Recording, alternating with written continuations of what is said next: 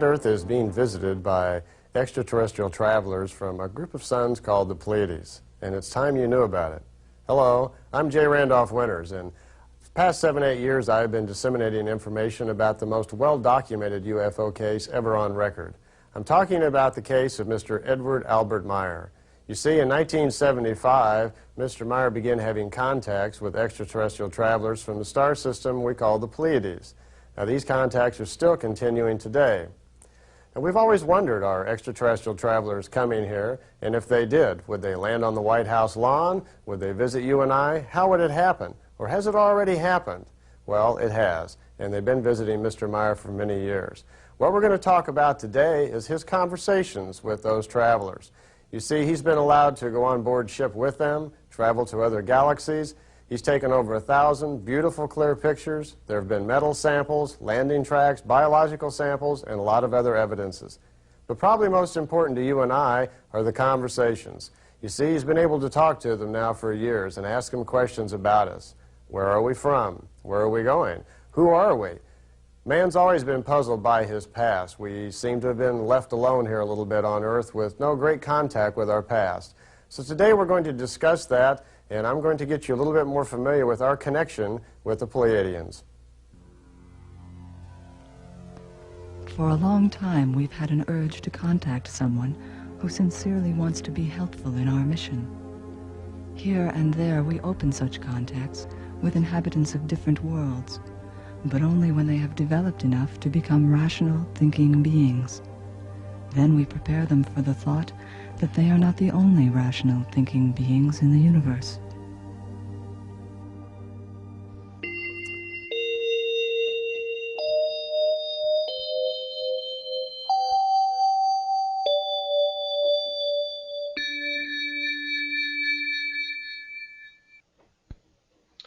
Hello everyone, welcome to the Billy Meier Contact Notes, the audio version that is. I'd like to start off and introduce myself. My name is Randolph Winters. I'll be your narrator throughout this tape set. And before we get started, I'd like to, of course, thank you for purchasing this and your interest in the Billy Meier material. You just purchased 16 audio tapes and an accompanying book with drawings and descriptions and so forth that help me explain some of the many things I'm going to talk about. But before we get started, let me give you a little idea about who Billy Meier is and why there is this tape set and what you can expect to listen to. To begin with, for those of you that are not entirely familiar with who Billy Meier is, I should explain just a little bit about him and why it's important that you really would like to listen to this. Billy Meier, his real name is Edward Albert Meier. We've all heard many times from people who have claimed to have extraterrestrial contacts over the last few years, and sometimes people say it comes to them in dreams.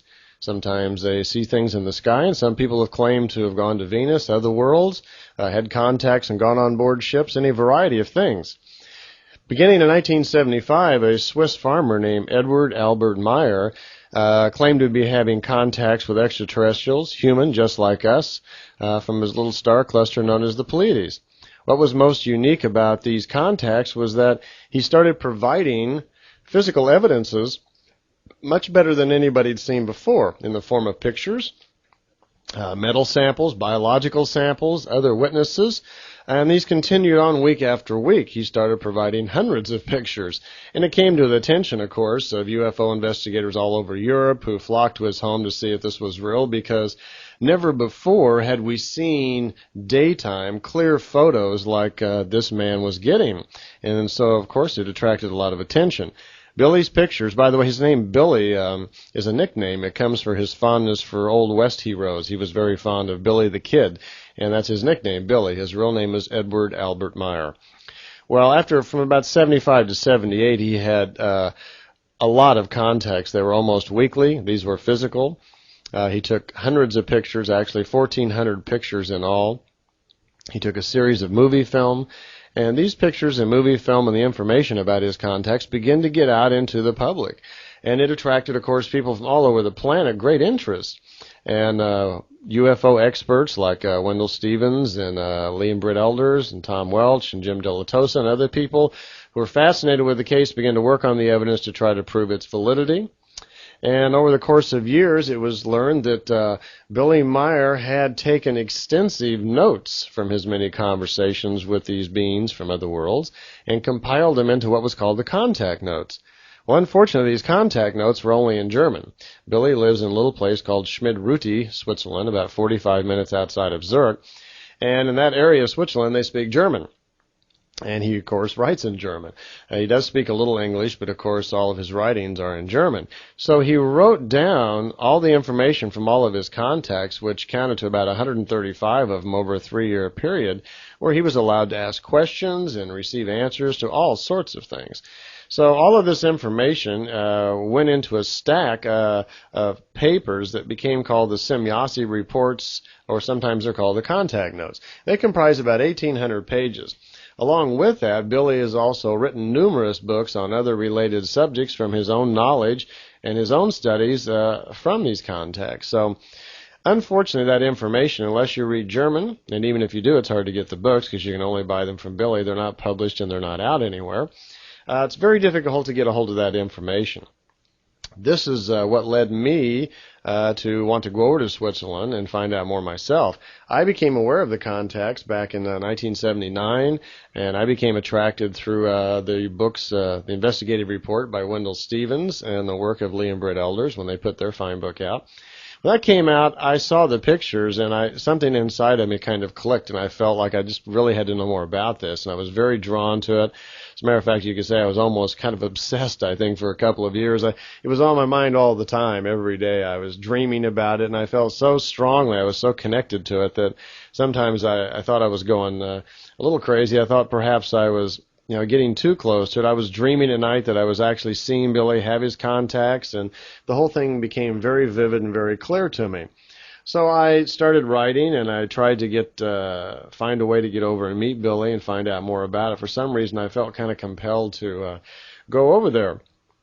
Well, I finally did, and I wound up staying at Billy's house. He invited me to stay there for a while, and I spent a summer with him here at the home, and he opened up his family, his heart, his books, and his information to me, and I had a wonderful experience of learning all about his contacts and getting all of his books and notes, helping him translate part of it, in an attempt to get this information out.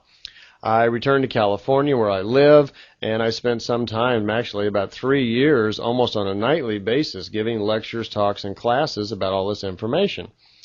Well, this is how I've come about to make this tape set. Since the information in the books and so forth are all in German and they're not published, obviously many people would like to hear about this information and read it if they could. So what you've purchased is a 16 tape set. There are 16 90-minute tapes here covering the information from his contacts. Now, this is not investigation information. I'm not going to discuss at all any of the investigative work that's been such a fine job done by Wendell Stevens and others. This tape set and the accompanying book concern itself entirely with the information from the contacts, and that's what we're going to talk about here. So thank you again for your interest in this, and let's get started. As with anything, when you want to start at the beginning, go back to the beginning. For Billy, this actually began in 1937. He was born 11 o'clock in the morning, February 3rd, 1937. We didn't find out till many years later that he was actually one of 4 people that were born at the same time, and their births were caused to be born at that time by these visitors, by the Pleiadians. It wasn't until some years later that Billy actually found out about that, but apparently the Pleiadians had caused Billy to be born. They call it procreation, and they somehow manipulated and procreated, as they call it, his spirit to be born at that specific time. If you're into astrology, you'll look at and find out that that particular time and day is the exact midpoint there when we move into the Aquarian age.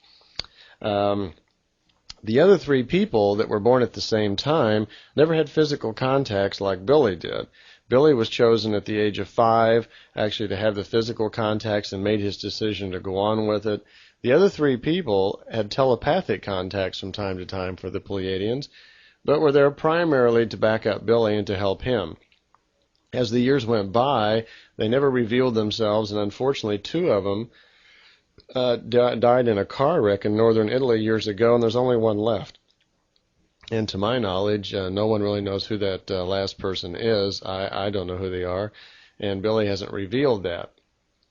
But at the age of 5, Billy's contacts actually started. It was on June 2nd, 1942, in Switzerland, in the town he was born in a little place called Bulach, Switzerland.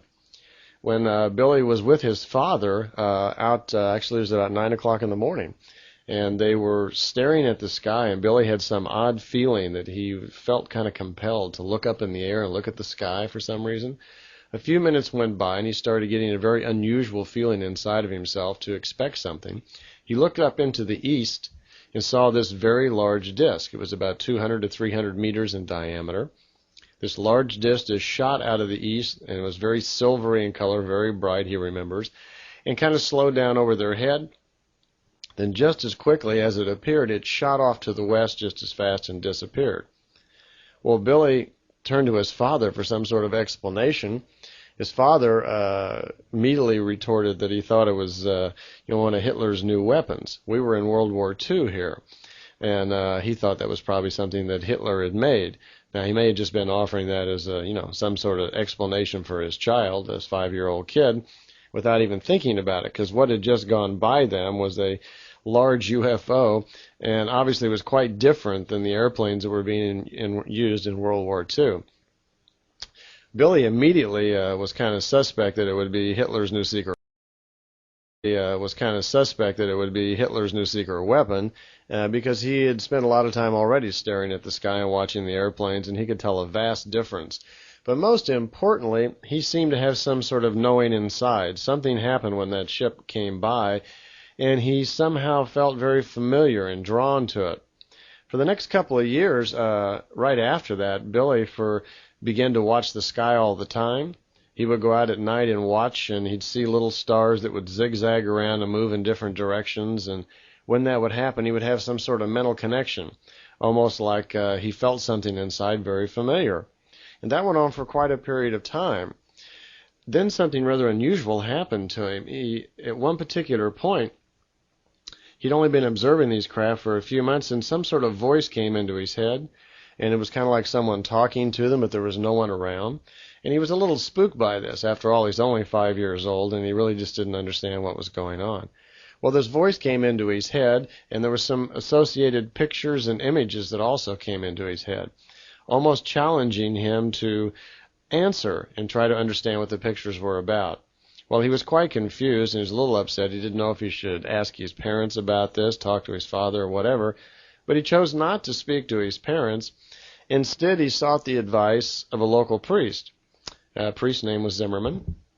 He went to see the priest and explained exactly what had happened, that he had heard these voices in his head, and he didn't understand what it was, and he was a little concerned. Well, the priest, oddly enough, calmed Billy down and attempted to explain to him that it was okay, that the voice that was coming to him in his head, he was not crazy, that he was receiving telepathy. And he explained a little bit about how telepathy worked. He explained to Billy that he was somewhat knowledgeable in these things, calmed him down. He also cautioned him not to mention to anyone that he had given him this explanation, citing that the people in his parish there probably wouldn't understand his friendliness towards telepathy. And he explained to Billy that Billy was receiving these transmissions probably from off-world, from human beings on another planet. And he didn't feel too comfortable with that knowledge floating around the village. But it's always been very strange that later on in life, Billy remarked, how did this priest know these things? And why was he drawn to this priest? But he was. Well, in November 1942, not long after that, a rather strange thing happened to Billy. He was walking in the forest nearby in his home.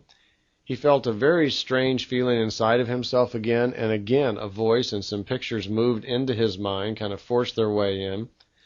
And suddenly he was able to interpret the pictures, and the voice was very clear, and it asked him to walk to a certain location, which he did. So he followed the advice, walked to where the voice suggested, and waited there a few minutes, and to his surprise, from out of the sky, this silvery object came shooting out of the sky in broad daylight and landed right in front of him in this grassy area. Well, this device, as he called it, looked like a pear. It was not your standard UFO shape. It wasn't a saucer. Billy says it looked like a pear.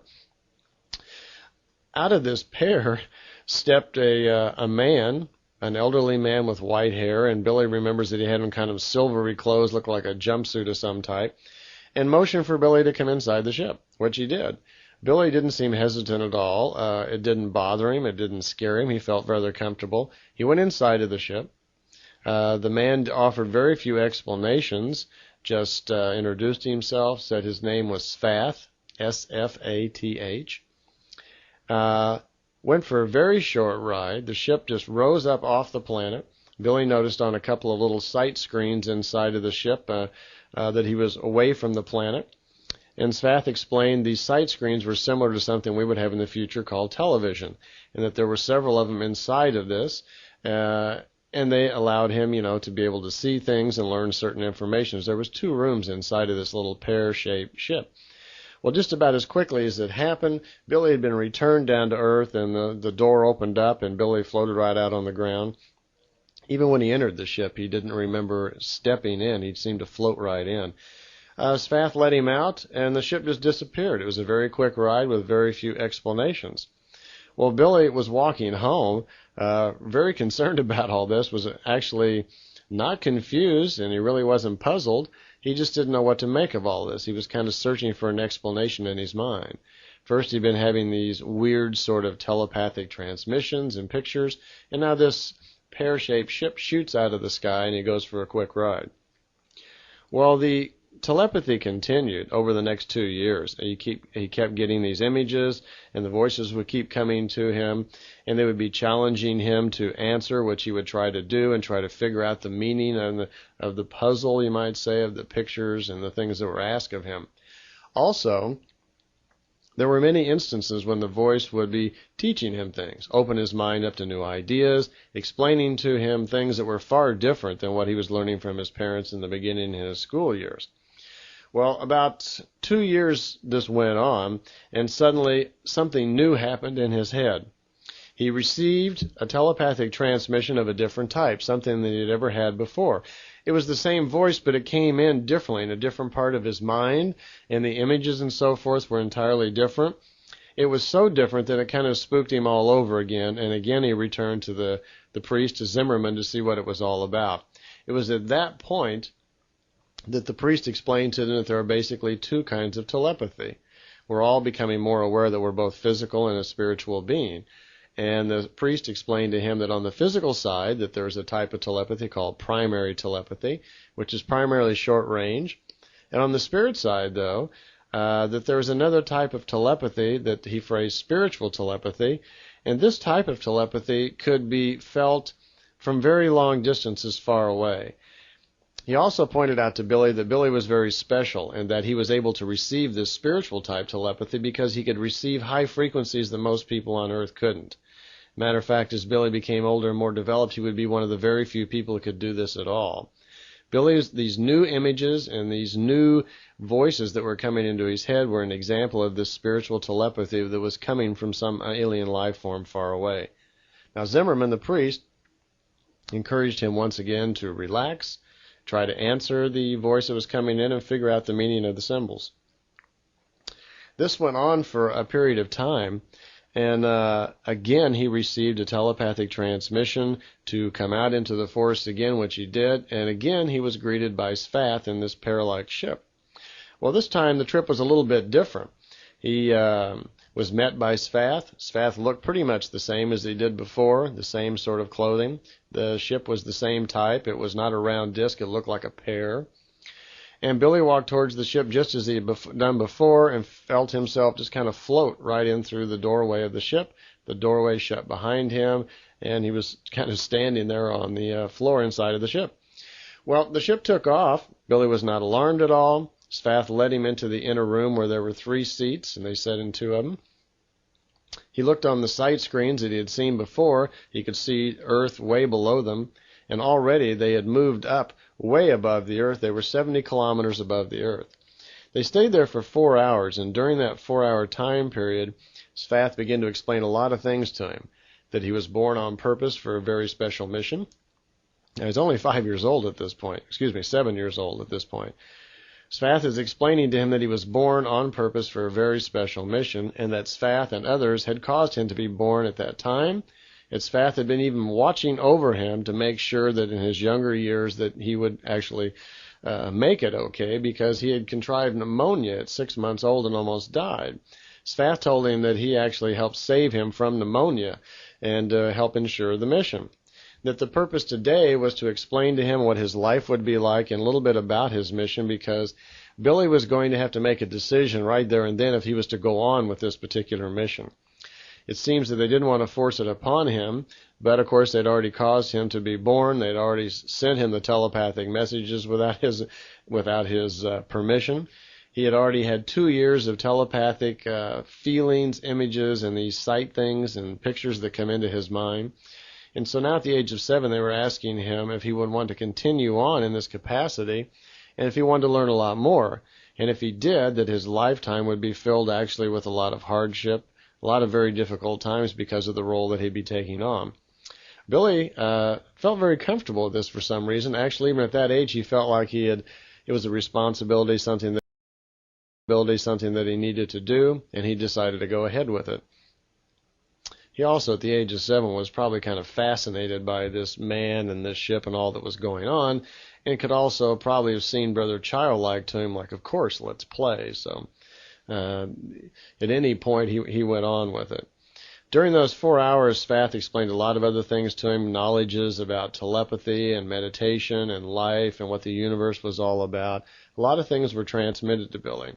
Towards the end of that, Svath set him down in a chair and put some sort of device on his head. And when he turned the device on, Billy said that suddenly inside of his thoughts, inside of his mind, suddenly most anything that he wanted to know would come to him. He was kind of overcome with a feeling of well-being, like he wanted to help people, cure other people. He could suddenly think of the future and see projections. He felt very prophetic, very clairvoyant. Something had been done to him to really stimulate his mind. It's quite possible at this point something had been done in his mind to alter it, perhaps even grow extra neurons to store information. Later we're going to learn, and I'll tell you a little bit more about it, how information and wisdom from your spirit is stored in the brain. And we'll see that at the age of 7, this is probably what was done to Billy. Well, after the device was taken off, Svath explained to them that the knowledges and things that he had now learned and been exposed to would now become a part of him, that they had been opened up into his thoughts, and they would now be, his knowledges forever. Something else had also been done. Some sort of block had been put into his mind so that if someone else tried to pry into his thoughts, either telepathically, hypnotically, or whatever, or drug inducement of some type, that there was a block put into his thoughts so that couldn't happen. In other words, his knowledges were being protected. Svath went on to explain a little bit more about his mission. By the way, when this is happening now, this is the summer of 1944. And he explains to Billy that in the following year, August of 1945, remember World War II is on, that an event not unlike Sodom and Gomorrah would happen, but it would happen in Japan. And this was the event of Hiroshima and Nagasaki, where in August of 45, the bombs were dropped. This was one of the first prophetic things that the ETs began to tell Billy about. Okay. Well, after that 4 hours, Billy was returned down to Earth. He never saw Svath again. The telepathic contacts continued throughout his younger years. He was only 7 there. And on his 16th birthday, February 3rd, on his 16th birthday, was the last time he heard from Svath. Svath's voice came into his head at that time on his birthday. It was very weak, very old, and kind of feeble sounding, but he'd grown quite accustomed to it at that point. The voice died out and disappeared, and that was the last time he ever heard from him. It was only a couple hours after that a new voice came into his head. The new voice had a feminine sound. The new voice said that her name was Asket, and that she would be taking over his education. She knew Svath very well, and that from now on she would be coming into his thoughts, and his education now would be stepped up. Apparently she was far more advanced than this man Svath was, and now that Billy was older and his younger education had kind of had a basic ground laying now, it would be possible for her to introduce him to many new wonders. She told him that they would be going on time travel, they'd be going to other worlds, and many experiences that would help with his education. Now remember, this is only 16. In the contact notes, the information about his travels with Asket and so forth aren't down till several books off into it. And I'm going to try to kind of present the information in kind of the same time frame as they happen in the contact notes. So I'm going to skip on down and go into his other contacts with the Pleiadians, and we'll come back later on and I'll tell you more and more about his years with Asket and those particular contacts. But just to give you a brief idea, those contacts were telepathic, started at 16. He had several physical contacts with her, time traveling, like I did mention, and to different time frames and different experiences. He traveled through India and other countries and wound up back home when he was 27 with his wife, Poppy. And it wasn't until January, much later in 1975, on January 28th, when his contacts then began with the Pleiadians. Up to this point, Asket was not a Pleiadian. She was from another race. So at this point, we pick up and we move up to January 28th, 1945, when very unexpectedly, Billy's first contact with the Pleiadians began.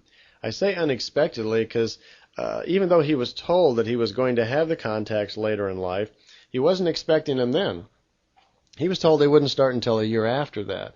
So he was quite surprised one afternoon when he was working out on the farm when he felt this peculiar sensation come into him again. Some thoughts were forcing their way into him, and he was a little surprised because, like I say, he wasn't expecting it. Well, this new voice came in and introduced herself. It was a female voice again. And new images and new pictures came into his mind, which he had learned to interpret over the years. He knew what these symbols and pictures meant. He knew they were coming, and he was being directed to get on his moped, bring his camera, and she was directing him to a particular site. He was about to have his first contact with a new teacher. Well, Billy hops on his moped and proceeds to follow the information that's coming to him in his thoughts. And it turns out he's got quite a ride to go. He starts riding through his local village, and people are looking out the window and watching him. And Billy has already earned a reputation around, for being a rather unique person, just throughout his childhood and his teens and so forth, always having these strange experiences and missing so much and being thought of as kind of a troublemaker. He already had, kind of rather odd looks from people when he would drive through the village. Today, if they only knew what he was going to, they would really have some interesting looks for him, because he's on his way out for his first contact. The telepathic transmissions that come into him, he keeps feeling this cooling sensation on his forehead, by the way, that always lets him know that thoughts are going to be coming from them. He drives his moped out, and he's actually almost an hour away before he gets to the location that he's been led to. When he gets there, he gets off his moped and he notices that there's a truck on the other side of the road, is parked aside of the road. Apparently who's ever driving the truck had wandered off into the forest. It was a German truck, judging from the license plate. Billy waited a few minutes and he had his camera with him. And then he felt something was about to happen, which it did. It only took a minute or two, and this silver disc-like object appeared, comes swooping down out of the sky, completely quiet, and was floating just a couple 100 meters behind the truck over the trees. Well, Billy grabbed a picture real fast. He knew from previous experience that these things move very quickly and usually disappeared, and it was very hard to get a picture of them. So he snapped a picture right away as fast as he could before it disappeared. The ship floated around a little bit and then kept moving away. And a little farther down the road, Billy snapped another picture. Then suddenly the ship kind of shot away. Billy got on his moped. He was again led to move down the road, which he did a few 100 yards down the road. Parked his moped again, and noticed down the road that the German truck was moving away, and he was now left alone out here in the forest. He noticed a minute or two later that the birds were taking flight. Animals all over were, somehow sensing something was going to happen, and they took off. Well, the silver disc reappeared, and this time it came down very gently and set down on the ground. Well, Billy snapped another picture of it and started walking towards it. He said in his own words he was feeling rather cheeky, and he was very comfortable about this. He was actually getting kind of excited. He started walking towards the ship, trying to take another picture. He only got about 100 meters from the ship, and suddenly he couldn't get any closer. His progress was blocked by some unseen force. Some sort of energy around the ship was keeping him from getting any closer, and he couldn't move in. It was very gentle. He said it was like wind. You would move in, you didn't feel wind, but you just couldn't go any farther. They were just pushing back very gently. So he sat down underneath the tree and wait, because he was quite sure that someone would come out of the ship, and they did. It was only about a minute, and he noticed someone coming from behind the ship and walking towards him. He immediately noticed their clothes. They had on kind of a tight-fitting type of jumpsuit, and he was quickly reminded of like an elephant skin that he had seen at the zoo. That's how he described the clothes that this person had on. As the person got closer, it became apparent that she was a girl. She had very long, kind of reddish blonde hair and appeared to be a young woman, very nice looking. And his first feelings that he got about her were very peaceful and nothing haughty, seemed to be a very pleasant, open, kind sort of person. He picked up on seemed to be a very pleasant, open, kind sort of person. He picked up on this right away. And he was immediately struck also with the fact that she was very pretty and very nice looking. He remarks in his notes that she was very pretty. But he says she doesn't act pretty. She didn't act like a woman who was aggressively trying to use her looks or whatever. She was just a very pleasant, down-to-earth sort of person. He was still sitting under the tree when she walked up. She extended her hand, which he took, and pulled him up. Billy only has one arm at this point. He, on his travels when he was going through India and Greece, he had lost his left arm in a bus accident. A bus had hit his car and taken his arm off. So he only had the one right arm at this point. In his earlier contacts, he had two arms. So he stood up, and they began to talk, and she says, let's walk over by where your moped is, and they sit down on the grass, and she says, today, this will be our first contact, and I don't have time for you to ask questions. I have a lot of things to explain to you. And she says, then later on, I'll allow you to ask questions at other contacts. And he kind of interrupted her, and, as she was talking, and said, well, who are you, and why have you come in here? And she remarked, well, for quite some time that her people had wanted to find someone who could help them in their mission to make things clear to the people of Earth. On several occasions, they had tried to have contacts with various people, but it hadn't worked out. These people had either been afraid of what other people would say about them, or they were, afraid they were going to go insane, or they just lacked loyalty and sincerity to help them out. But they had been studying Billy now for 10 years. It had been 10 years since he'd had any contacts, and they'd been watching and listening to his thoughts and watching him and studying him to make sure that they wanted to follow through with these contacts. She had studied him for the 10 years, she said, and she had gone to the trouble of learning his language. She was speaking to him in German, but oddly enough, it wasn't a regular German. It wasn't the German of his day. It was the German as it was spoken almost 300 years previous to that, in what Billy calls King's German. So they had a little fun with the language. Quite often they had trouble understanding each other. But she had learned this language somehow, through some sort of computer system, something like we would do when you sleep, and you would listen to a tape and pick it up. It took her about 20 days to pick up the language and so forth, and then she practiced with a language expert, and that's how she picked it up. And so she was speaking German to Billy. She told him that there were several reasons why they were going to have the contacts and several things that her and her people would like to make clear to the human beings. One thing, she noticed that she told Billy that he was allowed to bring a camera, and she told him that photo proofs were going to be allowed for the first time. That for many years, different people had claimed to be having contacts with extraterrestrials, but most of these people were just deceivers or charlatans or kind of deceived in their own mind, and that most of them, it was quite untrue. But for the first time, they were going to allow someone to take very clear pictures of their ships for proofs. And so she had invited him to bring the camera along, and that later on he'd be able to take even clearer and better pictures. There's a few other things they wanted to make clear also. One, they were going to pass on a lot of information about religions. They wanted to make it clear that they did not come to Earth on behalf of any religion and were not connected to any. They told him that later on that there would be a lot of education about religions and some of the problems that religions were causing on the planet, because they felt that we were rather spiritually stagnant, that we had been misled by many different belief structures and religions, and that we had not really come close to the real accurate information about what was going on in the universe. She very quickly explained to him that there is a creational force or a creational energy that actually is above all other life forms in the universe. It is not a human form. That which we think of as gods in human form are also subject to creation, and that there would be a lot of other information about that later on. They were a little disturbed, apparently, that many people claim to be having contacts with extraterrestrials and quite often attribute it to some religion, or they were becoming on behalf of Jesus or a god or whatever, and they wanted to make it very clear that that was not true, that they were not coming on behalf of anyone else. They just felt a kinship to us like little brothers because we shared a common ancestry, which she would explain more about later on, but they came on their own behalf. She also wanted to explain that no one else that they were familiar with had ever ridden in flying saucers or beam ships, as they called them, and had not visited any other human life forms in our solar system. She even told him flatly, there are no other life forms in your solar system. There used to be in ancient times on some other planets, but at this current time that the Earth was the only planet in our solar system which supported life, and that other people who were claiming that were just making it up or were lying.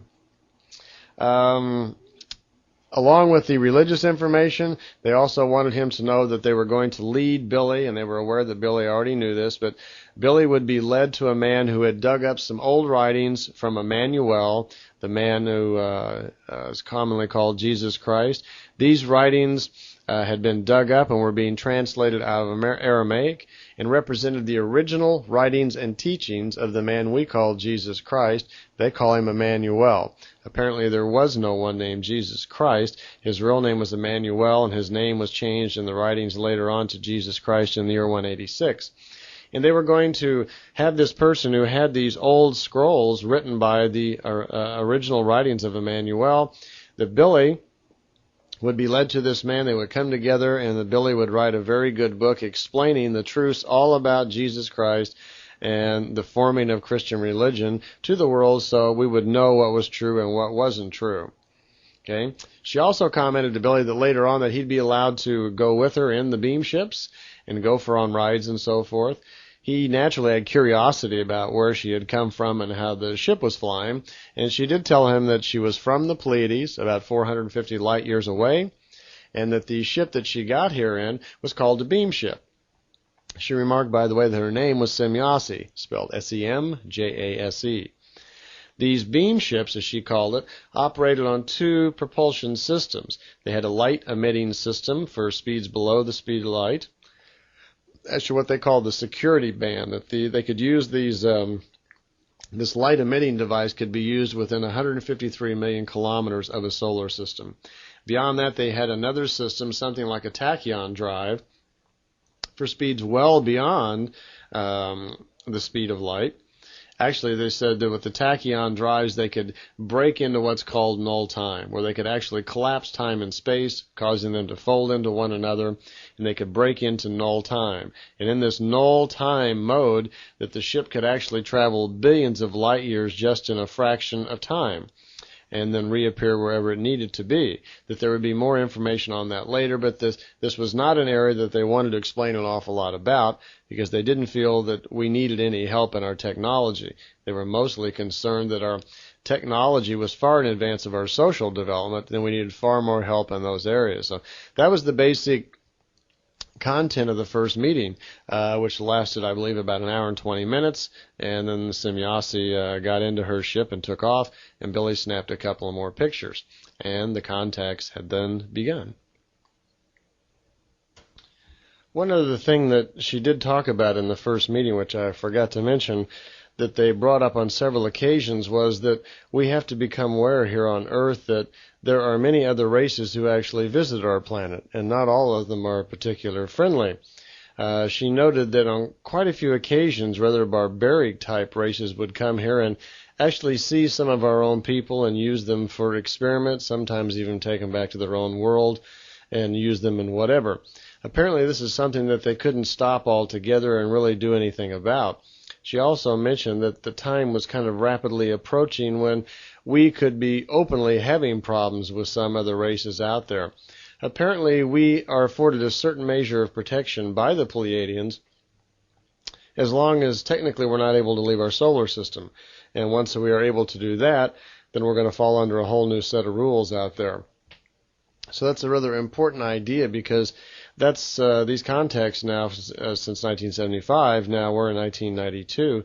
So there's been several years gone by, and we're becoming more and more aware that there are many other races visiting Earth, some of them not very friendly. An awful lot of people have been abducted, and who knows how many people may be missing or whatever. So perhaps they were quite right back in 75 in warning us about that.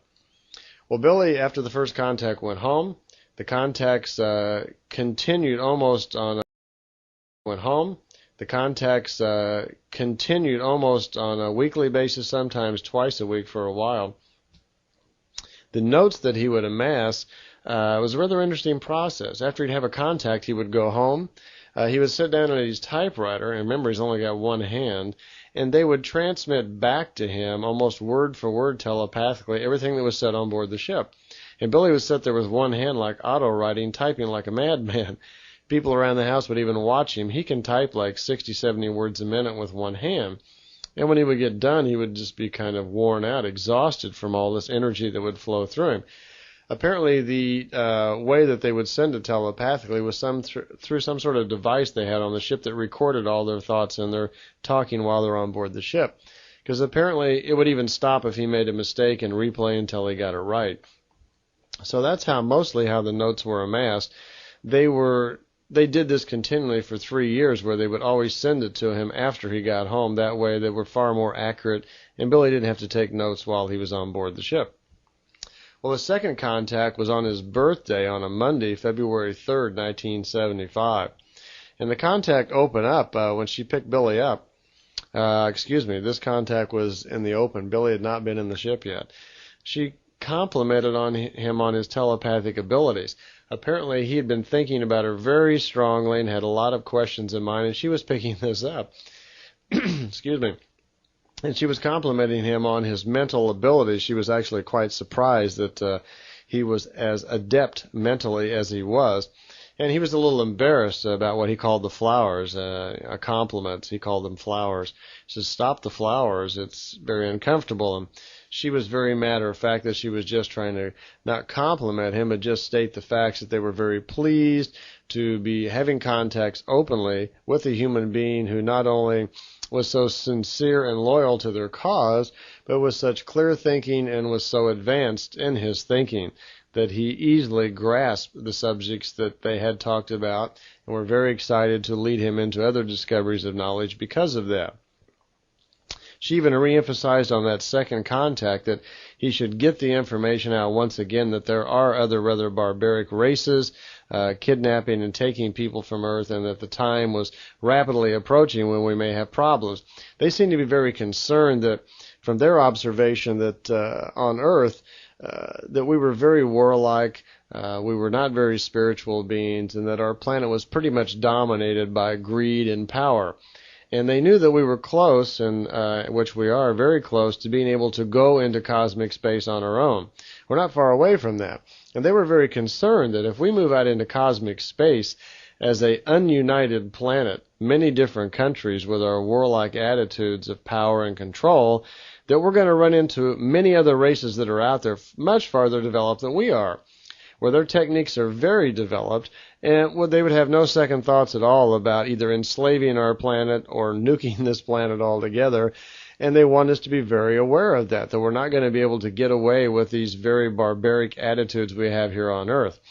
You have only to think about the evening news that you watch every day about our planet, and notice the many wars going on all over our planet, which are both caused by, instituted, and controlled by greed and power mostly. This need that most of our leaders seem to have to dominate and be important, this great ego thing that so many of them have. Well, they're very concerned about us going out into open space with us. So that came up again on the second contact. They had mentioned themselves, as far as their particular role here, that quite often they do search for planets that are developing like ours, that are on the very edge of starting to get out into space, and we've developed with some sort of rational thinking processes. They then like to make contact with maybe just one person or a few people and gently awaken us to the concept that we are not alone and that we are not the only thinking, rational beings in the universe, and provide us with some knowledge as to our origin and what to expect when we move out into space. And this seemed to be the main thrust that the Pleiadians had in mind when they began to contact Billy Meier. That was the beginning ideas, to make these contacts.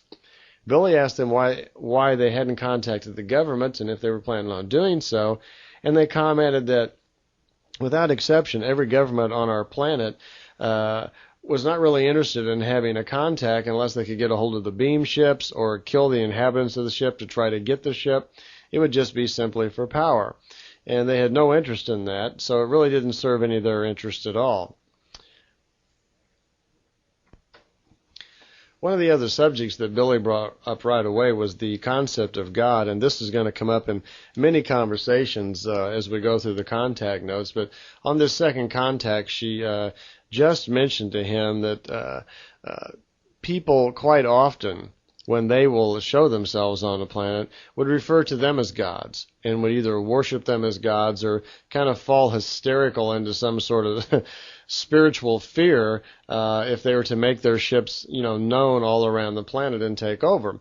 And they regarded Earth as one of these type of planets, that there were so many people on our planet who had fallen prey or they thought that their lives depended upon some belief structure or some god or some religion, that they would be so into themselves because of that and so closed-minded that they would probably just run in fear or hysteria if suddenly all the Pleiadian ships opened up into the sky. Besides, they mentioned it just wouldn't serve their interest at all, and they really hadn't found that it had worked very well in the past. Billy asked him also about age, that he said many times people claim to be having contacts with ETs that were quite old, like millions of years old or tens of thousands of years old.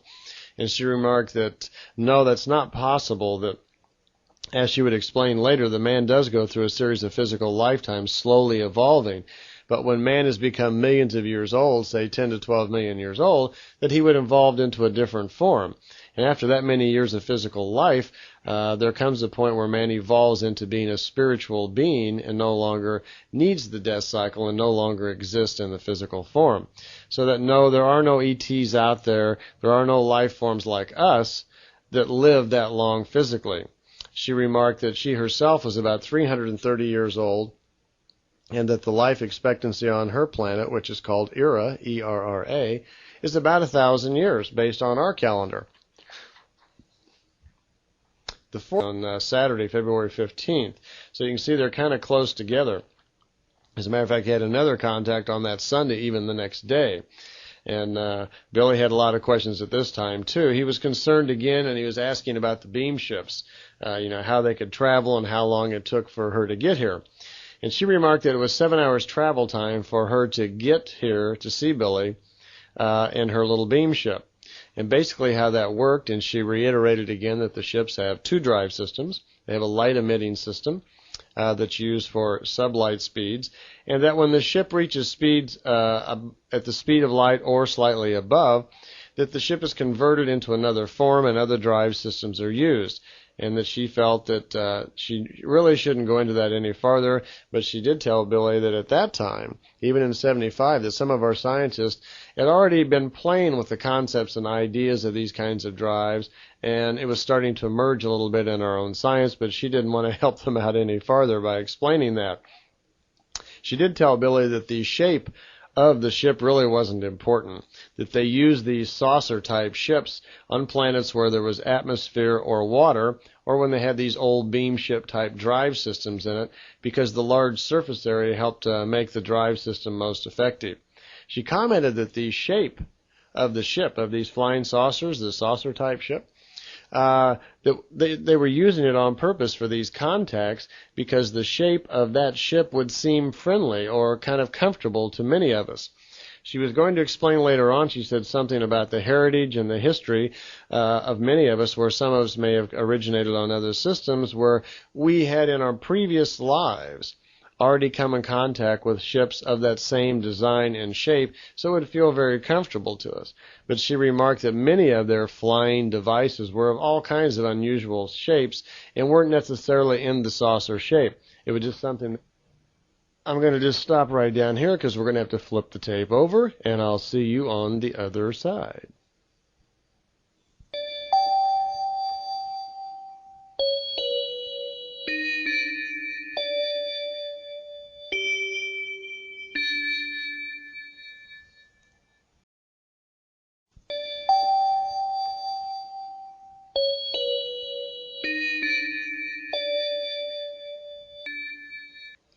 Okay, we're back. We're on side 2 here, and we were just talking about the beam ships and the comfortable shape of the flying saucer that they were using.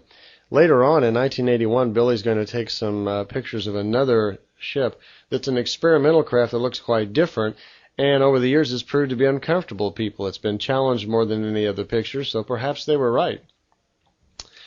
A couple of the things I might want to mention about the beam ship that came up here was this, what they call the safety or security thing, that again they reiterated, and maybe they're dropping some clues here, that the light emitting device that they use for the slower drives is used within a range of 153 million kilometers of a solar system.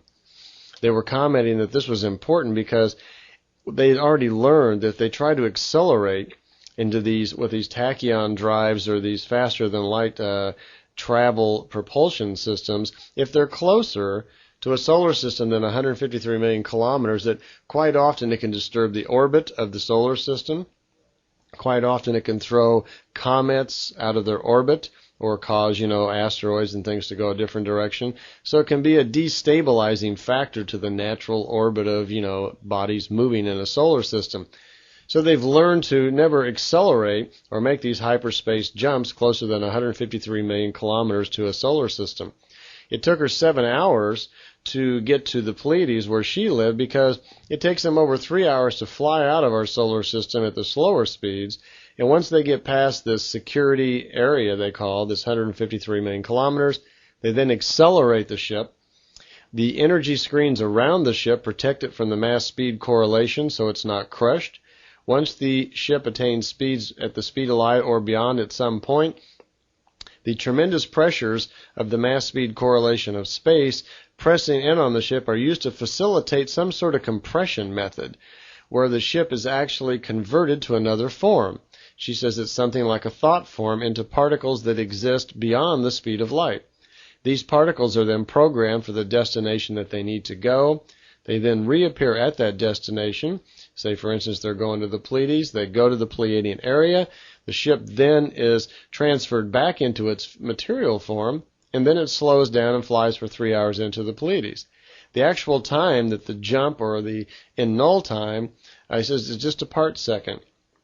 That actually there is some time transpires, but it's very short indeed. So for the most part, the entire 7 hours is spent speeding up out of the solar system and slowing down flying into the other solar system. Now, on many occasions, Semjase had to come all the way from the Pleiades, but as the contacts continued, on many cases she stayed on Earth for quite a period of time, living at one of their underground facilities in the Switzerland area. They had one there, one in Russia, and they did build one in the southwestern part of the United States. And on sometimes she would stay on board some of their very large ships, which they call great spacers. We call them motherships sometimes. But on some occasions she did have to fly all the way from the Pleiades, and she regarded that as a very long trip.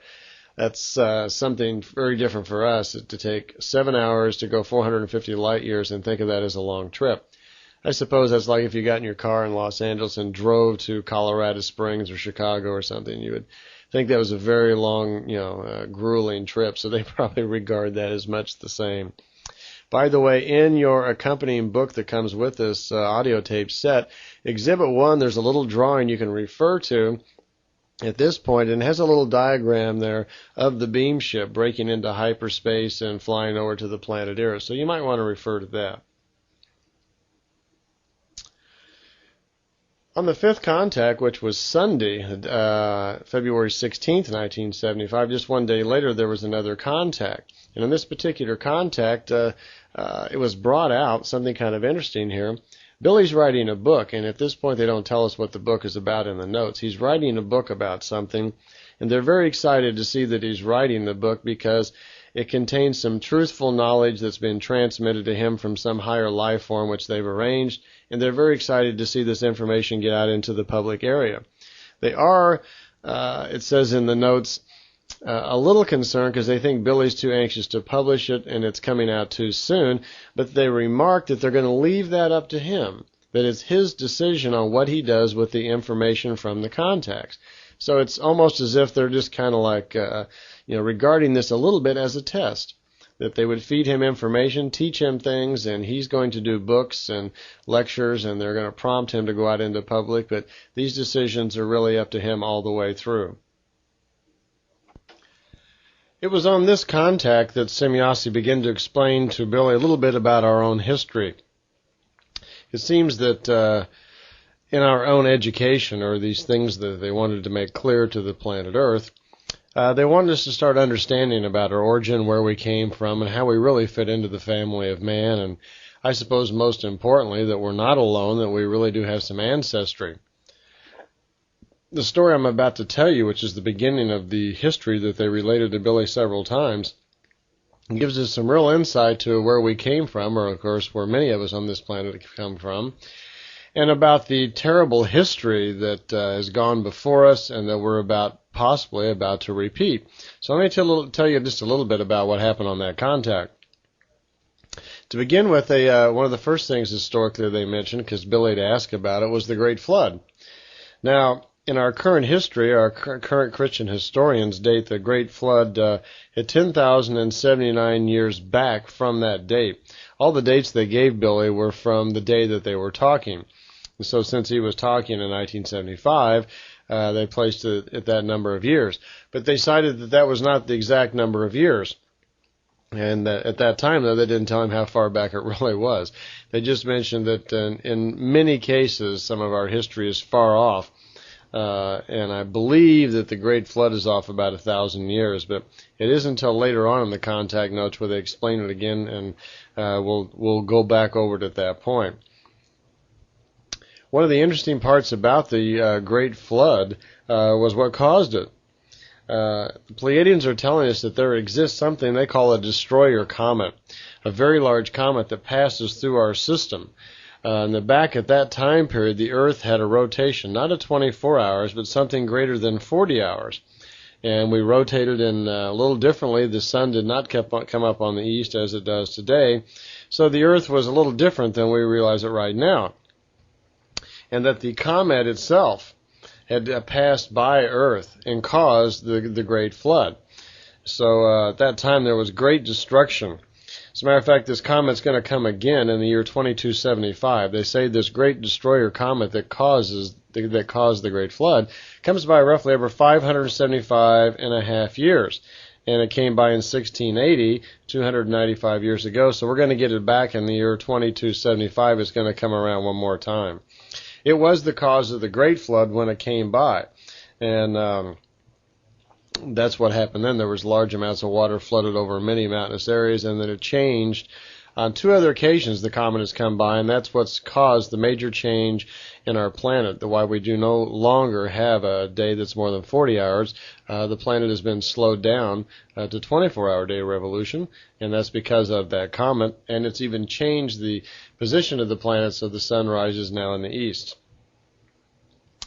3,453 years back, this destroyer comet came very close to Earth again, but something really kind of fantastic happened. When it came by on that particular occasion, it was pulling in tow with it a very large other planet. Actually, the planet was about the same size as Earth, but most of the debris that the comet would pull would be smaller particles. But it had entrapped, some previous time, about 130 years before that, it had entrapped another planet and was pulling it. This is how large this comet is. It's so big it's actually pulling another planet alongside with it. Well, this other planet that's getting pulled along comes very close to Earth because the comet comes very close to Earth. Now again, this is 3,453 years back. And when it comes by, there's a major loss of life on Earth. The comet comes very close. There's a lot of loss of life on Earth. The comet comes very close. There's a lot of loss of human life and animal life, major loss. Many of the mountain ranges are shifted. Some of them flatten out. Some of them rise up. In the Mediterranean Sea, the lava walls of the volcano Santorini, in the ocean, the walls were erupted and lava spewed out into the ocean. It tore that up very badly. A large storm, rising almost 2,000 meters, is out over the ocean, tearing the waters up in the ocean. The floodwaters run in over Egypt and almost totally annihilate Egypt, causing a great epidemics there from diseases and so forth. The waters flood into Syria, destroying much of the landscape and the harbor cities there. This planet that's in trail behind the destroyer comet as it comes by the Earth passes within 600,000 kilometers and gets captured by our own sun and thrown into an orbit between Mercury and Earth. And this planet body then becomes what we know as the planet Venus.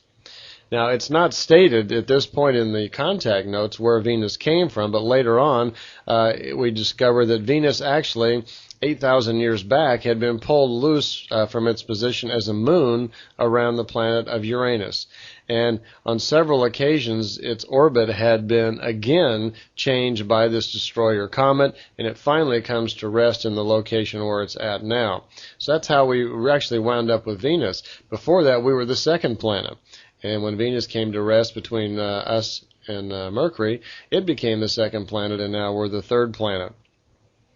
One other interesting thing that was brought out at that point about the destroyer comet, that it also had some effect on our moon. Actually, it brought us the moon. The moon itself this is a strange story, the moon itself is a fragment of a planet that's far older than Earth. It's 4.5 million years older than our own planet. What happened was, in some other remote system, they say, in kind of a remote section of the Milky Way, millions of years ago, there was a very large sun that went nova. And when it did that, it pulled into itself. Just before it pulls in, apparently, they explode out somehow. And it pushed many of the planets and so forth that were in that solar system. It just literally blew them out into space. Some of them were destroyed, and fragments of those went floating into space. And this planet pulled into itself. It collapsed into a dark star. When it did that, when it pulled into itself, by the way, its original size was 11 million kilometers in diameter. And when it collapsed clear down to 4.2 kilometers. Now, that's really dense. It's estimated that 1 cubic centimeter of that type of planetary body then weighs several thousand tons. Can you imagine that? By the way, one of the fragments, there was a dark star in that solar system, a planet. They call a star anything that has an orbiting body around it. So if it's a planet even like Earth and it has an orbiting planet like we do, like a moon around it, they would call that a system. It would be a sun system. And they call a star most any kind of planet. So it doesn't have to be even a gaseous body. There was a dark star in that solar system that blew out. In other words, a planet that supported no life. It was like a dead planet. That planet was torn loose when that large sun went nova, and it was thrown out into space. It was considered kind of a fragment. It traveled for millions of years and finally floated into another system. When it did that, being very large and moving very, very quickly from that explosion, when it moved into that system, it came by the sixth planet of that particular system, which had life on it. There were inhabitants, primitive life on that planet at the time. But it rushed into the system so quickly, and the people, or the inhabitants of that planet, were not that developed. They were not able to leave their planet and get away, that the destroyer comet came so close to their planet that it caused their planet to spin, change rotation, and actually go the other direction.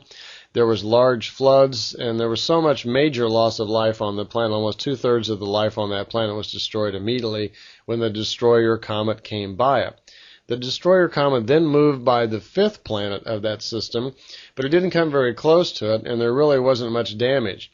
It then headed straight into the solar system and was headed straight at the fourth planet of that solar system.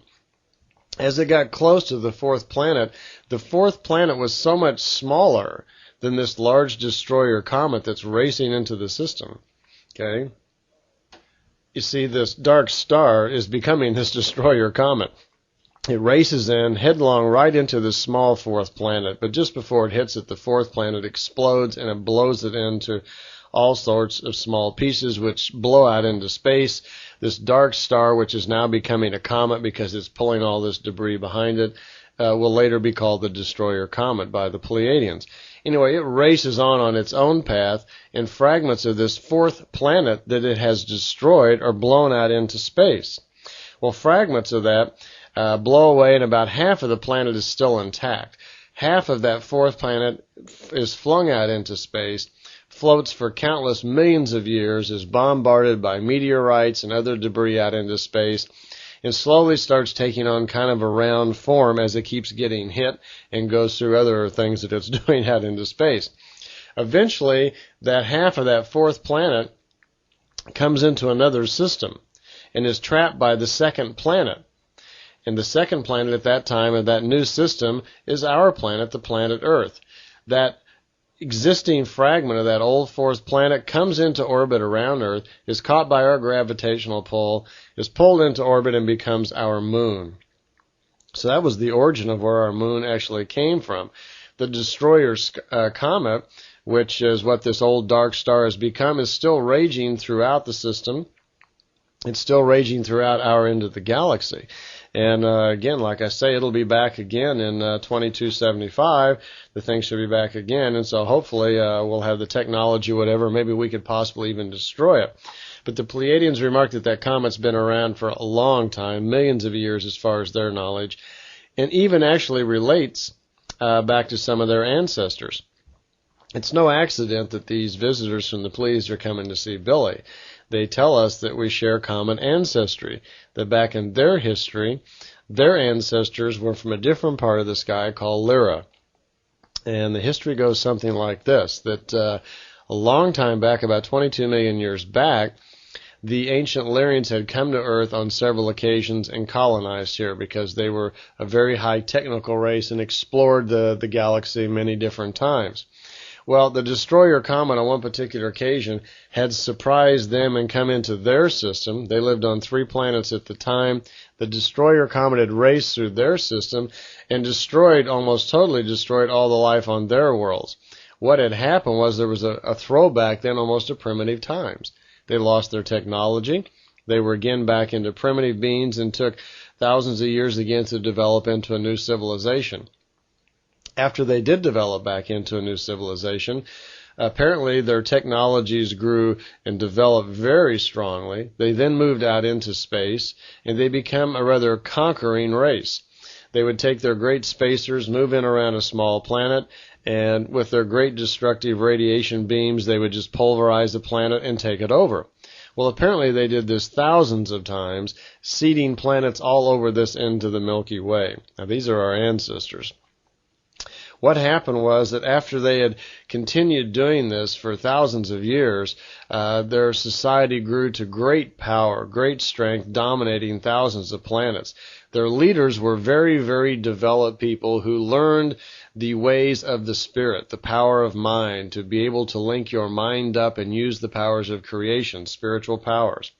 What they did, by the way, these great leaders, they were the kings of wisdom, was the phrase, in which they had developed to a point where they had knowledge, such great knowledge of wisdom. They had a word for it in Old Lyra, and it's called Iwe, or Yahweh sometimes it's pronounced. I'm not sure exactly how the Lyrians pronounced it, but it's spelled I-H-W-H, and it means king of wisdom. And to the Lyrian people, it was referred to as God, and on the earth, that's what the earth people called it. A king of wisdom was a god. Okay, and that's where that actually started, from those old Lyrian leaders. Well, what happened was, about 230,000 years back, the ancient Lyrians were going through a period of almost 500 years of continuous war, where the people were battling out all the time for their freedom because of the great cruelty of all of these, leaders, these kings of wisdoms that dominated their worlds and controlled everything. So what happened was, during one of their very violent wars, one of the leaders named Asel decided to split with a lot of their people. And what happened was, Asel leaves. He takes 183 of their great spacer vehicles, these very large craft. And there's 250 smaller explorer ships and about 360,000 people. They leave Lyra during the war and go off into space looking for their own place to settle. Well, what happens is they travel for some period of time out in space trying to find some place to land and put all these people. They find this small planet, and they land there and they start building their colony again. Eventually, they populate a couple of more planets in that system, and they're living on 3 planets now in that system. What happens is eventually their civilization is growing to new heights again, and they begin exploring other worlds. They detect... By the way, Asel has a daughter named Pleiadian, P-L-E-J-A, and after Asel had passed on, she became the leader of their society, and hence the name we're calling it the Pleiades. It's a hand-me-down in folklore from that name, but her name was Pleiadian. Pleiadian orders the ships to go out and start exploring again, because their society now is rising up to great strength, and it's time to go out and look for new adventure. So she sends the ships out. The ships come in contact again with the destroyer comet, see it, and in the debris of the destroyer comet find some remnants of one of their old home planets, Lyra, and they're following it. And what happens, but they come into the system where Earth is, and they discover Earth. Now, these people had never lived on Earth, but they found that some of their ancestors had. They found traces of old Lyrians who had lived here a long time before. Earth became like a new colony for them, for these people. We're 230,000 years back approximately. Well, they colonized Earth on several occasions, but unfortunately the colonizations did not work out. Almost in every case, wars broke out among the different leaders on Earth where they would be fighting, and so they would come from the home planets to calm it down and stop the wars, or in some cases they would just take everybody off of Earth. There was a long period of time for several thousand years when Earth was considered something like a prison colony. They would deport people from the Pleiades and send them here as kind of like an outpost or something, when they would be stuck here with no technology. Well, on one particular occasion, a very large culture was built up here. There was a raging war going on in the Pleiades. It's about 50,000 years back from now. 70,000 people flee the Pleiades, and they've got a leader named Pelagon, and he's one of these kings of wisdoms. Okay, he comes to Earth with all of these people, and a great culture is started here. This culture lasts for almost 10,000 years, and when it does, Pelagon is revered as a god. And this was the beginning, the Pleiadians say, in our own folklore, where the concept of God really kicked in and got started on Earth. That there were developing Earth people here on Earth at the time Pelagon was here. Now, Pelagon was a very developed being. Apparently had all sorts of powers. His knowledge of the natural elements of the universe and of nature were well known to him, where things like levitation, telepathy, and so forth were very common. And the then developing Earth human beings, by the way, he was very large. I understand he was 8 to 10 meters tall. So the developing Earth human beings referred to him as the God. And that's how the concept of God got started here on planet Earth from Pelagon's reign. Pelagon lived to be about 4,000 years old. His society lasted for about 5,000 years after his death. And then finally, it fell into war, and most of those people left, and Earth was vacant for quite a bit of time after that. So that brings us up to about 40,000 years back in our history. At this point, Semjase stops this particular contact, and Billy's just kind of sitting there dazed with all of this. And she remarks to him that there's a lot more to this story, and that she'll continue with the history lesson a little bit farther on, in which she does periodically. Throughout the contact, she's always adding on little different elements of our history. But it's interesting to note that we have common ancestry with the Pleiadians. They're from the Lyra section of the sky, and that they were very warlike. It seems like we're following the same patterns of things that we're doing, that they were doing. We're developing up our technology. We fight among ourselves. We never unify. And we use our knowledge against one another instead of for the betterment of mankind. and that the Lyrians and the ancient Pleiadians went through tens of thousands of years of wars and destruction on their own. The Pleiadians now are peaceful. During the reign of Pelagon, when that war finally ended, that was their last war. They seem to have finally come to the realization that wisdom is a better method than fighting and killing, and they have not had a war since then, and the Pleiadians have developed as a very peaceful, happy race since then. Okay, Billy's seventh contact was on February 25th in 75, so he's having several contacts here pretty close together, sometimes within the following day, but so far at least within the week. By the way, he would shoot pictures on some occasions and send the rolls of film into Zurich. And traditionally, he would usually take 2 or 3 rolls of film and just get maybe one back. They started disappearing already early on. At this point, though, Billy hadn't really publicized what he was doing, and not a lot of people really knew about it. There was a group of people around him, but he wasn't really opening up his doors to the public yet. Well, anyway, on this 7th contact in February 25th, they were discussing other UFO contactees. Billy was concerned that other people around the world were talking about having contacts with ETs, and he was wondering if this was really so. And he brought up the subject of Uri Geller and wanted to know if he was really a contactee. Apparently Uri Geller was saying that he was having contacts with extraterrestrials, but Semjase informed him to know that he was not having any contacts with extraterrestrials. He had not had any ride in the beam ships, but the mental abilities of Uri Geller, he says, were in some ways rather authentic, because he did have a certain amount of mental abilities, but the abilities weren't exactly what he thought they were. If you've ever seen a Uri Geller demonstration, he would bend spoons, and that's what he was doing, at least at that time. And he was attributing that to his great mental powers. And Semjase informed Billy that what Uri Geller was actually doing is that he was somehow connecting with the spirit of the people in the audience. And he was using their spiritual abilities without them even knowing it.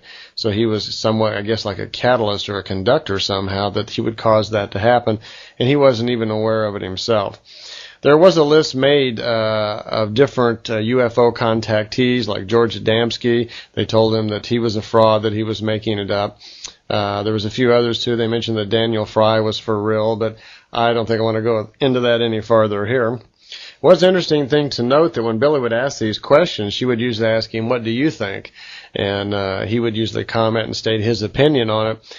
And it was interesting to note in the notes that they're always flattering him for being right, for being so much more intelligent than they expected.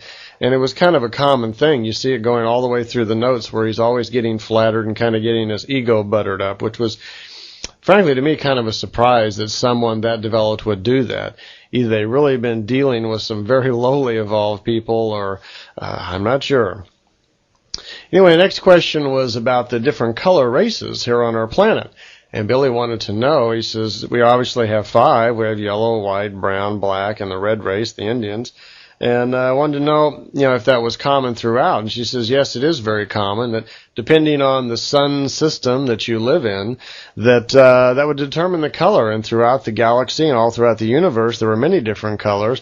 There was even a blue skin race that lived here on Earth. And Billy said he was aware of that he had actually seen some of the blue skin race when he was in India. And she was surprised to know that. She didn't know that he was aware of that. It seems that the ancient forefathers of the Pleiadians, who were the Lyrians, they had dominated many different planets, as we heard a little bit about earlier in the history. And they had seeded many worlds all over our end of the galaxy. And when they do that, depending on which sun system they're in and the size of the planet, these people would grow to a variety of sizes, anywhere from 50 centimeters tall up to sometimes 12 meters tall. Now, 12 meters tall, some of those apparently had come to Earth from time to time, and 12 meters, my gosh, that's considered a giant. A meter is roughly about 3 feet, so you've got people 30, 35 feet tall here. So if a local Earth human being, if he's 5 foot tall and he suddenly sees someone that's over 30 feet tall, he's going to be impressed. He'll probably get out of the way quite easily, too. The ancient Lyrians, when they came here, began experimenting with the local Earth human beings, And this is where a lot of the unusual mixtures and folk stories came from. Actually, this is where the monkey came from. The Pleiadians told us that out of the experiments that the Lyrians were doing with Earth human beings, they were mating people with animals and so forth, and that's where the monkey actually came from. The Darwin theory is wrong. We did not evolve from the monkey. It was the other way around. They also created a lot of other mutations that we hear about, like Neanderthals and the Peking human being and so forth, and the beings in Africa. There's the phrase Evas, by the way, means bearer. When the Lyrians were mixing the people with the animals, the old Lyrian word for a person who bears that thing is called an Eva. And that's where that name come. When they were creating Adam and Eve, that's where that actually started. When they were mixing people with animals, they came up with the Yeti, or what we think of as the Bigfoot. And that was a long time back. When they did that, they were violating, of course, certain spiritual and natural laws to do that, and they created these unusual creatures. The word Adam in the old Lyrian language meant an earth human. That was the word they had for us local guys, or the earth human, was an Adam. And that's where we got Adam and Eve. That's where it actually started. They created quite a few of these Yeti-type beings, these large experimental beings. One of the interesting things about them is they had a very long lifespan, almost 15,000 years and sometimes. For the most part, though, they were very shy and kind of not cowardly, but they were just, very afraid of things, and they hid out a lot, and they hid underground, and quite a few of them were killed. Semjase told Billy that even though they have a long lifespan, there were 7 of them alive as of 1975, but she didn't expect that we would ever find any of them because for the most part they hide out quite well and they stay out of the way. But it was this mixing of animal and human that the Lyrians did that gave us an awful lot of our old folklore and the Greek mythology and so forth. When we hear stories about giants and Goliaths and so forth, quite often that was nothing more than some ancient Lyrians that were quite tall during that time. Billy had a few other questions, and to kind of get on to another subject now, when he started his contacts, Billy was kind of preoccupied. He used to take a tape recorder and try to get sounds of spirits and different things on tape. He was experimenting with that. And he asked Semjase about this, if there was a spirit's world and if it was possible to do this on tape recording. And she made an attempt, and I'm going to get farther into this on a special set of tapes later in the series. So I'm going to just touch a little bit on what she said there. She said that there is no spirit world, as many people think of it, where you just go to another world where there's this material existence. You don't leave this existence and go into some other spirit world. She actually says what it amounts to is that there are 2 types of matter in the universe. There is coarse matter, which is the solid matter, and there is fine matter, which is energy. That when a spirit leaves the body, we are body and spirit, and when a spirit leaves the body, it really has 2 choices that it can do. It can move into another body, which it does sometimes, or the natural thing is for it to move into this fine matter world. In fine matter world is an energy world. It's not a physical world that you go to. Normally, when you go into the other side, into this fine matter world, there are certain periods of actually you even go through there before you return back in to a physical body in this coarse matter world. Well, at least it was encouraging to find out that they actually do come back. Apparently their science has actually kind of figured that out and nailed it down. So there's some hope there. We are going to come back in some way. If death is caused to an individual, like early in their life, they die by accident or they're killed or something like that, quite often the spirit is confused, does not want to go into the fine matter world because it knows it's not its time, it's not ready to go. And so quite often that spirit will just move right into another physical human being.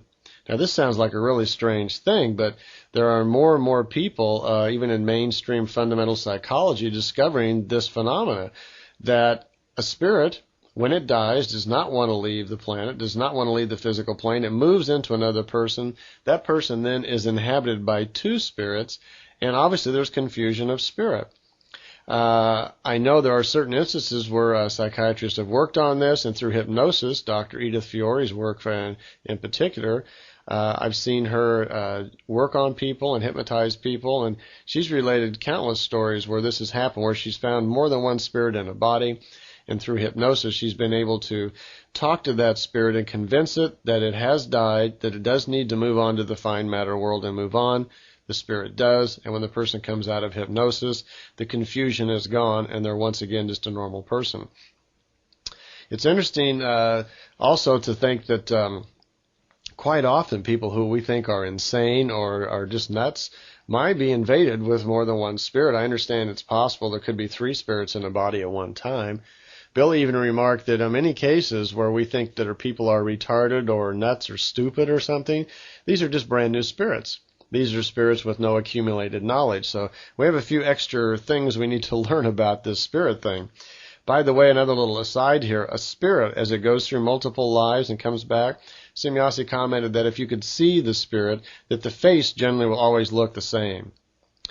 In the beginning development of any species, like in their first few lifetimes, most everyone looks pretty much the same because apparently they haven't lived enough lifetimes yet to accumulate enough wisdom, and our face does reflect something about our character and the wisdom that we have. So in the beginning stages of life, when you haven't lived too many lifetimes, everybody looks about the same. She said also that it's not a good idea to try to contact this fine matter world, that for the most part, the spirits over there would probably be confused by it anyway. They don't know any more than they did when they were in the physical world. It's not a creative world. For the most part, the fine matter world is just an energy state of cogitation. There is not creative thinking like there is on the physical plane. So they aren't gaining any new knowledge and information on that side. So they're not going to know any more than they did here, so you might as well just ask somebody on the street your questions.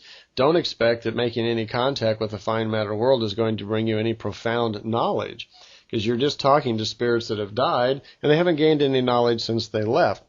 Also, they say it's just unhealthy. It's just not a good thing to even try to contact the fine matter world. And she remarked that most people who think they're doing it are not anyway. That very few people on our planet, there are very few mediums that really had the ability to do that most of them really aren't doing it. It is possible, though, she said, that there are some spirits worth contacting, and there are some things that can be learned.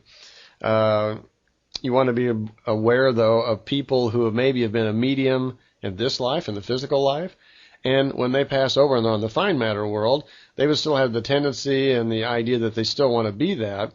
And they would still be trying to fool people or trying to convince people that they know what they're talking about, just like they did when they were here. And if they were confused when they were in the physical world, they're still confused when they're over on the spirit side.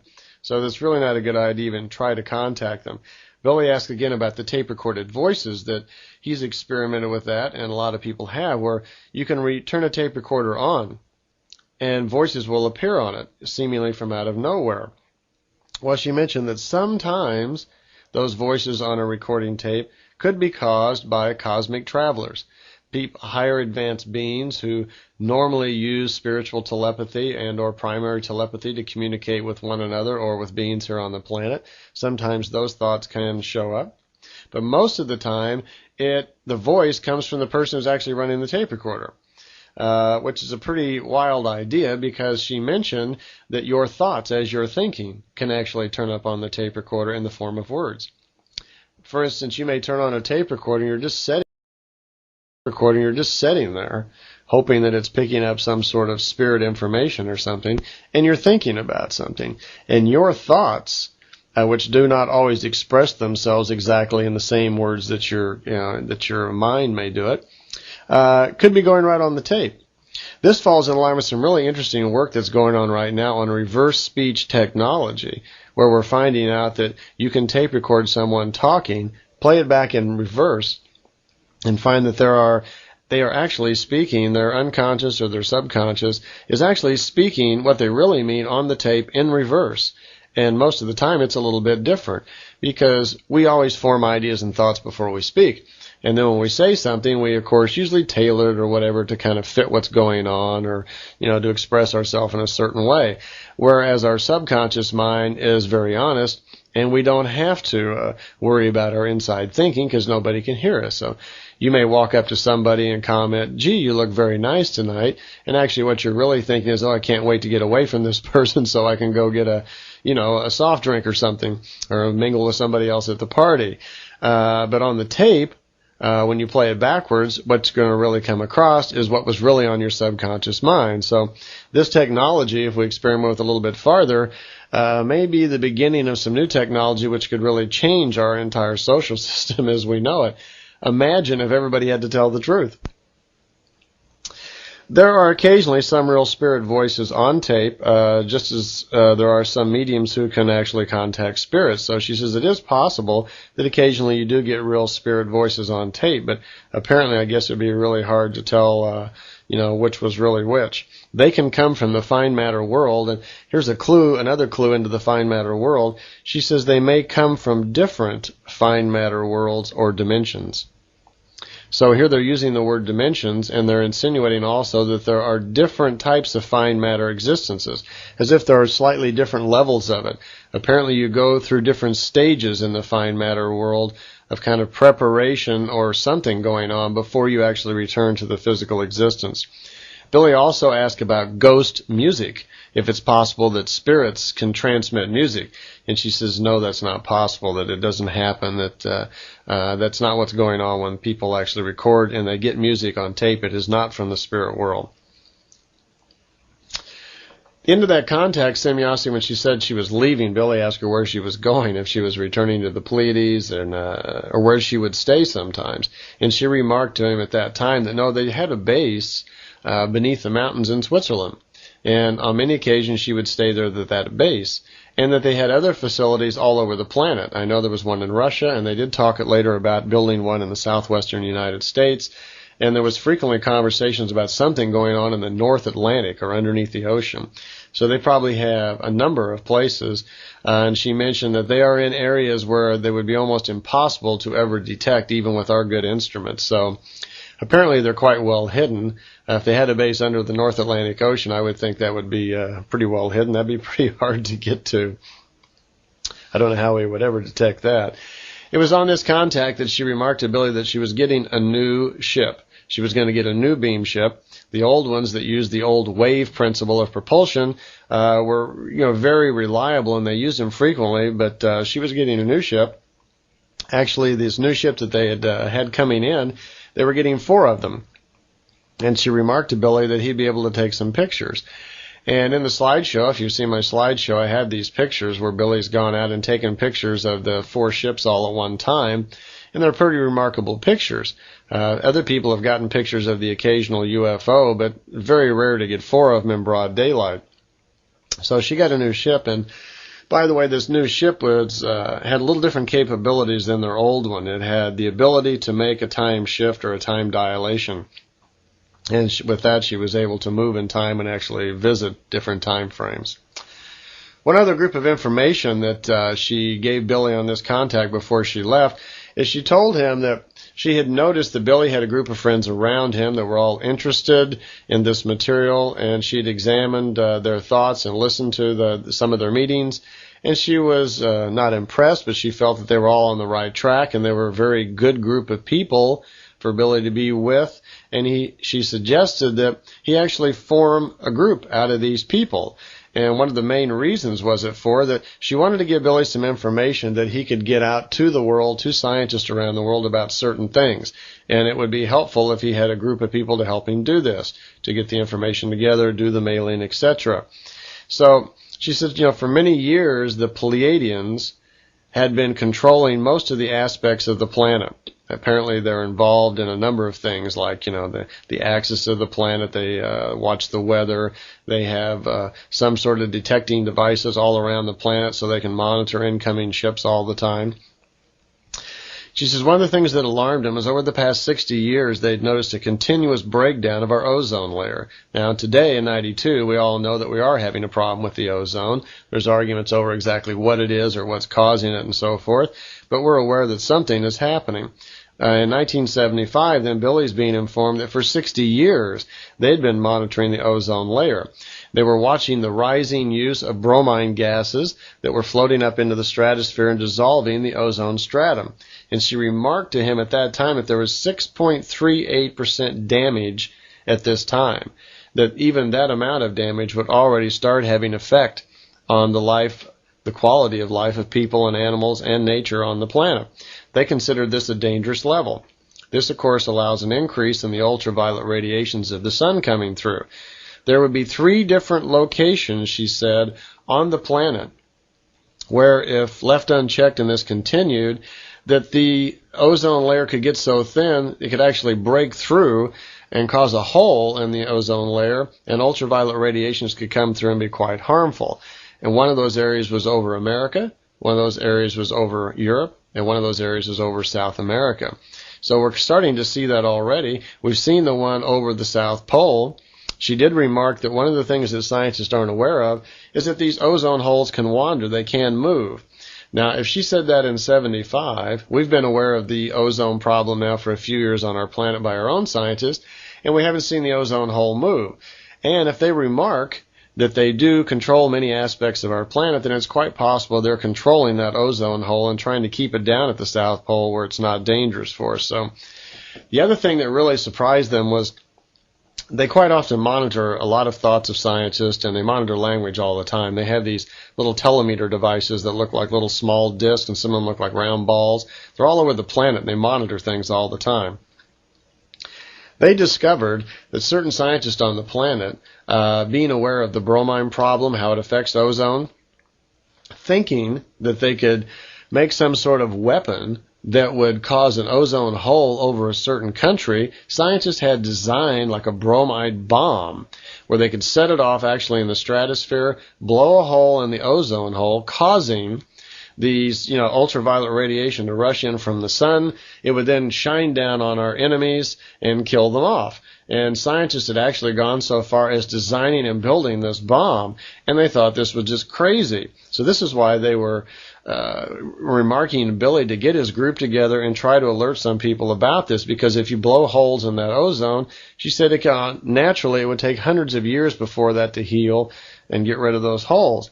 So she suggested that Billy contact a Professor McElroy at Harvard University and let him know what was happening and give him this information, which he did.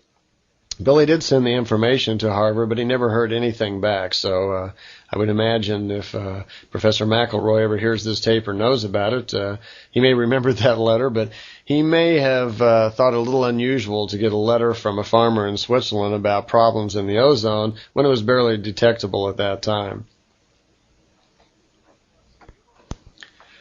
At that time, several people were coming to see Billy quite frequently, and this was the beginning of the idea of forming the group around Billy, which later became called the FIGU, which is a German acronym for Free Community of Interest in the Border and Spiritual Sciences and UFOlogy. And today we know there's a thriving group of 49 people in it. So that was the beginning of it. Okay, that's the end of this side of the tape, and I'll just fade out here, and I'll see you on tape 2.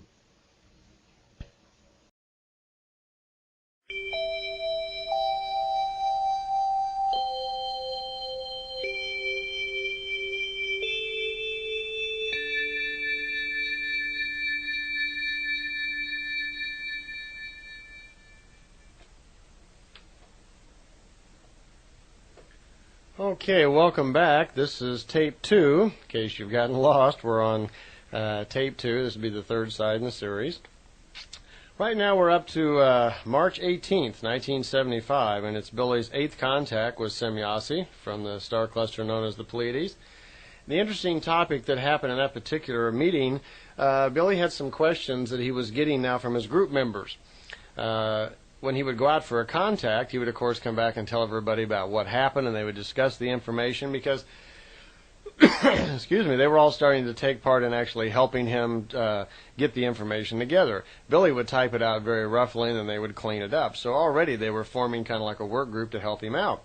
And along with that, of course, they had a lot of questions of their own, and since they weren't able to go on the contacts with Billy, quite frequently they would give questions to Billy to have him ask Semjase. And she would try to entertain the questions whenever possible.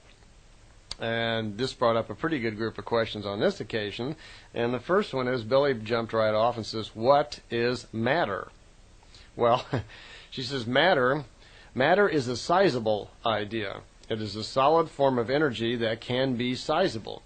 What she's referring to here is this, that throughout the universe, energy and matter are everywhere, and that you can take energy and you can convert it to matter, and depending on how much you can convert, you could convert it to any sizable amount of matter. All energies can be turned into solid matter. It's only necessary to condense the concerning energy very strongly and concentrate it very highly. Now, of course, they say it's very simple. The process by which you actually do that might be a little difficult, but we do that to some extent already. We convert ethers, gases, and so forth into different things now, and make certain compounds and metals and so forth. So we're working on it. What we do is, once you concentrate a certain energy, you can convert it into a solid matter, and this provides the basic building blocks of solid components. You create the neutron, the proton, and the electron. This forms the atoms of the chemical compounds, which then in their three aggregate forms form the solid outer wrap. And this is something that our scientists, I'm sure, are quite aware of by now. This means that the original energy is absolute matter, and original matter is absolute energy. General idea is that the entire universe is either matter or energy. It's either solid or it's non-solid. Coarse matter is what matter is. Solid matter is what the Pleiadians refer to as coarse matter. Okay? Energy is what they refer to as fine matter. Earlier we talked a little bit about our spirits, when they leave the body, they go into the fine matter world. Well, the fine matter world is an energy form world. It's not a solid matter or a coarse matter world. Okay? She mentioned that it's possible to create machines which actually convert matter to energy and vice versa. And apparently they understand that concept quite well. A side effect or an outdrawing of that might be the fact that they were able to take Billy into the ship, much like we see on Star Trek, where they would beam him up, somehow where the particles of his body would come apart, be arranged back inside of the ship. So they're having control of converting the solid matter of a person into fine matter and then putting it back into coarse matter. This also is one of the main ways that they actually move their ships around the galaxy, which we'll talk a little bit more about pretty soon. The most natural form of what we're talking about here, converting energy into matter, is done by the creation itself. And here again we find the Pleiadians bringing up this idea of what the creation is. They openly admitted to Billy that they didn't know everything about creation, but through their technology and their association with other races, they were learning a lot more about the actual creative energy that creates the universe and everything in it. So when they refer to the creation, that's what they're talking about. They're talking about the original source of energy that created all things in the universe. Commonly on our planet, we generally refer this to as a god, but they're saying that gods are actually physical forms that are created in the universe by creation, just like everyone else. That gods are actually humans that have on the very highest development of knowledge, and that their knowledge of the elements and the laws of nature and the laws of creation are so high that it seems to us that they are creating things, when mostly they're just manipulating or generating things because of no knowledge. That the real force, the real creative force in the universe is what they're calling a creation. They have discovered that creation naturally on its own creates an idea of spiritual energy. And this is what they believe.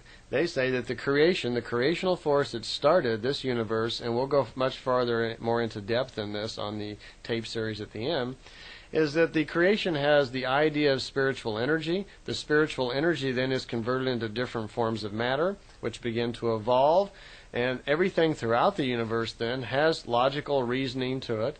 And the rocks, the planets, the animals, us, everything that is solid, which is coarse matter, has natural logic to it, and is part of the mapping, you might say, or the knowledge of the creational energy. So, since everything in the universe is coarse matter, and or it is fine matter, they can be converted easily back and forth once the knowledge is known. So, that was her general explanation of what matter actually was. In relationship to his second question, which was, what about the theory of relativity, and especially the dilation of time, because somebody in the group, of course, was familiar with Einstein's theory, E equals mc squared, which stands for energy equals mass times the speed of light square. They were curious as to what Semjase would say about that, and if there was truth to it, if it was really a valid theory. Well, she says, well, in relationship to actually moving in space and space travel, there are many different ways to overcome space. As a matter of fact, there was way too many for her to expand upon, but she says the one main thing, no matter which method you actually use, you must learn to master what they call hyperspace. Because in hyperspace, this is where a time dilation is caused by the process of moving into hyperspace. She says this is where the theory of relativity is wrong, where it becomes just a theory. Okay? The turning off of a time dilation or time shift is caused by the breaking open of hyperspace. Well, how do you break into hyperspace? Well, here's a little short explanation that can go along with Exhibit 1 on your drawings there of the beam ship. We mentioned earlier that a beam ship can take off, leave Earth, move up to tremendous speeds. It makes a jump, and then it jumps to the Pleiades, returns in the physical form, and slows down. It takes 7 hours. The 7 hours are spent speeding up, slowing down, and the jump is almost instantaneous. Well, the jump is very, very fast. She says what actually happens is when that ship speeds up, it's protected by an energy field around it, because as you move any matter in space, as it begins to move, there is actually mass in space. It's like if you have a boat in water. The faster you go, you feel the force against you, right? Even when you're swimming. Well, in space, which we think of it as a vacuum, it actually is not. There is mass in space. And when you speed an object up to 50,000 miles an hour, 100,000 miles an hour, 1,000,000 miles an hour, speed of light is approaching 700 and some million miles an hour, something like that. You're moving at incredible speeds. There is a mass buildup, and that mass will attempt to actually cause the explosion of your craft that you're in, because the mass will keep building. So what they do is they've learned to put energy screens around the ship that protect it from this mass speed correlation. And at the certain point when they get up around the speed of light or beyond it, they can accelerate way beyond it if they want to, they use this tremendous force to facilitate what they call the paralyzation. They turn off the protection screens around it. At that moment, there's a tremendous increase in the velocity of the ship as it bursts forward, and at that exact time, there's a tremendous enlarging of the mass, then, of that energy screen as it's coming in. They use that to facilitate some sort of compression concept, where the ship is then converted to fine matter, and it's a type of fine matter that can exist in hyperspace. So that's exactly what they do. She says that it happens very quickly, the matter gets distorted, and with a millionth of a second, it becomes fine matter, and it's able to pass through hyperspace. Speed is not the only consideration in this. She says you can go way beyond the speed of light and still do it. It's just generally you need to get up approximately at least to the speed of light before there is enough mass generated where this is actually facilitated. It's the mass of an object increases in relation to the growth of its speed. It even happens in airplanes dust when we're traveling. Space travel can be very, very dangerous.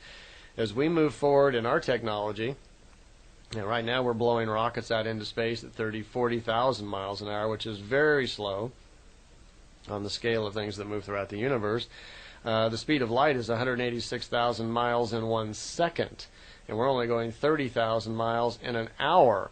So in an hour's time, light travels a tremendous difference. If it goes 186,000 miles in 1 second, now it takes 60 seconds to make a minute, and then it takes 60 minutes to make an hour. So you're talking a very large distance that this thing will actually speed of light in 1 hour. So it's tremendously faster than 30,000 miles an hour. It's a very difficult concept, she said, to understand hyperspace and time dilation. Because you're moving, when you are in hyperspace, when we break into hyperspace and make this time dilation, you're in what's called null time. It is a non-physical, non-three-dimensional world then where only fine matter exists. One of the real difficulties here is that if there is the slightest variance in the speed of the fine matter particles, there can be a tremendous shift in time. As a matter of fact, they mentioned that just a very slight change in that speed, you could slip millions of years in time and to get totally lost and not be able to find your way back to where you came from. She says there are stories all the time of developing races trying to figure this technology out, and they work on it, and there's a tremendous loss of life and equipment because it's such a difficult thing to actually figure out. She says even here on Earth we've had any number of space travelers who have come here in a variety of sort of time-type machines and gotten stuck, and they can't get away. If a spaceship breaks through the speed of light without going into hyperspace and without protection of these screens, these manufactured screens, there will be a catastrophe for the ship and the crew. A time dilation is only just one of the many dangers that happen, so something we have to look forward to as we get out there. Just to kind of finish up on this note, it may start becoming aware to some of us that even when we move here in our high-speed jets, there's an increase in mass. You're in a common airliner, maybe going 600 miles an hour. You actually are increasing in mass somewhat because of your speed. Now, just to fly in a normal airplane, that's a pretty low speed on the scale of things, so you don't really have to worry too much about any damage to yourself. But if that was done repeatedly, and if you were, for instance, in rockets going 30, 40,000 miles an hour, if you were, on a shuttlecraft going back and forth to the moon all the time at those speeds, eventually it would come into play. She says at the very slow speeds, like in an airplane, it could take hundreds of years for that damage to really, build up. But at the faster speeds, like in the rockets, it could happen maybe within a few years. So what's really happening is as you speed up, mass of your body is actually increasing, and that can have a damaging effect on your mental functions and on the actual functioning apparatus of the brain. So it could cause untold sort of mental damage. Might point out here again that Billy Meier lives on a small farm in a place called Schmidrudi, Switzerland, and because of his loss of his left arm, is very limited in the type of work he can do. And for the past many years, especially during the time of the contacts, most all of his attention has been focused on just amassing the information from the contacts and getting his books out. Because of that, he really has no other income. He gets a small pension amounting to roughly $600 a month in American to live by. And the expenses on the farm are quite high, so the group members all contribute to do that. Well, during these early contacts, Semjase was always suggesting to Billy that he get the books out, and Billy was always having trouble just paying the rent. So he mentioned to her on a few occasions that that he had money problems, and she mentioned that she would supply him with crystals and other stones and so forth that he could sell. Well, to begin with, Billy says, "Oh, I'm not materialistic. I don't want to sell things for money," and then he says that there's a problem with the officials in Switzerland, and he wasn't too sure if that was a good idea. But she, on several occasions, offered and even suggested that they would bring him crystals from different worlds and other stones, precious stones that he could sell, and that there really wouldn't be any problem with officials because there is no difference in the stones, for instance, a crystal from one world over the ones we would find here. That throughout the universe there is logic as to the structure and components of the things that make up a crystal or stone or whatever. So the idea was that a crystal on another world is just like a crystal here, and gold on another planet is just like the gold here, that the structure is pretty much the same. So she wasn't worried about them being able to detect that these stones were from another planet or something like that. Billy could just sell them as regular stones. But, however, he did receive a few crystals from him, but this led to some questions about, do certain precious stones, crystals, metals, and so forth have some sort of healing capabilities? And she said, well, yes, but it's overplayed, that many stones, such as crystals, have the ability to absorb some types of illnesses and pull them into themselves, and it can be beneficial where you can store healing energies and so forth in stones. But this was not to be exaggerated, and they really weren't that effective.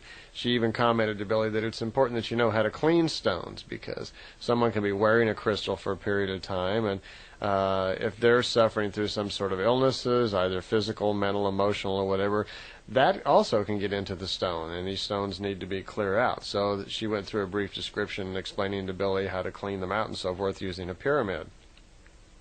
At the same time, she mentioned to Billy that their technology, of course, is farther advanced than ours, and she gave Billy the designs and plans on how he could build a machine that would cure most illnesses. And she expressed in some detailed explanation how this would go about. It was so clear that Billy even estimated the cost at being around 30,000 Swiss francs to build this machine. I've always wanted to know what the machine was and get the plans. And when I was visiting at Billy's, I asked about this. I says, was the machine ever built? And they told me no. And I says, would it be possible to get these plans? And I was sharply told there that the machine was only for Billy, which is very contradictory to what it says in the contact notes. So as of yet, I still have never seen the plans for this machine, nor do I know really very much about it. But apparently they do exist, and they are blocked out of the contact notes. It just they put some dotted lines in there where she's explaining how this machine works, so we really don't have a clue. But it could be very interesting someday if we could get that information. And here is some actual off-world technology that could be beneficial to man, but it's being held back over there. Billy, on several occasions, was always asking Semjase if it would be possible for some of the members of his family and his group to come out and actually see the ships. And most of the time, Semjase was always rather emphatic that no, that wouldn't be possible, that they had decided, that the Pleiadians had decided that only Billy would be able to see the ship. They seem to somehow be able to control matter and energy, and through some sort of distortion system, they call it, they can cause certain people not to see it. For instance, Billy could be standing on the road taking a picture of the ship, and you could be just like 100 meters down the road or 100 yards down the road, and you wouldn't be able to see it. So apparently they can control reflected light. They can control somehow, how the image bounces off the ship, or I have really no idea how they do it, but that is a possibility. I know that several people over in Billy's group who I've talked to that have taken him out on contacts experienced that same frustration. But on one occasion they did say, that they would allow that, and they allowed Billy to bring several members of the family out for a night demonstration where they were all able to bring their cameras and take pictures of the several ships at night, which they did, and there are some very good pictures there. On that particular occasion, Semjase was even very clear to Billy that it would be possible at this point for him to invite outside people, like members of the press, members of other investigative bodies, to come and witness the demonstration. And they told Billy to be very careful about who he invited, that they didn't want to bring really negative people out who would try to make this out as something, contrary or negative. That if there were, people in the media who would report this honestly and clearly, and then they were welcome to invite them. But Billy was to be very careful about who he invited. To my knowledge, he invited certain family members and other friends and witnesses, and a lot of pictures were taken, but I don't know of anybody in the press that was actually invited. During the ending of this contact, Semjase said that she wished to finish some of the history lesson that she had started once before, and so I want to continue that right here and tell you a little bit more about the history of our ancestors and bring it right up to today. Before, when we talked about history, we discussed the fact that the ancient Lyrians had spread themselves throughout the galaxy, seeded many other planets, and spread around, including under the leadership of an Ishwish named Asel, had moved off and formed what we today think of as the Pleiadian society. That was 230,000 years back. And then down through the centuries, on many occasions, Earth had been populated with small colonies. As a matter of fact, there have been many people from the Pleiades, Lyra, Vega, and Orion on many different occasions who had come here and settled small colonies from time to time. The first really major mass colonization that they are familiar with occurred 50,000 years back when an Ishwish named Pelagon came here and brought around 70,000 people with him. Among those 70,000 people, there were 200 sub-leaders and scientists, each one a specialist in a certain area of scientific information. They built a very large society. That society covered the entire planet. It was on every continent. There were cities everywhere. That civilization lasted for almost 10,000 years before it ended in a very violent war.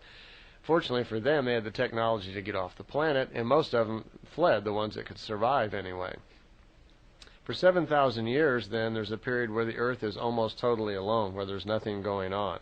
Now we're back to 40,000 years ago. They fled and had their war. There's 7,000 years of almost no one being here except the then developing Earth human beings, the Adams and the Evas, that's us.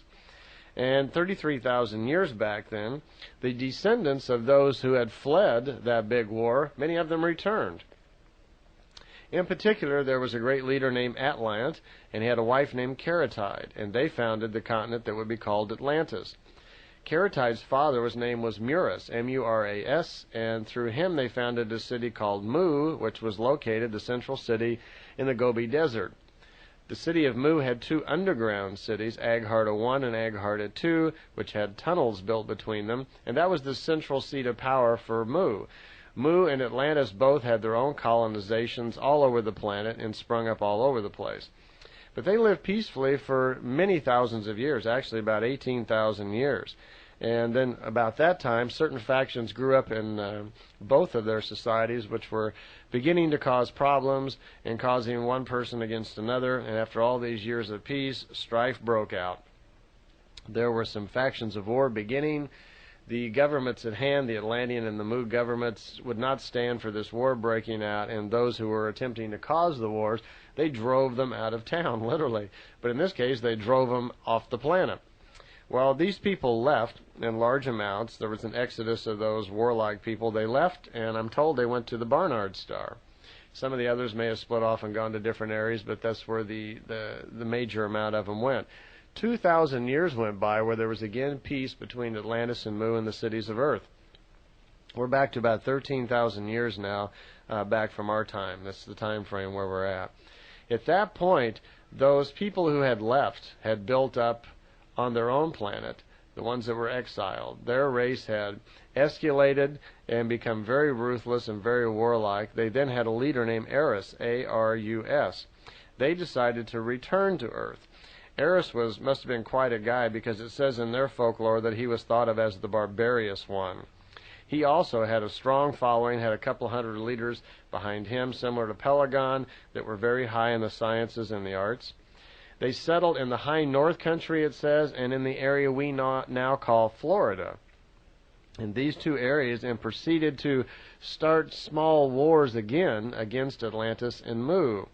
One interesting fact, though, if you take the globe of Earth and look at it, and look where Florida is now. Now, if you take your hands and roll it over to where Florida moves up to the north, where Greenland is now, that's the position that the planet was in at that time.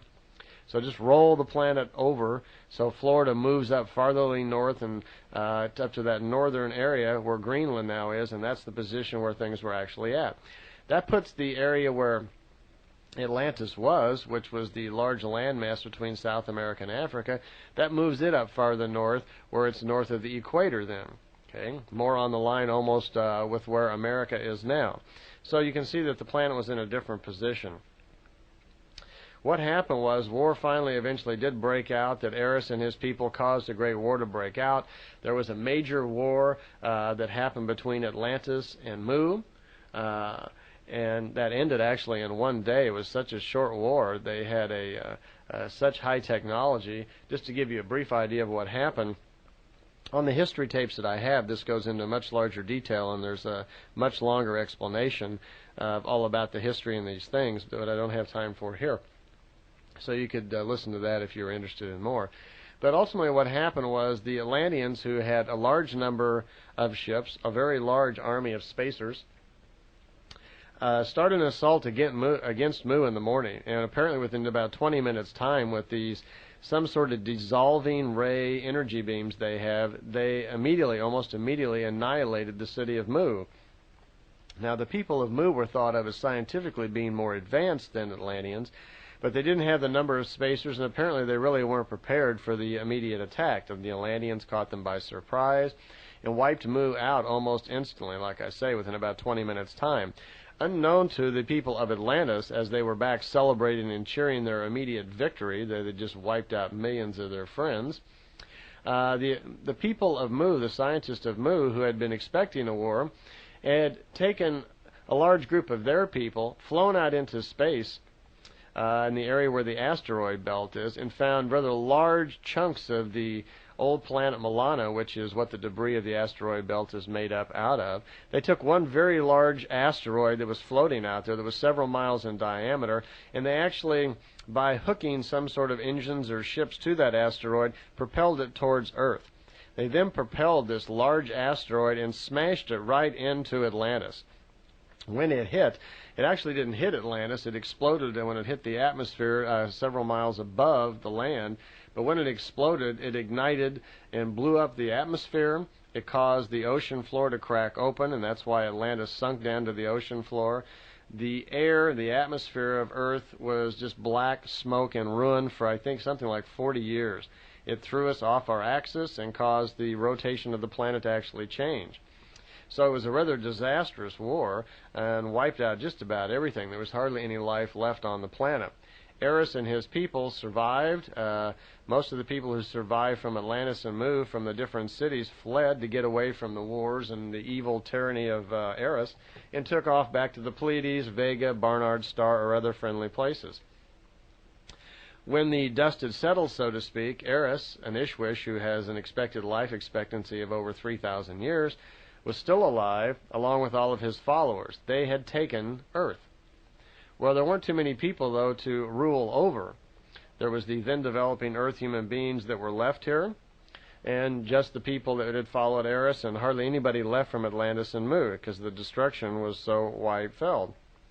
Well, after a period of time, the sub-leaders of Eris, the scientists, began experimenting on the local Earth human beings, the Adams and the Evas. Through that experimentation, all sorts of diabolical creatures were created that have gone down through the years as myths. They bred humans with fish and all sorts of animals to try to do things. But among these rather diabolical experiments, some were conducted by a scientist, one of the Eris scientists, named Semjase, with an A. In the Lyrian and Pleiadian language, if you end the name with A, it's masculine. If you end it with E, it's feminine. Billy's having masculine. If you end it with E, it's feminine. Billy's having contacts with Semjase, and Semjase would be a man. Actually, the names, these are kind of like code names that they use, and they are, I guess you could call them spirit names. And they use these names to, one, express the level of education that the individual is currently in. And Semjase or Semjase is a spirit name that indicates that a person is more like a half Ishwish, that they've learned about half the knowledge that would be necessary to be a king or a queen of wisdom. That's the general idea. So that's what the name actually meant. So here in Eris's time, we have a scientist named Semjase that began conducting experiments again on the Earth humans, the Adams. And this is where Adam and Eve actually came from these experiments, that he took a local Earth human woman and coupled her together with in some sort of lab experiment and created Adam. That's where Adam actually came from. He then did the breeding again and created a young lady. Okay, now he had in the lab creation an Adam and an Eve, a man and a woman. And when they grew up, he coupled them together, and that was the formation, or where the story of Adam and Eve actually started from. That's how it actually happened, and that was the beginning of the current race of people here on Earth, that they had been genetically altered through Adam and Eve, and that's how it really got started. You see, after this big destruction and all this war, there weren't very many people really left on the planet. We only really had about 3 tribes left. There was the Indian tribe that we think of here in the Americas. There was the inhabitants around the Black Sea, and there was the race called the Hebrews or the Gypsies at the time. That's about all the people that were left. We had the Sumerian race, which was hiding out over in India, up in the mountains and so forth over there, but those were ETs, and they weren't considered among the developing Earth human races. So we have 3 developing Earth human races which have genetically been started by Semjase, this scientist from Eris. Eris is very upset that this is happening when he finds out, because frankly he just didn't want his people mixed with the lower forms, the Earth people. And at first he was outraged. It's not known exactly what he did to Semjase, but the many other scientists that were also experimenting with Earth people, many of them were killed or exiled or whatever. And apparently he was quite enraged until he discovered that now he had a whole new group of followers, that he not only had reign over his people, but he could also had more followers in the form of 3 groups of Earth people who were developing in these 3 areas around the planet. So to them, he set himself up as God, the creation, and they became to worship him. He thought so little of them that he demanded sacrifices from them. He was very cruel to them, quite often demonstrated to keep him in line by killing some of them. Now remember, Eris was an Ishwish, a very, very, very powerful man who understood much of the laws of nature. To him, things like telepathy, levitation, and most importantly, the ability to put thoughts in another person's mind was something that he understood. So that would be very scary to developing Earth people who had abilities nothing like this. Even on our level of knowledge today, someone like that would be very scary indeed. Well, Eris eventually died. He had a son named Jehav, Jehav, who was just as ruthless as he was and continued his reign of domination and fear, hate, and anger all over the planet. So the planet Earth was not in very good shape. We're going back now, we're about 9,000 years back when Jehav comes into power. Jehav has another son, Jehovah. Jehovah is the one who continued that tradition and actually helped pull all the Hebrews together and told them that they were his chosen people among all the other people on the planet, and instilled this thought of speciality into the Hebrew people through his ability mentally to do that. And this is where the concept started to the people that they were chosen over the other people of the planet. Well, perhaps they were, but at that time I don't think that was any great prize, considering the level of evolution and intelligence that was going on at the planet at that time. I don't think that was much of a prize. But at any rate, that's where the concept started. There were 2 or 3 other leaders after that who were not as vicious, who were not as bloodthirsty as Jehovah, who eventually wanted to return to the Pleiades. Life in the Pleiades had become very peaceful, very comfortable, and very loving. And life on Earth was very distasteful to these older, more evolved beings over a period of time. And eventually, they decided to leave. And it was 1943 years back from the year 1975, which puts us in the year 32, that they decided to leave Earth and return back to the Pleiades. At that time they did. That was kind of the end of the Lyrian Pleiadian leadership on the planet Earth. And for a long period of time, they just did nothing more than just occasionally watch in on us. It wasn't until around the 1600s that the current race of Pleiadians took an interest in us again, because we were starting to develop rapidly. And they began to build bases here on the planet again and actually monitor our civilization and take an interest in it. On several occasions, they had open contacts with other people like Billy Meier, and leading up to 1937, when they again decided, because of the acceleration time that we're moving into, this Waterman era, that they again would procreate several spirits, and they did procreate 4. Procreation means to cause them to be born. And on February 3rd, 1937, at 11:20 in the morning, once again the Pleiadians intermingled, you might say, into the society of Earth, and caused Billy and 3 others to be born with a mission in mind to get themselves back involved with Earth people, pass on certain information, mostly spiritual information, to try to help us through this difficult time. You see, the Pleiadian theory is that the New Age, Waterman era, whatever you want to call it, the Golden Age, Age of Revolution, whatever you want to call us coming up, is in a very important time.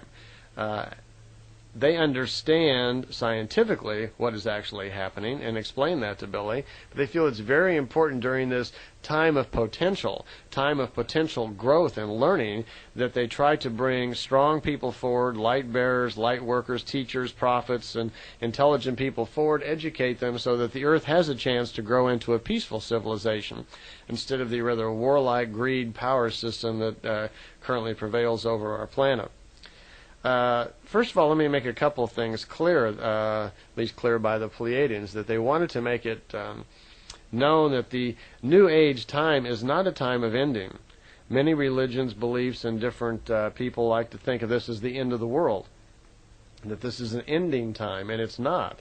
It is actually a time of change. It's a time of beginnings, and it's a time of wonderment. It's a chance for opportunity. They told Billy that we have roughly 800 years, they estimate. During the next 800 years will be the massive changeover, with the potential to move into a new type of social structure and a new society with a new way of thinking, where we would live closer in harmony to creation. If we miss that, if within the next 800 years that we instead fall into barbarism and continue with our greed, war, and power, that we most likely will annihilate ourselves, or someone will do it for us, and we would fall back into, dark times again. That let me explain a little bit more about what this means. The planet Earth is in a solar system. We were taught 9 planets, but there's actually 11, we're told, revolving around a sun. This solar system, then, that we're in is on its own path. It's in a large kind of oval pattern of its own.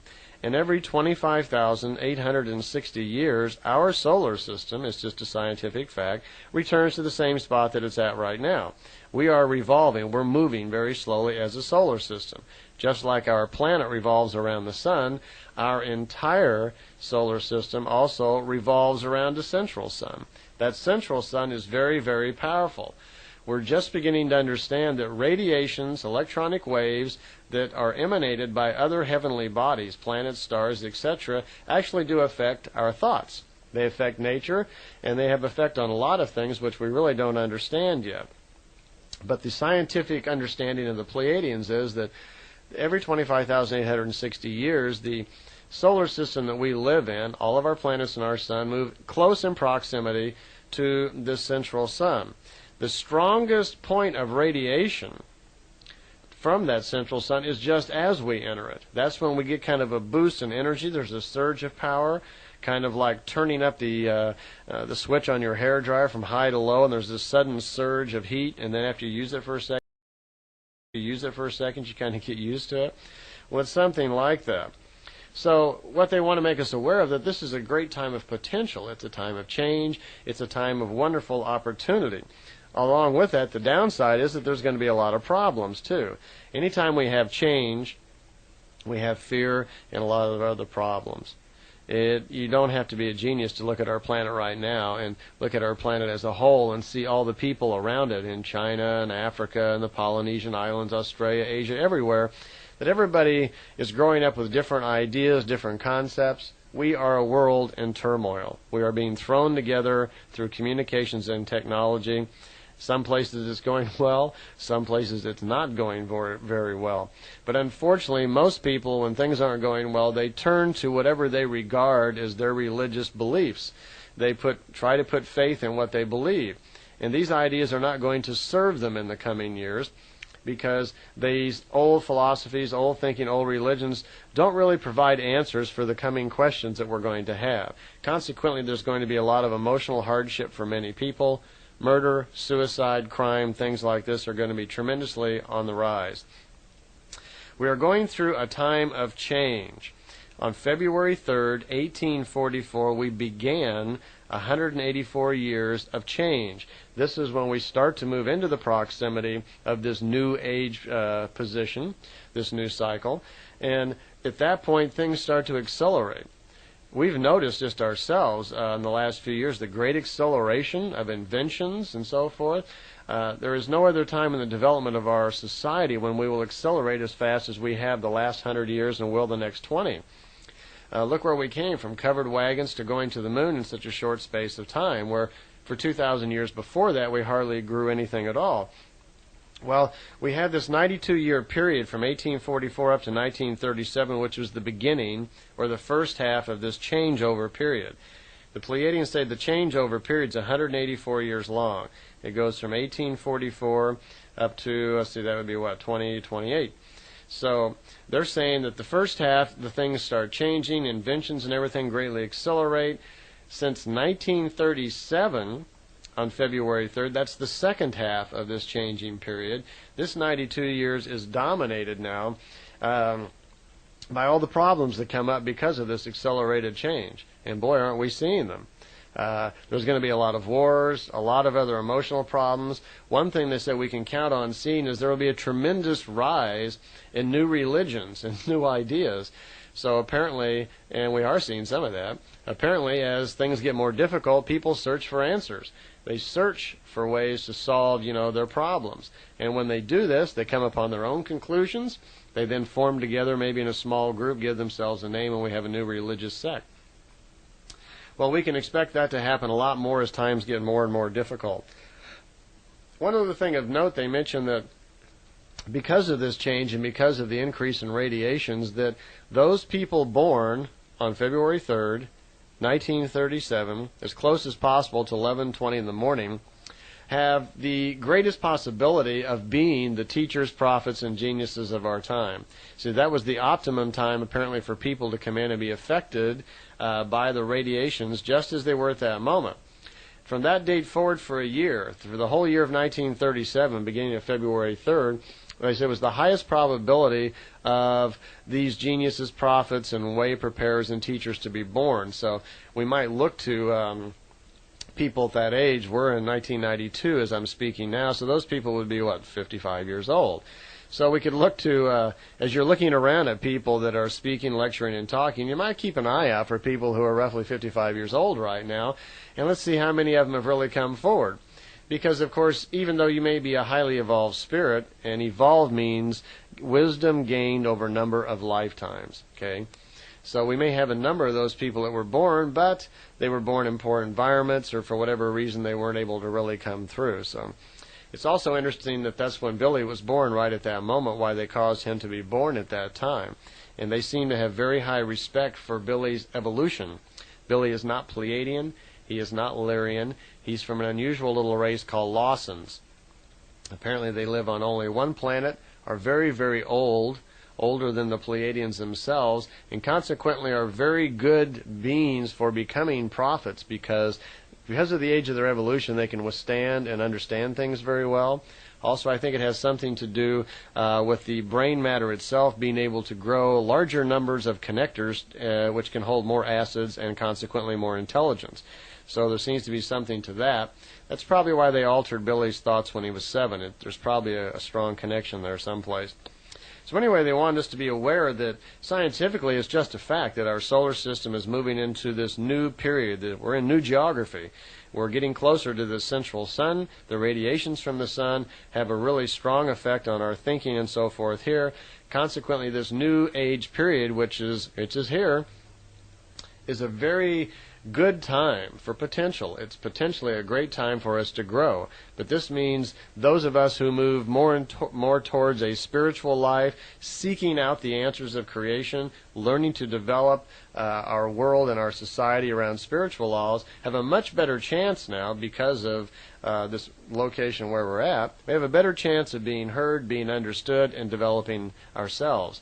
So it's important, if you feel the need to be somehow involved, to be inspiring, to be a role model for others. And I think inspiration is the word here for the next few years, that it's not a good time probably to go out with a gun, pick up a gun and shoot the bad guys. It's not a good time to go out and fight in direct opposition to the negative influences on the planet. Instead, it's a time to turn away from that and let the negative things spin out on their own, fight among themselves. It's a good time to do some woodshedding for yourself, to become a spiritual person yourself, to rise spiritually within yourself to your capabilities. Work on, development of self. And by that, you will become a role model and an inspiration to others. And most importantly, as you're doing this, as you're developing yourself spiritually, make sure there's integrity with it. Don't do it, and don't let your ego get involved. Catch yourself if you find yourself, becoming ego-minded, wanting to be popular, needing to be successful to write a book, or you want to do a television show.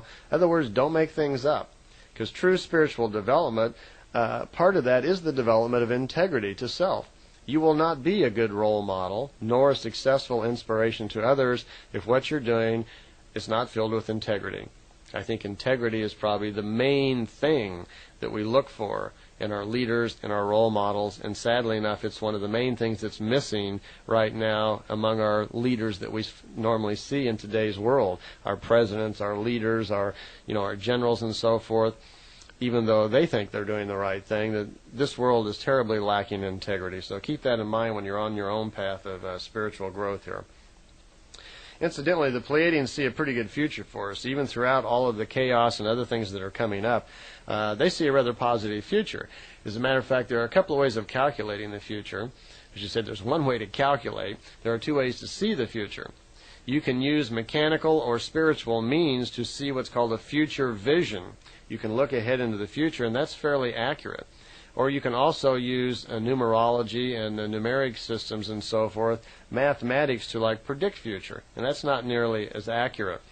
They have looked ahead in future view, and seen a rather pleasing future for us that we actually, based on events in 1975, they showed Billy a future where we had grown peacefully to a society. He was looking 500 years ahead, that we had spacecraft very similar to the Pleiadians. We had facilities on the moon and the outer planets, and we were doing fairly well, and our population was much lower. So there is, sounds like a pretty good possibility for growth in the future. So let's see what we can all do to be part of that. Okay, I see on the old little wheel here we're ending the side of the, or coming to the end of this side of the tape. So I'll see you on the next side.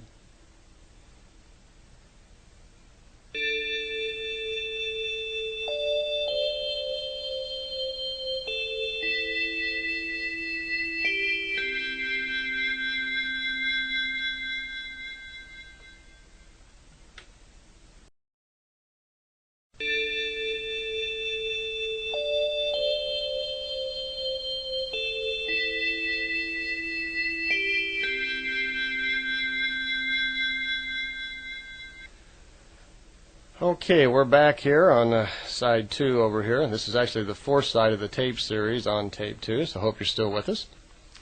I was just getting ready to discuss a little bit about some of the problems in Billy's group. Bear in mind that Billy's a farmer, and his friends are all farmers and live in small town areas, and suddenly to find themselves in the middle of contacts from highly evolved beings from another world, obviously they got a little excited. Some of the members were having a lot of difficulty believing what was going on.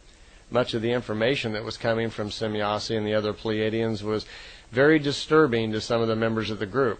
It was very hard for them to throw off years of upbringing and things that they had been taught and suddenly change their minds to another way of thinking. I think the most disturbance was probably caused by much of the information surrounding religion and Jesus and the Talmud and so forth. But there was a lot of information brought to Billy about Jesus Christ and all that. Since there's so much of it, I put it on 2 special tapes that you can listen to in this series, and they're called the Talmud Emmanuel. And the information about Jesus came in many different parts of his experiences.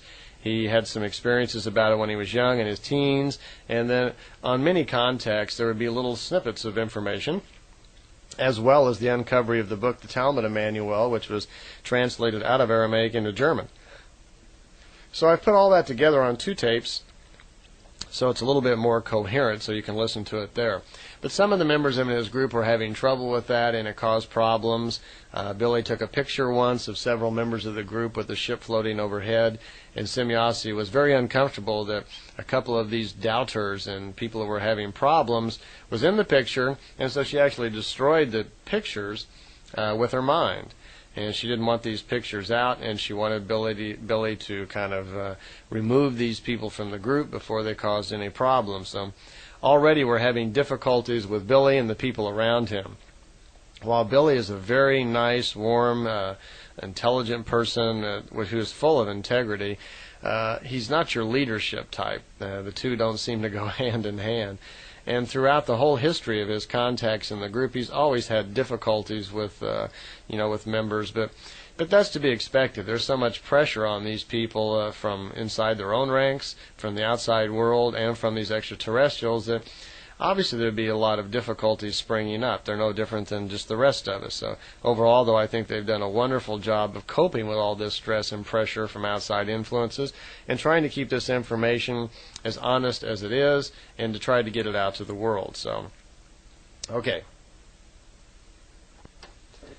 Semjase also mentioned to Billy that not to be too worried about his acceptance, because Billy was being led to go out and do speeches and talks in public, and he didn't want to do that.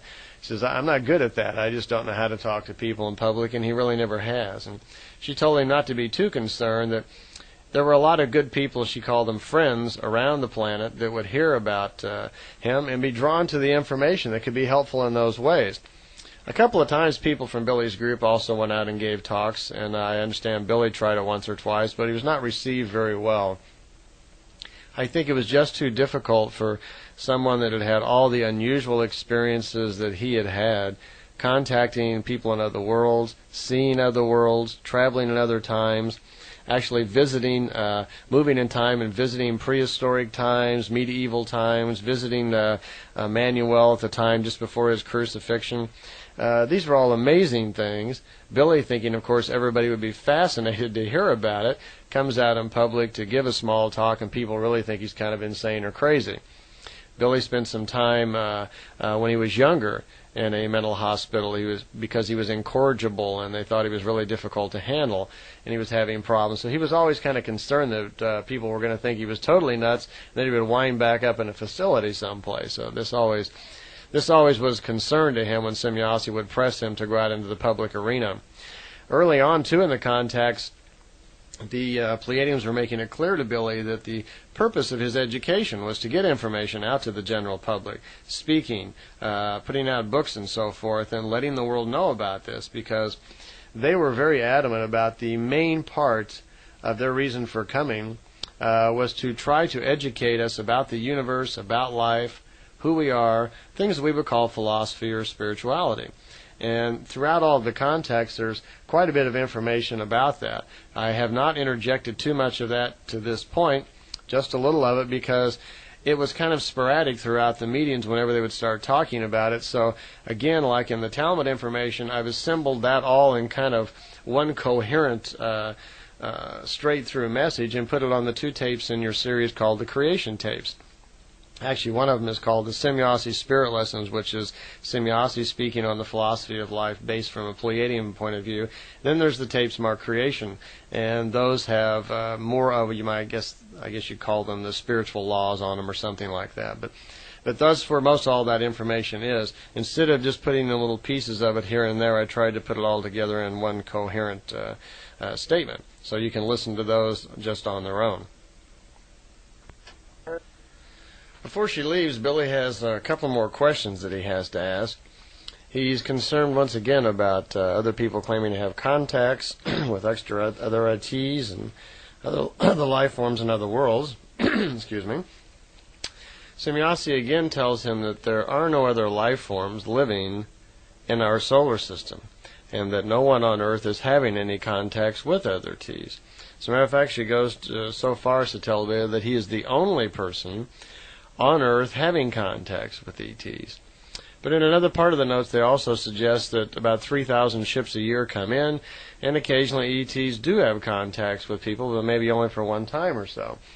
So there seems to be some contradiction here, but I think what they're making reference is the fact that Billy was the only one having ongoing contacts of his particular nature. And that's probably true. There doesn't seem to be any other cases on record so far of anyone having contacts the way that he has had.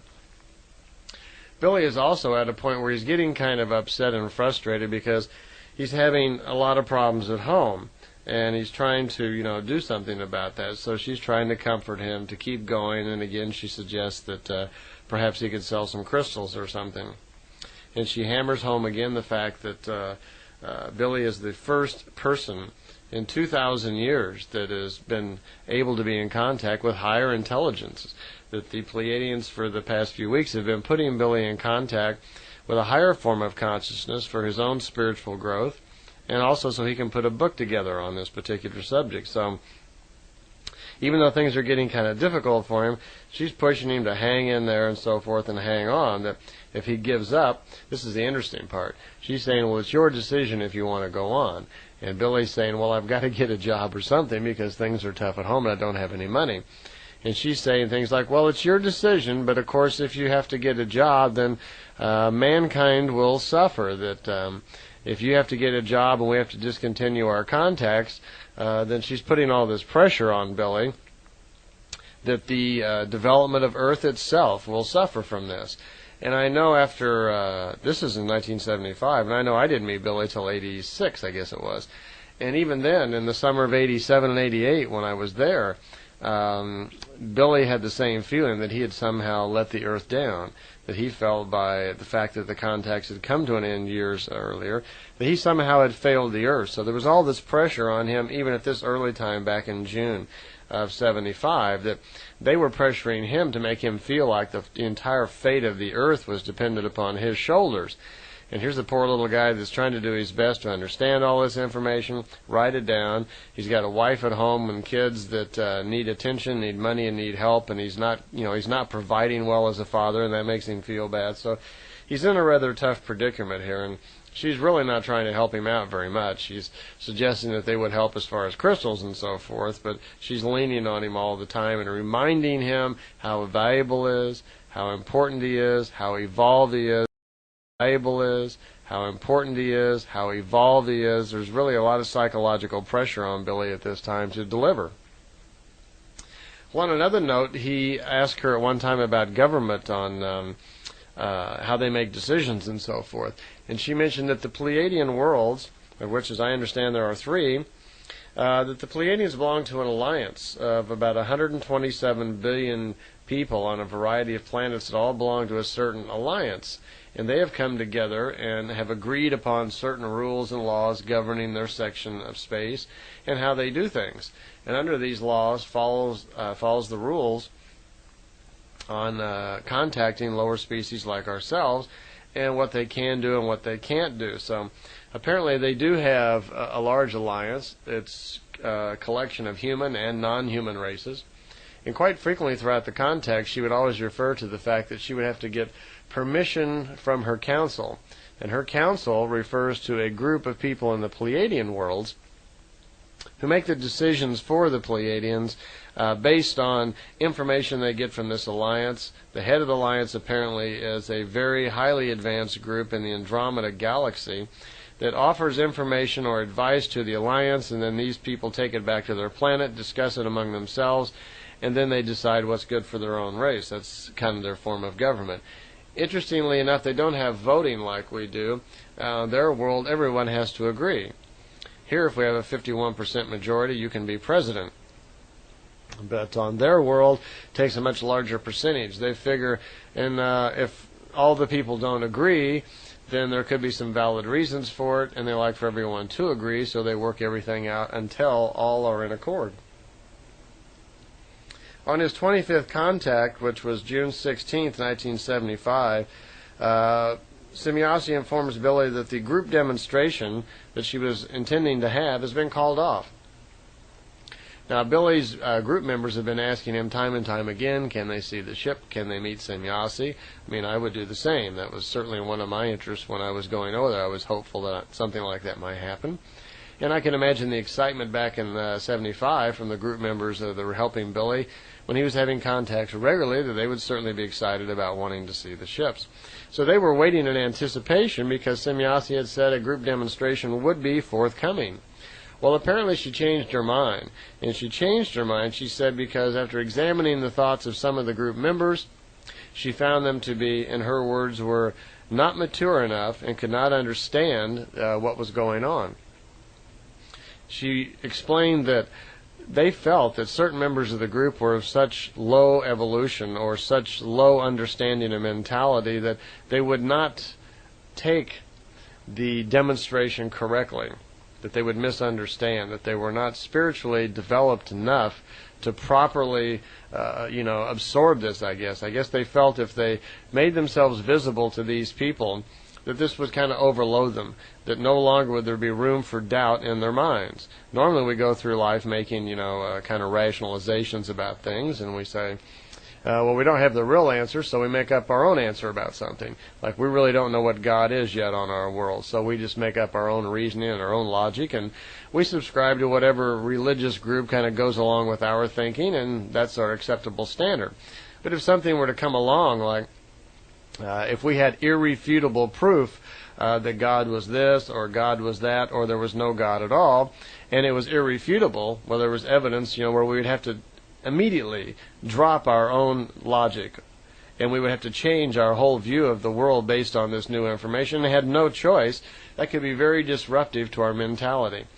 And they find the general mentality of most people on Earth in that state, a state of confusion, a state of ignorance, and they feel that sometimes facing certain people with irrefutable evidence about things is too much for them. They'll literally kind of overload and turn over in their minds, was the expression. So apparently they felt that certain members in Billy's group really weren't mature enough yet to be faced with irrefutable proof that ETs existed. So she decided to call the demonstration off. So Billy was very concerned. He was going to have to return back to the house and explain to these people that the demonstration had been called off. There may be a future demonstration, but it would only be in some smaller fashion and probably for him only or something. So he didn't have good news to return to the house with. Again, he reiterated to her that he was seriously considering stopping the contacts because of all the pressure at home and the money pressure and things on him. And again, he was told that he would have to decide, that there was a lot of pressure on him. So already in the context, we're only the 28th contact, and the 25th contact, and he's already feeling the pressure of this. Well, all in all, there turned out to be over 130 contacts before it finally ended. So already at the beginning stages of this, there's a lot of pressure on Billy. Billy had a question about talking to spirits. If mediums, seances, things like that were correct. If people could actually talk to the dead. So he asked Semjase about it. He said he had his own viewpoints, but he kind of wished to keep them to himself. Which means he probably wasn't too sure himself and didn't want to embarrass himself. So she told him that, well, in 95% of the cases, know that it's fake, it's not true. That generally what mediums do, mediums, whether they're aware of it or not, many of them are very sensitive telepathically, and that they can pick up thoughts from the subconscious of their customers. These thoughts may be old memories and ideas and memories that they've had about a loved one. They can be picked out of the subconscious. The medium then senses them and will tell the customer that they're receiving a message from great Uncle Harry or something and remind them of something that happened in the past. The customer, because they can't remember it, they've forgotten about it, because their conscious mind can't recall this, they think this is just a wonderment that this lady has actually done this, and surely it must be happening because how else could she know about these things? When actually what's really going on is that the medium is just sensitive telepathically and is pulling that information out of the customer's own subconscious. So it's something to be kind of careful about. She did remark that in some cases there are people who actually can contact the dead. She only knew of 4 people on the planet, she said, that were developed enough, understood it well enough, and actually could do it. None of those people were in Europe, so that would exclude Billy and any of his group members. None of the people were in Europe, and all 4 of the people that had the capability, she says, would never do it for the public, never for money. These were all people who were developed to a point where they were spiritually developed enough, where creationally they understood how to handle this information, and they would never really reveal it to others and do it.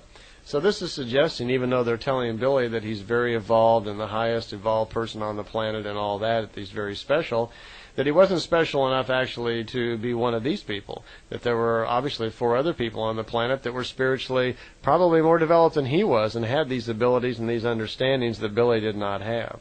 Okay? So there's some contradiction here that they're feeding Billy, where all along they're telling him he's the most advanced, very special, that he's the highest evolved person on the planet, and then they make these statements where there are apparently 4 other people on the planet more evolved than he that have the ability to contact the dead that Billy doesn't understand.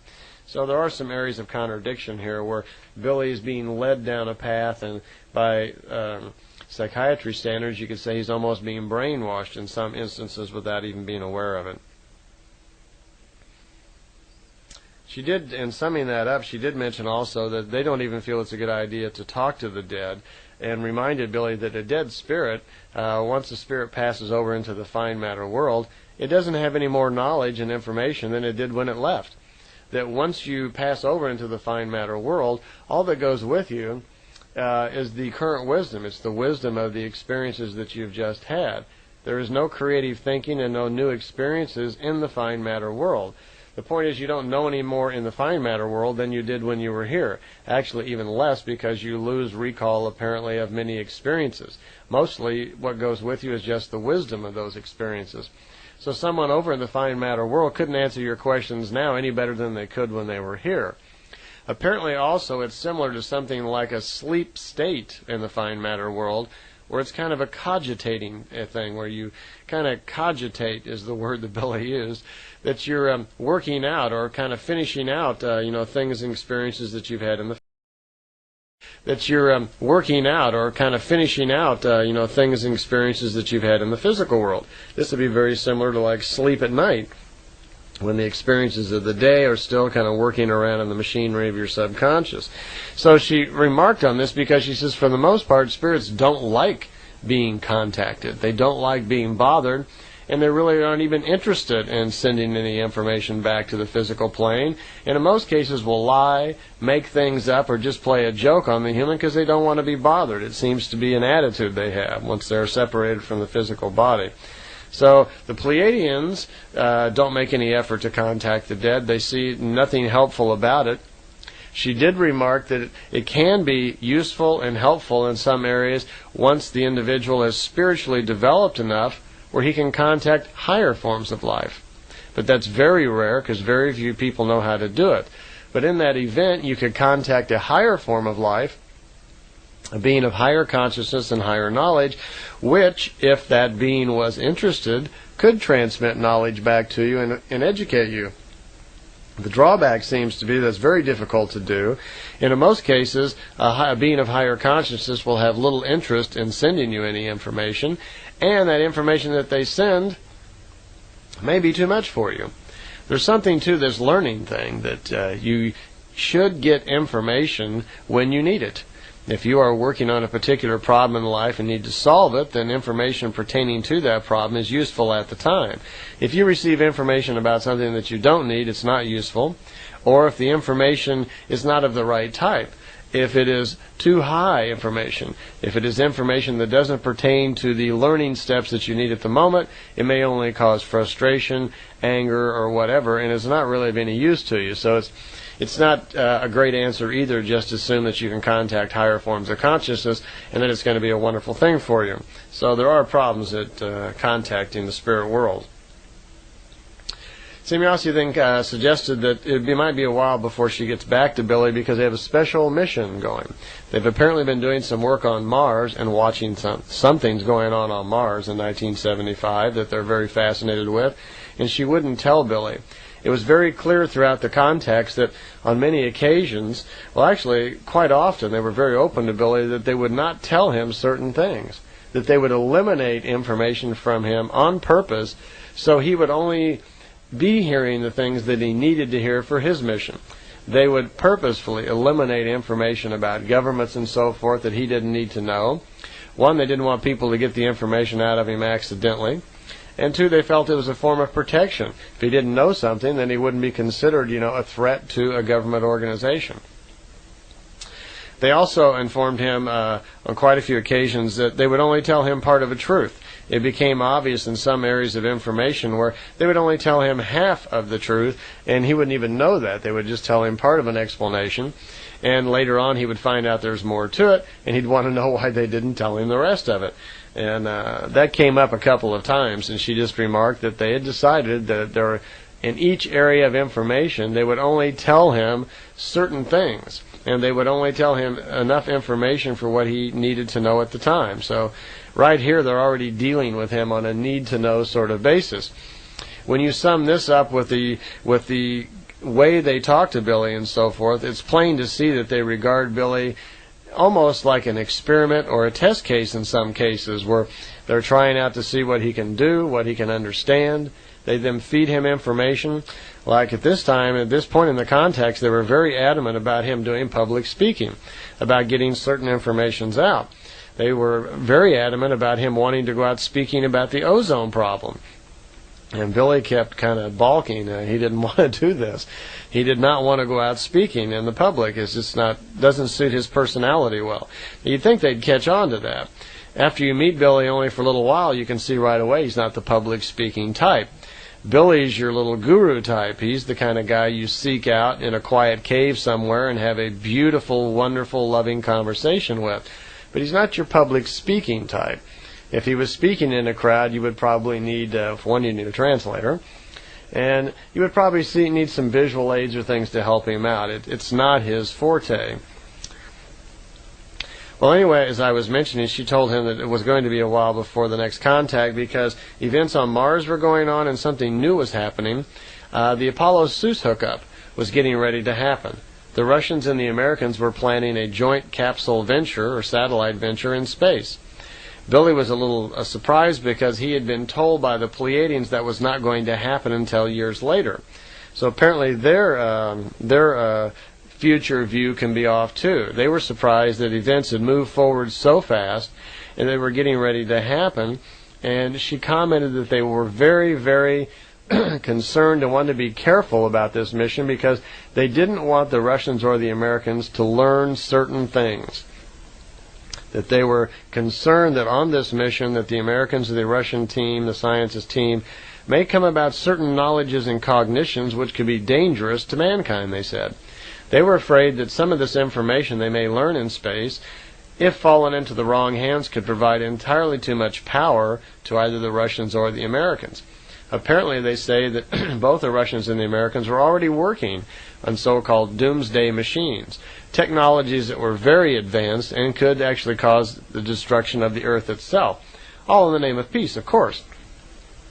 She mentioned to Billy on several occasions on different Apollo missions and even on Earth under certain projects that they would interfere from time to time, causing these projects to go astray, causing the scientists to suddenly lose their memory, or certain things to happen so that the projects couldn't be finished in order to slow down the progress of scientists. This was generally always done in areas where it was military-oriented, where scientists were working on something for the military that would be harmful to the planet Earth. So they are affording us some measure of protection, and they are staying involved in certain areas. They are interfering, just plain interfering in our development in certain areas, which I hope is helpful.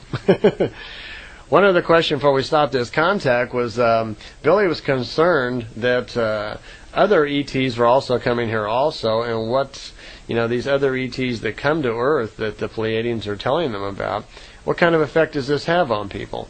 Because there are other people like George Adamski's and other people who are claiming to have contacts, and Billy says, how can you be so sure that they're not?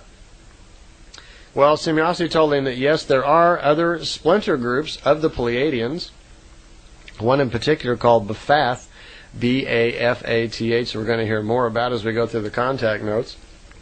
There are other groups that continuously do contact human beings from time to time. This one particular group, the Bafath, seems to be very well organized, and it is their MO, their modus operandum, to infiltrate religious leaders and political leaders and instill thoughts of grandeur and ego into their minds, causing them to do certain things. They particularly play on religious leaders, they say, because people who follow religions, that their minds are oriented to being a follower, to being a servant, to worship, to be on their knees, to information and so forth. These people are easily controlled.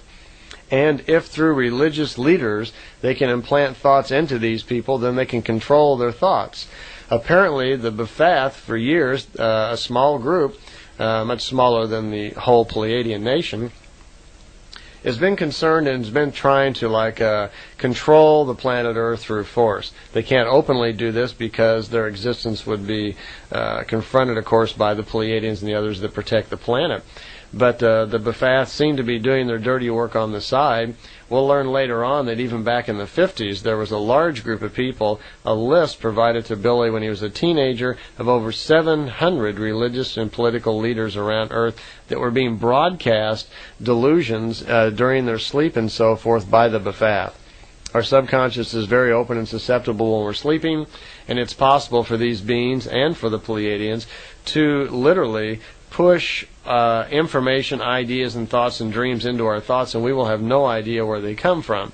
You'll think it's your own decision-making.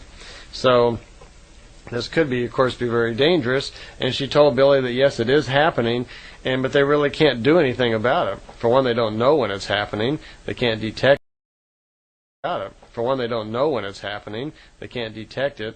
And they said, well, it's just unfortunate, but it does happen. They can't stop it, because there's no way to really detect when it's going on, and would hope that the Earth human being would start following a more spiritual path and learn to develop his own personal spiritual strength and knowledges so he could defend himself against this sort of thing.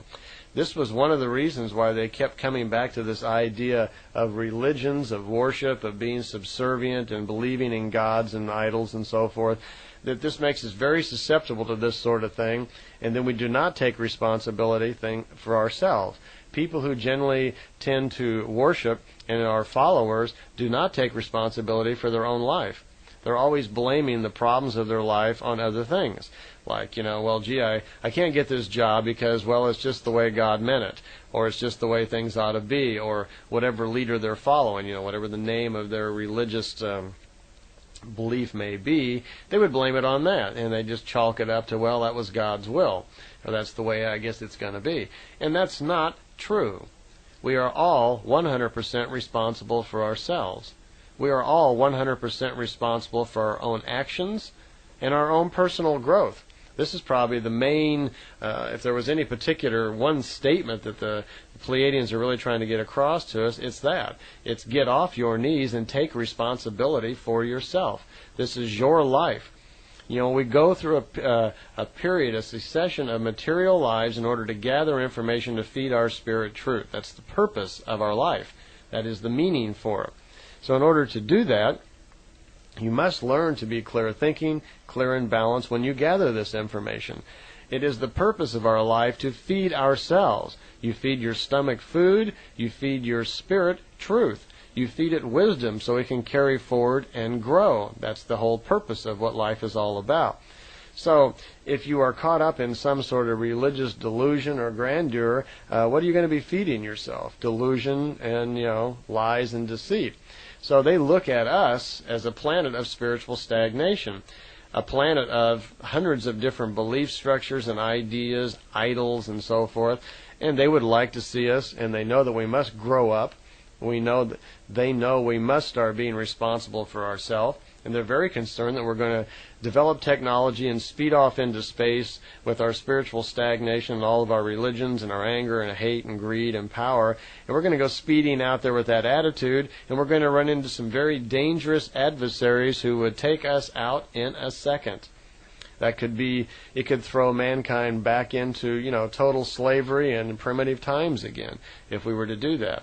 They are far more hopeful that the light workers, the leaders, the way preparers, the prophets, the more spiritually advanced people on our planet can make some breakthroughs. And by providing role model and inspiration to others, and inspiration again is the key here, that we can help other people on our planet develop more spiritually so this planet can be taken back.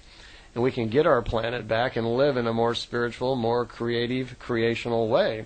And get rid of the current structure of power and greed and mayhem. And then when we move out into space, we can align ourselves with them and other peaceful races and have much better hope for our entire civilization. So that kind of summarized up through the first 25 contacts through June of 1975. Okay, now we're up to June 25th. He had his 27th contact. Up to now, all the contacts had been situations where Semjase would telepathically get in touch with Billy and direct him to a certain location. And Billy would ride his little moped out and meet her, sometimes at night, but most of the time during the day. But it was getting a little bit more difficult because people were starting to follow Billy, and it was getting difficult for him. And he lived in a little town called Hinwell at that time.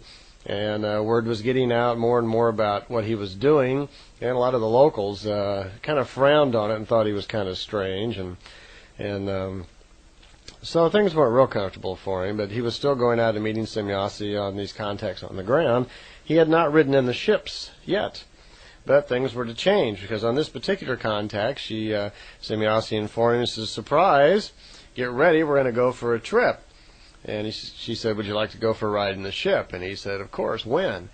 And she said, "How about today?" So they did, and she said what she had planned was she was going to take him on a little ride in the ship up to Saturn, and they would go by Mars and also go by Jupiter and come back, which they did. And Billy didn't seem too surprised, which kind of was drawn to Semjase's attention. She was searching his thoughts and found that he was almost emotionless, that the idea of going for a flight to other worlds didn't seem to get him that excited. So I know it would certainly get me excited anyway. Well, anyway, she landed the ship and directed him mentally to where she was parked, and he went there. When he got there, they talked for a few minutes, and after explaining what they were going to do, they started walking towards the beam ship. And Billy says that there was no steps or anything involved, that somehow, as they were getting close to the ship, they just floated right up into it, and the hatch just shut right behind them.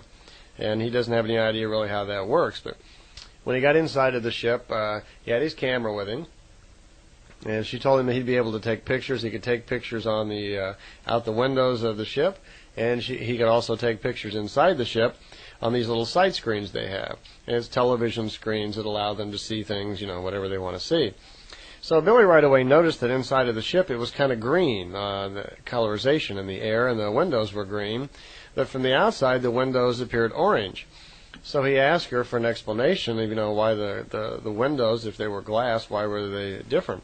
She explained that on the outside of the glass, there was some sort of coating or something on the glass that detected the atmosphere. It would let them know if the atmosphere was harmful.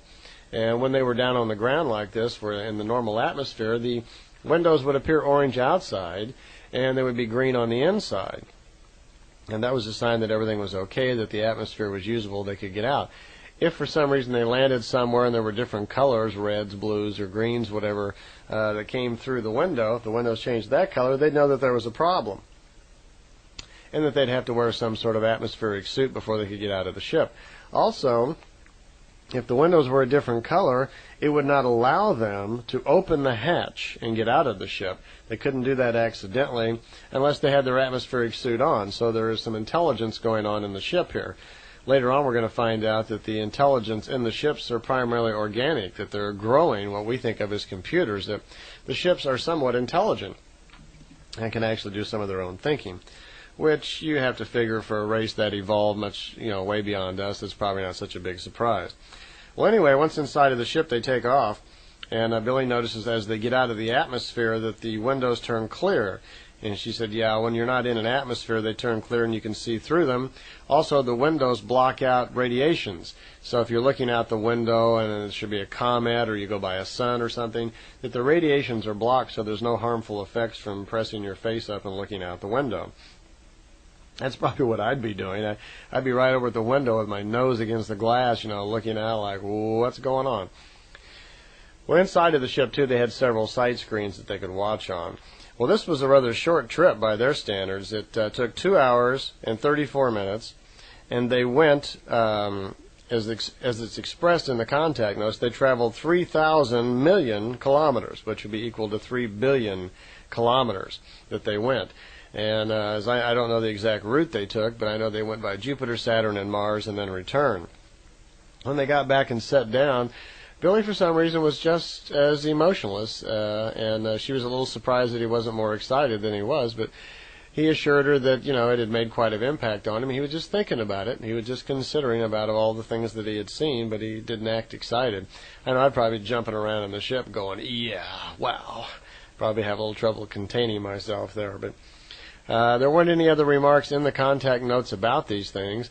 Except later on it does mention that around Mars they were careful, that there was something going on Mars, and he was not able to take any pictures there. They wouldn't even get too close to the planet. They apparently got much closer to Jupiter and Saturn. He got some nice close-up shots on Saturn and on Jupiter also. So unfortunately, though, those pictures didn't come out. When he got his film back, they were all blank. He goofed up something on the camera, and that rather historic trip, there are no shots of it whatsoever. It was only a couple of days after that for his 28th contact, which was a telepathic contact. Up till this time, Billy's contacts had all been with Semjase, and she contacted him telepathically and said that her base commander, whose name is Quetzal, wanted to meet Billy and wanted to talk to him. Well, Billy had not met Quetzal or any of the other Pleiadians up to this time, so he was a little surprised. And he was actually a little taken back, and he says, well, what does the big chief want to talk to me about? Have I done something wrong? She said, no, he just wanted to meet him, and that he had a few things he wanted to tell him. So she says, please pay attention, and he did. And telepathically, then he started receiving, actually he says he could hear the voices right in his head, and he was listening to Quetzal. Quetzal was the base commander over all of the bases and Pleiadian action on the planet Earth. And I don't know how long he'd been at that particular position, but he said hello to Billy, was happy to meet him, and had some responses to a book written by a lady named Gloria Lee that a couple of people in Billy's group were reading at the time. And this book apparently was all about Gloria Lee claiming to have contacts with extraterrestrials. And he wanted to assure Billy that it was not true, that this lady Gloria Lee had not had any contacts with extraterrestrials, and it had not really taken place. So they chatted for a while and pushed thoughts back and forth, and that was his first introduction to one of the other Pleiadians. So it had been 28 contacts before this had happened, and this one was telepathic, by the way.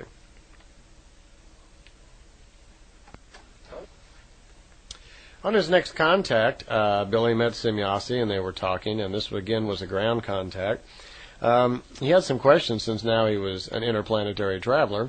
He had some questions about Venus, because in our past, quite a few UFO contactees have claimed to have been having contacts with Venus or knowing people from Venus, and Billy asked again if this was true, and she assured him that no, Venus historically, like she had mentioned before, had only come into its present orbit about 3,453 years ago.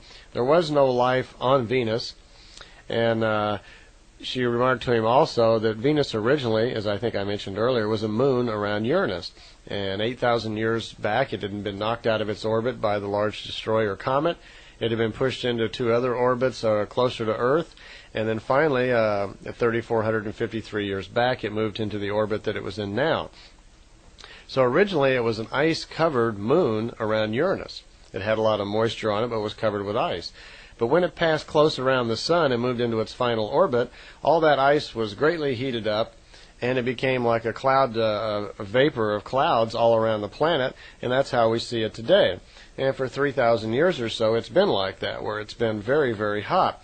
So she gave Billy a few statistics about Venus that he could use to compare notes with other people in case someone said they knew something about Venus. She wanted him to know the vital statistics of the planet. So here's a few things that she told him. For one thing, when the planet Venus came into the orbit it was in, its rotation is much different than ours. It's very, very slow. It turns in the opposite direction that the Earth does. And a day on Venus is only is equal to 117 days on Earth. So every time we have a 24-hour day, I'd have to quickly add that up, 117 times 24. That's how many hours it takes for a day in Venus. There is no life at all on Venus of any form. There is some equipment there. They do have some equipment there, but very little because of the intense heat there. The surface temperature on Venus is 450 degrees Celsius, which is very hot. So that's just about the temperature it would take to melt lead. So, as a matter of fact, she remarked that one of the unusual features on Venus was that they had noted there that a Russian probe that had been sent there a few years before, she didn't say when, a Russian probe had landed on Venus, and when it hit, it looked, she says, just like somebody had taken something and splattered it against a metal wall. It just looked like so much solder on the ground. It had melted and just splattered right against the surface. I remember when that happened, as a matter of fact, they were the Russian satellite was shooting towards Venus, and then they just suddenly lost contact with it. So apparently what has happened is it got close to Venus, and then as it moved in and started descending down to Venus, it got too hot and just melted and just splat right into the side of the planet. At sea level, the atmospheric pressure there is 334 times greater than Earth's. The atmosphere is 87% carbon dioxide, which would be very difficult for you and I to breathe. We couldn't. It'd be poisonous to us. Oxygen exists at levels of 4.23% in the air. Nitrogen and other rare gases count for 55.47%. There's very few water vapors on the planet at all. It's all in the clouds. The pressure of Venus's atmosphere is 107 times greater than Earth's. there is actually no water on the surface of the planet to support life. I suppose at that temperature that would make sense. So it's going to be some time before the planet actually cools down and the very beginnings of life could get started there. They have the magnetic field on the planet is very low. The Van Allen girdle is very weak, and the solar wind factor, she says, is not screened well at all. At least those things don't mean too much to me, but they might to someone that's more scientific minded. She says the surface of Venus is very flat around the equator, around the center part of the planet, and there's mountains up in the higher range. The temperature is about the same day or night. There are very great differences in the wind between the low flat areas and the high mountainous regions. In the high mountainous regions, there are very high winds reaching up to about 117 meters per second. Okay. The cloud level, the vapor level of clouds around the planet, about as low as those get, are 43.17 kilometers on the average, except, of course, when they have storms and so forth there. The average mountain height on Venus averages 2.3 kilometers. She says there is life on Venus, but it is nothing like human form or human shape. She didn't say exactly what it was. It might be some sort of biological life or something on there because there was moisture at one time. But she says for the most part, if you just look up at the moon at night and see it just crater-filled and barren and so forth, that's what Venus looks like. And then if you just cover it with clouds, then that's what you have. They have to be careful, she says, also sometimes there, because on certain areas of Venus, the temperature will rise suddenly greater than 500 degrees Celsius on the surface. The mixture of carbon dioxide, nitrogen, helium, argon, and neon gases fluctuate occasionally, and the atmospheric pressure varies from 88 to 107. So that's pretty incredible there. So Venus is a planet that used to be a moon, has now become a planet, is in a stable orbit, but is in the very first development stages, so it's going to be quite some time before there could be any life there. Possibly in our own technology, once we get off our planet, and then Venus is not that far away. That may, after Mars, which would probably be our first planet we'll inhabit, Venus could possibly be the second. At least it is a solid, hard planet, and it would be possible there if we could find some way to cool it down. So our technology may advance to that point sometime, and Venus, maybe somewhere in a couple thousand years, whatever, might be possible to control the environment there and habitate it. We might even be able to change its orbit and move it a little bit farther out or something so it was in a little bit cooler orbit than it is right now. Okay? So that gives us some vital statistics on Venus there that we might use to compare to other things. At the end of this contact, she told Billy some pretty good news. She said that they and the others had decided to take him with them, and they were going to be making a trip to the Pleiades and to another universe, a neighboring universe. And apparently there was a barrier between these universes, something built by the Timur race, which we'll hear more about later on, and they would be going through that. And Billy remarked, "Oh boy, we're going to go to the edge of the universe." And she said, "No, we do not search for the edge of the universe, because such does not exist." So apparently there's a barrier, a way to get between them, but there is no edge to our universe. Okay, I see we're coming to the end of this side of the tape, so you'll need to put in tape 3, and I'll see you there.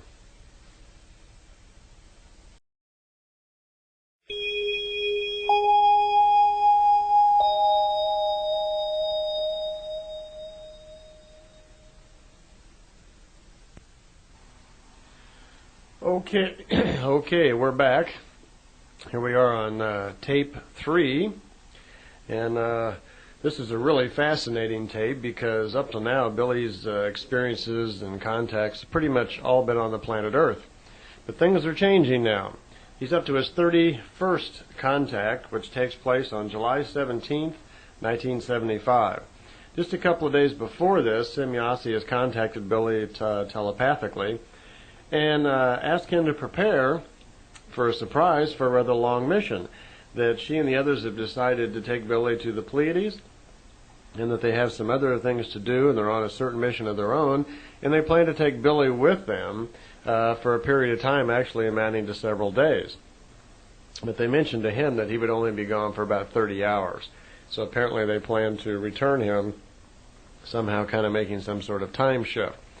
So the time comes, and Billy's ready. He gets some extra film together and his camera, and he heads out for the location. He, again, is feeling the familiar telepathic cooling on his forehead, receives the message from Semjase, hears the voices in his head, and he's off to the contact.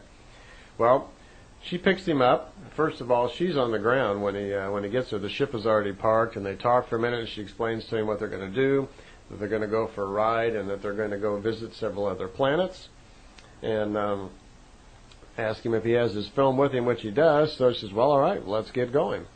So they walk over to where the beam ship is parked, and Billy notices once again that there are no steps involved or anything. They just seem to float right up into the hatch of the ship. Now, the hatch is in the bottom center of the ship, and they pull right up inside of the ship. Billy's got his camera ready, and before he can hardly even get oriented, the ship is already leaving the ground, and the hatch is still open. So he manages to snap a picture or two in the open hatch of the ground as it's kind of racing away from them. And already they're pulling away from Earth. Well, she informs Billy that the first part of their trip today, that she's going to give him a ride to Venus and Mercury. And they're going to fly by those planets, and she has some things to show him. And he says, well, will I be able to take pictures this time? And she says, yeah. Now, we know the difficulty quite sometimes that your camera has inside of the ship and that you have focusing that little camera. So they had designed something for him to help take the pictures so he wouldn't have to take them through the sight screen, the little board windows they call them on the ship, which sometimes are in different colors because of the atmosphere, the radiation outside, and mess the pictures up. Billy, as a matter of fact, snaps a couple of pictures as they're leaving planet Earth on that day, and they come out kind of green, just like she said they would, because the board windows reflect green in our atmosphere. They're orange on the outside, and as the light comes through them, it appears green on the inside. So whenever he takes pictures inside out through the window in an atmosphere, he gets this green thing. There are a couple of pictures in his collection. You can see the ship in front of him as they pull it out of Earth, and there's another one far out in front. So there's all three of them leaving that particular day. Well, they made for him a special screen for photographing. And Billy said it looked like a plain, just a sheet of glass, almost, with kind of a border around it. And she says, well, this will allow you to get pictures on the surface of the planet and other areas without taking the pictures through the windows of the ship, which doesn't always work well. So Billy looked at the glass and held it in his hands, and he said it was about 50 centimeters square. And when he looked at the glass, you could see outside the ship. It apparently somehow had the ability to wherever you kind of aimed the glass, it would see outside the ship. Something much like a video camera mounted on the outside of the ship might show up on a television screen. So he said, well, how do I work this? And he says, well, there's really nothing to do. You can just aim your camera at this little screen, this plate of glass, and take a picture of whatever's on the plate. And that should allow you to get a little better picture. So he's kind of fiddling with that and looking around the ship, and they're on their way to Venus, which it isn't going to take very long to get there. He's noticing all around the ship, and it's circular inside, that there are all sorts of instruments and screens and all over the ship. The middle of the ship, there's kind of a round table that has a lot of instruments on that.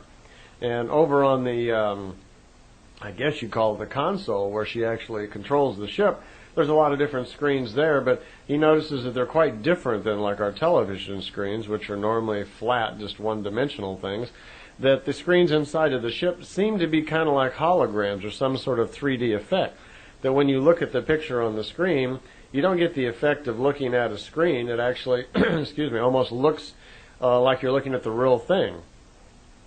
So they're already arriving at Venus, and she apparently slows the ship down, and he takes a couple of pictures on his little sight screen of the planet as they're approaching it. Then she cautions him and says that they're going to fly down on the surface of the planet now, but he won't be able to use the screen that they've made for him for photographing, which is kind of curious. And he says, why? He says, well, it also it's heat sensitive, and that the planet Venus is very hot. In some parts it's up to 500 degrees Celsius on the surface temperature, and that this screen somehow is affected by heat. It can sense cold and withstand cold very well, but it doesn't withstand heat very well. So he wouldn't be able to use this screen for these particular pictures of Venus, although he can use them for pictures in the rest of the mission, the flight. But so here he has to go over and he takes pictures of Venus on the sight screens, these 3D or hologram screens, whatever they are, inside of the ship. They proceed to lower the craft down. The beam ship lowers down in the clouds because Venus is covered with a cloud bank. And Billy kind of notices how long it takes to slowly sink down through the clouds. When they finally come out into open air where they can see the planet, he is told by Semjase that they're about 40 kilometers still above the surface of Venus. And he notices right away it looks just like our moon. It's just craters and kind of a sandy, rocky-looking desert sort of thing, just kind of like the way we see the moon. And this is the same way that Semjase had told him that it would be, that it really looks just like our moon with a cloud bank all around it. He notices that the surface of Venus is kind of very flat, just like she said, around the equator. It's kind of smooth. And he says, well, I'd be able to take pictures of other parts of Venus. And she said, sure, that's just exactly what she had in mind. And she immediately, the beam ship just starts skimming over the surface of Venus, and they circle Venus 3-4 times, something like that, and Billy's snapping several pictures as they go. Then immediately the beam ship just snaps out into space, and within a few minutes they rush right over to the planet Mercury. And it says in the notes that nothing really eventful happened there. He just snaps a couple of pictures of Mercury, and they're off back out into the free space. It mentions in the notes that they also fly by Jupiter and Saturn, which Billy had been to before and already taken a couple of pictures, which didn't come out. So he's able to snap a couple of others. And again, he asks if there's any life forms of any types on these planets, and she remarks, no, there are not. However, there are ETs that have bases on some of the moons. And she didn't elaborate on which ones or what they were doing there, but says that on some of the moons, which are actually solid ground little planet sort of things, that they have equipment there, and that they and other ETs do use that. But other than that, there are no living species there. There are no civilizations there. There are no spirit form life there either. There's no intelligent life of any kind living on Jupiter or Saturn. They're not even real planets. They're just gaseous balls. Okay, very uninhabitable sort of place. So it would make sense that no living creature with any intelligence would want to be there, and for what possible reason. Well, after doing that, they immediately shoot back into the space right around the planet Earth. And Billy's watching on the screens, and he's surprised to see that he sees a little Russian capsule. And he looks closely out there, and he sees the initials CCCR on the back of the capsule. And she explains to him that this is the Russian space capsule that has been shot up into space. Saying that this is the Russian space capsule that has been shot up into space and is going to hook up with the Apollo capsule quite soon. And they've been very concerned about this, as we mentioned earlier, about the knowledge that would be gained from this particular mission by the Russians and by the Americans, and they did intercede somewhat, causing certain things not to be learned that they felt that we weren't quite ready for yet, that may be misused just for, war or whatever. Billy notices that there are 5 other saucers like their own around the capsule. I guess it looks kind of crowded up there. And he looks through the window of the beam ship and can't see anything. And then he looks over on the screens inside of the ship and he can see the 5 other discs. She remarks to begin with that only one of them is Pleiadian, that the other 4 discs are all from different races that are also interested in what's going on here. And he asks, why can't I see them through the window? He says, well, they have their own screens, that distortion screens, that protect them from being seen so that they won't be visible, but these screens on the inside of the ship have the ability to see them even though they're cloaked or hidden by these distortion screens. They fly very close by the Russian capsule, and Billy's just kind of surprised how small it is. And he says, I can't believe how little that thing is. It looks like a little flying coffin in there. And she says, well, here, let me show you a little bit closer. And she says, would you like to see inside of the capsule? And he says, how is that possible?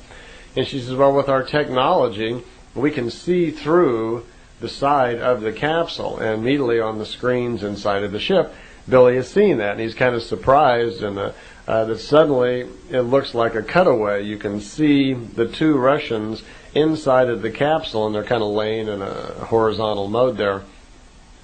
And he's a little surprised, and she says, "Now, calm yourself, don't worry, this isn't having any effect on the capsule, it's just a visual effect. We can see through the side of the thing." And again, he's thinking to himself, what a miserable situation that is, to be locked inside that little box, and he's thinking like a coffin. And Semjase says, "Careful there, dig deep into your thoughts, that those feelings of fear you have of being in a coffin relate to a previous life somewhere, and that's still some sort of trauma that you're carrying with you into this life." And she tells him to, when he has time, to trouble himself for following those thoughts to find out more about it. And again, he's a little confused because he can't quite grasp what she's talking about yet. Billy immediately notices that the Apollo satellite, which now comes into position, is quite a bit bigger. And she explains, that's because it carries the linking equipment. Well, the linking takes place, the docking hooks up, and the two Russians float over into the American capsule. And again, they look inside the American capsule, and Billy notices that there's quite a bit more equipment and dials and knobs or whatever in the American capsule, and it's a little bit larger. Then he notices on the screen that one of the Americans bumps his head inside of the capsule. He's apparently not used to the weightlessness, and bumps his head and kind of rubs it. And Billy chuckles a little bit and says, notice, and remarks how cramped the quarters are in there. After that, they don't stay around any longer. Then they take off immediately, and Semjase reports that some of the others there would be gathering information, and they're going to keep watching this event. But they take off. Semjase says they have a lot of things to do, and she takes off into free space again and says that they're now going to hook up with this great spacer vehicle of theirs and continue their mission. And Billy is kind of left alone, deep in his thoughts for a few minutes, as he's just looking out the windows of the ship and looking on the screens, and he kind of gets lost in his thoughts and drifting away, and he suddenly just starts feeling these sensations of tranquility and peace and being at ease, and he's feeling very comfortable out here in space. And he's noticing the many different stars and cloud formations and nebulas which are appearing on some of the screens inside of the ship. And all in all, he's just becoming very, very tranquil and comfortable, and he's having these wonderful feelings of kind of euphoric feeling about him, while he's traveling through the space. And Semjase again remarks that, once again, your feelings are digging deep into feeling comfortable, because these somehow connect also to a previous time for you, and tells him to trouble again to search in his thoughts for connecting thoughts about this. So they're always teasing him, you might say, or intriguing him with these ideas of places that he has lived and things that he has done in previous lives, and to search for it himself and try to figure them out. Well, they approach the Great Spacer, and they call it a Great Spacer. It'd be similar to what many people call a mothership. It's kind of unusual looking. It's not disc shape. There's no need for the disc shape out into the free space, because normally the disc shape is used in smaller vehicles where there are planets with atmospheres and water, etc. But out in free space, on a very large craft like this, there's no need for the disc type shape. So when they approach the Great Spacer, Billy's a little surprised. Matter of fact, he snaps a picture. It looks kind of like a great big egg. And down at the bottom of the egg, there were either 3 or 4, I forget exactly, smaller kind of round-shaped things that are hooked with the large body of the ship, some sort of connecting bars or something. It's kind of an unusual-looking device. And out in front of their ship, as he notices on the screens, there are 4 or 5 other discs like theirs, which are also pulling in, it looks like, to like a landing hatch or something, and one of these small balls that's on the bottom of the large one. Off to the left of the screen is a large planet which looks like Jupiter, and it's suggestive in the notes that this Great Spacer is somehow in orbit around the planet Jupiter. They fly right into the bottom of this large object and land in an area, and they stay inside the ship for a few moments. Billy notices that the around the ship when they came in. He looks out the window and he sees that there are hundreds of other ships, all rather similar to the one that they're flying in. And he can also see some strange-looking craft that he can't tell if they're flying things or what, but they are far different shapes than the beam ships. And she explains to Billy that this is their largest ship in its class. It's their newest technology. It's just 4 years old at that point. And that it came about really because of Asket. Billy's a little taken back. He says, Asket? Do you know Asket? And because he had contacts with Asket when he was a teenager, long before he had the contacts with Semjase. And he was not even aware that Semjase knew Asket. And Asket at the time told him that he would have to keep quiet about his contacts with her and not to discuss them with anyone, which Billy had not. And now suddenly Semjase is bringing up all about Asket and suggesting, that that's where they got the technology for the ship. And Billy wants to know, says, well, what do you know about Asket and me? And Semjase says, well, I know everything about it, that Asket and I are friends, and I know all about your contacts earlier. And Billy's kind of surprised. He says, well, I was supposed to keep quiet about that until I received some sort of sign that it would be okay to talk about those contacts. Well, Semjase says, well, consider this the sign. This is it, that at this point from now on, we would like you to take the information that you got from Asket's contacts and use those, write those up. And she wanted to know then that if Billy still had all of his notes from those contacts from back 56 through 64. And he said yes, that he did. And she says, well, it would be time for you to get those out and to put those into your notes. Billy wanted to know how she knew Asket, and Semjase said that after Billy had his contacts with Asket after they'd ended in 1964, Asket, being aware of the Pleiadians, had made contact with them and come to their planet, and one thing led to another. There became open commerce between their two societies. One of the outshots of that was that Asket's people, who are called Timmers, provided the Pleiadians with the data and technical knowledge to build the great spacer that they were in.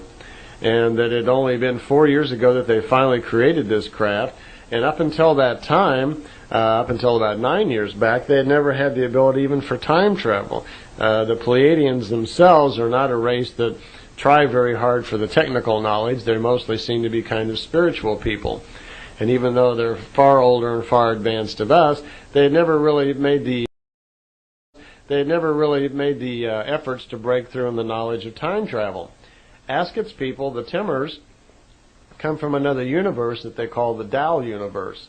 And their technology technically was far more sophisticated than the Pleiadians, and they had kind of exchanged information with the Pleiadians, swapping their technical knowledge for some of the spiritual things that the Pleiadians knew about. So that's how the great ship came about, and it had time travel capabilities, could move in the future or the past, and that's where the design actually came from. The Timmers, by the way, the Pleiadians estimate that are probably about 350 years and evolved higher than the Pleiadians are. So at that point they get outside of the ship, and the air apparently inside of the hangar now is being conditioned whatever so they can get out. They get outside of the ship, and Billy's looking around at how big the place is. The ceiling seems to be like 600 to 800 meters high. And almost as far as he can see, there are all sorts of flying craft parked inside there.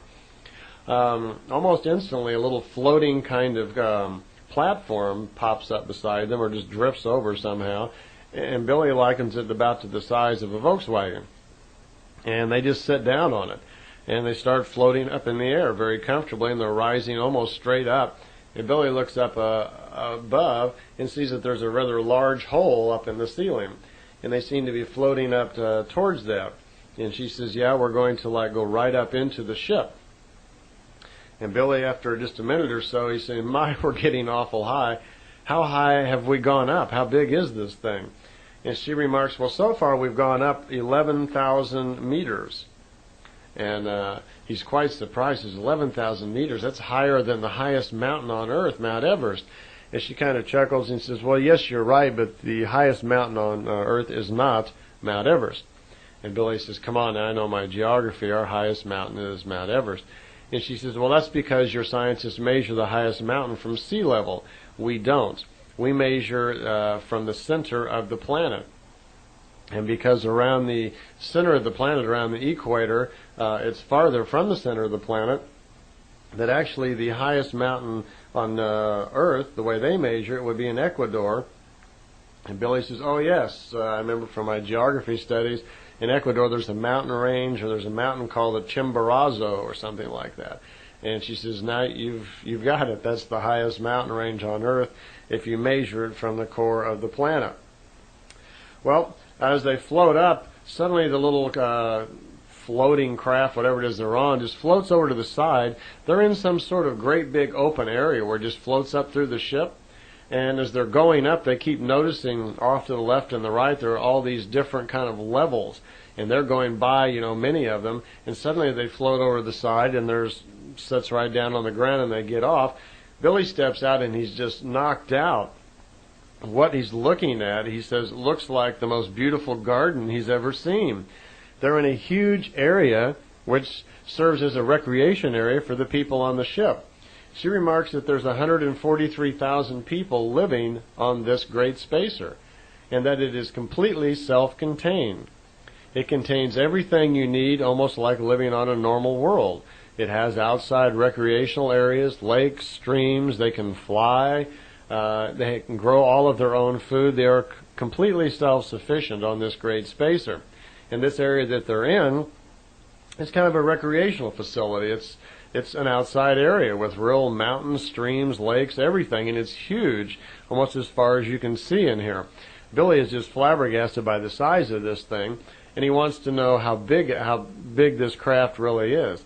And she remarks that, well, the diameter of it, where we're right now in the main part of the ship, the diameter of it is 17,182 meters, which is over 10 miles in diameter. So you get some idea how big this thing is. And it's much taller. I don't know the exact height it is, but it's far taller than it is wide because it's kind of an egg shape. So the thing could be as much as maybe 20 miles high. Well, she's explaining all about the recreational facilities and so forth, and what their next thing that they're going to do. She says that that the leader of the spacer, that would be their next stop, that they're going to go up to the top of the ship, on the dome of the ship, where actually it's kind of like the flight center, I guess, the control center where they fly this. And the Billy is going to be allowed to meet the leader, who is an Ishwish, a king of wisdom, who actually is in charge of the ship, the leader of the ship. And Billy immediately says, uh-oh, I'm going to meet a god, huh? And he says, I hope he doesn't expect me to hit my knees and, get down on my knees and bow down to this guy just because he's the god of your people. And he's going on and on, just very politely so, but he's making remarks about, in our folklore, when people think of gods, they think of worship, and they get very rattled, and he's real concerned that this god's going to expect him to hovel or worship him or something. And Semjase starts to break out kind of laughing, and Billy's still going on about how he doesn't expect to grovel at all for any great god, no matter who he is. Suddenly there's this kind of loud boom in the air, and it's kind of like he hears this huge laughter, kind of like a roar across the place that they're at. And he says, what in the world was that? And she says, well, that the great god, the Ishwish, up on top was actually listening in to their thoughts, and he also thought it was funny that Billy thought that he would be, a person like that. That Semjase explains in their society that people become Ishwishes because of the wisdom that they attain. They become a king of wisdom. But they are not revered or thought of as any better or less than anyone else. That everyone has equal value on the world, and they gain respect for their knowledge. But there's no groveling, there's no worship, and to be an Ishwish, a king of wisdom, which means God in our language, on their planet, doesn't mean that they're anything particularly special. You can still talk to these people, and they don't put them on any great pedestal and worship them. Well, Semjase says, follow me now, and they go over to another open area where there's another one of these little floating platforms. They get back on it, and they float all the way up to the top. and they're in some sort of great big kind of circular open area where there's a lot of other platforms going up and down, and they just float up to the top to this great dome. And when they get up to the top, they stay on this little platform, and they're just floating along this huge open area. First thing that Billy notices is he looks up to the ceiling and he can see the stars, and he's immediately kind of surprised that looks like we're outside. There's no ceiling. And she remarks that no, that through these high technology distortion beams they have, they project something at the ceiling, and it allows them to see right through it.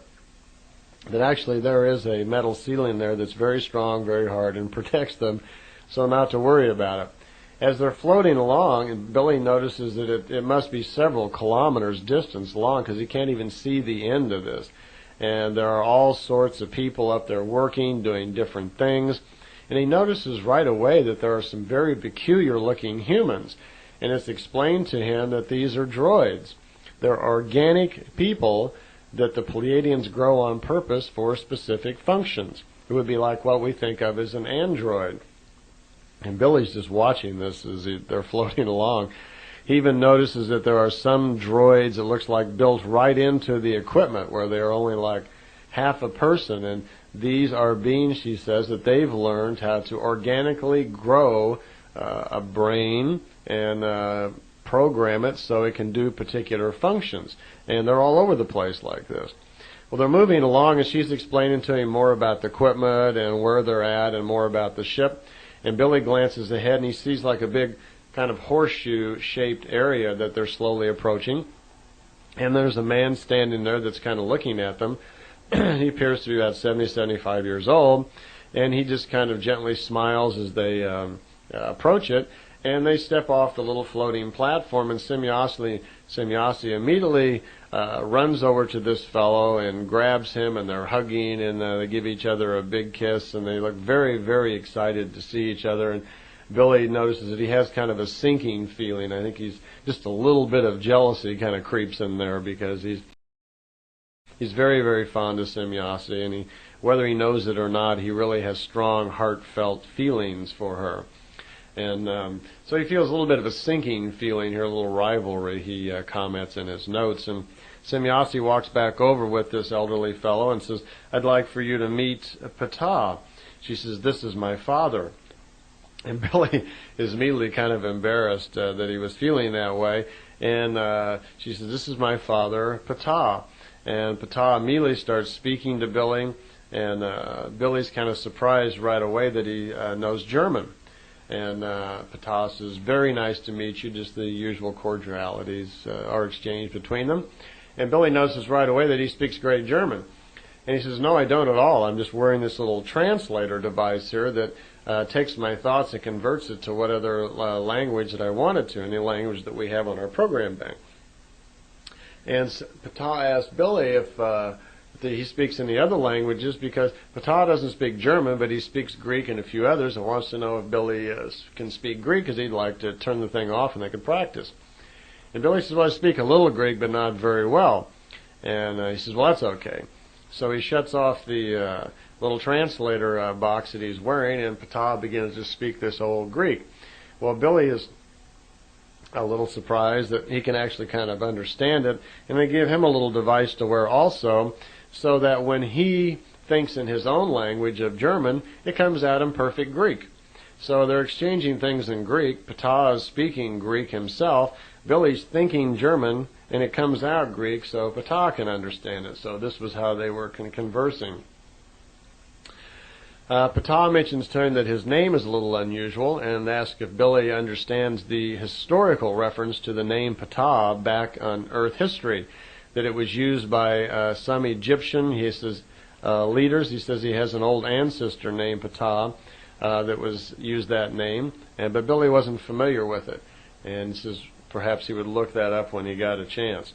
Well, they discuss a few things about the ship, and Ptah explains more about what's going on, and invites him to sit down, and explains to him that they have a certain mission that they're on, that they're going to be making different stops in different places today where they're going, and he invites Billy to sit down. There's a couple of kind of chairs there in this big horseshoe area, and Billy's looking at all of the equipment, And suddenly he looks up, he's looking at the top, at the ceiling, actually at the stars, because you can see right through the ceiling, and notices suddenly that the stars seem to almost blur for a second, like they're streaked, and then they straighten right back up again.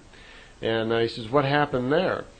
And Ptah explains that, well, they've just made what we would think of as like a jump in space, that they have just gone from the area they were at in the earthly space, that they just made a jump through hyperspace into the Pleiades now.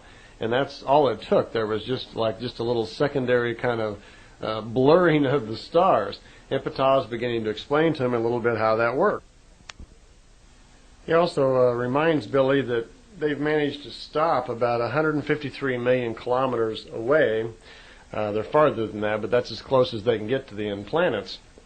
Because again, these great spacers, like some of their smaller ships, when they make these jumps into hyperspace, then it has an effect on the orbit of the planet. So they had to make sure that they were quite a ways away. Well, as Ptah is explaining to Billy a little bit how this works, he's reminding him that, as it was explained to him earlier, that the universe is made up of coarse matter and fine matter. Coarse matter being the solid, real matter part of the universe, and fine matter are the many different energy levels that also exist in the universe. And that he was giving him a brief rundown again of how it works, that when you make the jumps through hyperspace, first there's this great speed which is obtained, and they use the great speed, of course, to increase the mass-speed correlation, so there's this tremendous pressure in on the ship that's held back by the screens. And then what they do is they drop the screens, increase the velocity, and break into hyperspace. And once they do that, they can create these time dilations, where they can actually, the ship then is in a fine matter world, and it is no longer solid. They can then project or program the ship somehow to go where it needs to go, and then it comes back into the coarse matter world, wherever it is that they want to be, and it's instantaneous. Time is paralyzed there for a second, so no time is really going by. All that you really notice, he says, is sometimes in the body you can feel the feeling of the body coming back together, because just for a part second it was no longer physical when they've broken into hyperspace and moved into this fine matter world. So Billy's real intrigued about that. And as he's sitting there talking to Ptah, during their course of conversation about a variety of things, which was mostly about Billy's mission and how he was doing and how it was affecting him, they made another jump, and again Billy felt some unusual sensation. And Ptah was picking up on that in his thoughts, and he says, I'm noticing that you're picking up on something here, that you're sensing just a little bit of what it's like to be in the fine matter world. And Billy says, yeah, I'm something I've never really experienced before quite like this, that each time we make a jump and break into this fine matter world, or null time, whatever you want to call it, that there's a very short sensation or connection to that somehow that feels kind of pleasant. And Ptah remarks that yes, that what you're doing is that remember that you are body and spirit, that when the body is no longer physical, that the spirit then has the ability to feel the sensation at being close to eternity or creation, whatever you want to call it, and that just for a part second there, you know, that you are a total spiritual being and you're no longer in the physical body. And he was very surprised that Billy could actually sense that, because he says most people in the Pleiades, they have to be experience this several times and have it explained to them before they really pick up on what it is. And he could tell from Billy's thoughts that Billy was already figuring out what was going on spiritually, that his spirit was somehow touching eternity and sensing the great creational energy of the creation itself. And Ptah thought that was rather amazing that he could actually do that. And then he continued to explain to Billy that he really shouldn't be surprised that he could do that, because he actually was quite aware of Billy's high evolvement. And again, evolvement refers to number of lifetimes and wisdom learned in those lifetimes. So it's not like Billy is better or less than anyone. He's older. He's lived more lifetimes, And contained within his spirit is the wisdom of things learned in those lifetimes, and that's what spiritual evolvement is. Again, that is the reason for our material life, to gather information with our senses and feed the truth from the result of that logic to your spirit. Your spirit's always open for business, paying attention to what you're doing all the time. So you might want to start considering as you're going through life and you're doing all these things in the material world that there's an attempt always to obtain spiritual growth, that your spirit is inside always paying attention to what you're doing. So be careful what you try to feed it. There was a short conversation about how the ship can actually move in time now, that because of the technology given to them by Asket's people, the Timmers, that this great spacer not only could make these great jumps, it could paralyze time, but they finally had learned to understand a little bit about how to make a time shift. And he began to explain to Billy a little bit how what happens is when you make the jump from hyperspace and create these time dilations, that it's very important that when you're in the fine matter world, that the particles of the ship do not change their velocity. If the speed of the particles is changed, in particular slowed down, if it varies, well then there's a change. When you come back into the physical world, you will have slipped millions, maybe even billions of years in time. It's that sensitive. And he was starting to explain that a little bit. And Billy was getting just a little lost, and he was curious how fast they were going at the moment. And Ptah showed him some dials or something there on the equipment and how they were working, and Billy was able to figure out the speed that they were going at and relate it to kind of like, and I've translated it to miles per hour. It came out to 280,000 kilometers per hour. Kilometers per hour was the speed at the moment that the ship was traveling in free space. So they've made the jump to the Pleiades, and Billy's getting a little excited, and somehow Semjase senses in his thoughts that he would like to take a picture of all this. And she just says, yes, you can take a picture if you'd like to. I'll have one of the droids get your camera equipment out of the ship. He apparently had left it there. And Billy didn't even notice that she picked that out of his thoughts. He hadn't even asked the question. So Semjase already had sent a droid of some type to get the camera equipment, and it was back real quickly, and Billy had his camera equipment. And about that time, Ptah mentioned to him, he says, well, we're going to make another jump in about 9 seconds to the area that you call the Orion Nebula, and we will be approximately 1,800 light years from Earth. Well, Billy gets his camera ready because he wants to try to record on film what happens and what you actually see in space when they make this jump to hyperspace. But it's way too fast, and the light's not strong enough, and his pictures never came out in this, because apparently all you see is everything looks the same. And then there's a very kind of a momentary blur where all reality right around you seems to blur just for a part second, and then it's over. And that's all you don't experience anything. Well, they apparently had several things they needed to do to that day. They made 2 or 3 different jumps to different areas. And during the course of time, they continued to explain to Billy a little bit technically more about how the ship was operating.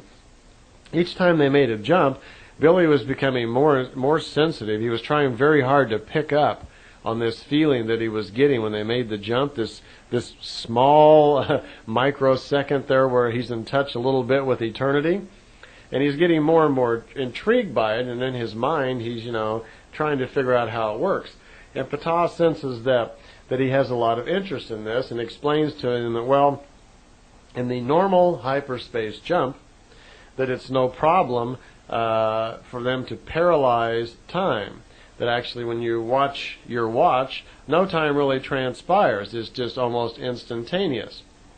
But because that they are actually leaving the coarse material world that we live in, the matter world, and that the ship actually is entering the fine matter world. It's no longer physical. It's just fine matter like thought then.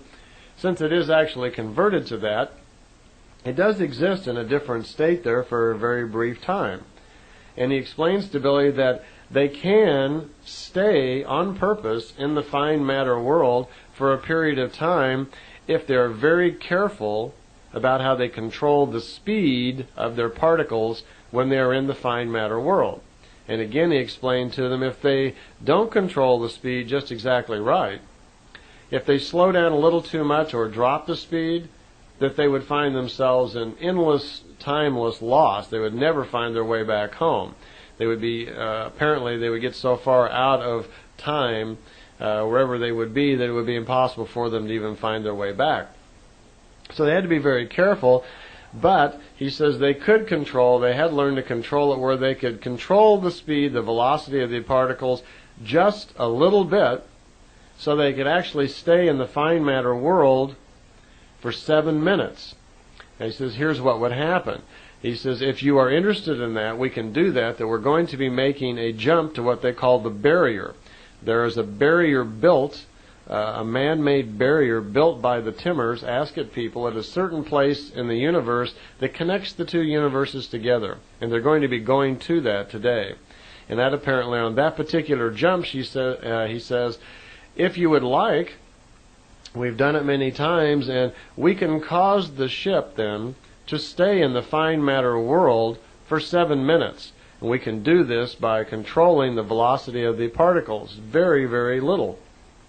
And he remarks that in the fine matter world there actually is time, not like we have time here, but it's on a whole different scale, that just one little millionth of a second is equal to millions of years in the physical world. So to be outside in the fine matter world and to change the velocity just for a part second, they would slip just a little bit. They would remain in the fine matter world for 7 minutes then, because of that very slight dip in velocity just for a part second. They would stay there for 7 minutes, and 35 minutes would actually go by in the known physical world. Now let me explain that one more time. In the normal world, here's how it would work. Let's say there are two of us, and we synchronize our watches, and we're on planet A, which is Earth, and let's say we're going to go to planet B, which is Ira in the Pleiades. And we're in our ship, so we synchronize our watches. Okay, the ship takes off, and we start our watches here. We're watching our watch, and we're getting ready to make this jump over into the Pleiades. And normally when this is done, they paralyze time and space so that there is no time loss at all. But on this particular occasion, they're going to, on purpose, control the velocity of the particles in hyperspace so that they stay in hyperspace for 7 minutes, and there will be 35 minutes elapse on our watches. So here's what happens. The experiment starts. The ship then initiates the hyperspace, the jump into hyperspace, and we hit the button on our watches. Time is running now, okay. The ship goes into hyperspace, creates the time dilation. The programming is set in motion then for the ship is no longer solid. It is in the fine matter energy world. It is now in an energy state, and we have pre-programmed those particles while we were in the physical state, so that once we enter into this fine matter, there's a very, very a slight retarding of the speed of the particles just for a part second. And I don't know how long that is. They said it's just a millionth part second. So it's a very fast thing, because you can't retard the speed very long, or we slip way off into time and we'll be totally lost. So the ship does that. The particles are programmed. We go into the fine matter world. We retard the speed just for that part second. We now, in the fine matter world, 7 minutes we will actually experience being in fine matter, in a non-physical form. 7 minutes will go by while we're in the fine matter world, and we will have awareness of that your spirit will be aware that it's in the fine matter world for 7 minutes.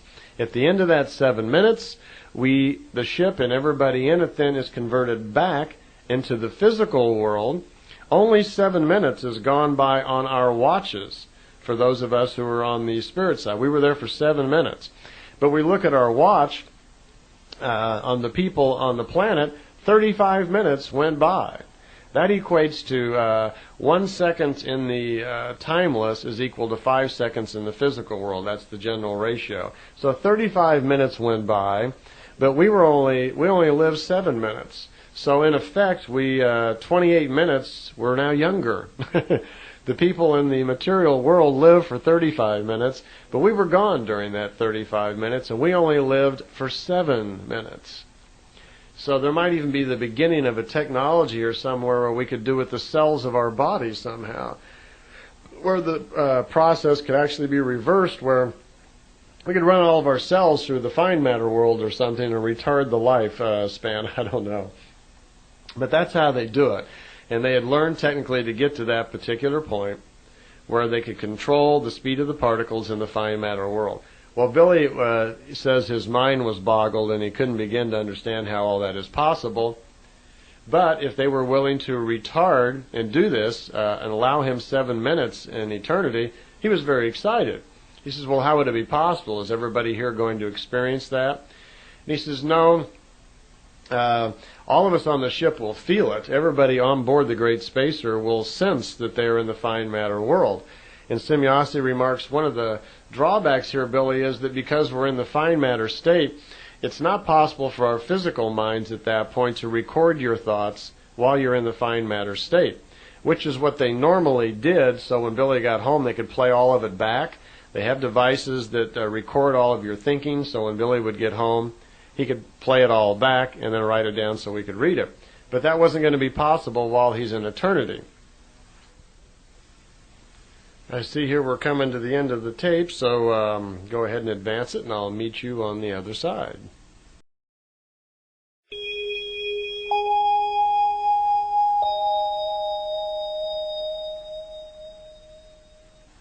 We are on the next side, and when we left Billy on there, he was on board the Great Spacer, and he just was getting ready to experience eternity. And where Ptah had explained to him that they had the ability to cause the Great Spacer, when it's in timelessness, when it's in that null time fine matter world, they had the ability to retard the velocity of the particles just minutely enough to allow the ship to spend 7 minutes in the fine matter world. And again, now the universe is comprised of coarse matter, which is all the solid matter, and it's also comprised of fine matter, which is the energy, non-solid parts of the universe. So the ship is going to enter this fine matter world, which is sometimes described as a hyperspace mode, a null time, whatever you care to call it. But it's in this non-physical state that they are able to make these long jumps. And Ptah has just explained to Billy how it's possible that they can control the duration that they are in the fine matter world so he can experience eternity himself. Apparently this is something that most of the people on the Pleiades at one time or another have done, and it gives them the ability to actually experience a little bit of what the creational energy is really like. So Billy's got a little bit of time here alone with Semjase before that they're going to do that. And she's explaining to him how they have these apparatus which allow them to actually record his thinking while he's in the fine matter world, because they wouldn't be able to do it normally.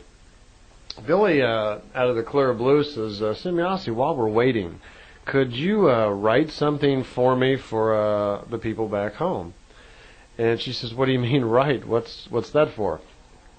And he says, well, I'm always having a lot of contacts. I'm always talking about you and explaining things to people. But they don't feel very close to you at all because they never get to see you or whatever. And it'd be nice for you to do something kind of personal so they'd feel a little closer to you. And if you were to write something, just a short message, hello, or draw a picture or most anything, that'd make them feel real good, kind of, closer, more of a friendship thing. And she says, I understand, but because I have no idea what to write. And he says, well, maybe you could write something like in your own language, and that would be kind of interesting. He says, by the way, what does your alphabet look like? So she draws the alphabet. She begins to write in the symbols that they use. And he recognizes right away that, well, many of those characters that you're drawing, symbols and so forth, look very similar to some of the old writings and things that exist on Earth. How is that possible? And she explains that, well, it was only about 11,000 years ago that our ancestors still lived there in the great continent of Atlantis, where they used the same language. And at the time of the Great Destruction, when they blew up Atlantis and Mu, there were still many of our ancestors living on the planet that understood this language. For instance, the Sumerians in the old India area. And that language has just kind of filtered its way down. Many of the 3 Indian tribes that still existed, remember there were 3 races of humans that were pulled together that existed after that. they were familiar with some of these symbols and some of these writings. So some of it is filtered down. Some of the words and so forth are similar. So the Pleiadians themselves today still use the ancient Lyrian language, and some of it has worked its way into our society. And some of the words, like the word Salome, is not so much different than the word shalom. Salome in their language is spelled Saaalome. It means peace in wisdom. So there are many characters, words, and so forth from their old language which have found their way into our earthly cultures of different types. So Semjase writes a little message out for Billy to take home, and Billy goes through her alphabet and jots down all the characters of their alphabet, and then makes some notes about the pronunciation and so forth. So we have the Pleiadian alphabet. As a matter of fact, I'm just deciding now as I speak, I'll put that in the little diagram book that I'm going to draw for you. So there'll be a sheet in there showing the Pleiadian alphabet, and it'll also show the symbols of the Pleiadian world and so forth, and a few of their words and how they speak and so forth. So I'll put that in there for you. About this time, as Billy's waiting, he says, well, you know, I guess it's now's as good a time as any, since I have a little time here. I'm ready to meet this this God, this Pleiadian God that was listening into my thoughts earlier. And the Semjase begins to chuckle a little bit, and he says, well, what's so funny? And she says, well, you've already met him. That was my father, Ptah. Well, Billy suddenly becomes really embarrassed in his thoughts, and he's kind of stumbling over himself. Oh my, what a fool I've been. All this time I thought that the great God may be a big pretentious so-and-so, and your father's so nice, and he's so pleasant, and you treat him just like anyone else.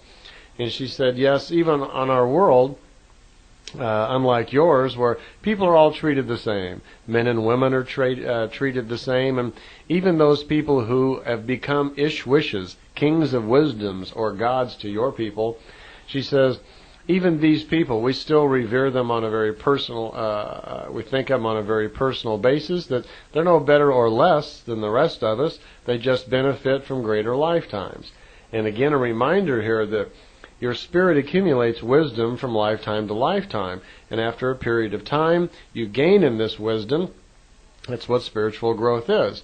So an Ishwish is the person who's lived more lifetimes, who through those many lifetimes and through the physical senses has gathered information, experiences, carried that wisdom forward in their spirit, and slowly after numerous lifetimes has gained the knowledge and experience of the physical world. At a certain point, these people have all the knowledges of nature and understand the elemental world and what's going on, and then they become a king of wisdom. A king of wisdom, again, is an Ishwish, which means God, or king of wisdom. And this is a person who has gained the knowledge and is still in the physical realm. He's still a physical person. Looks just like anyone else, but his mind is so spiritually developed that he has these knowledges. So that's what Ptah is. There apparently are many Ishwishes in the Pleiadian world, but they still seem to be very casual. There's no worshiping involved and so forth. So Billy was rather taken back this, but he was glad to see that it turned out that the Pleiadian God was still just a good guy you could sit down and have a conversation with. Well, it was time to get on with the jump. Billy's about to experience eternity, so he's getting a little excited, and he says, well, how's this going to work? How is it possible that myself and you and everybody else in this ship are going to go into the fine matter world, and how am I going to be able to experience this and remember it later on? She says, well, here's how we'll do it. We have a device, and she takes him into a special area, and she says, you'll sit in this chair, and he says, kind of an unusual looking chair, and he sits down in this seat, and she says, we have a device that will record your thoughts, that we can program this thing so it will sense your thoughts while you're in the fine matter world, and we'll be able then to recall them later on. I have no idea how this works. It's a helmet of some sort that's lowered down over Billy's head. Billy notes that it doesn't touch the head, it would just lower down over it. And it's a physical thing. It's a device of some type that's going to record the thoughts that you're thinking.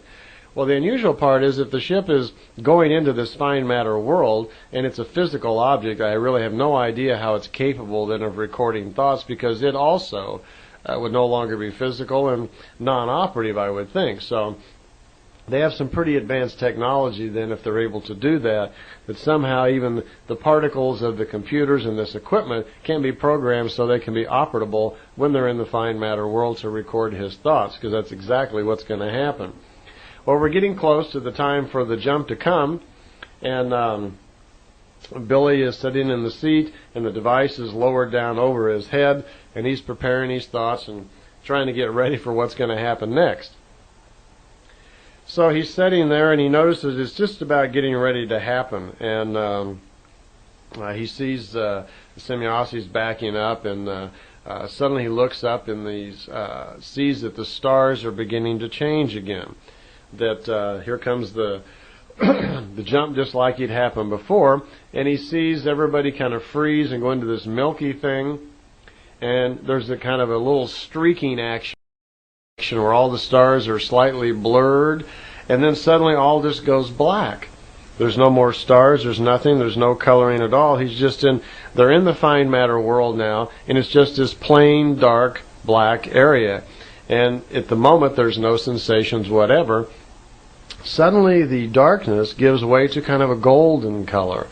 All around him becomes gold, and then slowly moves off into kind of a silver color. Everything is changing, and it gets brighter and brighter and brighter. The light becomes kind of a glistening, like a sparkling sort of thing, and gets super bright. And Billy notes that it's brighter than looking at a sun, but yet it doesn't hurt your eyes. Well, of course it wouldn't. At this point, you don't have any eyes. You're in a non-physical existence. The ship has just made its jump into hyperspace. There's a time dilation, it's called.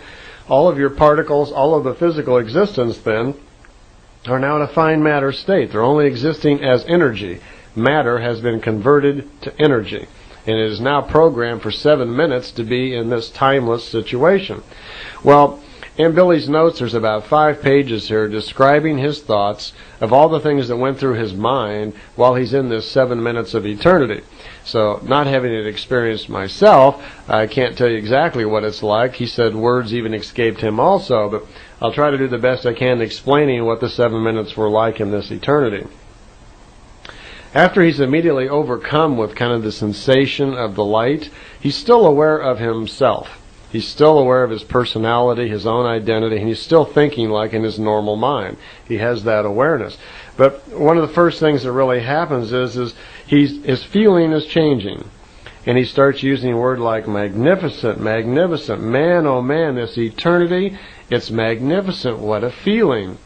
And he's going on and on here a little bit about how his feelings are starting to change. There's this wonderful feeling of comfort, of love overcoming him.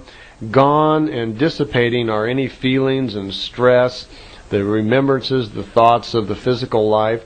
Several times throughout this, he will start to remember what it was like in the physical life. Oh man, he says, oh, the physical life, so much pain and strife, and it's hard work and difficulties of putting up with the material physical world. How different this is.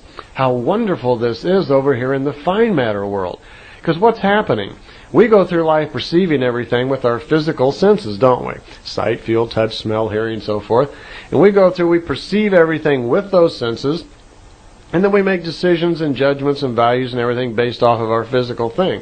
But we're not used to perceiving things with our spiritual self. And this is what's beginning to happen to Billy. Initially, I should say, when he first gets into this fine matter world, he's not used to experiencing things with the non-physical, so there's still the feeling of self. And then slowly, after a little bit of time here, he begins to start sensing things around him with his spirit. He's disconnected now from his physical senses. Sight, feel, touch, and smell, they're gone. So you no longer perceive information with those senses. You begin to perceive the information with your spiritual self. Very much like you would do in a very deep, deep meditation. But here, there are no physical senses, so it's like instantly into the deepest form of meditation that you could probably get. And a few really wonderful things start to happen. First of all, he begins to feel his spirit. He can understand his spiritual self without the bearing the weight of any physical existence. This is probably something like what happens to us now when we slip off, when we die, and we leave the physical body. Suddenly there's this dissipation of the physical awareness, and he's becoming aware of his spiritual self, and he's sensing his surroundings, and he starts to feel the presence of other beings. He feels the presence just mildly. He almost hears someone calling out to him, but he can't quite grasp it. But he knows that there are other energies around him. He's probably experiencing the other people that are on the ship that are going through the same thing. So this feeling continues to grow into him. And now after a minute or so, all the feelings of the physical are left behind. And he's left in there in this glistening light, becoming aware of the fact that he's slowly becoming in touch with eternity. And he starts to see this clearer and clearer. What's happening here? He's getting in touch and he's sensing the creational energy, and here we're using creational energy and eternity to mean the same thing. He's becoming aware of this energy. Normally we're not aware of this. We're so busy perceiving everything with our physical senses that we don't really have any living physical proof that there is a God force or creational energy, whatever you want to call it, really out there. But now Billy is slowly becoming aware that it does exist, and here it is. His feelings slowly start growing into the fact that he realizes that he's no longer alone. He is not just one individual. In our physical world, we're like that. We think of all of ourself first, me, I, because we're always aware just of self, and we go out and perceive other people and other things with our senses. Here something new is happening. Here he's in a spiritual form, and he's sensing the other spirit forms around him, and suddenly he's feeling the connection to other spirit forms. He's beginning to feel like that connection between all spirit forms, where everybody's connected together, sharing. There's a connection between all the people, and there's something greater even in here. There's even something better than just the connection to the other spirit forms. They are all, and he also is connected to the creational energy. And for the first time, he's beginning to feel very strongly that it is really there.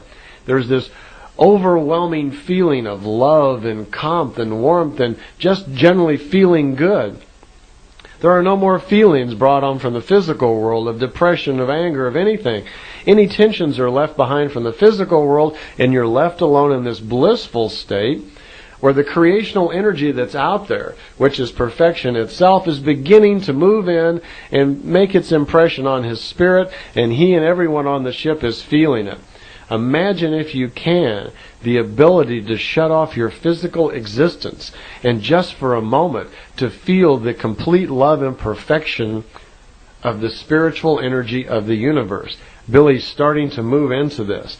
He suddenly becomes aware that death is no big deal at all, that it is no great terror or horror. It's simply a conversion from the material form into the fine matter form. And actually it's a really wonderful, blissful state. That over here in this fine matter world, there is existence. And most importantly, there is awareness and there is connection with other spirits and the creational energy of the universe. So he's becoming more and more fulfilled with this. As he's doing this, the things that he's learned about spirituality, about adding things to your spirit and this accumulative wisdom, become more and more clear to him, because he can begin to feel other spirits all of different levels.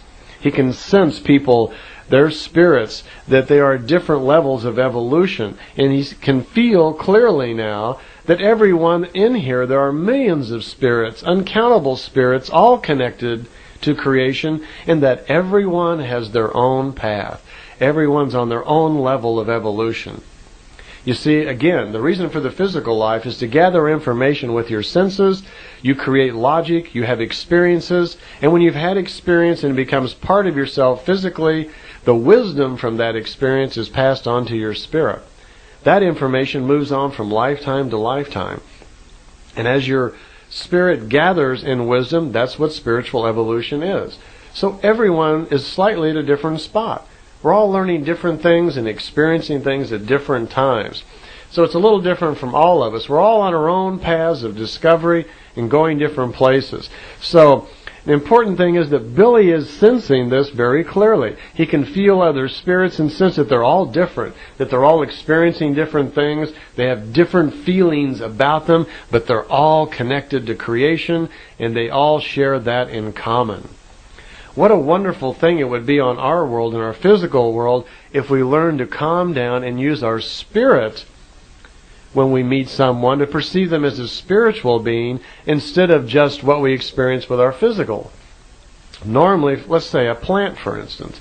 Normally you just go drive by a bush and you don't think anything of it because it's just something to walk by. Now maybe if you're really into flowers, you might stop.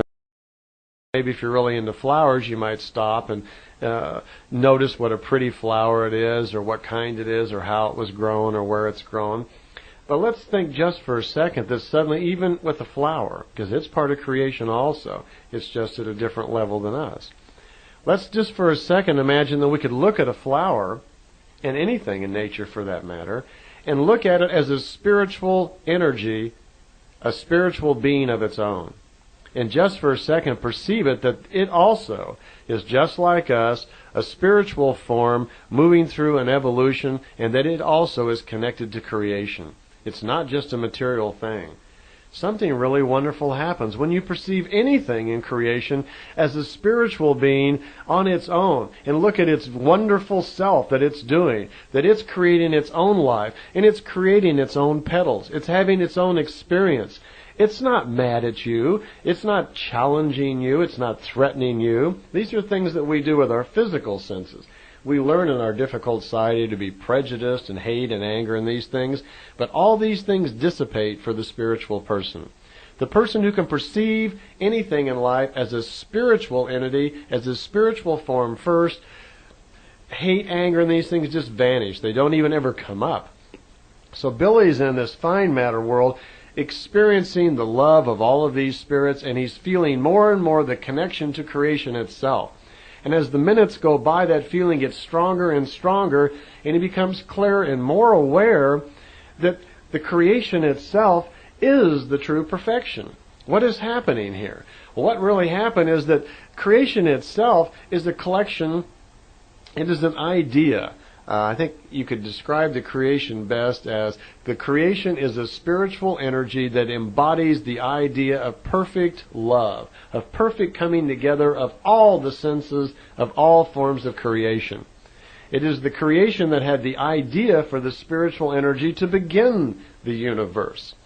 And all these things that we know of, from all the solid matter, from different creatures, planets, and so forth, are all forms, spirit forms, created by the original idea of creation. So creation is a collection, then, of all forms of energy that have evolved up to their own perfection. Billy can start to sense in the fine matter world that there are entities who have gone beyond the physical, no longer need the material senses. Some of them have gone into what we think of as they've moved together and become collective consciousnesses together, where spirits then begin to come together in small groups of like sevens, and then they move on and come into larger groups. Then they totally lose awareness of the physical altogether. They are now contributing to the general welfare of the universe by creating thoughts and energy forms and so forth that help the universe itself actually work. Eventually, the human form will evolve into being part of the creational energy itself, and goes on as the universe is going through its cycles to help with the actual creation of the next one. So the creational energy, and this is where the concept of we are all gods who are sharing in God comes from, that it is true that we are all part of the creational energy, and that the creational spirit itself is just other energy forms before us who have, you might say, graduated through all these levels of accumulating wisdom. They've evolved to the point where they have, through wisdom, earned the right to be part of the creational force of the universe. And that's what we are all doing. We're just very young on the scale. So Billy gets more and more excited, and he is affirming and confirming all the things that he's been learning over the years about spirit, and it becomes very, very clear to him what life is really all about. Imagine having experiencing like that. So in a Pleiadian world, most all of them have been able to experience that for themselves. It's not to the point where you just have to like stumble around and try to figure out what life is all about. Here you've had a full dose of it. Here you have clear understanding that life is physical and non-physical, that the universe is solid and its energy, coarse matter and fine matter. Here is proof that there is a creational force. Here is proof that there's a creational force that we are all connected to, that we are all sharing in, and we are all growing on our own paths. And here's proof that we are a spiritual being that is moving through a series of material lives to grow on our own. So what a wonderful experience he had. He got deeper and deeper into this where he was just at a loss for words. He's just rambling on about magnificent, wonderful feeling, the love of it all. And finally it's getting to the point where he's starting to sense the creational energy itself more and more. He is so overcome with the loving, caring feeling that he's getting from it. He is just lost. He's so caught up in this. Well, unfortunately, it's about right here that he suddenly senses that it's over, that he's pulling back into the physical. The ship has re-entered out of the timelessness, out of the fine matter world, and is coming back into the physical, and he doesn't want to. He's trying to stay there. He's fighting it very hard, and he's saying, no, I don't want to come back. I don't want to go back into the material world. It's wonderful here. Oh, surely the Earthman must know how wonderful this is on this side.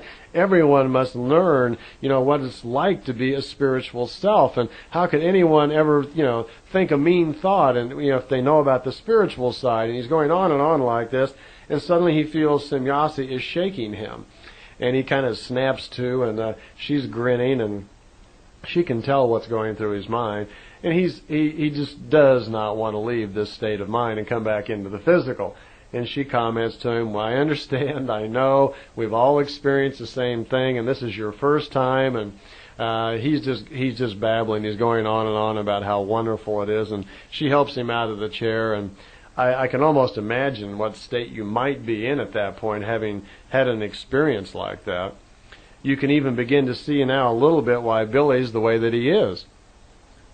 There are a lot of stories about Billy being a hermit and keeping to himself and not wanting to really see other people and talk about his life much anymore. And maybe now you can start to understand why. Billy is a very a unique person, both by his experiences and his thoughts, in that the things that he's experienced in his life make him quite different than the rest of us. It's very difficult to have lived and experienced and gained the knowledges that he has and come back into our 9-to-5 world of credit cards, freeways, cars, jobs, and things like that. So Billy keeps himself in an environment that's conducive to his thoughts. He's trying very hard to hang on to the feeling and the wonderment of all the things that he's experienced, and keeps himself in an environment like that. This is the reason that he and the people around him, which are learning from him, they try to protect their environment. They're not being cold or rude to other people. On the one hand, they're trying to protect their lifestyle so that they can also learn and gain experience from this and try to interface with the real world that's always knocking at their door. And that's not a real easy task to do. Okay, well, Billy's out of this, and Semjase says, we have a few other things to do. And he says, now what's going on? And he's just kind of shaken up. And Ptah comes over to talk to him, and they get into a conversation. And Billy's commenting on the great experience that he's just had, because being a physical person, a normal human like the rest of us, he keeps forgetting all the time how telepathic they are, and they already know everything he's just experienced. They probably, tried to listen in or whatever they could afterwards, or if that was possible, to what happened to him. But Ptah is already sensing in Billy's mind the experience that he had, and he's just kind of nodding his head, and yes, I understand. And Billy's going on and on about how wonderful it was, how great it was, and they have to slow him down and calm him down a little bit. And Ptah calms him down, and they sit down and they have a lovely conversation for about, half an hour or so, which is in his notes. And it's basically all centered around reminding Billy the importance of his mission, how special he is, and Ptah's explaining to him how important it is that he understands that even though they seem to heap praise on him from time to time about how capable he is, they're trying to make him really understand and become aware of how special he is. That he was born into a physical family of a normal farmer's family in Switzerland, but he had a very special lifetime ahead of him, that he is a prophet of our times. He's not greater or better than any of the rest of us. A prophet is a person who helps us, who's inspired the rest of us. A prophet is a person who helps us, who's inspiring, who's a visionary, who leads us down a path of self-discovery by nature of the things that they can tell us. And this is what Billy is. Billy was the chosen one to have all these experiences with the Pleiadians and experience things because he's capable of it, because of the age of his spirit. And so he passes it on to us. So that's what he is as a prophet. And Ptah is making this clear to him that, he's not to think of this as a big-headed thing. It is his job, it's his mission, it's his role, and to look at it and take it seriously. So they have a lengthy conversation about that. And somewhere in here, Ptah motions to him and says, "You'll notice out here in space now where we're at." And Billy looks up, and it's all very black, and he doesn't see anything except one little star off there. And Ptah says, "Well, we're coming to a very special area now in space, and that little star over there called Galtos, I think was the name of it." He says that's the farthest, most remote sun in the universe. It's at a very special place. And Billy says, "Oh, the edge of the universe." And Ptah says, "No, as we've told you before, there is no edge to the universe.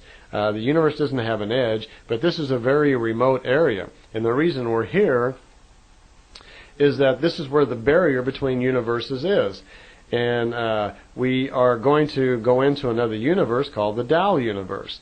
And Billy's thoughts kind of go snap, and he says, "Tao universe, that's where my old friend Asket was from." And Semjase's sitting there, and he says, "Semjase, this Tao universe, Asket, that's what the surprise must be all about. I'm going to see Asket again, isn't it?" And she smiles, and Billy's getting even more excited because he never dreamed that he would see Asket again. Asket was his teacher and mentor from age 16 to about age 24. And at the age of 16, he met this woman. We're going to hear a lot more about her in the next few tapes, but just to give you a little rough background, she is from a very highly evolved race of people called Timmers, and they live in the Tao universe. She came into our universe, met Billy, and became his teacher when he was young. Billy was only 16 when he first became exposed to her. When he first physically met her, he was quite overcome by her and very impressionable, of course, by a very highly evolved, nice-looking woman, and just like any of us would be. But he never expected to see her again, and he has great feelings for her. So he was also getting very excited that he was about to meet Asket again. So Semjase explains that they're coming to the barrier, and he looks up and he can see it. And it's this very large area. And he's just kind of going, wow, one thing after another, and look at this. And there's this huge man-made thing out here. It's like a big tunnel that is built that they're going to go through. And he says, "Well, do we have to make like a jump or something to do this?" And she says, No. We're going to go right through this in physical form. It's about 1 million kilometers long, and I forget how wide it was, but it was very large. And they go right through it, almost before she can even finish explaining what it was all about. When they get through it, they're again in black space, and the Ptah mentions we are now in the Tao universe. Well, Billy looks up and he sees a little ship floating out in space, and he says, "That must be the ship of Asket." And she says, "You're right, we're going to meet up with Asket." Well, Billy's little heart is pounding again. He's all excited. What a day he's having. So he's excited again, and he's up on his feet. And Semjase says, "Well, come on, we're going to go have our meeting with Asket now. Let's go over to her ship." And she takes Billy by the hand, and they walk over to an area, and there's like a hole in the floor. And she tells Billy, "Just go ahead and step off into that space, and it's a lift, and it'll lower you down to where the ship is parked." And Billy's a little apprehensive because, who wants to step into a hole and just fall down into free space? But she assures him that it'll be okay. He goes ahead and he steps off into the space there, and he doesn't fall. He just slowly starts being let down. He looks up, and Semjase is right behind him, and it just takes a few seconds, and they go thousands of meters, and suddenly they're standing right down next to where the beam ship was parked way down below. Well, they get into Semjase's ship again, and they pull out from the great spacer, and it's just a short distance over to where Asket's ship is parked. Asket's ship is much smaller than the spacer, and it just has room in it for one beam ship to park. They pull right into Asket's ship and park in, I guess you call it a hangar or something like that, in the ship. And Billy's getting quite excited just at the prospect of meeting Asket. My, what a bunch of great experiences he's having all in one day here. He's going to have emotional overloading here. So he gets out of the beam ship, and they're walking with Semjase, and he notices that everything's kind of metal looking, the hallways, it's kind of cold looking.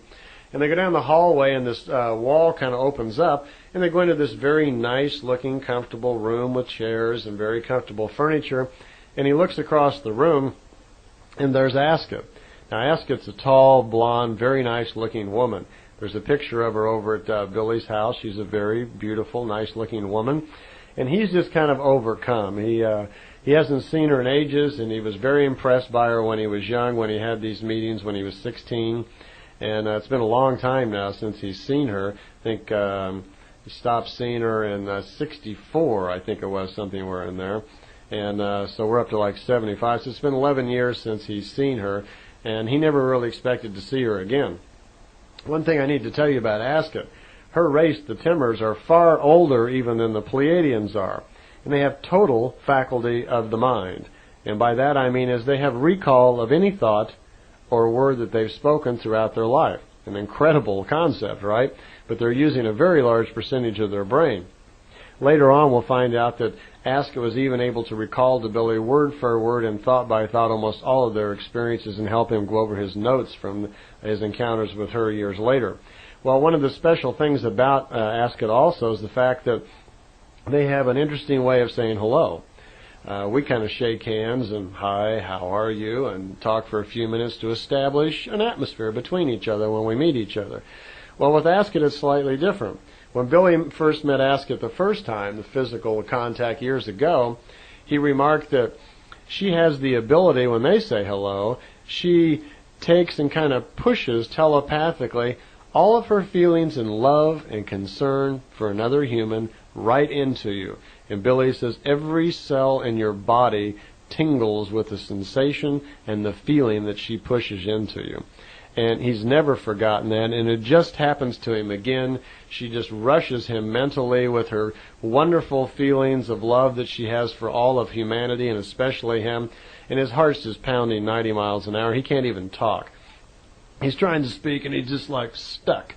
Nothing comes out of his mouth, and he's just stuck right there on the floor. So Asket walks over, sensing this, that Billy's a little overcome. He's just about to tears. And she takes him by the hand and pulls him close and gives him a really nice hug and a little kiss. And he's just kind of beside himself like a little puppy, I guess. And he says, a kiss, a kiss. And she says, well, of course, it's people on Earth aren't the only ones that kiss. We can do that too. And he says, Asket, I never thought I would see you again.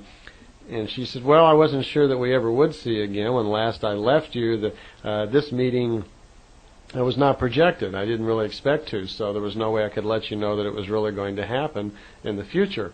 And they're talking for a few minutes, and he's calming down, and he says, well, what is the purpose? Why are you here? How come we're meeting? And she says, well, it's twofold. Mostly I just wanted to see you, but we do have another mission.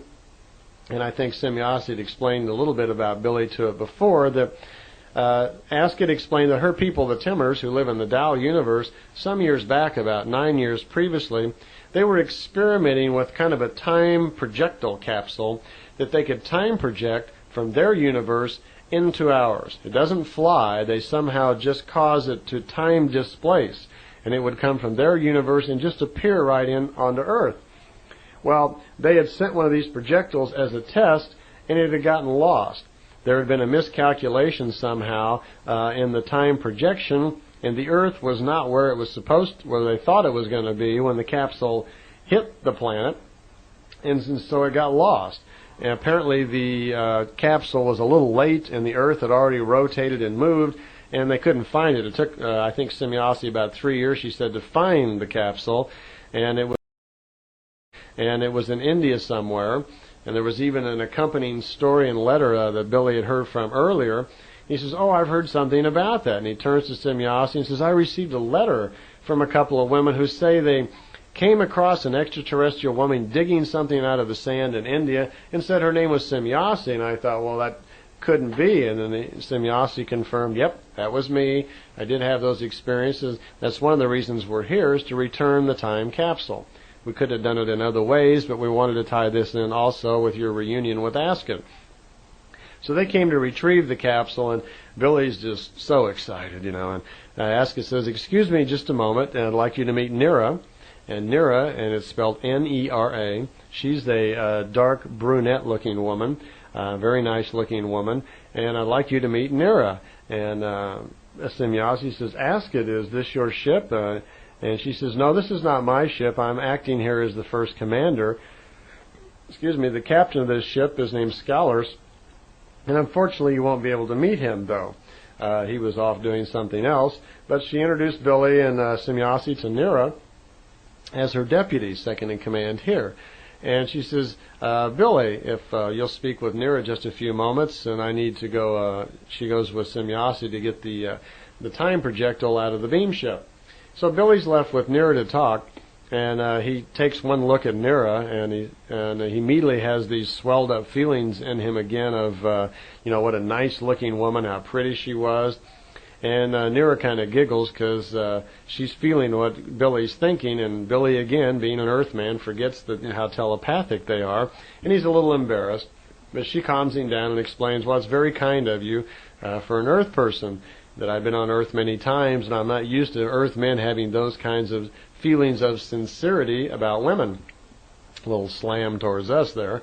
And Billy says, really, you've been on Earth? And she says, yes, several times with Asket in the past, and sometime in the future we will probably return again. And he says, when is that? He says, well, no time soon. It'll be long after you've passed away in your physical life. We may return again there in the future sometime. They also, like the Pleiadians, enjoy a much longer lifespan than we do. Well, Nira, they have a little chat about life on Earth and some of her experiences, and she explains to Billy, because of his question about why always women, that she says, well, the Pleiadians and their people had discovered a long time ago that on Earth it was much better to use women for contacts because we're much more open to it. That when they have a contact with a man, that the man always seemed to feel a little threatened or whatever, and the contacts don't go as easily, that they have found that the Earth men get along much better with Earth women. And Billy comments, yeah, I know what you mean. I don't get along with other guys as well as I get along with other women. But I'm sure it has something to do there probably with the sexual attraction, too. Semjase and Asket are back with the time projectile. Billy asks if he can take a picture. He wants to get a picture of all three of them. And they decide they'll consent to that because Asket and Nira won't be on Earth anymore, and they don't mind. And they comment that, well, Semjase can join us in the picture, but this must be for only your own private use, and you can't pass it around because Semjase still has work to do on Earth and doesn't want her picture around, anybody to know what she looks like. So Billy agrees, and he takes the picture of all three of them. I have not seen that picture. Unfortunately, though, it probably is part of the collection that got lost. Billy shot several rolls of film on this trip and only got about one of them back. The rest are disappeared somewhere in the mail or probably in private collections and in government drawers and so forth. But anyway, he snaps the picture with Semjase, Asket, and Nira, and then he also takes a couple extra pictures of just Asket and Nira, which we do have. They're a little blurry, and they're slightly greenish-gray, like most all of his pictures inside of ships. And his camera is jammed just a little short of f/16, so his pictures never come out remarkably clear when he's close. So they're just a little bit off. So the reunion is kind of solidified there with Asket, and it's time now for them to leave. And Semjase remarks that, well, we still have some other things to do, and it's time for them to say goodbye. They have some other experiences for Billy to enjoy before they take him back to Earth. So Semjase and Billy leave the ship of Asket and head back towards the Great Spacer. On the way, Billy's asking about this concept of parallel worlds. And Semjase explains that, yes, there is a parallel universe. That all the planets, suns, and everything, all the physical matter of the universe actually has a parallel form, that each planet has an exact parallel of itself, that there is a parallel to the planet Earth, where you would see the same people, buildings, and cities, so forth. The only difference is there's a slight difference in time.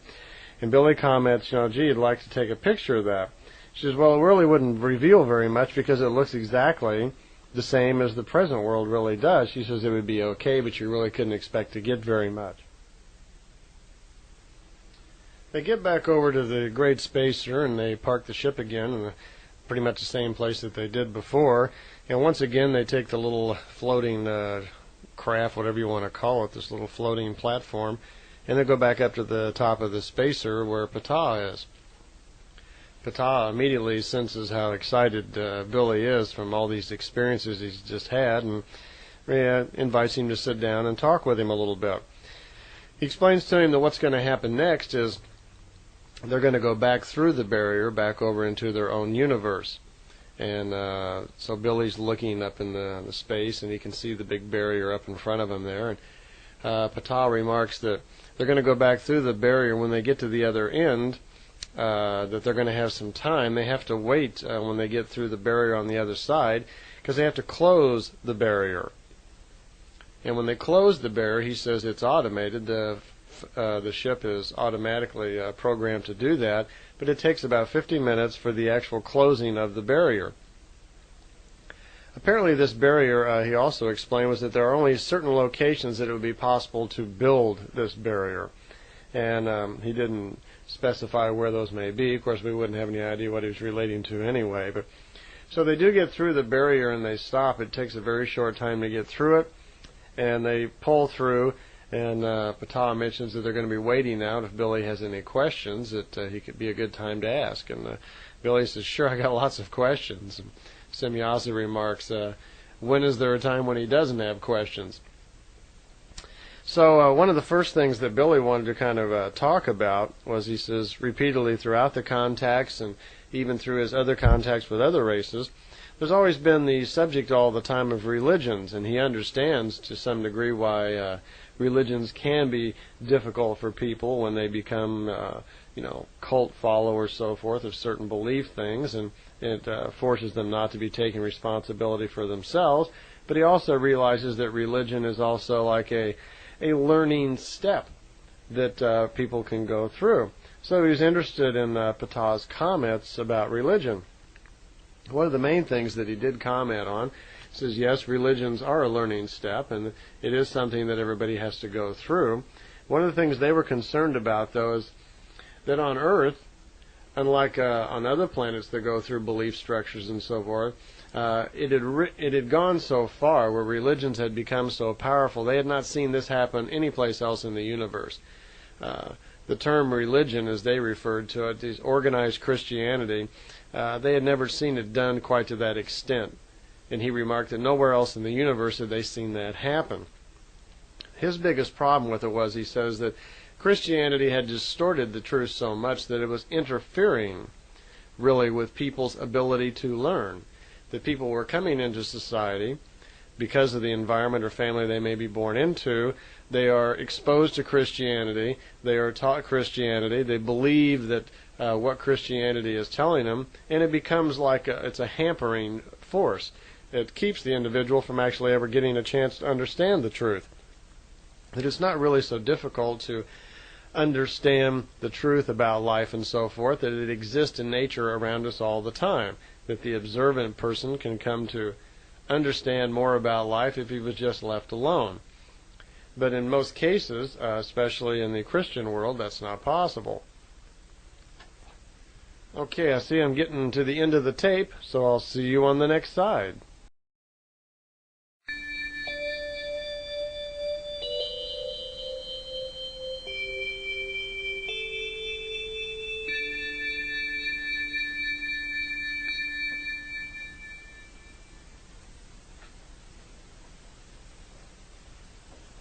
Okay, welcome to tape 4. On the last side of 3, we had Billy and Ptah left alone on the Great Spacer to have a chat for about 50 minutes while the barrier was being closed. Billy had just asked Ptah about some of his comments on religion. And Ptah was explaining that he felt that it interfered with the individual's free will, and he felt that it was a shame that it had been so exaggerated, that Christianity had changed the truth so much since the time of Emmanuel, that it distorted things so much that the individual really didn't have a free chance to learn on his own, to learn properly about the truths of creation. Well, I can understand Ptah's viewpoint, being a very developed being and coming from another society that benefits from all this great knowledge and so forth, but also, like he acknowledged, that we do have to learn on our own, that it's important for all of us as we move along our own path of evolution, that we experience things for ourselves and we find out for ourselves. The problem seemed to be that Ptah felt a sense of urgency, that the planet Earth, technically, we were becoming very advanced, combined with the fact that we were moving into this new age period where things are greatly accelerated, and that soon we would find ourselves out in free space and perhaps communicating with other intelligence, other life forms, that he felt it very important that we kind of grow up faster, that we were going to have to get over this period in our development here very quickly, because if we are to go out to move out into free space, touting Christianity, that he says there are many races out there that will not, they just will not put up with this. They won't put up with this sort of ignorance, and they're liable just to wipe out our race. Or possibly, he says, it could work the other way around, that we could find ourselves coming in contact with races even less developed than ourselves and try to influence them, teaching them Christianity, and he felt this would be very harmful to other planets. On our own, if we wish to follow our own path of evolution and develop on our own, then we can do whatever we like, as long as we're confined to our own planet. But when we start influencing others, then they felt they had to draw a line there. So they were very hopeful that the main thrust of their mission, which was to educate us a little bit spiritually about life and so forth, that they could be very effective in those areas. So again, they were spurring Billy to get out into the public and to explain things and explain the truth about things to people. Now, the truth can be pretty harsh sometimes. I know here on Earth, I have no idea how many different real religions and belief structures we have. Must be quite a few of them. I mean, all over the planet with this 180 some odd different languages and races we have, you can find, a variety of belief systems, all over the place. So we are at a difficult time on the development on our Earth where we're coming together because communication is throwing us together, communication and technology. It's a very difficult time for us to come together and start, becoming unified in our beliefs and so forth. It's going to be a very difficult time indeed the next few years. So those were his basic comments. It turns out one of their nice surprises they had for Billy next was that they had some things to do which was going to require them moving to different areas of the universe, and Billy would be allowed to see other planets, other galaxies, and other civilizations. So he was, of course, quite excited about that, and he wanted to know if he could take some pictures, and they said, of course you could, that they'd be able to stop at certain areas and explain some things to him, and that he would be allowed also, in some cases, to get into the small ships with Semjase, and he could go in and actually investigate some of these planets. He thought that was great, but he had a couple more questions, and he pressed Ptah again about this idea of learning and about truth. And Ptah remarked to him, well, when we make our influence on the people of Earth, as we do with any other planet, we have to be very careful about the amount of information that we actually let people have. And they try to very carefully ascertain the ability or the levels of knowledge and evolution of the people on a planet before they start exposing themselves, exposing their knowledge. Now, with Billy, for instance, they've gone to great trouble, and as we're going to hear on other tapes, Billy's gone time traveling into different periods and different historical times to actually see for himself and know his own truth. Billy's been exposed to information that might be kind of difficult for a lot of the people on planet Earth to understand. So when they talk about the types of information that they want out into the society, bear in mind that they are considering the planet as a whole. Even though many of you that are listening to this tape probably are far more advanced or more open-minded than many of the people on this planet, this information isn't directly just for you, it's for the entire planet. And while you may be wanting more and needing explanations of some things, Many of the people on this planet can't even accept the fact that ships are coming. If Pleiadian ships were to fill the air tomorrow, there would be a lot of panic in many areas. So they have to consider everybody. So when they do that, they are very slow and they're very careful about trying to let information out into a society so they don't really overload people and cause panic and fear. For instance, Semjase and Billy's former contacts with Ptah and Asket, they were all being very careful to go step by step and really explain the basics to Billy so that he could grow and learn these cognitions himself. You see, it's not enough just to hear information, like you're hearing things right now on this tape, but it takes a lot more than that. Once you hear information on any particular subject, you don't own that knowledge yet. These are just words. It's just information that comes into your mind. In order for that to become part of you, you have to go out and experience it. Something you may hear on this tape or some information may influence your thoughts a little bit, and they may be just what you need to know right now. Maybe it's something that your mind is really just waiting to be fed with. And you go out and you start experiencing it. You change your life in some way because of some information. You start living differently. You start affecting people differently. You start reacting to things differently because of this piece of information. Well, what happens when you do that? It now becomes part of you. Now, if you were to receive information which was far too advanced for you, it would really have no effect. It's like in education. If you're going to learn to, say, be an architect when you're a freshman in college, you don't immediately open a book up from a senior class student and start reading, the more sophisticated great secrets of architecture. They wouldn't mean anything to you. While it might be fascinating to read them, it would not be the proper learning process because you've jumped past all the basic knowledge that you're going to need to actually be an architect. So it's necessary for you to go back and open your freshman book, isn't it? Well, learning things in life is the same way. But once you go through the 4 years of architecture, learning everything, that knowledge is now yours. You have learned it, lived it, it has become part of you. Anything you learn in life works the same way. And be it information from extraterrestrials on spiritual development or just textbooks on architecture, the learning process works pretty much the same way. This is another area that they had a problem with many of our belief structures, is that you are pushed information onto you and told you that this is the way it is. It's not only untruthful, but it doesn't give you a chance to learn on your own, to experience on your own, and so forth. Every individual on the planet should have his own opportunity to have his mind opened up with spiritual information given to him so he can search for himself, make his own decisions, because we're all on different paths of evolution.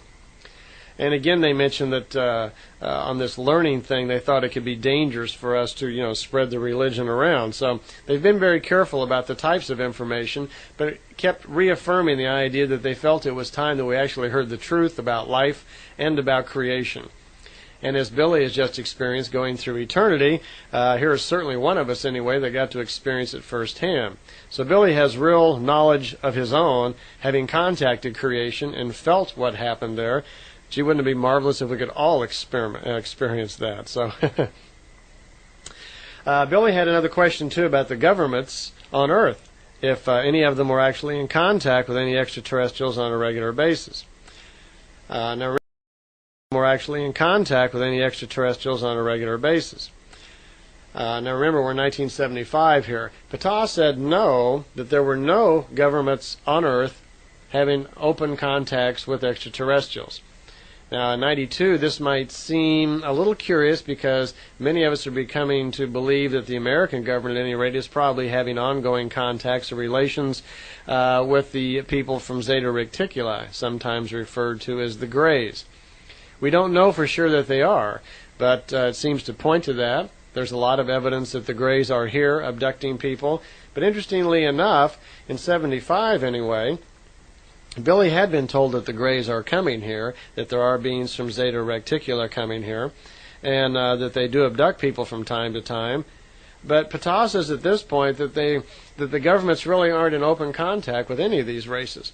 And by the way, that was reiterated in 89. I asked Billy about that again, if he had any information about the American government being involved with the beings from Zeta Reticuli. And he said no, that it was greatly exaggerated, wasn't what it appeared to be, because we're hearing a lot of stories about how our American government is covering up the fact that they're working with the aliens. The Pleiadians say no. They say that they're not. As a matter of fact, it says in Billy's notes that, and it doesn't mention the American government, it says that several governments are actually experimenting, though, with flying discs of their own. They have some of them working, and in quite many cases, these flying discs that are reported by people and thought to be extraterrestrial are our very own. He says no governments are having actual open contact with ETs. If they were, they wouldn't be trying to hunt down the ships. Besides, he says that the technology of the Pleiadians is high enough. If they were having any trouble with the American government, there would be no problem with them being able to make their ships safe, and they could stop the American government from, bothering them if they wanted to. He did comment that not beam ships, but flying disc, as he called them, were being built and had been being built on Earth since 1941. He said in Germany the first one was designed in 1941. Its first test flight was in February 1945. At that time, that ship was able to go 12,500 meters high up in the air and could travel at speeds of 2,000 kilometers per hour. It was obviously built in Germany during the reign of Adolf Hitler. He says at the end of the war, when Germany was losing, that the Germans destroyed pretty much all they could of the flying discs so nobody could get a hold of them, but they weren't entirely successful at this. That much of the gears and quite a few of the plans were discovered by the Allies, causing the Russians and the Americans both to have a little idea what they were doing, and they had copies of their designs, and that these governments had continued to try to design and build some of their own. Currently, he remarked, and he didn't say the American government, he says that some governments are building flying discs up to 100 meters in diameter, and that they had, now this is in 75, and they were using, as a propulsion system, they were using explosion-type motors, and referred to them as atom-splitting motors, and that you get the impression in the book that he's talking about some sort of either an atomic reactor or a nuclear reactor sometime in these types of ships, because he says there's a lot of problems with them. They don't fly very well. They frequently crash and have to set down, and they are plagued with the problem of radiation.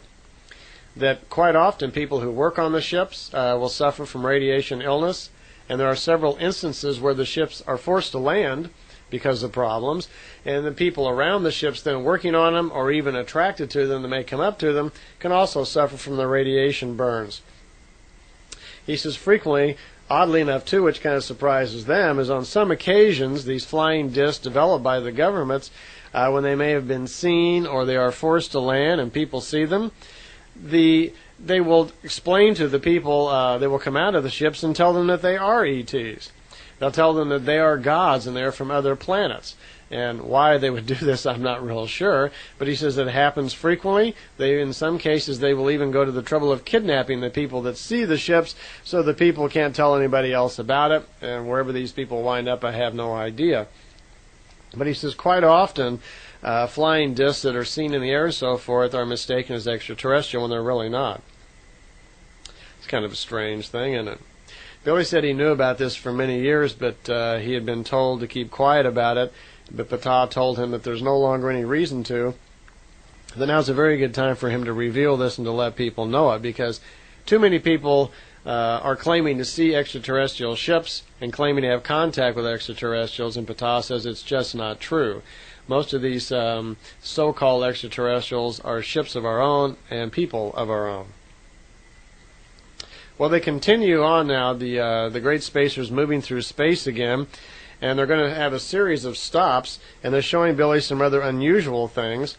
Their first stop, and there are some unusual names here, we don't know how accurate they are, but they're names that Billy's giving to destinations here, so I guess so he has some reference. And the first place they stop is some galaxy called Nesar, N-E-S-A-R. And Semjase is explaining to Billy the problem there, that it was destroyed years ago. And he says about 967 years ago, people from this particular planet, I guess you could call them Nesarians or something, they came to Earth on an expedition. And they actually had an expedition on Earth where they stayed for about 50 years.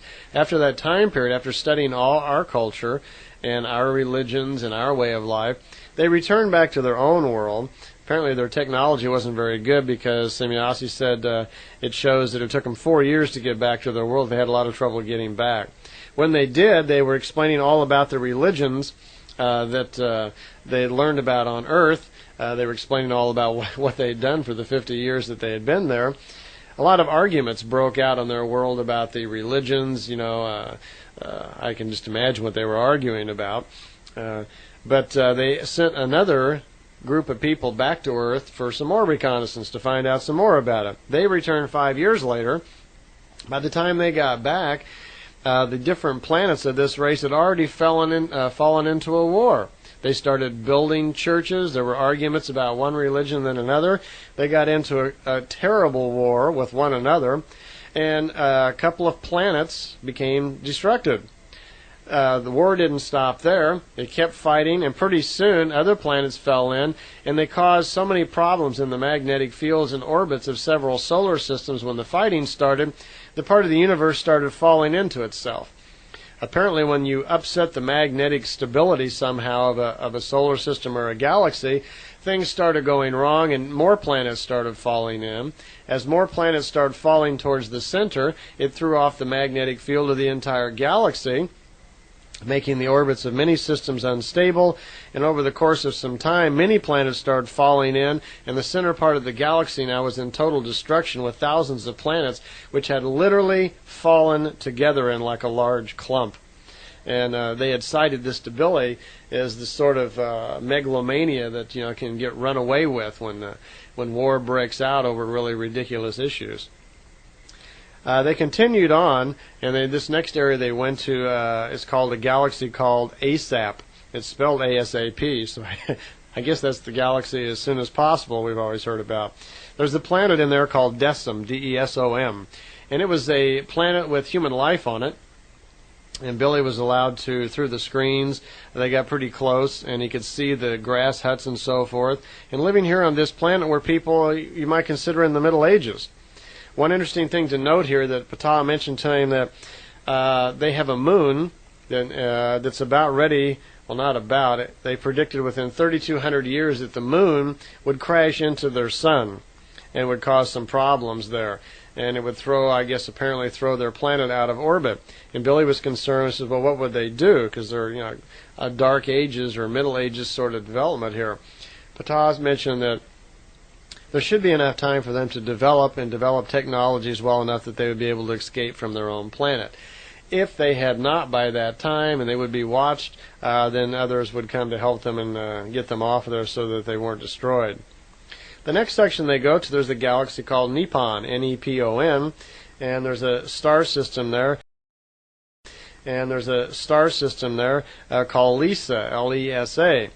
And the reason they took him here was because this was in an entirely different region of the universe, in a different galaxy, where things were far larger. And here there were two giant planets.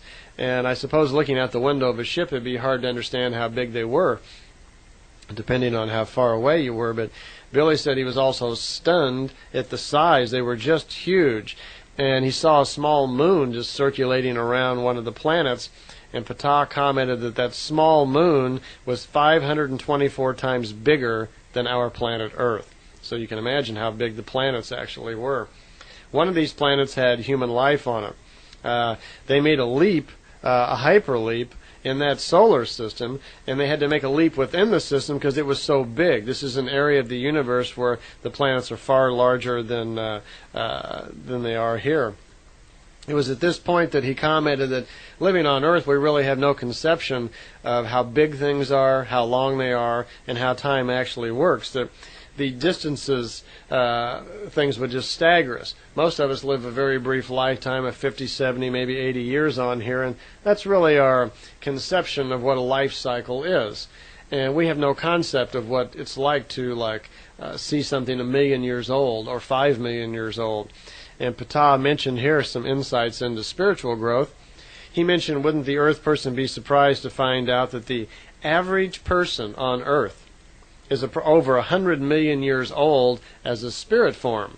Now when he talks about as a spirit form, he's citing here that, again, that we are spiritual beings going through a series of material lives. So he's saying that we'd be very surprised to find out that our spirit forms have been creating material lives for over 100 million years. He says it takes 10 to 20 million years just for a developing spirit form to reach a level like of conscious thinking, to be a rational thinking human being, that we really don't grow very much in the early stages throughout each physical lifetime. Well, that's pretty understandable when you consider and even look around you at most of the people on the planet. They're really not gaining much at all as far as knowledge and spiritual evolution. So it's not hard to see where it would take an awful lot of lifetimes to really get somewhere.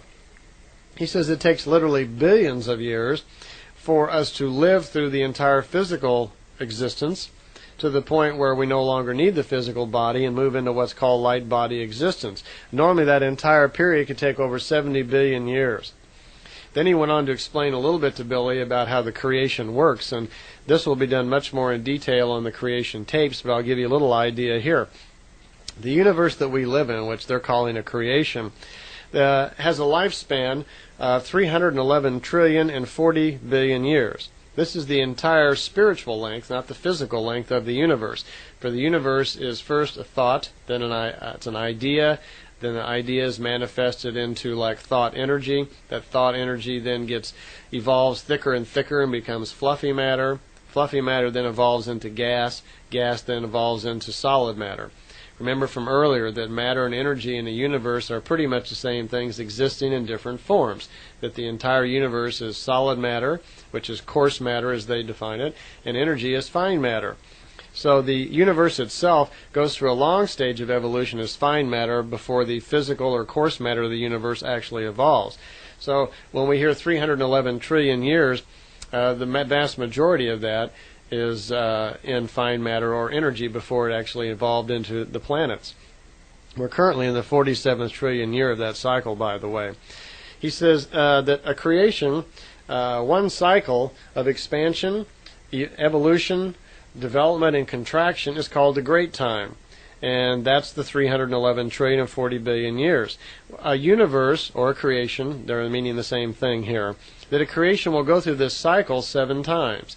Each time it goes through a period of expansion and contracts and pulls back into itself, it goes through a sleep period, equal to about the same amount of time that it was expanding and contracting. It then repeats that cycle again. And it goes through 7 cycles of that, these 7 great times. Each time, I think there is some algorithm here that they get longer each time. It says in the mathematics in here, though, that the 7 great times, though, are equal to 7 times 311 trillion. That's a huge number. Now, it will go through that cycle 7 times. They have learned and understood that from their own science and from other races.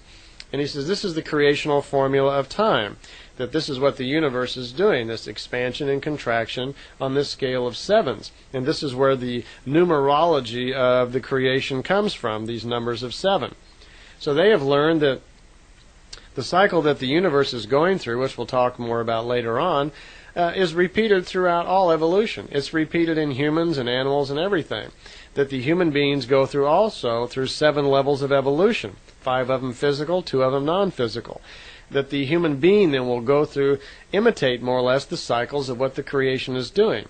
This is why we have life cycles, and we'll talk a little bit more about this later on, but I want to kind of get the idea into your thinking here. That we as spiritual forms go through a series of material lifetimes until such time when we no longer need the physical existence. It no longer provides us the information to make logical things that improve our evolution. We go through then continued development, which lasts billions of years, and then it's kind of like graduating. At a certain point then, our spirit form will merge with other spirit forms and become what's called a we form intelligence, where spirits come together, lose all awareness of the physical being, and eventually become part of creation itself. And this will be our first time we may talk about this, but this is where the concept of creation and us becoming at one with gods or part of creation comes from, that we actually do. The Pleiadians are telling us that the creational energy of a universe is actually spirit forms that have evolved to that level of evolution and now partake in that. That you and I can look forward to that too. We will evolve through material lifetimes till we get to the point where we no longer need the physical. We will evolve into being spiritual entities. Then we will come together as group consciousness, and at some point in time in our consciousness, along with many others, will join up with the creational energy. And this is what Billy was experiencing when he was in eternity for that 7 minutes. Okay. There was another question while they were moving on a jump to another area. Billy wanted to know what was this thing about this number 666 and the Antichrist, and how did that relate to Christianity? And they were remarking, well, there's some misconception about that. The general thinking is that the 666 is the sign of the beast and represents the destruction of Christianity. And they want to clear that up, that no, that's not what it means. That actually Christianity itself is the destruction of the truth. That the 666 stands not for the destruction of Christianity, but for the destruction of the truth about creation and what's really going on in the universe. And that Christianity actually is the destruction of the truth, and has been since the year 189. He says what happened is, and if you work your numbers correctly, you'll find that Christianity was actually formed and came into its own being in the year 189. This was the year that they changed the original writings of Emmanuel, changed his name to Jesus Christ, and actually formed the Christian religion as we know it today, and over the years have slowly made minor changes in it to empower themselves greater and greater. That began in the year 189. The year 189 has the basic number of 18, and it has the 3 value, which results in 666. And if you follow the years of all of the major Christian changes and planning and so forth, you'll find that every one of these years has that basic number value, and that's where the concept actually came from. Later on, when we discuss the Talmud a little bit, you will hear all about how Emmanuel actually described that in his original teachings and prophesied how that his name would be changed, how his teachings would be altered to serve the purpose of the church, and how it would affect our society. So the 666 doesn't actually mean the destruction of Christianity, because Christianity is not true. As you'll hear more on the Talmud tape, the Pleiadians will have led Billy to the truth about Christianity, about Emmanuel, and to his original writings, which do explain the New Testament far better. So with that, they're moving on to a new area, and they come into a new galaxy. It's called Mara. Mara, M-A-R-A is the name Billy used. At this point, by the way, they were 30 trillion light years approximately from Earth. And here Billy was seeing kind of an unusual planet that was rather dark. There was a lot of volcanoes on it, and the planet itself was kind of making its own light from all the light of these volcanoes, and had a very weak sun around it. And Billy noticed that there was... he was looking out the window at the planet and noticed that down around a volcano there was a flight machine, he calls it. And Semjase says, so there is. Let's try to make contact. There was another flying disc or flying ship of some kind out there. Well, she tried to make contact with the ship using this language that she spoke. Billy had never heard the language before. And after attempting to make contact to no avail, Billy asked her, says, that language you were speaking, what was that? And she says, well, that's it's called a sign language, but it's done with words that represent pictures. And it's a universal language that most all advanced beings understand. It's a way of speaking that represents symbols to the mind that are universal. This may somehow be tied with the language of key or sign that people talk about using in meditation.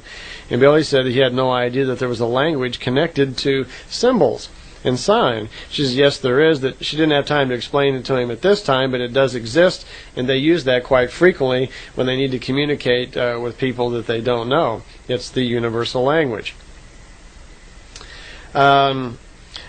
They make one more leap, and Billy starts to notice that they're all doing these leaps awfully close to planets. And he says, you told me before that normally you have to be 153 million kilometers from a solar system before you make these leaps, because it may affect the orbit of the planets. But they don't seem to be showing that caution now, and he was curious as to why. She says, well, we have some new technology on this great spacer, and that by benefit of the Timmers, Asket's people from the other universe who helped him design this, that they've been, I guess you'd say, privileged or open up to some new technology which changes the way they do things. In their regular Pleiadian craft, yes, that was true, that it was necessary for them to get 153 million kilometers outside of a solar system before they would make these jumps into hyperspace, and they could affect planet orbits, so they didn't do it until they were out of this safety zone. But the technology that came along with this new great spacer was something different, that this great spacer did not need to use hyperspace to move large distances. That actually what it could do, it had a way of moving, and this would only work apparently within galaxies. It wouldn't work in the free space between galaxies the way I understand it. That the ship could generate, was the word they used, what are called time canals. And that this was easier to use than hyperspace. Apparently what the ship did, it didn't even have to accelerate to great speeds. It could somehow generate some sort of canal, or move into some sort of canal where time did not exist. It did not need to break into hyperspace, cause a time dilation like the older Pleiadian crafts. Actually, the Pleiadians didn't even know how the technology worked. They'd been given the technology by the Timmers, who were far in advance of them by several hundred years. Technically, the ship operated off of that principle, and they were just figuring it out themselves. But the advantage was they did not have to speed up and break into hyperspace, that the ship somehow generated into a time canal, and it would move at huge distances. It would transfer this 153 million kilometers just in a part second, and they could just be wherever they wanted to. The drawbacks to it were that apparently the distance that could be traveled was somehow related to the energy of the galaxy itself and to the size of the galaxy. That generally this would mean they could only make these jumps in the range of 210 to 735 million kilometers at a time. So they're very small jumps in relation to the large jumps that they could do with hyperspace. Because in hyperspace they could actually move from one end of the universe to the other very quickly. But these time canals could be opened up in the galaxy somehow. It was somewhere right in here that Billy started noticing that he wasn't getting hungry or getting thirsty. And he had a question about, why is this? I've been here quite a while. And he checked his watch and noticed that he'd already been with them for 30 hours. But yet he had not become very hungry. He hadn't become thirsty, and he wasn't very sleepy. Well, it was explained to him that the food had a lot to do with it. And they noticed, they drew his attention to the fact that he had eaten some fruits with him earlier on when he first got on the ship. And they commented that the fruits that he was eating would calm down his urges for hunger and thirst, and could actually hold those urges back up to 90 hours. This probably gives us some clue into their long lifespan, which can be up to 1,000 years also, that they are somehow able to retard the aging process, and they're probably able to slow down all the body functions. So here we have some example of how they may be doing it. They also mentioned that the air inside of the ship was conditioned just like the air on their planet, and they had somehow learned to control the air also, so it affected sleep. That they really didn't have to sleep very much. Maybe just a couple of hours every 20 or 25 hours or so was all they really needed.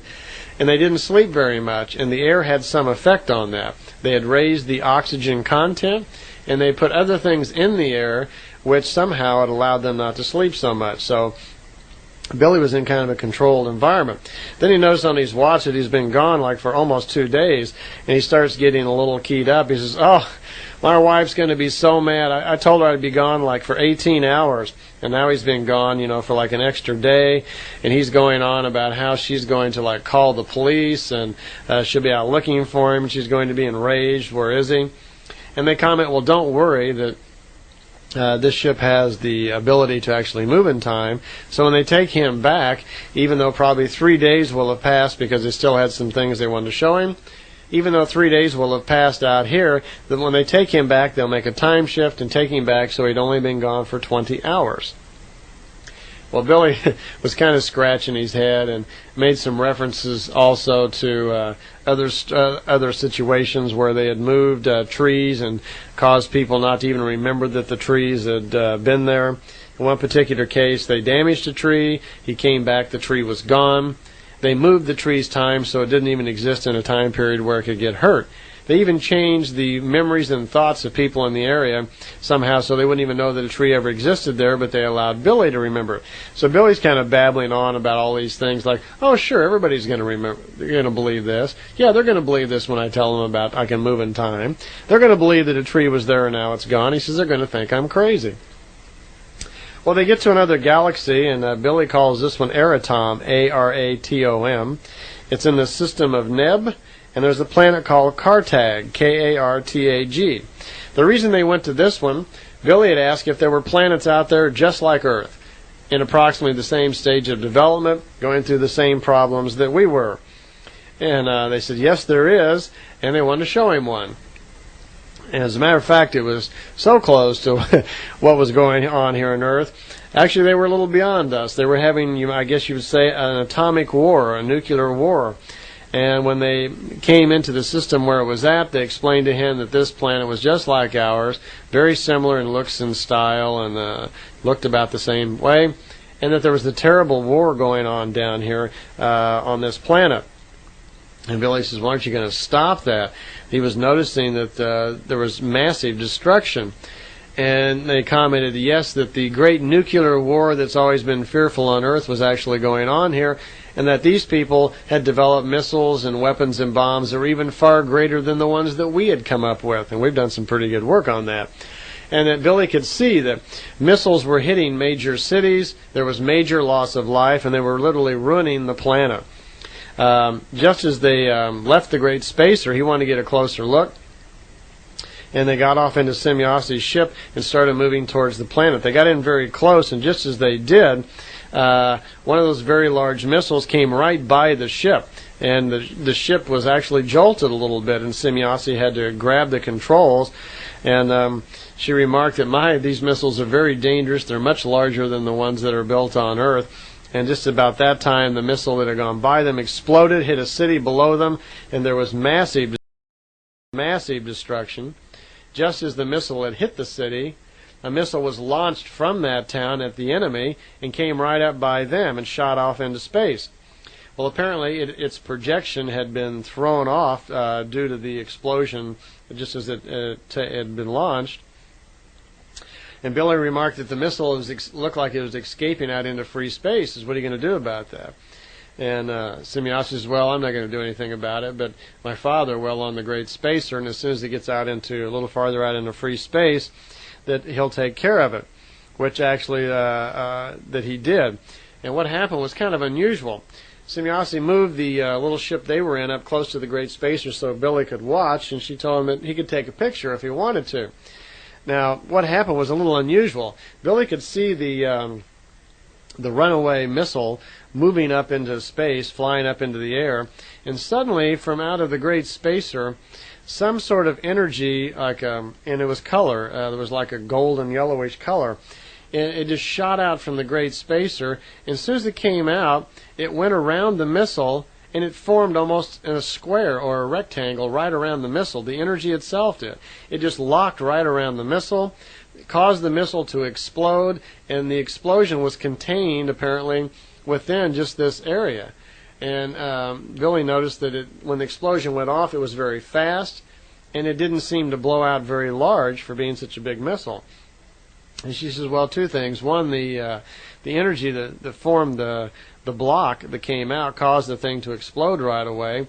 It did not explode very large because out in free space there's no atmosphere, there's no particles, there's no air or whatever for the explosion to actually expand in like it does when it's down in an atmosphere. And apparently the energy that was emitted from the Great Spacer to do that also caused the blast not to last very long. It was very short. But I suppose a blast really doesn't last very long anyway. It just looks like it because it kicks up all the dirt and the dust and everything, which it doesn't do out in space. So having no atmosphere out there, the whole thing seemed to go by very quickly. They stopped at one more place here, this galaxy that Billy calls Beberas, B-E-B-E-R-A-S. And there's a planet there he called Neber, N-E-B-E-R. And he was particularly fascinated with this one because this planet was kind of like in prehistoric times, and it had giant animals on it.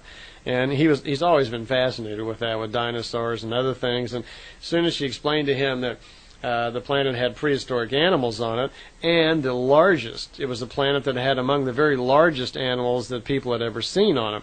And she remarked to him that ETs come from a lot of different areas of the universe just to see these planets in this area, because there are several of them apparently, which have these very, very large animals, even much larger than the prehistoric animals ever grew on Earth.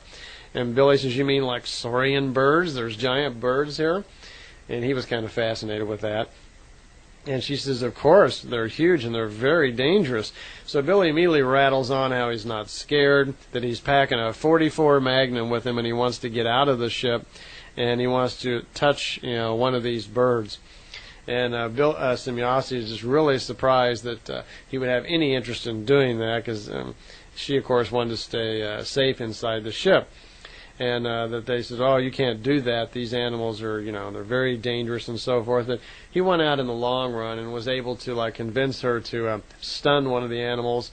And Billy actually got out in some sort of flight suit or something, went out and touched one of the big dinosaurs. So packing his .44 with him all the time. There were also humans on that planet, which wasn't natural, because normally there is never life forms on a prehistoric planet like that, and they didn't know of any place that they'd ever ran across where there was ever human life developed at the same time as there would be prehistoric life. But she commented on this planet was a little unusual, because a group had come there many years before that to study the planet and wound up staying there. And in so doing, their equipment had rotted and they weren't able to leave the planet.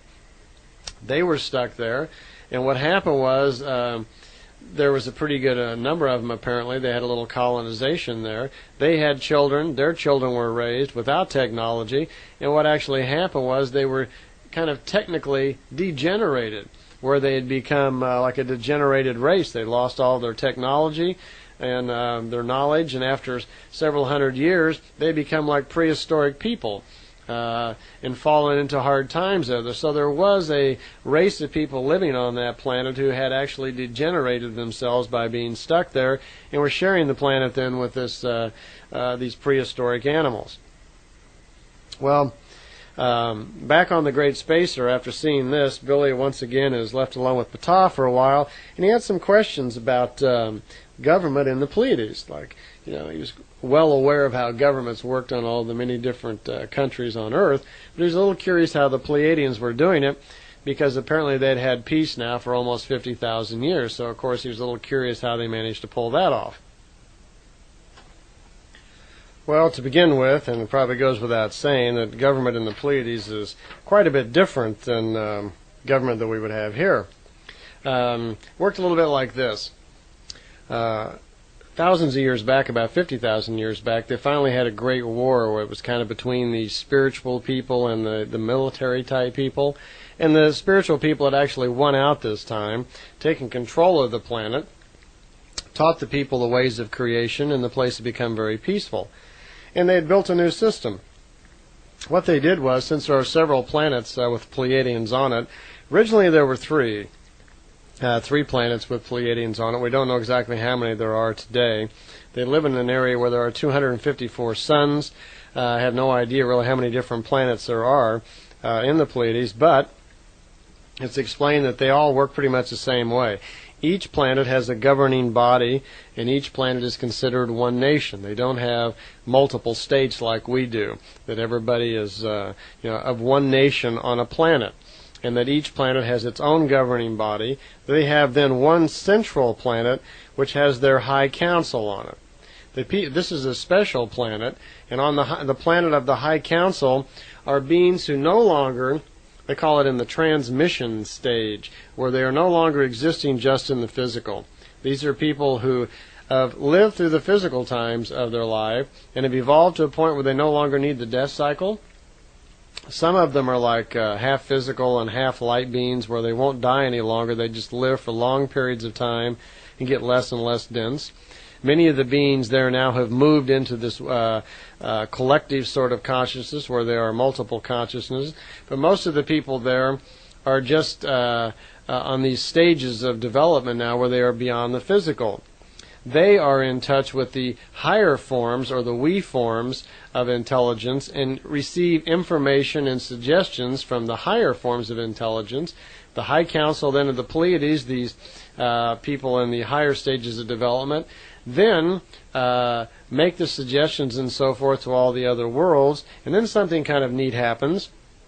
They don't have voting kind of like we do, but before they make any changes, everyone's allowed to speak their piece, voice their opinions, and if they have any objections, then it's worked out. They do not make any changes in their society until everyone agrees. Now, isn't that an astounding fact?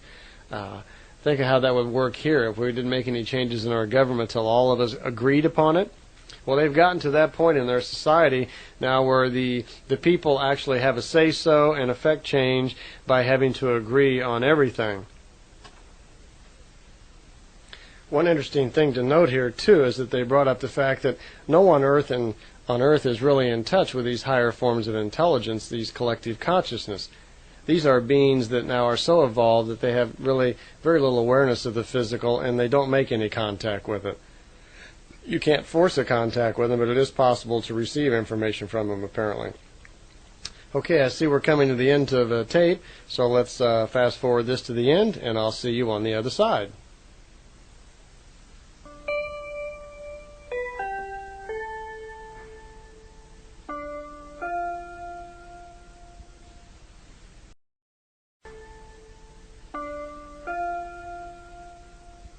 Okay, we're back on the other last side here, back side of tape number 4, where Ptah was just explaining to Billy a little bit how their government worked.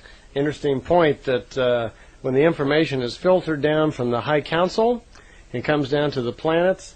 Interesting phenomenon where everybody has to agree before they make any changes. Can you imagine that on our own world? When that information comes down, they don't exactly vote, but everyone's informed, and no changes are made in the society until everyone agrees. Okay, we've moved along pretty much through all these areas that they're going to show Billy now.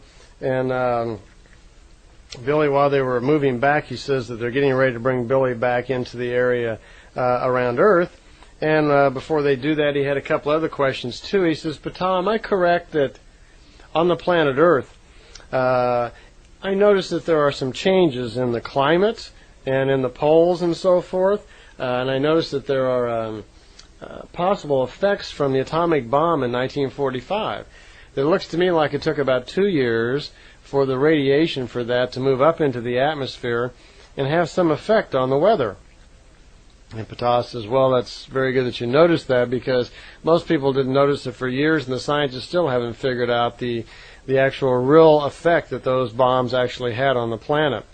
He says the first thing that happened was that they haven't even noticed it yet, that we actually slowed down the rotation of the planet, that we're not actually rotating around the sun exactly on our 365-day cycle anymore. That got slowed down just a little.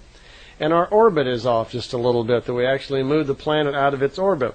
They didn't say how much, but it may be a very small amount. But they mentioned that was one of the problems that the bombing brought on. And it did affect the magnetic poles. That if we were to be able to see ahead 1,000 years, that we would find out that the bombs that were dropped in Hiroshima and Nagasaki had the effect of causing or stepping up a polar shift on our axis, that the poles would not roll over, but they would continue in a very slow fashion to keep moving, and that in 1,000 years' time, the North Pole would be in the area of Saudi Arabia, and the South Pole will be in South America. He says in the year 2000, actually, the North Pole will be located at a point right between some city called Deschida at the Red Sea, and I'm probably not pronouncing that correctly. It's spelled D-S-C-H-I-D-D-A. Right between this city and the town, the Islam town called Mecca. That's where the North Pole would be. So that was going to take a long period of time, though. There was no mention at all of any sudden polar shift or of the planet itself rolling over, but the bombs did have the effect of causing this magnetic field to move, I guess, faster than it normally would. So another problem, which they really had never made the connection, was that the atomic bombs that were dropped and exploded actually released some unusual energies, electrical energies, but not like the electrical charge that we're used to. That they are electrical radiation types of energies at very high frequencies. And these frequencies actually affected the ozone belt back in 1945. What happens is this. Normally that there is a radiation kind of like that comes from the sun, and there's this belt of ultraviolet radiation, or like an ultraviolet field that normally affects the oxygen and hits the oxygen and creates ozone naturally. Well, the radiation that came off of those bombs at very high frequency affected that. Normally they said that for every 500,000 parts of air, there's usually 1 part of ozone. But immediately after the explosion in Japan, when those bombs were discharged, that the ozone value increased 34 times and had 28 parts of ozone per 500,000 parts of air, which isn't significant. I mean, we certainly wouldn't notice it or anything, because ozone's main function is for the preservation of life on the planet, to protect us from the ultraviolet radiation. That's normally done naturally just by the planet itself. But they said the unusual part was, and the effect was, which our scientists have no idea about and still don't even up to this time period, is that radiation, that quick acceleration in those high frequencies, actually caused danger to small organisms. And that for a very short period of time, massive amounts of small organisms were destroyed on the planet Earth at that time. Also seemed to affect that band of energy around the planet, has something to do with them being reborn properly also. The effect of this would last for hundreds of years and throw off the normal cycle of these small organisms. Right after the explosion happened, when there was this sudden surge in the part level of the ozone, it then decreased very rapidly, and the ozone settled to a lower value than it was before the explosion. There was one other effect that explosion had. It says it caused problems in the Van Allen girdle, this Van Allen belt around the planet. This is where electrons and protons are held in by the magnetic field of the planet and infect very important life functions. Now, these particles exist at a height of about 1,000 kilometers on the average. These are particles that are charged normally by the magnetic field, and they are in constant motion. They are on a spiral course which moves from pole to pole. And this somehow, the explosions which set off these very high frequencies, somehow interfered with that, and interferes with the natural life functions of these small organisms. Tied into that, which is interesting, there are currently people speaking in colleges now in 1992 talking about the problems with plankton in the ocean down off the coast of South America. The plankton, the new plankton being born in the ocean, is somehow apparently sterile, and it's not producing oxygen the way that it's supposed to. Maybe we're seeing after all these years exactly what they're talking about, that these small organisms, which plankton, by the way, is the major supplier of oxygen on the planet in the ocean, that these small organisms somehow are not being bred or born properly. And this may stem all the way back to the explosion of these bombs back in 1945. So there are problems there we really hadn't even thought about. Billy went on to ask also, since he was being afforded such great treatment here, and with all of his contacts, if there were any others like himself. And Ptah commented that currently on the planet Earth, there were 17,422 people on Earth having contacts with the Pleiadians. Now, not like Billy. Billy was the only one they were having physical contacts with. They did mention that they had 3 other people like Billy around the turn of the century, apparently 2 women and a man around the 1900s, that we were having physical contacts with.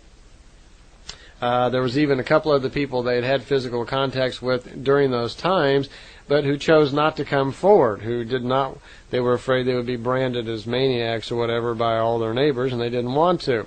The 17,422 people were not aware they were having contacts. Apparently maybe a couple of hundred of them might be. These were people who were very sensitive.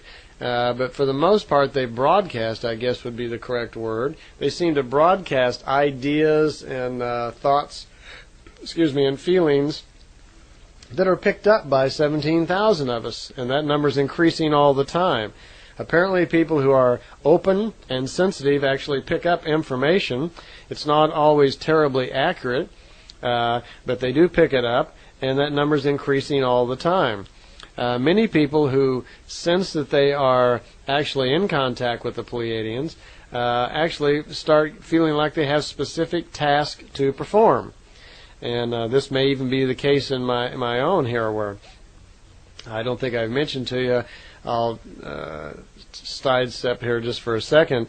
On one of my first trips to Billy's, I was told it was quite possible that I was probably Illyrian, and that they were quite sure that felt that I had come to Earth sometime back in some several thousand years back, and was part of Illyrian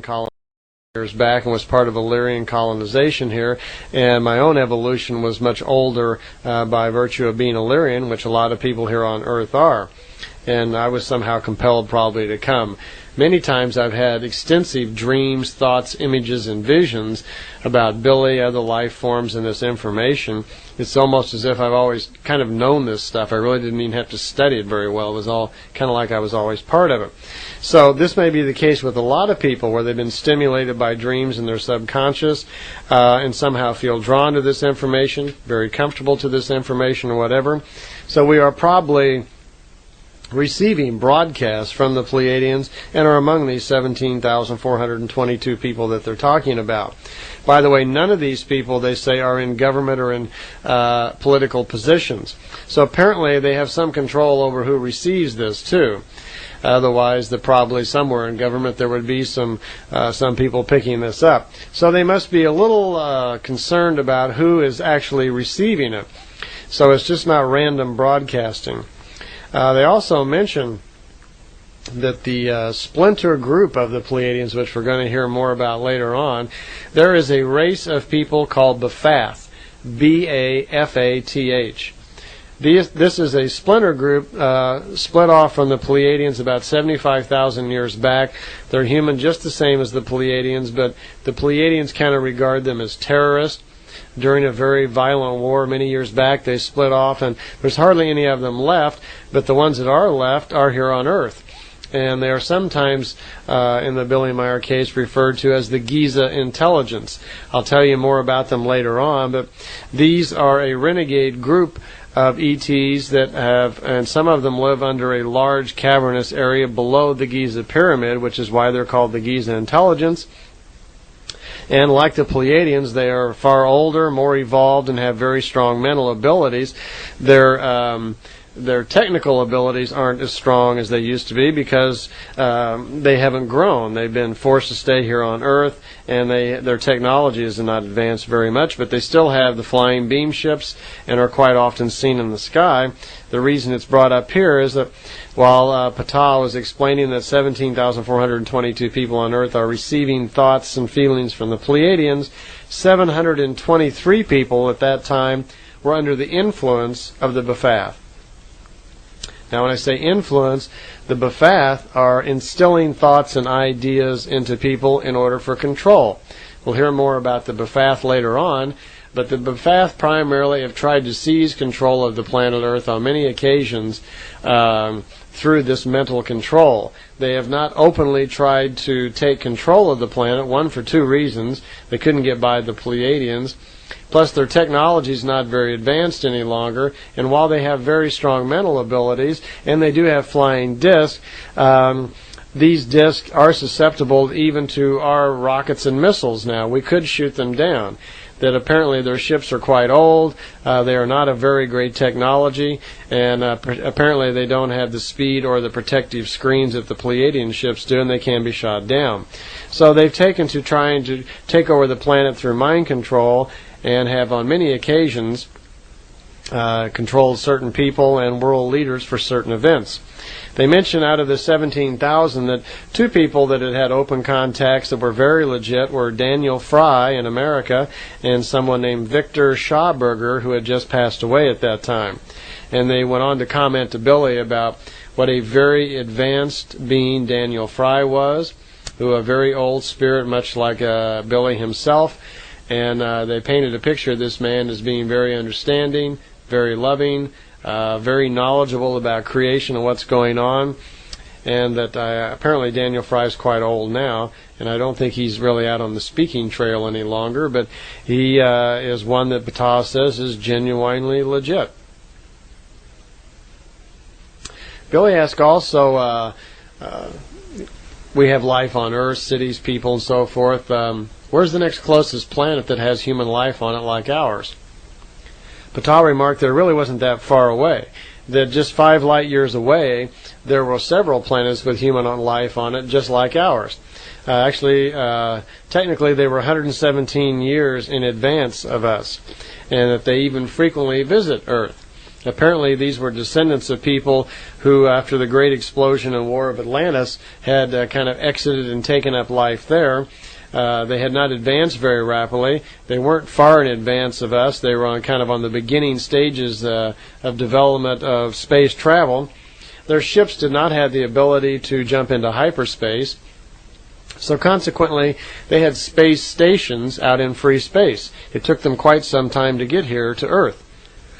One of their problems is, and by the way, Billy said he calls this planet Akart, A-K-A-R-T. One of the situations is that they frequently come here for food.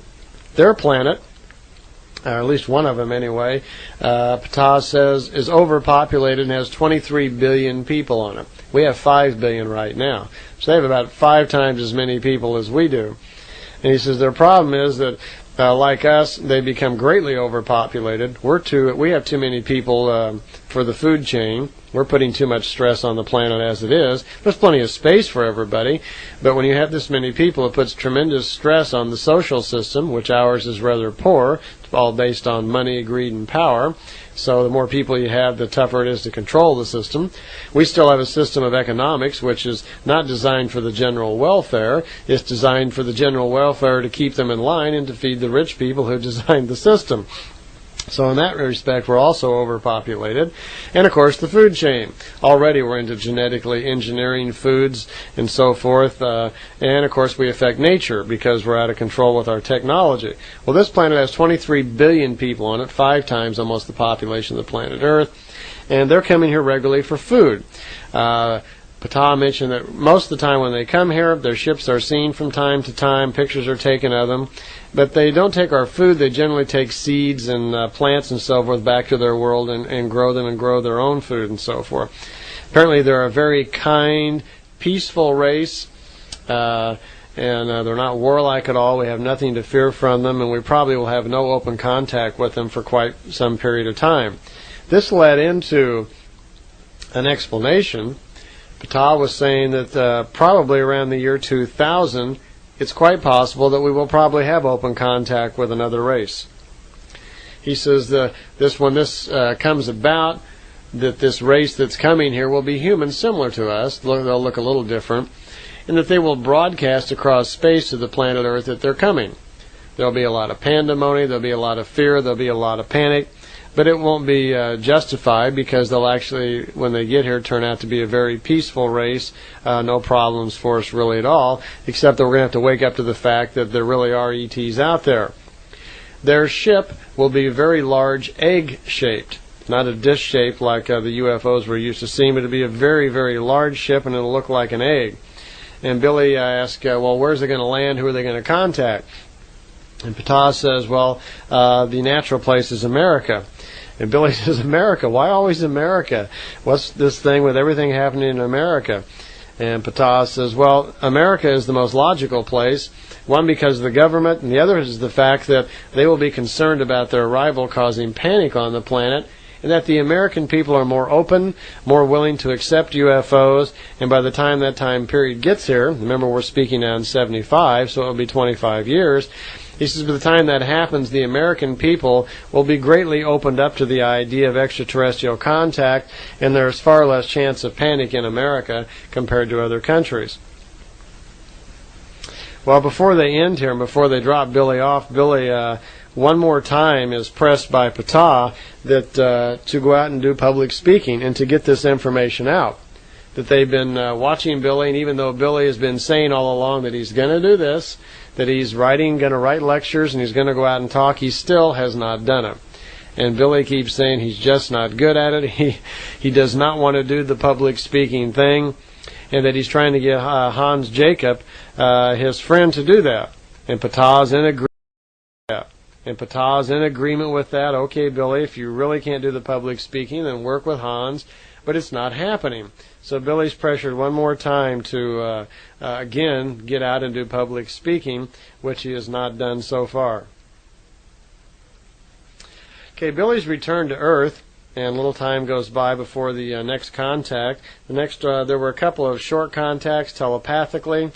Actually, what happened for about the next month was that transmissions were sent to him by Asket, who he has just reconnected with out in space, to help him get all of his notes together about his contacts in the 50s and 60s.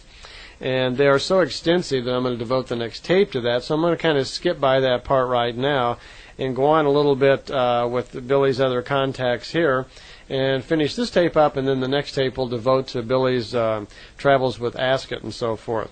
So we're going to jump ahead to September 12th in 1975 for Billy's 33rd contact. This one was kind of interesting because when Semjase arrived, Billy had some things to tell her. He says that he had just witnessed the night before a beam ship of some type was hovering around the house, and he'd seen it on several occasions in the general area. And he couldn't make any mental contact with it. It didn't seem to be Pleiadian, but he couldn't understand who it was.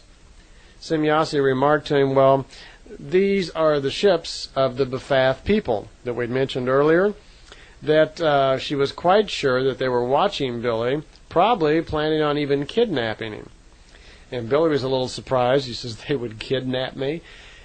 And she says, yes, that they knew that Billy was being contacted. They knew that he was being helped to be the prophet of our time, that they were having a lot of extensive contacts with him, that he was learning a lot of information, and this was directly going against their mission of controlling the planet. They really didn't want somebody coming along and telling the truth and helping organize people, that this was not in their best interest. So she was quite sure that they were probably up to no good and probably going to try to kidnap him, and suggested to Billy that he be very careful around them, and not to, if they sent him any telepathic information, to come out or have a contact with him, to not do that, because he could probably would never be heard from again.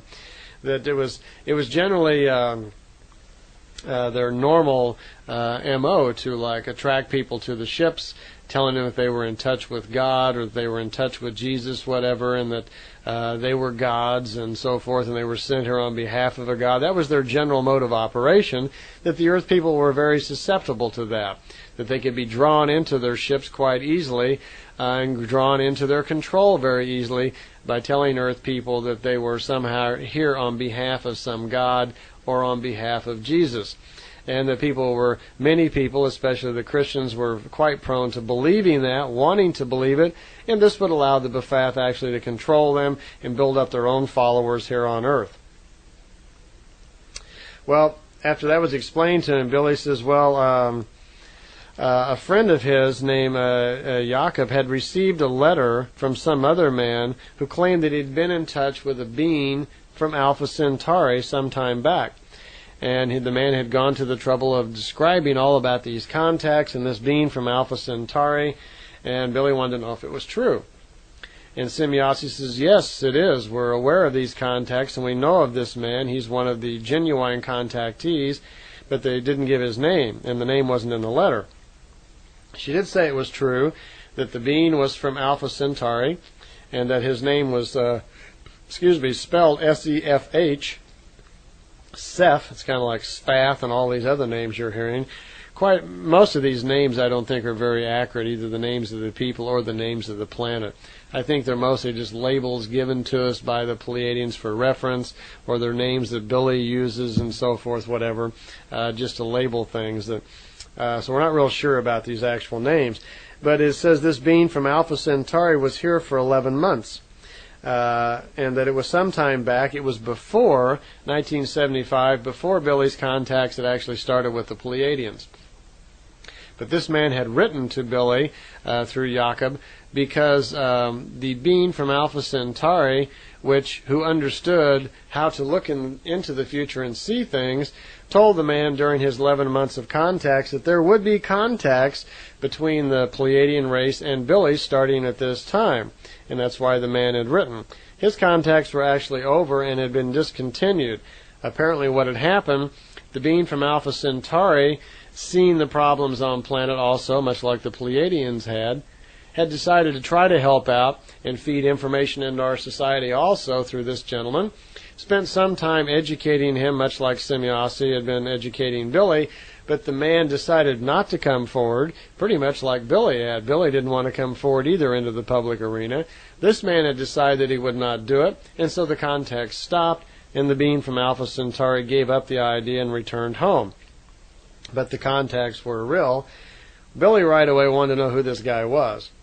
And Semjase remarked, no, that it would not be fair for us to tell you who this man is, because he's already made his own decision to be private, and they respect that. Well, and Billy said that he would, how about if he just went to meet him?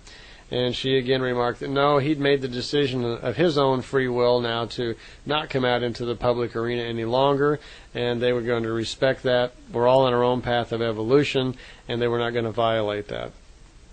Well, Billy had received some information from another UFO group from Berlin, and these people were followers of something called the Ashtar Command, and he wanted to know about this, and wanted to know if Semjase had any information about this Ashtar Command outside of Berlin. And Semjase says, well, we have some information, but not too much. We've been looking into ourselves, and they really didn't know much about it. And Billy says, well, come on, surely you know something. She says, well, all we know so far is that these people in Berlin are part of what's called the Thule Society, Thule. And this is a very old society that has done a lot of damage on the planet. The Thule Society itself are Earth people, but they are influenced by some outside extraterrestrial force. And the Pleiadians have been trying to figure out where this was coming from. They'd been trying to figure out where the thoughts were coming from. They had searched our planet, a parallel planet, other dimensions, and quizzed other life forms that were coming here, and could not figure out exactly where the source of these mental images were coming from that was controlling this Thule Society in Berlin.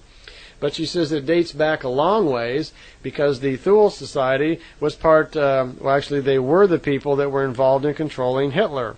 They were one of the main reasons where Hitler took the wrong path with his changing of the world that he was intent upon, and went the way that he did and kind of fell to the dark side of things. But they'd been trying to trace these energies and could not really do it so far. All they could tell was that the thoughts were coming directly into Germany, into this Thule Society, and that they were trying to find out the source of it. And if they did, they'd sure let Billy know a little bit about it. Ashtar was somehow connected with this, but they really hadn't figured out who this Ashtar person was.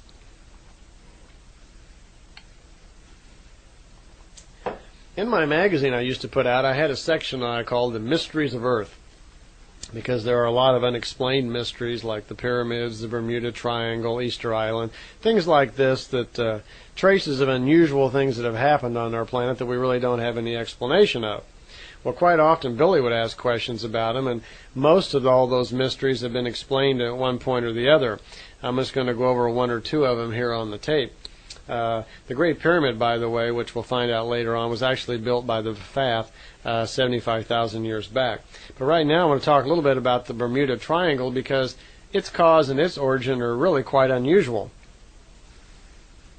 The Bermuda Triangle, we've all heard these unusual stories about ships disappearing, boats, airplanes, people, and so forth. A lot of strange phenomena over the past several hundred years. Well, Semjase remarked that yes, it's true, there has been a lot of disappearances. To begin with, she says it has nothing to do with the devil. Many people are mistakenly relating the devil. Many people are mistakenly relating the events in the Bermuda Triangle to Satan or something. She says that's not true. To begin with, there is no such person actually as Satan. There is no devil. This is just a man-made concept. It's something created out of Christianity to create fear, out of control. That there really isn't any devil. There is, of course, good and bad, moral and immoral, and so forth throughout the universe. And there are, of course, good people, good aliens, and bad ones, so forth. So good and bad does exist, but there is no actual devil doing something to the people of the Christian world. So you can't blame it on that. She says some of the events of the Bermuda Triangle are caused by our own people, that there was for a time period a band of pirates who, having heard about the mysterious things in the Bermuda Triangle, seized the opportunity to hide in the cargo of many different ships. When the ship would sail into that area, they would come on board, kill all of the people on board, and disappear with the goods, and people would just think it was some mysterious thing. And they got away with that for a long period of time. But that certainly was not responsible for most of the really unusual disappearances. She said what was going on for a long period of time, and it's over now, by the way, it ended sometime in the 80s, she says that there were two very large suns a long ways away. She didn't say how far, but the radiations from these suns took about 720 years to get here. And apparently what had happened, there was a freak thing going on where the high-frequency radiations from these suns, two different suns, collided when they kind of hit or came to an apex on the planet Earth, and that there were three different places on the planet Earth where this effect in the Bermuda Triangle would happen. These radiations, when they would come together, would put kind of a rip or a tear in the fabric of time, causing just perhaps for a few seconds or a few moments for there to be a window into another dimension open. And what would generally happen when this window would open up, caused by these freak radiations, if there was a plane or a ship or whatever in the area, they would somehow slip right into this other dimension. They would just instantly find themselves into another time frame, another dimension, on another world, on another Earth just like this, where they had no idea where they were and what would really happen. She then began to explain to Billy a little bit about what a dimension door actually looked like. And she took a pencil and drew a picture. And if you look in your exhibit manual, I'll have a little drawing in there that you can kind of look at that'll help you with that. That if you, for a moment, if you don't have something to look at, you can kind of imagine it. It looks like a spiral. She says if you could see a dimensions door, it looks a little bit and acts a little bit just like a cyclone or what a tornado actually does. That if you swirl some energy around in a spiral fashion, that there are different parts to this spiral now that have different effects. That the center part, whatever, if you look into the center of a spiral of a time door, a dimension door, that you'd actually see into the other dimension. That the way to get into the other dimension, the passageway, is actually off to the edge. And that what is necessary to do, through technology, they learn to screen or protect the ships in a certain way that they can move into this other dimension somehow and then actually be able to return. Any object or ship that would fly directly into the center of this dimensions door without the proper technology to come back would be stuck there forever. And this is the case in what happens with the ships and airplanes and individuals and so forth that actually slip into it. She remarked also that this structure of the dimension door, this whirling large storm effect where it looks like it's spinning, this is actually also seen in tornadoes, in galaxies, in other energy forms in our universe. This is a very common way that one dimension actually is opened up into another. And you'll see on the drawing what I mean when you look at there, that it does look kind of like a cyclone. It's calm in the center, and the storm rages actually out on the edges.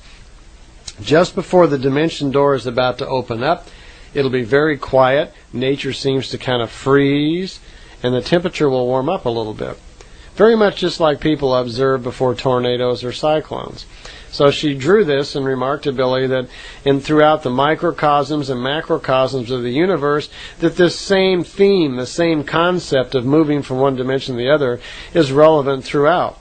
Apparently this theme of storms is the matrix, I guess you might say, which causes the same thing to happen here on the planet in like I say, in cyclones. So this passageway is one way that you get from one dimension to the other. They had opened up very erratically from time to time in the Bermuda area, causing ships to slip off into this. Actually, they would slip into the very near future, she said. Most of them would just move forward a little bit in time. So I've often thought it may be possible someday that many of these ships that have flown into that may start reappearing at some point. Every now and then we hear about in the National Enquirer, newspapers like this, where unseen objects have appeared, apparently from nowhere. Well, they may be the result of some of these accidents that have happened in the Bermuda Triangle. By the way, that effect is over. The planet Earth is now physically moved out of the area where it's affected by the radiation from these suns, and she says that effect will no longer happen, at least not for those particular reasons. The other two areas, by the way, where that effect also happened was close to Madagascar and off the coast of Japan. Quite often, sometimes the same events would happen, but they were not as well known. Apparently they weren't, wherever these other two places weren't on well-known trade routes where the stories of missing ships would actually happen, or would be told, or possibly they just didn't happen very much. Okay. Billy also had a question about apparitions, like there are apparitions, people claiming that they've seen the Mother Mary, or that they've seen other religious figures or stones bleeding and things like this, and he wanted to know if she had any comments on that. She remarked that in most cases, well, all cases that they knew of, that they were always fake. The apparition itself wasn't fake, but the intent of it was that the apparitions would generally be caused by the Ptah or other ET intelligence which come here occasionally, which are also rather wicked, and they would create these apparitions for people to see. People would think that they were actually coming in contact with the Mother Mary, and they really weren't. It was just another way of controlling people that wanted to believe these things. They would then become followers of whoever was instigating or claiming these, taking credit for these things. And it caused people to believe more and more in myths that just simply are not true. Next interesting thing that really kind of happened about this time period, Billy was told by Semjase, or actually asked by Semjase, if he would use the mental capabilities that he had been taught to throw his thoughts over into America to take part in a rather unusual thing that's going on there. She says there is something called the Sudanese Liberation Army that is going to cause a major catastrophe on the planet if they aren't stopped, and she wanted Billy to become involved. Well, Billy, even though his mental powers, he'd been experimenting with astral projection and other things, were very strong, he was kind of surprised that they would suggest this, and so why don't you just take care of it yourself? She says, well, we really can't get involved and we don't want to, but we feel that you should, because here's what's going to happen. That the SLA, which is William and Emily Harris, Wendy Yoshimura, and Patty Hearst, actually could accidentally trigger a nuclear blast in San Francisco, causing a major world catastrophe. And they suggested that Billy send thoughts to the FBI and the police there where they were hiding out so they could be captured. They then showed Billy a map of the Mexican-American neighborhood where these people were hiding out, and after it was explained to Billy to all the problems that they could actually cost and the major loss of life that could come from this if he didn't, Billy agreed to do it. And Billy says that he actually then, that evening, sent mental transmissions to a Mr. Charles Bates of the FBI, letting Mr. Bates know where the hideout was. He then sent the same information broadcasted to the San Francisco police, and which led, he says, to the arrest and capture of the SLA. So he somehow was involved there. It's interesting to note that the Pleiadians themselves didn't want to do it, that they had Billy do it. One other time he was also involved in something just like that. They were told, Billy was told at one point that the Ptah, again, were up to their no-good tricks again, and had a man in Waldport, Oregon, telling people that the extraterrestrials were coming, that they were going to be saved, and if they gave up all their worldly possessions, that they could come to Waldport, Oregon, and that the ship would come and pick them up. and take them to a planet which was far more beautiful, where life would be much nicer than it is here on Earth. And that many people, 20 of them that they knew so far, were giving up their possessions and actually doing this. And this was a rather wicked thing that the Ptah were again doing to control people and to destabilize things. And they wanted Billy to see what he could do about helping with that. And one more time again, Billy used his own mental abilities to somehow aid the local police there, make them aware of what's going on, and to stop that particular action. Well, we move up now to the 36th contact, which was on Monday, October 20th, 1975. This again brought up this contact brought forth some unusual things that were happening now.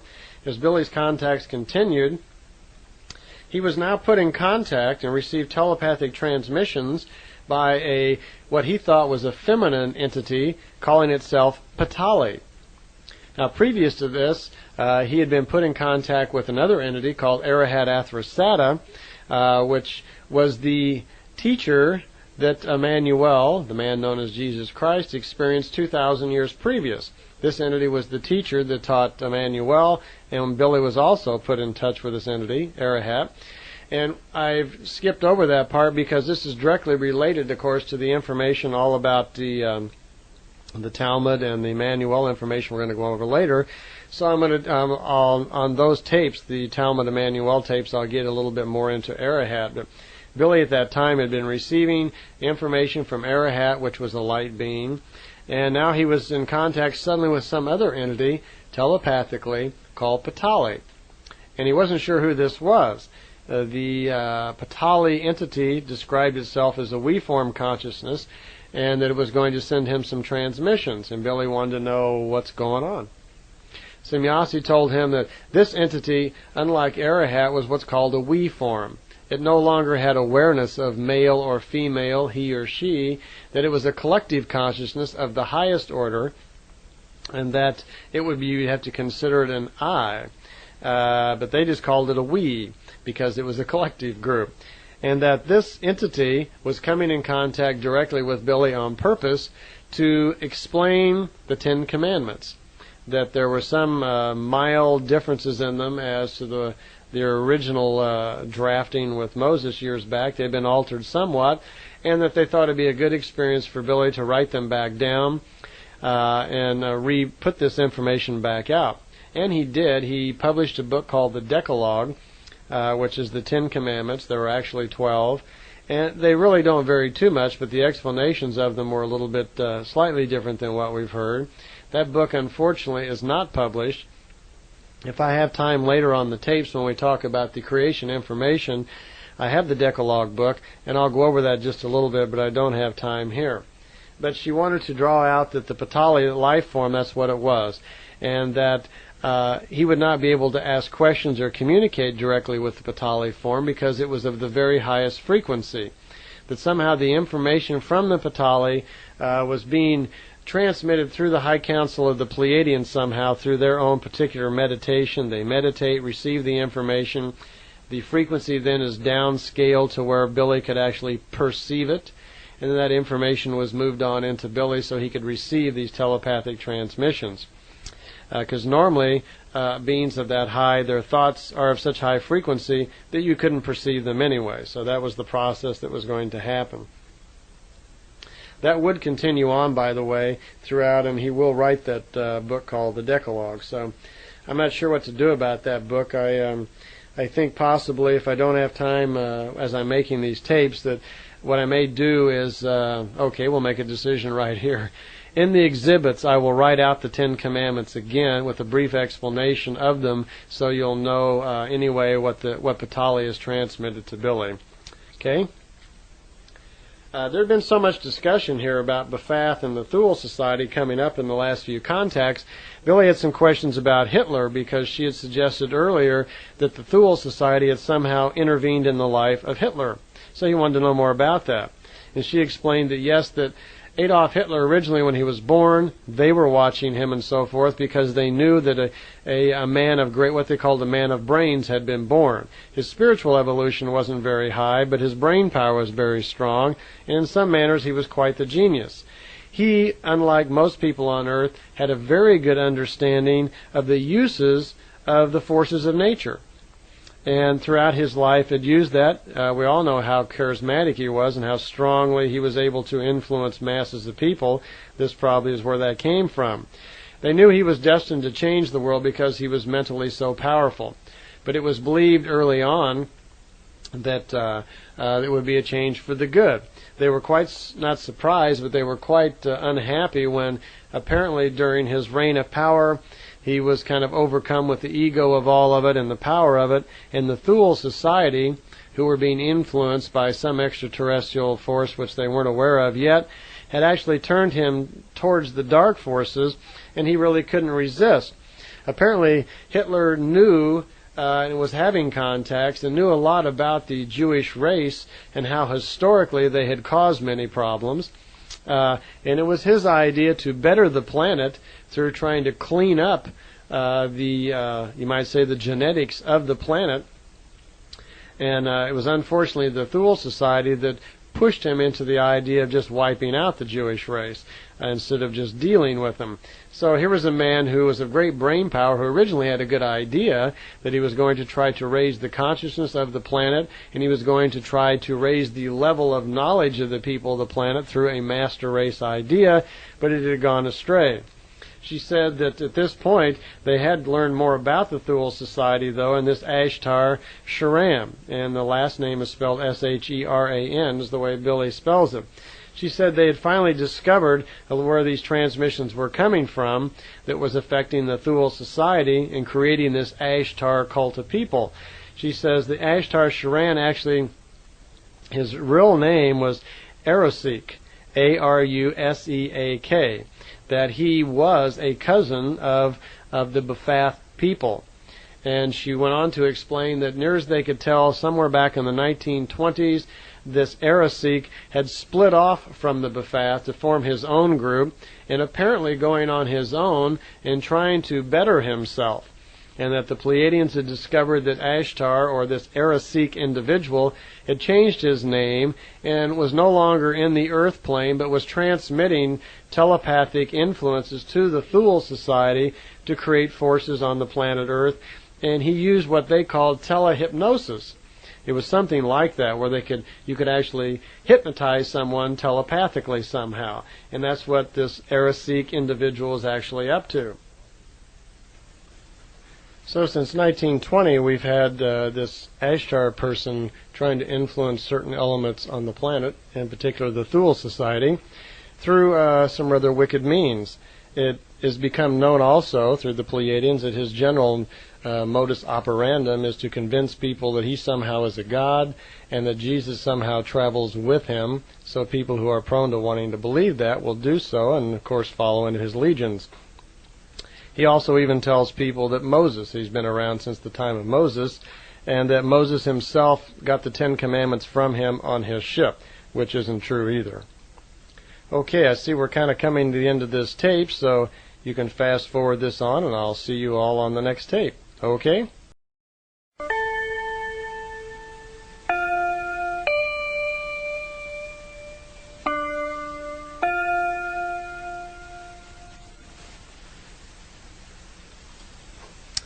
Okay, we're back, and here we are on tape number 5.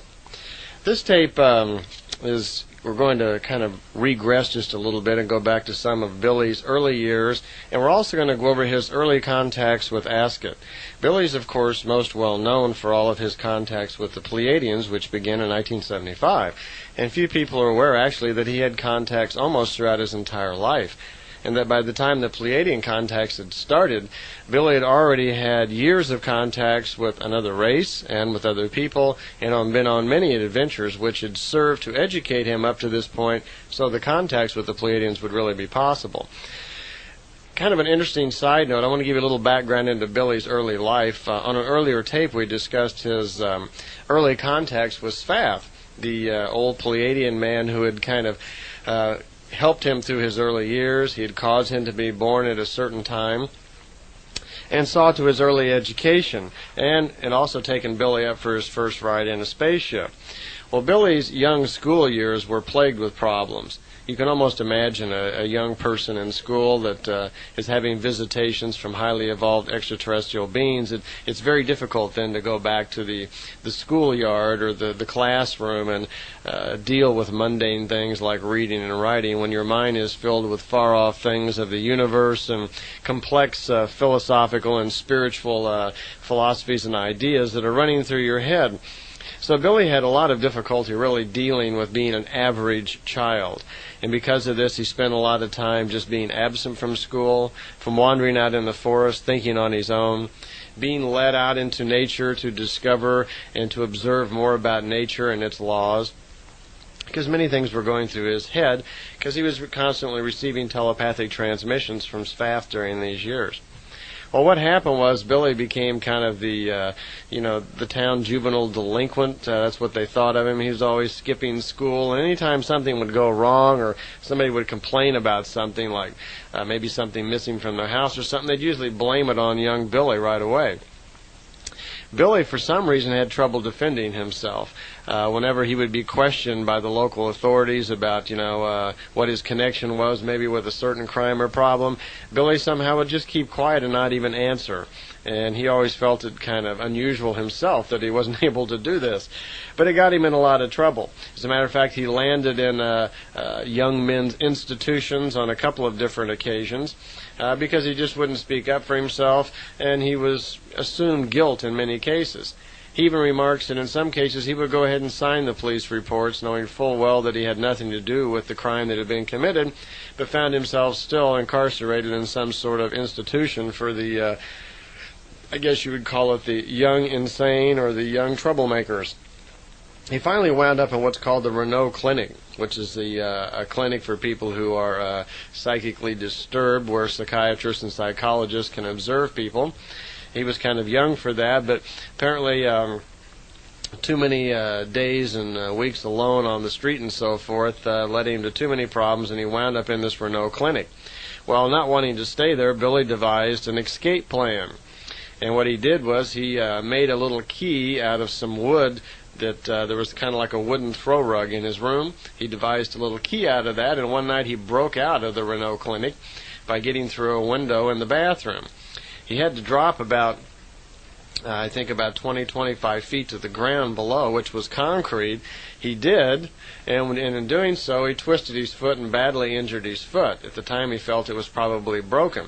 It's 11 o'clock at night, and it's, I believe it was in November. It was very dark and cold outside, so he jumped over the fence and got away, left the clinic. About that time, he heard the dogs and the sirens going off. Someone had detected that he was missing. They were looking for him.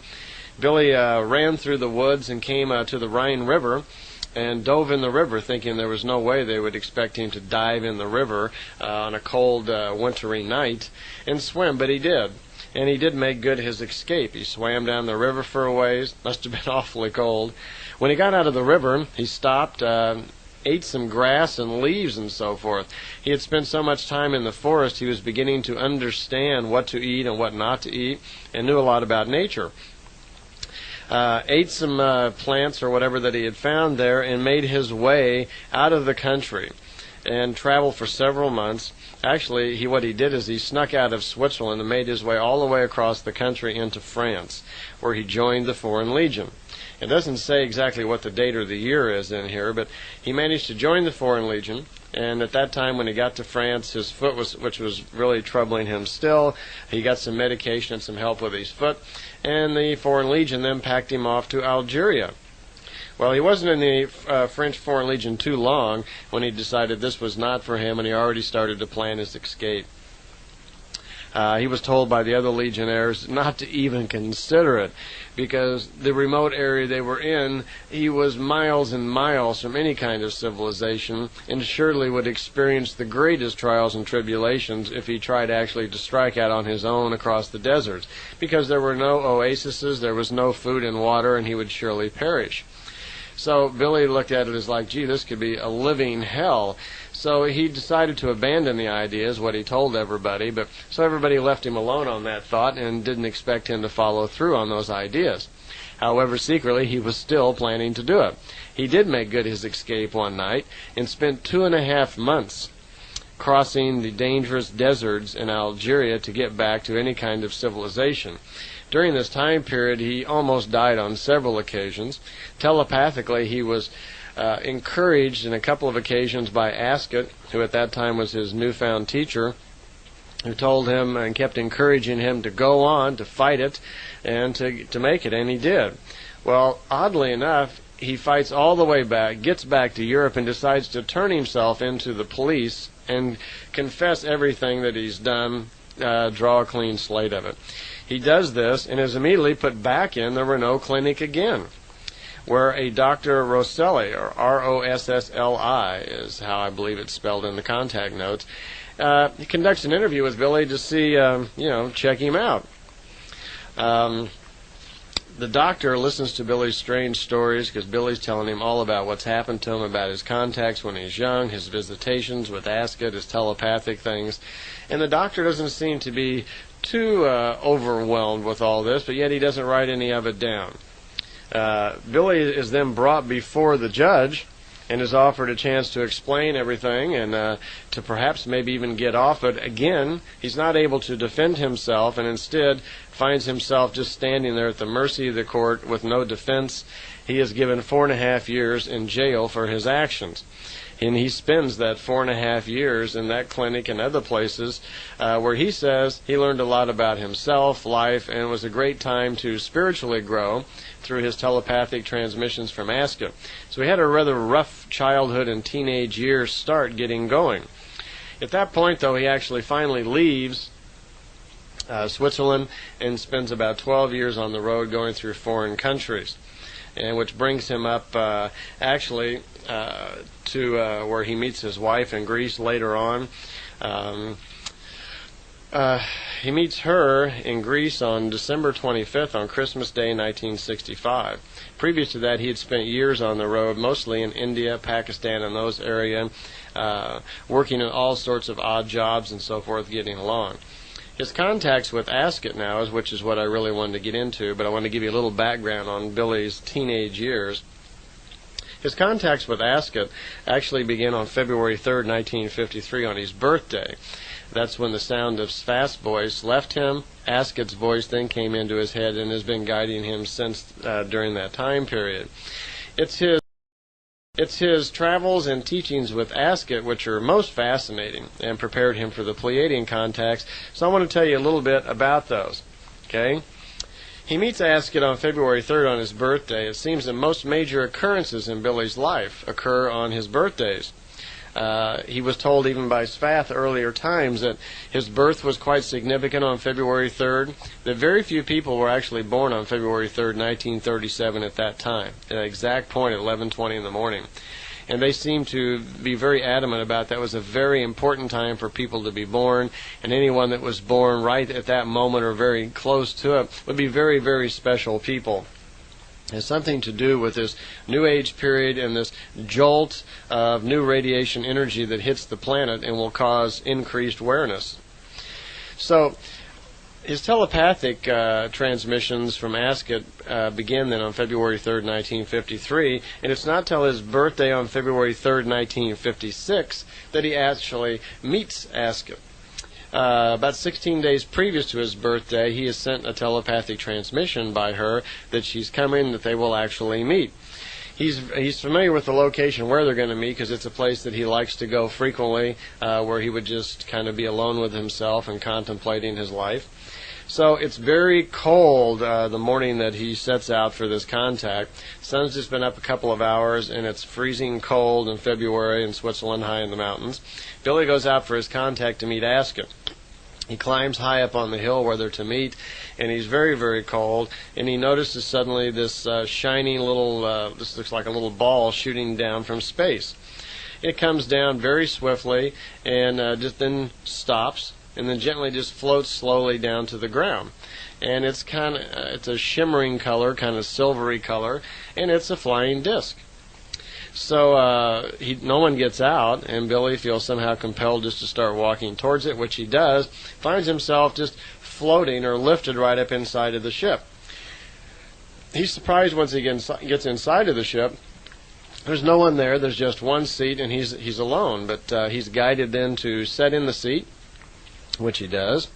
Somehow he just has I suppose that Asket's guiding him telepathically at this point. He sits down in the seat, and no sooner does he do that than suddenly the thing seems to start moving. He doesn't feel any sensation of movement, but he sees in the screens in front of him, which are projecting the outside view, that he's slowly lifting up off the ground, and he's floating over the general area. He feels telepathically Asket come into him, calm him, and explain that she will meet him, that the ship will bring him to her. He finds himself floating right over the home of his parents, where just for a brief moment Asket is giving him some reminiscence about his parents, his childhood, and she's given him a rough idea a little bit about the family that he's going to have in the future and what his life will be like. Billy notices something really strange, though. He looks down and notices that the ship is dissolving all around him. It just becomes invisible. Then he looks down and sees that he is also invisible. He looks around and he doesn't see anything. He's just in some sort of invisible form, and he looks like he's just floating in the air. Well, the ship, or whatever he's in, this ship that has become invisible, immediately moves way up high into the sky, and Billy finds himself just kind of looking at the stars. He's floating kind of half up in space, and he notes that there's a half moon out that particular night. Well, the flying device that he's in, rapidly accelerates across the country, and he finds himself looking out over the Indian Ocean. The sun is bright and is coming up over the Indian Ocean, and just as rapidly as this flying device has gone up in the air, it rushes down towards the earth, gently floats down and lands, and Billy gets out of the ship and again just floats right down and is standing on the ground. He's not real sure where he's at. He doesn't see Asket. The ship is not there. He walks over to a giant rock that's there on the ground and puts his hand on the rock. He's surprised that the rock feels really warm. Something interesting happens, though. As soon as he touches the rock, suddenly he's aware of where he's at. He knows that he's in Jordan. Now, most of Billy's life, he's had the feeling that he's been here before. He quite often will be, in his travels, will know what's beyond the next turn. He'll be on top of a mountain and he'll know what's on the next place. It's like he's been to these places before but can't quite remember it. Combined with that, he feels kind of like a stranger on the planet, like he's visiting here. And ever since his days with Spath and that his mission was revealed to him, he's becoming more and more aware of the fact that he is an unusual creature in creation, that he somehow is on a mission, that he is just visiting this planet, that he has served in this mission several lifetimes beforehand. These things and these reminiscences are already starting to come back to him. And as he's standing here in Jordan and has touched this rock, these reminiscences are coming back to him even greater, where he feels that he has been in this countryside. Suddenly he knows the entire area, and he has the sensation that he's very familiar with all of his surroundings. Well, as he's standing there thinking, he looks up in the sky again, and here comes the ship of Asket. And again, it looks very much like the first one that he just rode in. It just looks like a silver line just darting in from outer space, and it comes down to earth very rapidly, stops, floats down, and gently lands on the ground. And finally, he's about to meet Asket. Asket steps out of the ship, and Billy's a little taken back as she's very beautiful to him. She has very long white hair, kind of golden white hair, and she's wearing kind of a silvery-looking gown, not a flight suit type thing, but a very kind of feminine-looking gown that's tightly kind of tied up at the waist and so forth. And then kind of an amazing thing happens. Billy, as he's walking towards her, he suddenly feels this. He's kind of overwhelmed with this sensation of love and concern. It seems that Asket, now being quite a telepathic person, also has the ability to project her feelings and her thoughts. And what she's done is she is, instead of shaking hands and saying hello, much like we might do, instead she projects all of her feelings and concern and love for Billy and pushes them right into his being. And every cell in his body, he said, is just kind of overcome with this immense love and caring that she has. He suddenly is just kind of like stupefied. He can hardly move. As well, he also at the same time feels very familiar to her. He almost recognizes her as someone that he's known before. There's this tremendous feeling, I guess, of deja vu coming over him, but he can't quite tell what exactly it is. She picks up on these thoughts and tells him to search his past life once again for the meaning to this. Not much is said at this point. They just talk for a few minutes, and she invites him to come with him right into the ship, which happens. Excuse me. They again float right up into Asket's ship, which is very similar to the one that he has just flown there in, except this one has 3 seats in it. They get into the ship and they take right off, and she has not even explained where they're actually going. The ship lifts off the ground again, and again, just like the first one, it becomes invisible. And even though he knows he's still in a craft, a flying craft of some type, all is invisible. Even the ship, he doesn't see his hands or anything. He can't even see Asket. And she's not speaking. It's very quiet. The ship then darts across the countryside, and he notices again now it looks like they're over the Mediterranean Ocean. And he's kind of surprised because he really doesn't know where they're going. And very quickly the ship begins to race back down towards Earth, and he finds himself standing in Egypt early in the morning. And as he looks down, he sees that the Great Pyramid there, the Great Pyramid of Giza, just outside of Cairo, and that the ship is coming down, and it looks like it's landing right next to the Great Sphinx. Well, the ship still looks kind of invisible, and Billy can't understand how all of this is really possible. And Asket says, well, it's time for us to leave the ship.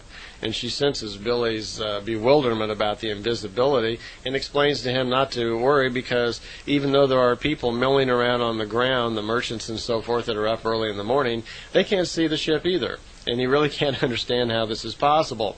And she says, well, here, this will help. And she says, I have a little device you can put around your waist, which will enable us to see each other, but no one else can see us. So she's putting this around his waist, and as she's doing it, suddenly Billy can see Asket kind of kneeling down in front of him, attaching this thing to his waist. And he's kind of surprised because now he can see himself, and now he can see her, but no one else can see them. They're just kind of hanging there in space because he can't even see the ship around him. So they leave the ship, and they find themselves standing on the ground there next to the Sphinx, and there are people milling about. She senses his thoughts again, that he's challenging how this invisibility may be possible, and so she invites him, go ahead, try out touching someone, which she could feel in his thoughts he was thinking about doing. So Billy walks over to a couple of men that are standing there and walks around behind the fellow and notices that he's not being observed, and tugs on the man's cape. And the man kind of turns, doesn't see anybody, doesn't see Billy, and turns back to speaking to the man he's speaking to. Well, Billy's just flabbergasted by this. How is this possible, this invisibility thing? They're walking along, and he's still thinking about this. They come across this tent. Billy ducks his head inside of the tent once more to test out this invisibility. When he looks inside, there's 7 young women there and 2 older women. One of them has a young baby that she's nursing. Billy walks into the tent. No one is noticing him again. Now, in this type of world, if young women are in a tent, they would have surely noticed a man coming in, especially one that was sitting there nursing a child. And they're washing clothes.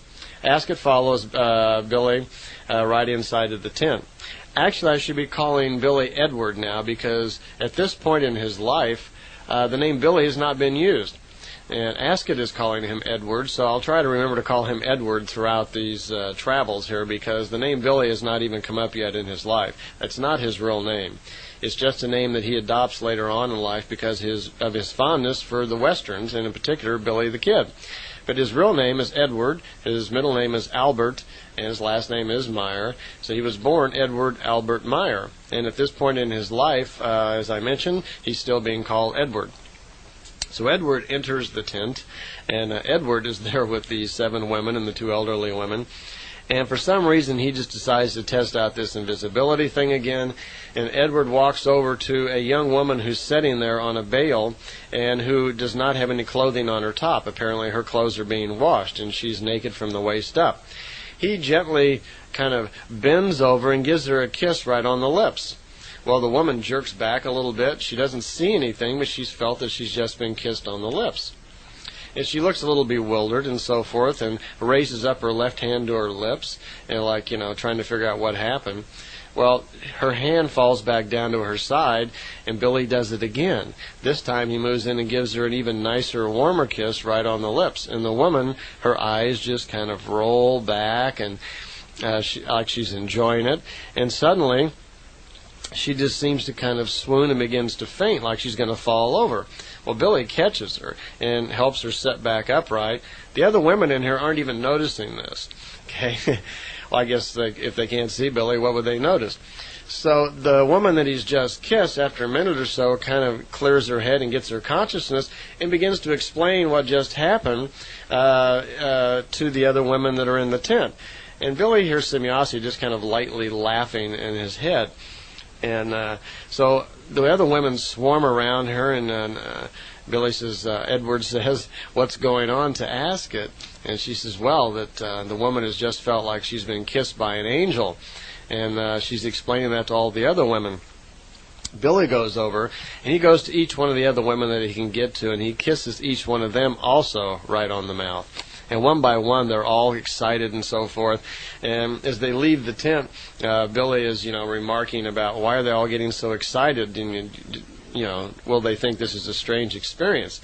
And Asket remarks that, no, Edward, it's not a problem, that she had pushed into the thoughts of all the women that they had just been visited by a loving angel of luck. And now that their life surely would be better in the future, because it's certainly been hard in the past. So they all feel like they've had a wonderful angelic experience. So Edward somehow feel like he contributed to the welfare of these women who are washing clothes.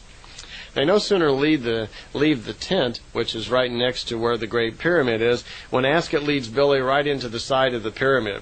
Apparently, somehow with these devices, it doesn't say they go around and walk in the door of it. It's more suggestive that somehow they go right through the side of the wall and find themselves in these long, dark corridors somewhere in the deep part of the pyramid. They do not go up into the king's chamber or the queen's chamber. They are somehow down in the lower part of the pyramid in some dark hallways which are not accessible to the normal people and don't even know they exist. They move along these corridors. They're being very quiet, and still they're invisible. They come into a particular area where there's some big altar there. There's even a guard standing there, and Billy's a little surprised. And it's an armed guard of some type, a human-looking individual. And Asket warns Edward and telepathically to be very quiet, that they're going to move right past this guard. They don't want to be sensed here. That there are descendants of an extraterrestrial race living down here below the pyramids. There are quite a few of them. She'll tell him more about them later on, but for right now, be quiet because they don't want to be detected. They seem to move right through another wall again somehow, and they're continuing down this corridor. They continue deeper and deeper and past several guards, and soon they come into a huge hallway, kind of a big open area. Billy estimates they're probably 300 or 400 meters down below the pyramid at this point. When they come into this large open area, Billy is surprised at what's down there. There's a huge flying saucer. A big flying disc is down there, a big silver one, way below the ground. It's possibly been there for hundreds or even thousands of years. Asket confirms in Billy's mind that yes, that's true, that it's been down there a long period of time, that when the ancestors of these people came to the planet, they hide one of their large ships down there underground. And she's not sure exactly how long it's been there, but quite a while. Billy's looking around this room, and he's surprised to see also over on a platform there, that there is a large cross that looks like the crucifixion of Christ. It's a large cross about 2 meters in height. Also, there are some nails laying there. There is this crowned wreath with the thorns in it and so forth. There's a purple robe, and there's a little leather bag with some precious stones. And Billy, all sorts of things are running through his mind. He says, surely these must be the crucifixion tools of Jesus Christ. But he's a little confused because early in his life, Sfath had taught him that the crucifixion was real, except that Emmanuel really did not die. And he was explaining to him all about the truth of what Christianity was really based upon. So he was really kind of confused because here was the crucifixion tools of Jesus Christ, and now he's really confused. He didn't know what was going on, and Asket was offering no explanations at this point. They immediately, Asket takes Edward's hand and leads him back out of the pyramid. And it's been kind of a surprise to him when he comes outside. It looks like they've actually been gone for a couple of hours, and he thought it was just a few minutes. So he'd kind of lost track of how much time had been going on there. Well, they get back into Asket's ship, and they leave Egypt. And when they do, they fly back to the area in Jordan where the other ship is also waiting, and they land in this remote area in the wasteland somewhere, in the waste mountains and somewhere where the Dead Sea is at. Well, they spend 2 days there for Asket explaining Billy all sorts of information. During these two next days in the ship alone with Asket, this actually is the beginning, you might say, of Billy's mission. For the next 2 days, she explains many things to him about himself, his future, his life, and start to explain some very important things that he's going to need in his role as a prophet during this lifetime. One of the things they talked about was creation. He's slowly becoming educated through Spath and his recent experience under the pyramids with the crucifixion tools, more and more information about the life of Jesus Christ and religion. And she begins to explain to him a little bit about what creation is.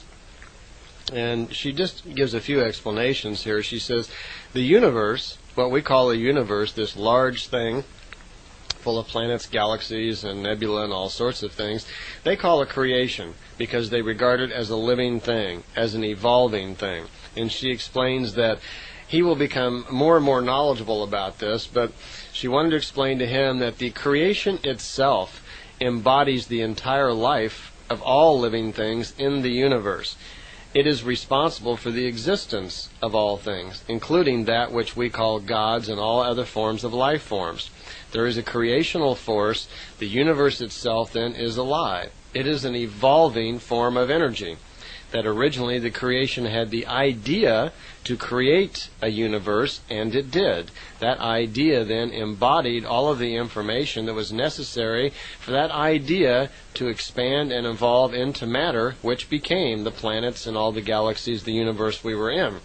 So the creation actually is the life force and is responsible for all existence in the universe. And this is one of the main things, information that's missing on our planet, and that they really wanted to start teaching Billy because this would be an important part of his mission. She explains at that point that that was also the mission of Emmanuel during his time, that he was trying to explain to people about what creation is and about how life procreates and evolves throughout the universe, but they weren't really able to understand it, and most of the time they misinterpreted it. And that in the year 189, when Christianity would actually be formed, it would be somewhat altered in order to form Christianity. Nothing particularly malicious, I don't believe. They probably just did the best they could at actually understanding it. She also mentioned that it had been for 33 centuries that she and her people had been coming into our universe. She explained that she actually was not from our universe, that there was a neighboring universe they called the Tao universe, and that her race of people were called Timmers. Her planet that she came from was called Akon, A-K-O-N, and that for many years they've been coming into our universe. There are technologies that provided a way that they were able to build some sort of barrier or a canal or a cave, whatever you want to call it, that allowed them to come from their universe into ours. They'd been exploring for some period of time. They had found their way into the area of the Earth and finding human people here as well as on many other planets, and were involved in just as explorers and experimenting into our universe. She had also discovered long ago that the Earth people here on Earth did not originate here. And this led them to following or tracking down the origin of the Earth people, and it led them into the Ring Nebula of Lyra, which was the original home of the Earth human being. We've touched a little bit on this on our history thing that we talked about earlier, that roughly 2/3 of the white race of the planet Earth has Lyrian genetics in them, that we are from Lyra. So that was also mentioned. She mentioned that the Lyrians now were gone, that they had, through destruction and wars and natural events, pretty much become extinct, that there were very few of them left. Most of the Lyrians, 230,000 years back, during a very violent war, had left that section of the sky and founded what we now call the Pleiades. And that in Billy's future, remember he's only 19 at this time, Edward, excuse me, that in Edward's future, he would have contacts with these beings from the Pleiadians, but not for quite some time, that he was actually being prepared for that now. That Edward had been born on purpose in 1937 because he was a prophet, that he had served in that role many times before in other lifetimes. That prophets are born on purpose for particular missions, and they are generally procreated or caused to be born at particular times to serve their role as a prophet. Such was the case with young Edward. This is exactly why he had been born and why he was going through these series of contacts young in his life to prepare him for his role later in life to spread the word as a truth bearer. She also mentioned to him that it's a very difficult life. It's a very hard life, that a prophet is responsible for the truth, for bringing new truths to a society. And this often is quite difficult because many people are quite set in their ways and they really don't want to believe something else. So he could look forward to a very difficult life in front of him. She also mentioned to him that in the future he's going to write a wonderful book. And it will be based on some telepathic transmissions provided by these Pleiadians that he's going to have contact with later in his life. This entity will be called Arahat Athrasata, and it is the very same entity that Emmanuel was put in touch with 2,000 years ago when he learned his lessons of life. Out of this he will write a very great book of truth, and this book could go on possibly to become a major epic to begin the new age with, as it will open up minds all over the planet and bring the truth about existence finally to the world of Earth.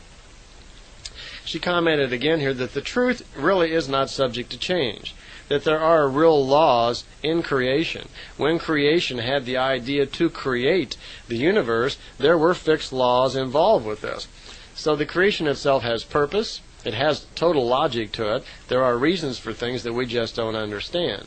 And this logic and this reasoning forms the basis for what they're calling the laws of creation.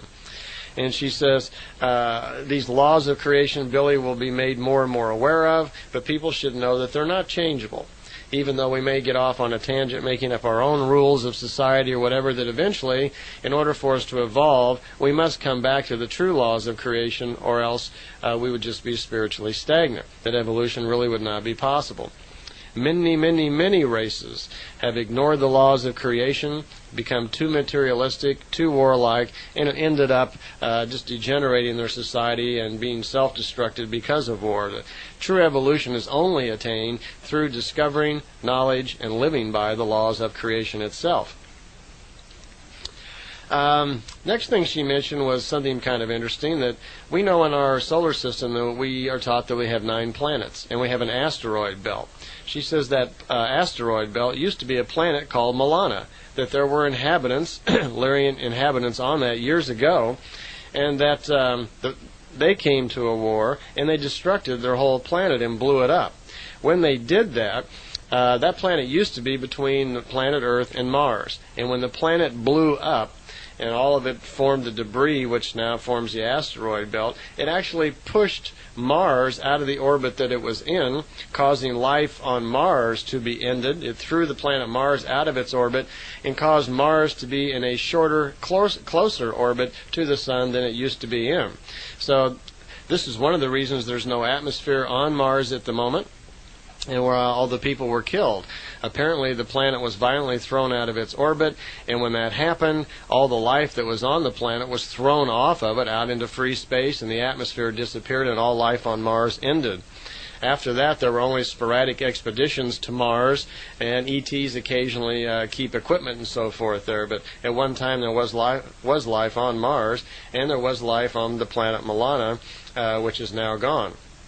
She says one of the things that, one of the main reasons that she is here on Earth is they had noticed that the scientists of Earth were coming very close to finding and discovering the answers to atoms and develop bombs and what they called destructive devices, which could lead very much to the same end.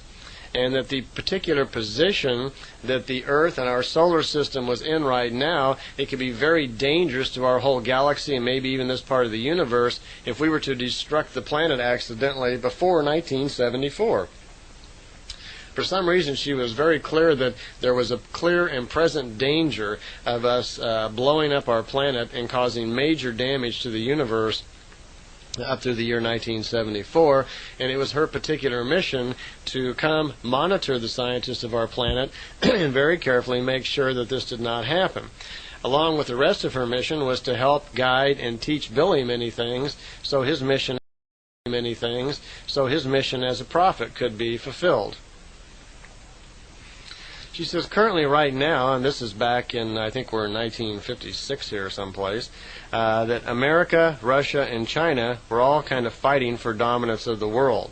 Along with these three major superpowers, most people were not aware that the Jewish Zionist extremists were working very closely with certain elements of the Roman Catholic Church to cause terrorism and mass murder in many areas of the world to destabilize it. They also were fighting their own battle to gain control of the world without trying to taint their image that they had as being religious leaders, that they were undermining the general welfare and peace of the world by promoting terrorism and mass murder in certain areas and blaming it on other terrorist groups.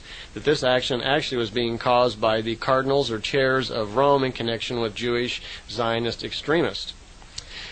Another thing that she was providing to Billy was some events of the future. She said that now in 56 up through about the next 20 years, there were certain events which were going to happen, which needed to happen, certain political and religious events, mostly political assassinations, that needed to happen in order for the world to be on its proper course. And she said she was going to describe these future events to Billy, and that he was not to tell them to anyone because they did not want to take any chance that these events somehow may go astray or not happen. It was important that they did happen. She didn't go into lengthy explanations why, but she said these events were necessary to happen in order for our future to become more peaceful or whatever. So here are the events of the future that were given to Billy back in 1956.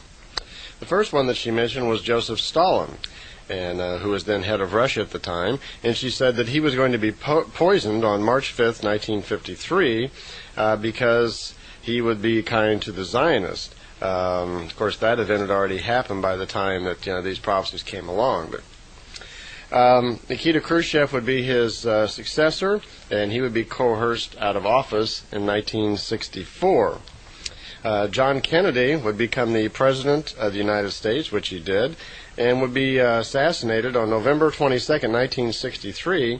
The interesting fact was that she commented here in Billy's notes that this was going to be by the order of the Central Intelligence Agency, the CIA.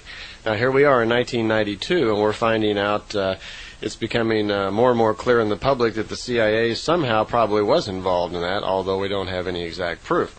Because it's also mentioned right next to that in his notes that Bobby Kennedy will be killed by the same order, by the same people, on June 6, 68 in Los Angeles, when he's running as a candidate for president.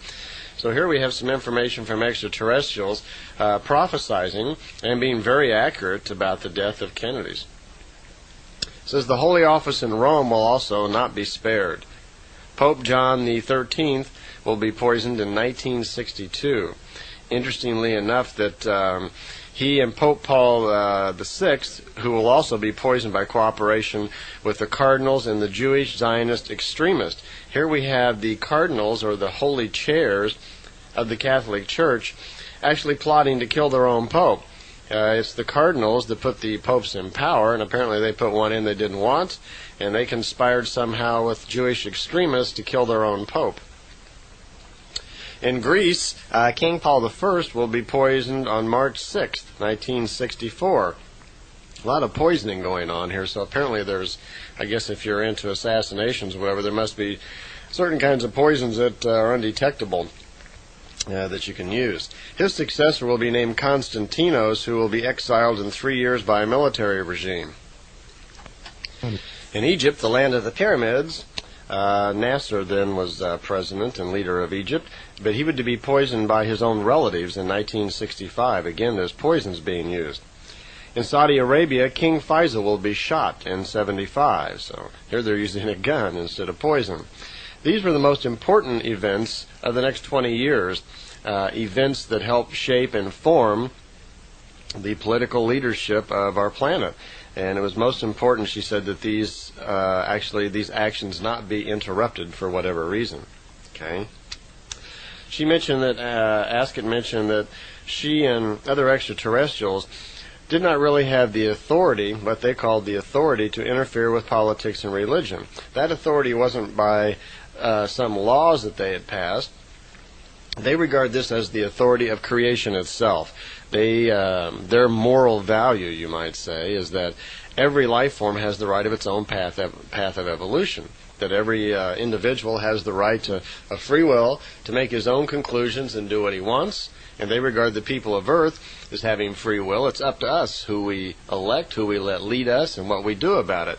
And it wasn't their responsibility to interfere. So they believe that it's not right for them to interfere in our politics and religion.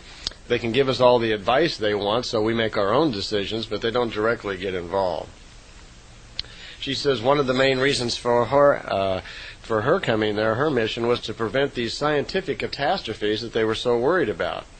That since the atomic bomb, scientists had learned entirely too much, and they were really afraid of some sort of doomsday devices that may actually explode the planet.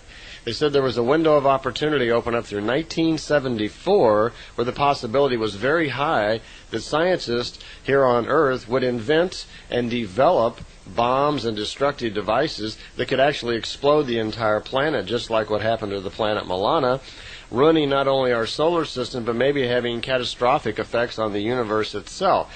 So she was particularly concerned with taking care of those particular problems, as well as she felt very strongly about her role in helping Billy prepare for his mission as a prophet. Now, I've mentioned these Bephath creatures a couple of times. We talked about Billy and his experiences going underneath the pyramids with Asket. Well, the people that were down there are called Bephath. And Bephath, you might say, are kind of a renegade Pleiadian group. About 75,000 years back, something like that, they split off from the Pleiadians, and a different faction of them, they had come to Earth, and they'd been trying to take control of Earth for a long period of time, but not really having the capabilities. Their technology is not as good as the Pleiadians. It's degenerated a lot. And they've gotten to the point now where even our own missiles and so forth could be destructive to their ships. Apparently their ships don't have the protective screens like the Pleiadian ships do, and they're not able to even protect themselves against our missiles. So they have to be very cautious. So they've taken to trying to control the world and so forth through mind control of different leaders. So she was cautioning Billy again about this. And then she explained to him the fact that the crucifixion tools that Billy had seen under the pyramid when he was down there with her, those were designed on purpose by the Bephath. They were not the real crucifixion utensils. The crucifixion did happen. But the original crucifixion cross and so forth had already long since molded off into dust and was gone. That these crucifixion tools that Billy saw, or Edward saw down below, were fake. And they had been made on purpose by the Bephath because they were going to present them to a certain American named Reinhold Schmidt. And he would be told that these were the original tools of the crucifixion to stimulate and reinforce in him the belief about religion and Jesus Christ. And this would help to serve their interest because people who believe in certain religions and belief structures devoutly and worship are easy to control. These are the sort of people that generally are willing to give up their free will and allow some other entity, power, or religion or whatever to be responsible for them. And they've learned a long time ago that these kind of people can be controlled easily, so it's become a standard MO or modus operandum with this group of people to always use the religions and Christ and God and so forth in their approaches to many Earth human beings because it allows them to control them. Well, let's see, once again we're getting low on tape, so fast forward this one and I'll see you on the next side.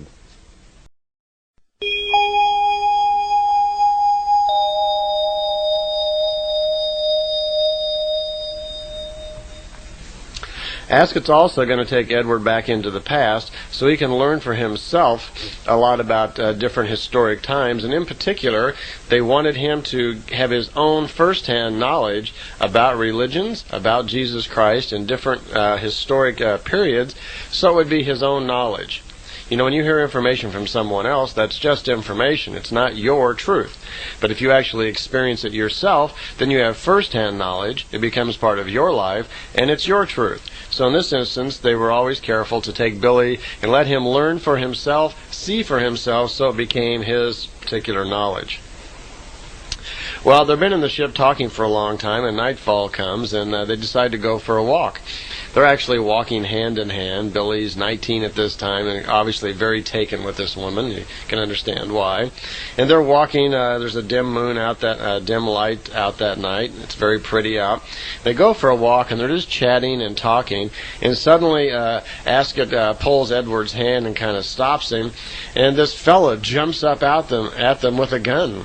And he's an elderly fellow, probably in his late 50s or 60s, something like that. And he's pointing a gun at them. Well, they immediately calm him down. Apparently they've stumbled onto someone's campfire here, and they calm the fellow down, and he finds out that they're not bad guys, and they didn't come to jump him in the middle of the night or anything. His name turns out to be Jitchi, and that he is from Russia, and he used to be a Russian diplomat or ambassador of some type, and he had taken to the road. This fellow Jitchi was now traveling for the road the past several years, and he was kind of out, developing his own experiences. So they talked to him for a while by his campfire. Jitchi offered them a little bit of food and so forth, and they got to be very friendly. Well, Asket turns to Edward and takes him by the hand, says it's time to leave now. They prepare to go, and Jitchi stops them and remarks how comfortable he is around them, that he doesn't get to see people very often, and hopes they would stay. Asket tells Jitchi, well, we can't stay now, but we'll be back on February 7th, and we'll see you again at this same location. So he's happy with that, and they take off. So they go back to the ship. They return to the ship, and it's getting very late at night, and they stay again in the ship that night. So Edward stays there with Asket again. And in the morning they get up, and Asket has a little breakfast for them, and they have some kind of unusual juice he didn't recognize and so forth, and they have a little breakfast thing there. And she explains a little bit more about creation to Edward, excuse me. He's still Edward at this point. She says that she's drawing his attention to the fact, and she knows that Edward is not particularly mathematical and scientific, but she explains to him that all of creation can be explained mathematically. That it is a totally logical evolution, that the creation itself is totally logical in every way. We just don't realize it because we have not discovered it yet. We have not scientifically advanced to that point. But she explains to him that there are the numbers 3, 7, and 12 are the important numbers. Now, I don't know too much about this either, but she says the entire mathematics of the universe consists somehow of an enclosed circle, which can somehow be conceived with the numbers 3, 7, 12, and 7 times 7. So for those of you who are into numerology, perhaps you already know these things and can probably better explain it than I could. It doesn't mean too much to me.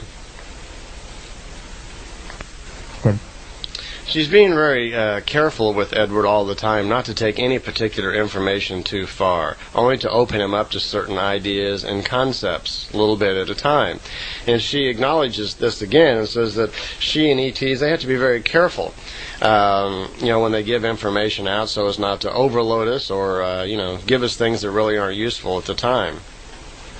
Another major concern of Asket's always was that if they gave Billy too much information, especially in the scientific areas, that it may find its way out into the scientific community, and they really didn't want this to happen. They see us as a planet anyway that's, technically way out of line with our social development, where, the majority of the planet's trying to eat and even have some health and find a home or some shelter, and then we have a small percentage of the planet, which is very highly developed. So there's a broad difference between our scientific development and our social development. They have already watched us develop the atomic bomb and blow up Japan, and so we're very concerned about feeding any more information to our scientists, which could do even more damage than that. She's telling Billy a little bit about his future, and that later on that he will be directed to confront the Ptah group, that they have a strong representation in Berlin through this Thule Society, Thule, that's been going on for hundreds of years, and it would be good for Billy to confront them at a certain point. When that happens, she warns him that his life will come in danger, that the life that he's about to lead, his mission in life as this prophet, bringing truth and so forth to the world, does bring a lot of danger along with it. After he confronts these Ptah people, she says his life will be in danger, and it's about that time period anyway that it'll be necessary, for Billy to disappear for about a decade. His contacts are going to stop at that point anyway, because he'll be left alone for about 10 years or so, to 11 years, in order before the contacts start again, because these will be difficult, unusual times for Edward. That he will become married, and he's going to develop his family and settle down, and he's going to have to learn. All this information that's being presented to him needs to become part of his life also. He needs to learn it and make it part of himself, have cognition of it, as they say, so it becomes part of him. In other words, what they're doing is they're educating young Edward, and now they're allowing him to spiritually grow through the use of this information to facilitate his role, his mission later in life. And that his contacts would start again in the first part of the year 1975. Well, Asket tells Edward it's time to leave now. They're still in Jordan. So she leaves, and Edward gets into the small ship that he came in, which is still parked there, and he returns back to home where he started out. 2 days go by, and of course Edward's pretty excited, because she's already told him they're getting ready to take some other time travels and back into religious historic times, back to the year 32, around the time of the crucifixion. So he's pretty excited about this. 2 days go by, and Billy once again returns to the same spot where he was picked up before. But this time Asket comes in the ship instead of just an unmanned ship coming for him. And they return back to the same spot they were at in Jordan. And she explains that this time they're going to travel back into the past, like she told him, to increase Edward's education. And she begins to explain to him while they're waiting, while they're on their way to Jordan, a little bit more about his future. She says they don't normally tell Earth people about their future too much because they can't bear it.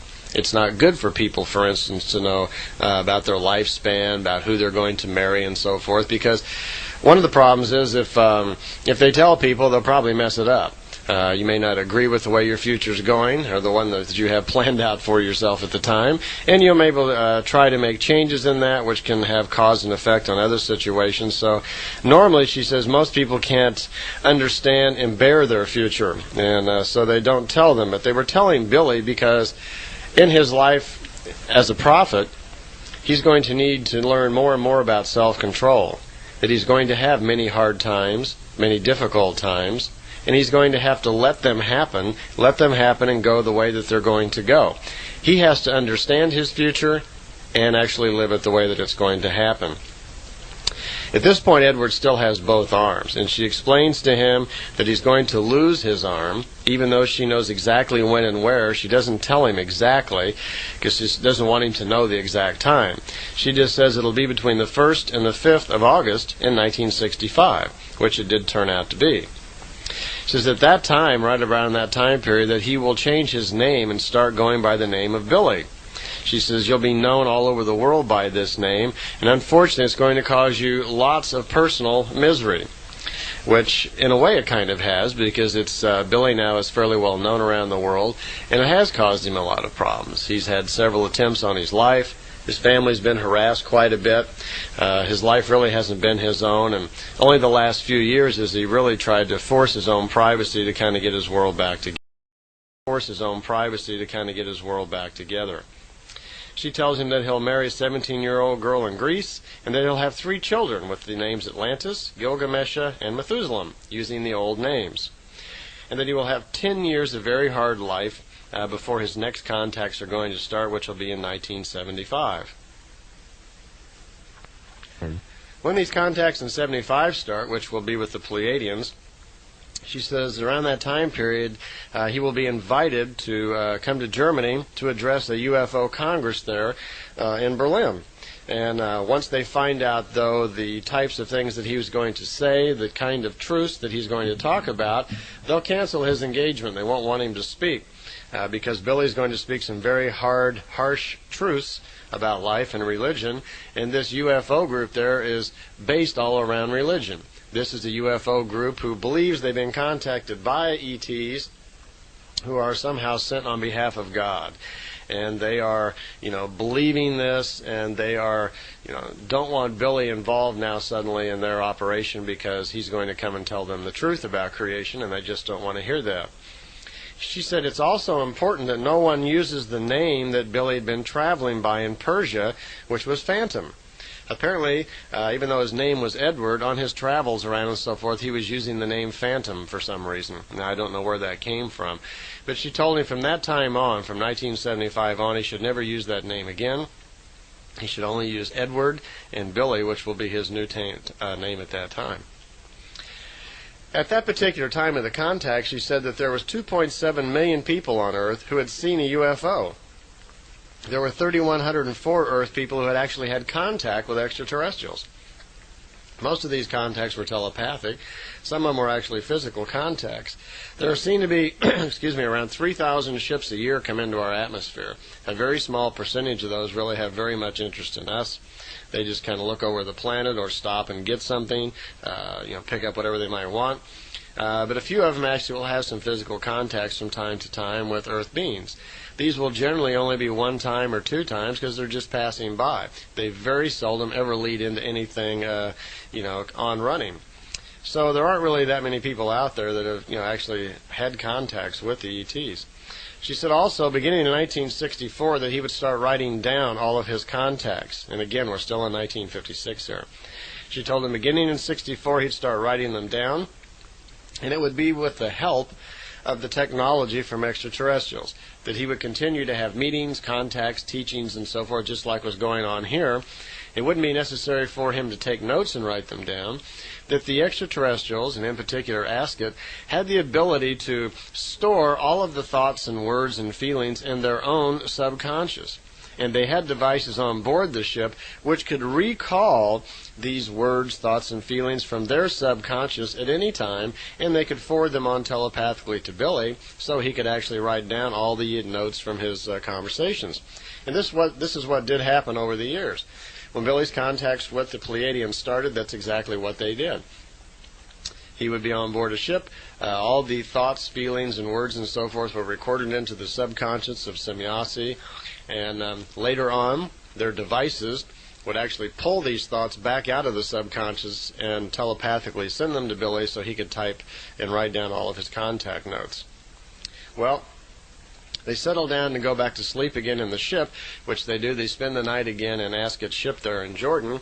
And they're woke up in the morning by a gunshot. Which they're kind of surprised, and Billy looks outside, and there's Jitchi standing out there with a rifle. Well, this is kind of a surprise. They come out of the ship, and here's Jitchi, and he, of course, is greatly surprised to find this big silver beam ship, or I guess you should just call it a flying saucer here, because it's not a beam ship type drive. Asket's ship were different. So they have to go through this process of explaining things to Jitchi.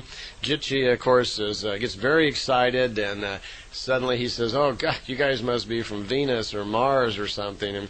And Asket's saying, "Surely we're not. We're not from there at all. There's no life forms on Venus or Mars." And Jitchi's pretty excited, as you might well understand. And he thinks Edward and Asket are probably both ETs. And Edward's informing him, no, that he's an earthworm just like him. And he's from Earth, and that the lady Asket, is an extraterrestrial. Well, Jitchi thinks she's an angel right away and says, "Oh, surely you must be here on behalf of God." And he pulls his Bible out right away and is saying, "Oh, look, I believe in God, I believe in Jesus, and I study the Bible all the time." And Asket's a little taken back by this and begins to explain that no, that she or no extraterrestrials come on behalf of God, that any extraterrestrials that claim that are just being deceptive and very wicked, and they shouldn't do that. So they go through this process of explaining all about who they are and what they're doing, that they're getting ready to take a trip.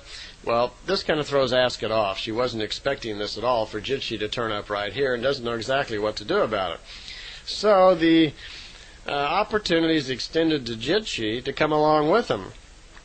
that they're going to be making some travels and jumps and going different places. And Jitchi, of course, says no, he doesn't want to, that, this is against God, it's blasphemy, and he's going on about this. And Edward jumps all over him about being a coward and what good is your Christianity if you have no control over yourself. And they get into kind of a word thing going there. The outshot of it is that Jitchi decides, okay, he will come along, by golly. So they say, all right. So they move towards the ship, and Jitchi goes first. They push him up into the lift, and he goes up in the ship, and they come up after him. And there's poor Jitchi. He's just pale white, and he gets so sick he vomits, unfortunately, in a little bag that he has with him. And Asket has to calm him down. And suddenly Jitchi remembers that he left all of his stuff back at his camp, and they let Jitchi go get his stuff and return, and then they take off. While they're in the ship, and they're getting ready to lift off from Earth again, Jitchi is still just pale white, doesn't know what to make of all of this. He's about 59 years old, by the way, and spent most all of his life studying the Bible, and now suddenly here's these people telling him that everything that he's learned so far is wrong, and it's making him ill. And this could be a very good example of what they're talking about if the extraterrestrials were to suddenly make themselves well known and provide irrefutable proof that much of our belief structure is wrong. It can be very, seriously affecting on many people. It can make them ill in thought. It'll literally just drive people crazy, and that's exactly just about what's happening with Jitchi. And now they're in the 13th century. Edward's standing out on the ground, and he immediately starts to kind of notice nature all around him. First thing he notices is there is a larger abundance of birds and so forth in the air. The air itself is more cleaner. The oxygen content seems to be a little higher, cleaner, easier to breathe. You feel a little exhilarated, he said. And they're in France at the time of Louis the Saint, and they're going to visit a rabbi by the name of Jitchi.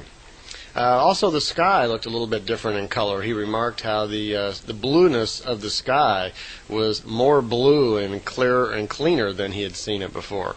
And he's still living in Switzerland in 1956, which is a pretty clean place. So going back several hundred years, before we started filling the air even with industrial pollution, things looked a little better. So they're somewhere in the woods in France, and Asket leads them on, and they move through the forest a little way, and they come across this little house, and she's telling them that she's been here a couple of times before, and she has a friend here. And they're look around, there's a horse in the barn, and suddenly a bearded fellow comes out the front of the door, and it's Jitchi. And he's a real happy, friendly type people, and he's waving and so forth, and he comes over, and he's happy to see Asket. Oh, hello, so nice of you to come again. And he says, are these your extraterrestrial friends? And Asket says, no, these are Earth people just like yourself, but they're from the future. Well, this doesn't seem to shock Jitchi too much. He just kind of takes it in stride and comments that, oh, how wonderful, I wish just once that this beautiful lady would take me for a ride so I could experience some of this. But it isn't explained why Asket has been there 2 times before, but apparently she has, for whatever reason, to see Jitchi. Jitchi is already known in the area as kind of a magician and a person who fools around with unusual things and so forth. So right away he notices Edward's lantern that he has with him, a little electric lantern with a light on it, and he asks him about what that is. So Edwards explained it to him. He says, well, no, it's not really like a lantern. It doesn't have a candle or a wick in it, and it doesn't run on kerosene or oil or whatever. It runs off of electricity. And he's showing him, and he pushes the button, and the light comes on, and Jitchi says, well, this is marvelous, this is wonderful, how does this thing work? And Jitchi remarks that he knows a little bit about electronics and would be happy to spend a few minutes explaining to Jitchi how the thing works. And they say, fine, you go ahead and do that, and Asket and Edward wander off someplace else, and Jitchi and Jitchi are kind of hanging out together for a while, and they come back together in a few minutes, and Jitchi says, he asks Asket, he says, listen, I've got some things here that belong to Jitchi that he gave me, can I take them back with me? And she says, sure, I guess if you want to. And he says, this would be great, then I would have like antiques from the 13th century France to be worth a lot of money.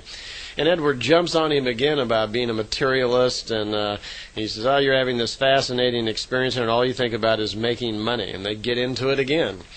So Asket explains to Jitsi that, well, they really won't be antiques. I mean, they won't age, because once we get into the ship and go back, that there's no aging. It'll only take a part second for us to return from where we are at back to 1956. So no aging will take time on this, whatever it is that you want to take back. Even though it was made here in this time, it won't show any age on it. If you really want it to age, he says, bury it somewhere here in France and then come back and get it when we get back. And then it would have aged, it's several hundred years' time since he buried it. So Jitsi understands that, but he takes the stuff with him anyway, and they leave the 13th century. It says in Edward's notes now that for the next 6 days, they travel to different time periods, they observe different parts of history, and each time they make one of these jumps and so forth to different time periods, Billy's starting to notice already this unusual feeling he has. Every time there's a jump, he somehow feels a little better. And he comments in his notes that there's a calming effect. He somehow feels a little better about himself, and he kind of uses the word like uplifting. You feel a betterment of yourself or something.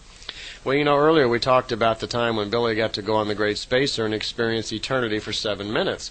The same thing's happening here. He just hasn't quite picked up on it yet. But he's already sensing that just for the brief part second there, that your spirit is in touch with creation again when you're in the fine matter world. And there's this slight feeling of exhilaration that he can feel, which is apparently a surprise to the Pleiadians later on, because they say that most people can't feel that. They're not that sensitive to the sensitivity of creation as easily as Edward was. Well, one thing that starts to happen is they're going through all of these jumps over the next 6 days' time. Jitsi, who's still carrying his Bible along, is going through it all the time and making notes and changing things. And his opinion about religion and history is starting to change because he's seeing for himself historically what really happened as opposed to what's actually written down. And in most cases, in defense of the Bible, it appears that it was pretty much the same thing. There were just certain things that were, different here and there. And mainly the thing about Jesus Christ is becoming more apparent to him that it didn't actually happen exactly the way that Christianity has written it. And it's becoming more apparent to him all the time that the Jesus Christ never really did exist. Frankly, there never was a person named Jesus Christ. There was a man named Emmanuel who lived the life and times that we hear was Jesus Christ. But it wasn't until the year 189 that they took the life, teachings, and times of this man named Emmanuel, changed the name to Jesus Christ, meaning the Anointed One, and Christianity became alive. It was actually formed at that point. But there never was a man named Jesus Christ. That's just what it says now in the Bible, the way that we read it. But bear in mind, the Bible's been changed many times down through the years. One other comment is there, at some particular point, Billy seems to be wandering around in his thoughts about different things, and one of them was about the Great Pyramids of Egypt. And Asket picks this up in his thoughts and tells Edward, I keep calling him Billy, tells Edward that I feel that you're curious about the pyramids. And she said, time-wise, they were built 73,300 years back from today. And they were built when the star sign of Lyra stood in Cancer. And they were actually built by the descendants, she says, of the Earth people, which would mean they were built by old Lyrians sometime back in there. Some descendants of the Lyrians built the pyramids. And by the way, there's, she says, all of the pyramids, because not only is there a great pyramid of Giza outside of Cairo, the one that we're familiar with, but there was also 2 other ones. And when they built them, they built 3. They built the large pyramid of Giza there. They also built one in China somewhere that's way below the surface of the ground, and it'd be a long time before we're able to ever detect it and understand that it's there. And then she remarked there was another one. And it doesn't say so in the notes, but Billy was telling me about it. And I'm not sure if he told me it was in South America or Central America. But there's another one somewhere in the southern part of the Americas that's just below the surface, where the very top of it, it's totally preserved below ground, and the top of the pyramid is just below the surface of the ground, and we should probably run across it most any time. We'll probably find it. She didn't want to elaborate at the time as to why the pyramids were built because, again, she felt this was going too far, that for the average person, it wasn't time to introduce knowledges to them about pyramid power. Now, there are many people over the years that have experimented in learning more and more about pyramid power. We are definitely to the point where we know there's something to it. People who have learned to meditate have learned the power of a pyramid, how it can block out outside forces and radiations, causing you to be able to concentrate better and raise your own awareness, your own consciousness. That certainly does work. But apparently, that the pyramids were also used for other things, for teleportation and protection and other things that they used. But she didn't want to take this much farther. But here we have some evidence that the pyramids, at least the Great Pyramid and two others just like it, were built a long time back, 73,300 years back, actually. She said that the pyramids set for a long period of time with no one really paying any attention to them after they were built. During the time of the Great Flood, which she says our modern scientists are off about 1,000 years on the time of it, that it was actually over 10,000 years back to the time of the Great Flood, 300 years previous to the time of the Great Flood, there was in the Egypt area, there where the pyramids are, there was a king named Saluk who had a son named Sarid, S-A-U-R-I-D, and his son Sarid had the gift of future vision and could easily see things coming to pass in the future. And at one point he saw a very destructive thing. He saw a great comet hit the earth, causing the earth to actually roll over, great storms, lots of water, where the ocean would jump out of its bed and roll over the land. And he saw his country land in Egypt buried in water. He told his father about this. His father, who was very aware of his future vision capabilities, called together other astrologers and scientific minds of his time to offer their opinion on what his son had seen. And they agreed that yes, and it would probably happen, and they felt very strongly, based on their abilities in astronomy, that there would be a large comet probably hit the earth about the time period that his son had said. So King Saluk ordered that the Great Pyramid begin to be prepared for the possibility of this catastrophe. And in so doing that, apparently they remodeled the pyramid again. I was told over at Billy's house that the pyramid originally had gold on it, that it was gold covered. Now, what they did, the gold was gone apparently by this time and been stripped off by someone, we don't know who. And that King Saluk's people began to cover it with lime mortar, so it would be waterproof when the great floods came. Well, they did that. They even left inscriptions on the pyramid so that people over the next 300 years would also know what was going to happen and what the pyramid was for. And at the time that the Great Flood actually happened, the people of Egypt actually did hide out inside the Great Pyramid, underground, in the underground city that had been dug out and built down below, where Billy's already visited. And they stayed down there until the waters receded. So the pyramid was actually used for that, and that's how it became covered with the limestone, and how it was remodeled. Over 10,000 years ago.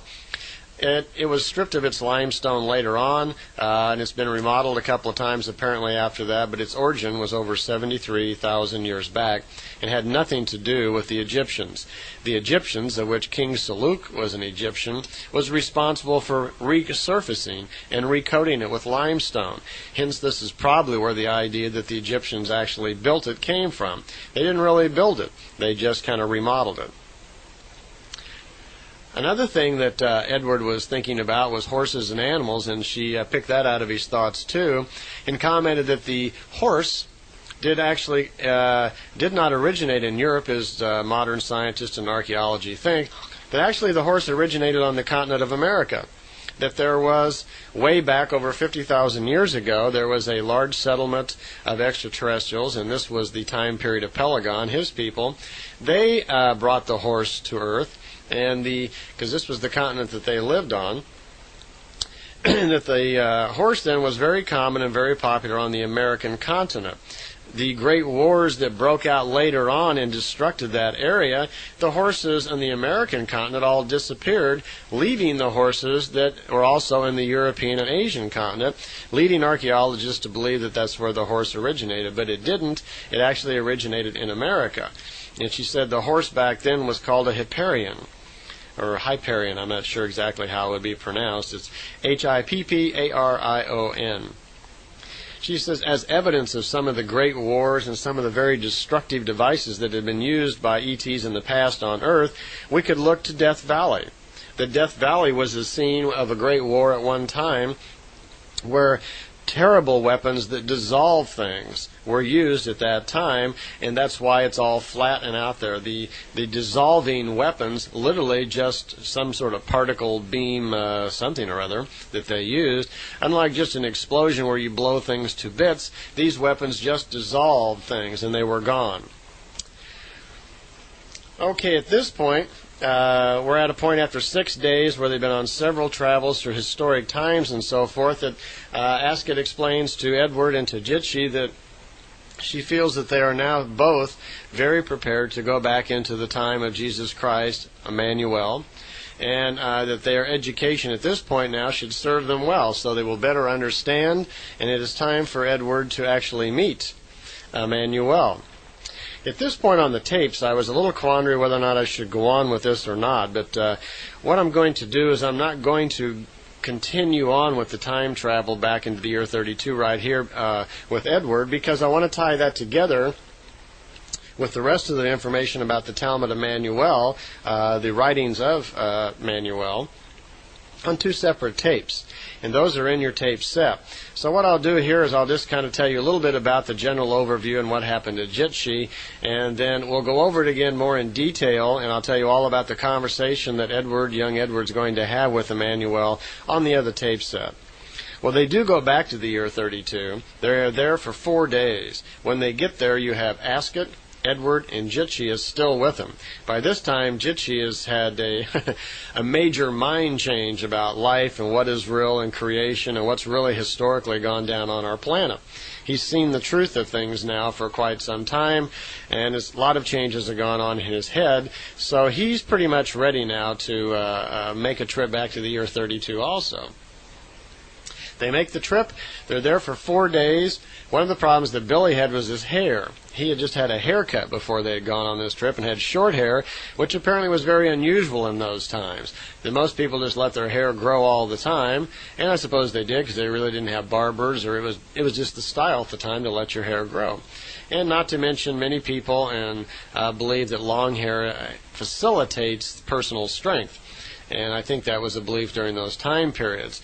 It was probably just an excuse not to get a haircut. But for whatever reason, most people had long hair at the time, and so it was out of place. So Asket got some robes that had hoods on it, kind of like a monk sort of look, and that's what they wore during the time period. And because the language at the time, Aramaic, they did not understand, they were still using language translators around their belt so they could understand people of the time they were in.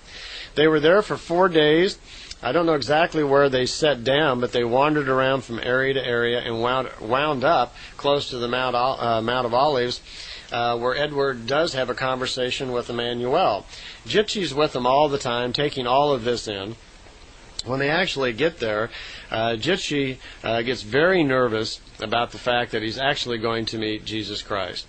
And this could be a very heavy thing for someone who has worshipped and has had the concept for years that this man, Jesus Christ, is actually the Lord of the universe and the creator of all men and all the other, things that are exaggerated by Christian religion. When in fact, he was just a real man like the rest of us. And now it's turning out that he wasn't even called Jesus Christ, he was really called Emmanuel. So when they get there, Jitshi is kind of overcome, and he's getting excited again. He's getting a little out of hand. And Asket and Edward and Jitshi are standing by the road, and Emmanuel and his followers are walking towards them. And Jitshi's going a little berserk. He's getting a little excited. He's losing control a little bit. And Edward just pops him once right on the nose, gives him a short chop right in the face. And Jitshi just calms right down, and his nose is bleeding a little bit. And Asket thought that was the most unusual way to handle human behavior. And it was about that time that Emmanuel walks up, who seemed to be expecting the talks, says hello to Asket. Apparently he had known Asket and been visited by her several times before, and turns to Jitshi very calmly and suggests that Jitshi go over and sit down with his followers who are sitting down beside the road there, and that they would take care of him. They do stay there for a while, and Edward has this conversation, which we'll go into in length on the other tape. And then they get back into the ship and they return. Jitchi, other than that, does not speak with Emmanuel. Just met him for a moment there, was about it. And they return in the ship and they go back to Jordan, where they never really see Jitchi again. And so Jitchi got an opportunity there just by virtue of being in the right time at the right place. He got to see a lot and go on the travels with him for that entire 6-day time. Okay, we're going to move forward in time on our own here now. We've been talking about Edward's travels with Asket back in the year 1956. After those travels, he continued on and went into India and roamed around many different countries. He had a few other contacts with Asket, and there are some old pictures in black and white in India that Billy took of her ship and inside of her ship looking down at the earth. Those pictures aren't too common. They're not too common around, and I generally show them in my slideshow because people really haven't seen them very much. Sure. But his contacts after a while with Asket were mostly telepathic towards the end, and then he didn't see her again for the longest period of time, except, of course, when he was reunited with her for just a small while he visited the great spacer of the Pleiadians. Well, let's move back up now. We're up to 1975 again, October 20th, and Billy's having his 36th contact that has gone on now since over a 10-month period. So it's been 10 months and he's had 36 contacts, so you can see they're happening quite regularly here. All in all, there's going to be over 135 of them before they actually stop. Okay, he's now having contacts with Semjase. He's now known as Billy, so I can remember to call him Billy all the time instead of Edward. Beginning in 1975, he started using the name Billy for everything. Okay? At this particular contact, Semjase seems to be a little upset, and because numerous times they've quizzed Billy about his public speaking, and Billy keeps saying he's gonna, and then he says he's not gonna. That he's just not cut out for it and he can't do it, so he's going to get his friend Hans Jacob to do it. And he's been working with Hans, apparently, to do some public speaking. And Billy writes his speeches out, word for word, more or less, so Hans can read them, I suppose, is the general idea. And they've been working on some speeches, and Hans apparently is kind of chickening out and has written a letter back to Billy. And the letter he would like for Billy to take to Semjase and read to her, because it's stating all the reasons that he doesn't want to do the speaking. In particular, most of the reason is the fact that he doesn't want to do the speaking. In particular, most of the reason is the fact that he feels that the information is too harsh, that it's going to be too shocking for people to hear many of these things, that it will be very disturbing to them. And he's probably right. You can't just show up somewhere at a meeting and start talking about things and telling people, well, this is what life is, and there isn't any God the way you think of it, and everything you know is wrong. Well, that's not exactly how you approach people. But on Billy's hand, he's telling Hans that the truth can be very harsh, and quite often when people are led astray, that to hear the truth about things can be rather shocking. That's also true. But there are ways to present information so people don't feel challenged and threatened. I mean, after all, just like Asket says, we're all on our own path of evolution, and even though you hear somebody say something, that doesn't necessarily mean you're going to believe it. We're all working on different things at different times, so it's important always when you present information, you present it just as an inspiration, and just for what it really is, it's just words of information. It's not part of anybody's life yet, they haven't experienced it. So people who are open-minded, and remember, be open-minded, it's a sign of intelligence, it's okay to listen to things. Anytime you feel yourself getting too locked into something, too dead set on something, you're probably getting a little closed-minded, and you want to be cautious. You may have run across some absolute truth that you can now keep for now on, and that's good to hang on to. But in many cases, people get very hard-headed about things which are incorrect anyway, and it's very hard to get them loose from it. So I can appreciate Hans's problem, especially in Europe. I've had my own experiences with people in Switzerland and Germany, and a little closed-mindedness here and there, so I can understand what he was up against. Well, anyway, Billy has shown up at the contact with a letter from Hans stating that he doesn't really want to do this. But before he gets a chance to say anything, Semjase is rambling on about how disappointed they are that Billy's not doing any public speaking, that he has jeopardized the mission. They're 10 months into the mission, and he's not moving ahead with this, so they've decided to put Billy on probation, that they're not going to see him for a month. It'll be sometime in November, so he has time to think this over.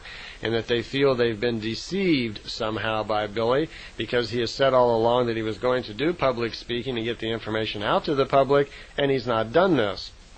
Well, Billy, of course, he stops her and he calms her down because she seems to be, a little excited. And he calms her down and explains that he has been trying. And here's a letter from Hans explaining what he's doing.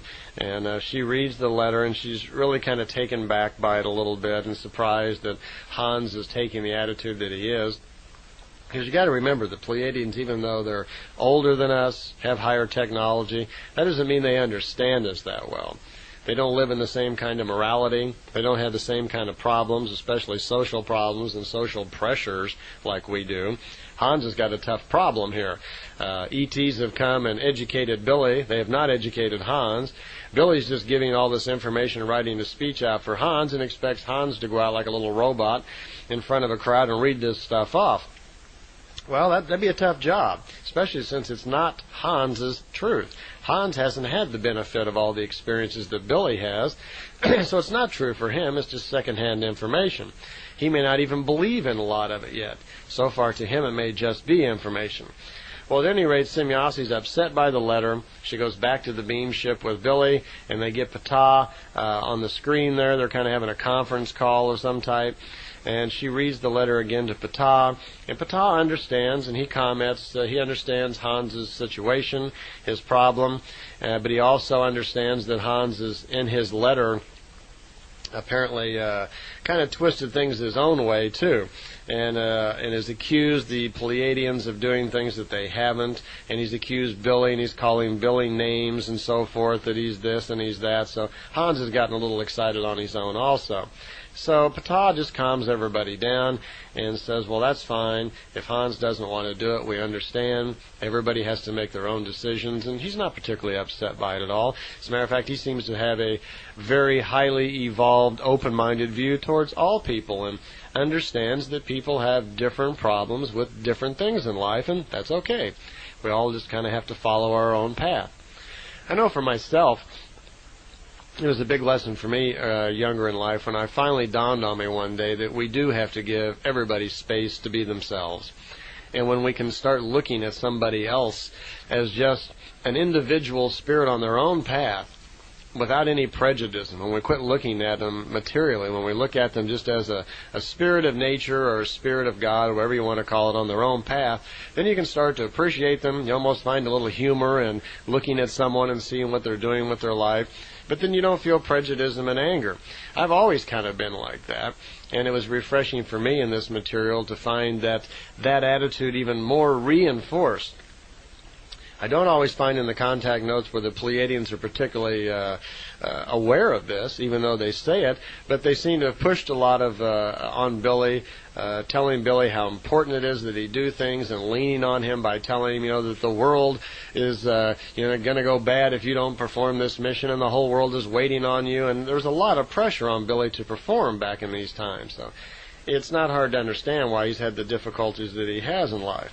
Well, anyway, they read the letter of Hans and so forth, and after the Ptah reads the letter and responds to it to Billy, then Billy understands a little bit better, and everybody seems to be a little calmed down, but still, Billy's not getting out in the public, and the information isn't getting out. So far, it's just in his house, and a small group of people that come and read it there are just his friends. And Semjase reiterates that they're trying very hard to get information out, and they really do feel love for the Earth person. They live in a very loving, happy, kind of blissful society, and they really don't understand us that well. They don't have hate, anger, prejudice, and jealousy on their world like we do. They are kind of more like Spock-like Spock in a blissful meditation, just kind of a even-tempered, blissful sort of person, is the impression I get about them. And they have trouble understanding how to relay information and expect reactions from us, the earthworms. And I suppose that our logic and our attitudes sometimes are quite a surprise to them. I think they can't understand why Billy just doesn't go out on the street corner and everybody will listen. Well, as they've been speaking so much about Hans, and they're in the beam ship, Semjase wants to show Billy something kind of unusual. She says, quite often, because they have trouble understanding Earth people and people in other worlds when they're studying them, and I do believe that part of the Pleiadian contacts were probably mostly just like an experiment on their end. There was only a handful of the Pleiadians that actually had the contacts with Billy. It was not like the whole Pleiadian race came here to make contact with us. There was just a few of them. So I think it was kind of experimental on their side, too, to see, to try to learn more about how to understand us. So there's a lot of different ways to look at these Pleiadian contacts. She says one of the devices that they have on board the ship is a device that actually can read the conscious mind and the subconscious mind of someone and even look into their future a little bit. Apparently the ability to see the future or future visions is within all of us, that we are really creating our future as we go along, and as proof of that, she showed something to Billy. She says, watch this.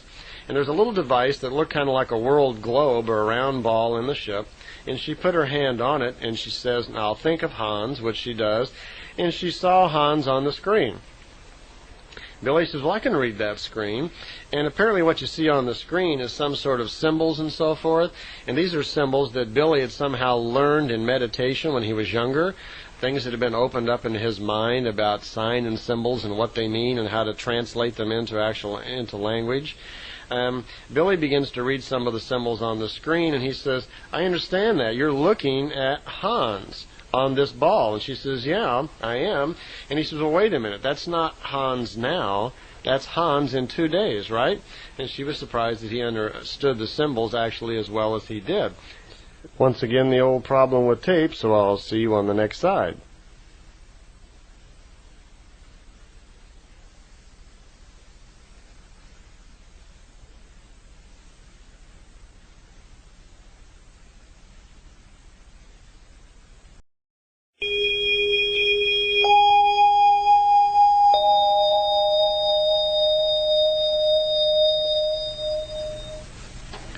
Okay, we're back in the continuation of Billy being shown how the device inside the Pleiadian ship can actually read the conscious mind and the subconscious mind, and Billy's just demonstrated that he understands it, and that she's quite surprised that he can really understand it as well as he does. And she says, yeah, we can, through this device, listen to the conscious mind and the subconscious mind of any individual that we think about. And the subconscious mind contains information about your future, because the future that you are creating for yourself is being created all the time in your subconscious mind, and your conscious mind is not aware of it. Now, that's an important point for all of us. We're always hearing how we should create our own future and take responsibility for ourselves. Well, apparently we're doing it all the time anyway without even our own awareness. That our subconscious mind is at all times creating a future. And by creating a future, what I'm meaning is that it's making plans for what it wants to do, what you want to do. Your subconscious mind is making plans for the next few days on what it wants to do, and your conscious mind is not even aware of it yet. Your conscious mind kind of gets the news later on when it's time to do something, so to speak, or whenever your conscious mind actually turns to the subconscious and tries to tune into it. But here we have a device that can tune into your subconscious mind and then read what that subconscious mind is thinking of doing in the future. Now, how far ahead in this future, I don't know. But here, the device is reading Hans's mind, because in 2 days' time, Hans was planning on calling Billy. And on the screen, suddenly they see Hans picking up the telephone to call Billy to arrange a meeting to come over and talk about doing these lectures and so forth. So Billy's very surprised that on the screen he can actually see the future, see Hans doing something in the future, and all this is being read through Hans's subconscious. He doesn't even know yet that in 2 days he's going to suddenly decide to call Billy to do this. But his subconscious mind, 2 days previous to that event, has already decided that he wants to do it. Well, Billy's a little surprised, says, gee, with this device, you guys can know pretty much anything. And she says, yeah, we can. We have to be very careful so we don't misuse this knowledge, but it gives us the ability to pretty much look into the thoughts, feelings, and future about anyone that we want to. And Billy says, well, could I give it a try? And she says, sure, go ahead. You seem to understand the symbols pretty well. What do you want to do? So he puts his he puts his hand on the world ball, he called it in the notes, called a world ball. I don't know if it looked like the earth or just a round ball. And she says, well, think about whoever you want to see on the screen. And he does. And he says, well, the person I want to see on here, he says, I'm going to be thinking about General Francisco Franco of Spain.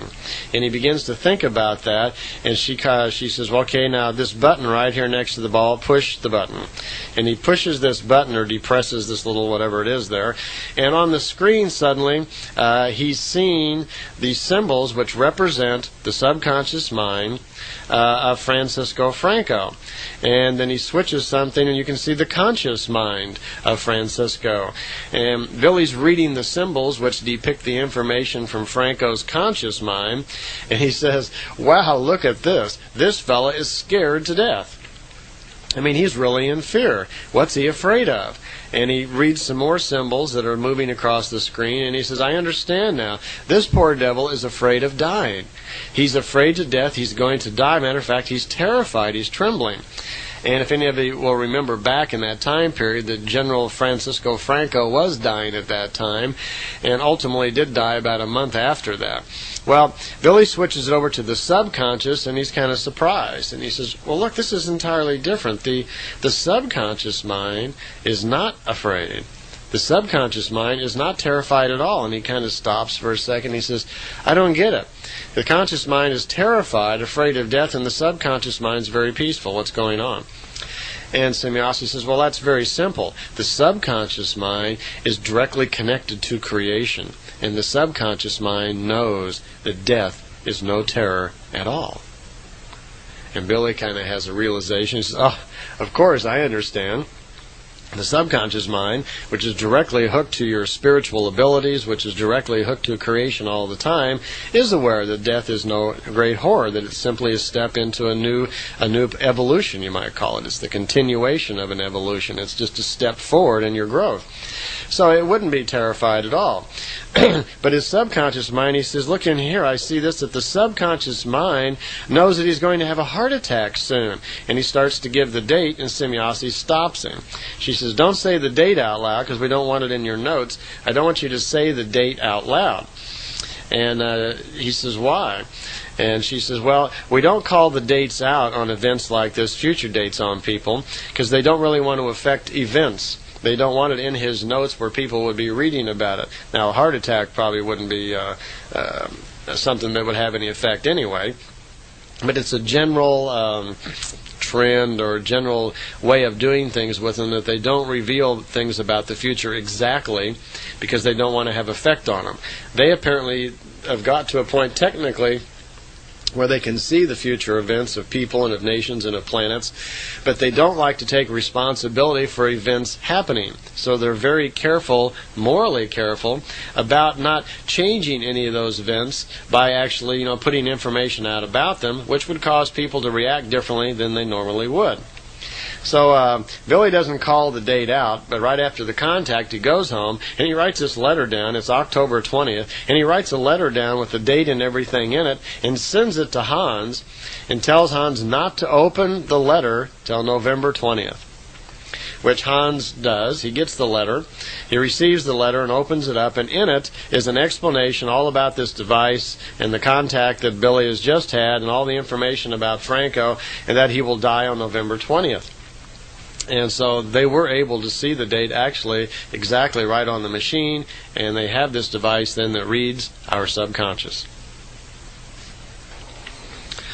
Okay, and a couple of tapes back I mentioned that Semjase was explaining to Billy about the occurrences in the Bermuda Triangle. And she explained exactly what was causing this, that it was the radiation from a couple of very large suns that were putting a small rip in time in certain areas on the Earth. And because of that, ships would disappear and slip off into different time realms. Billy had more questions about that later on, and she says, well, we will have an opportunity very soon that we will be able to show you exactly how that works. Well, apparently they had reason to go into another dimension, and after they explained to Billy exactly what dimensions are at one particular time, an opportunity did come up for him to be shown exactly what's in the Bermuda Triangle dimensions door.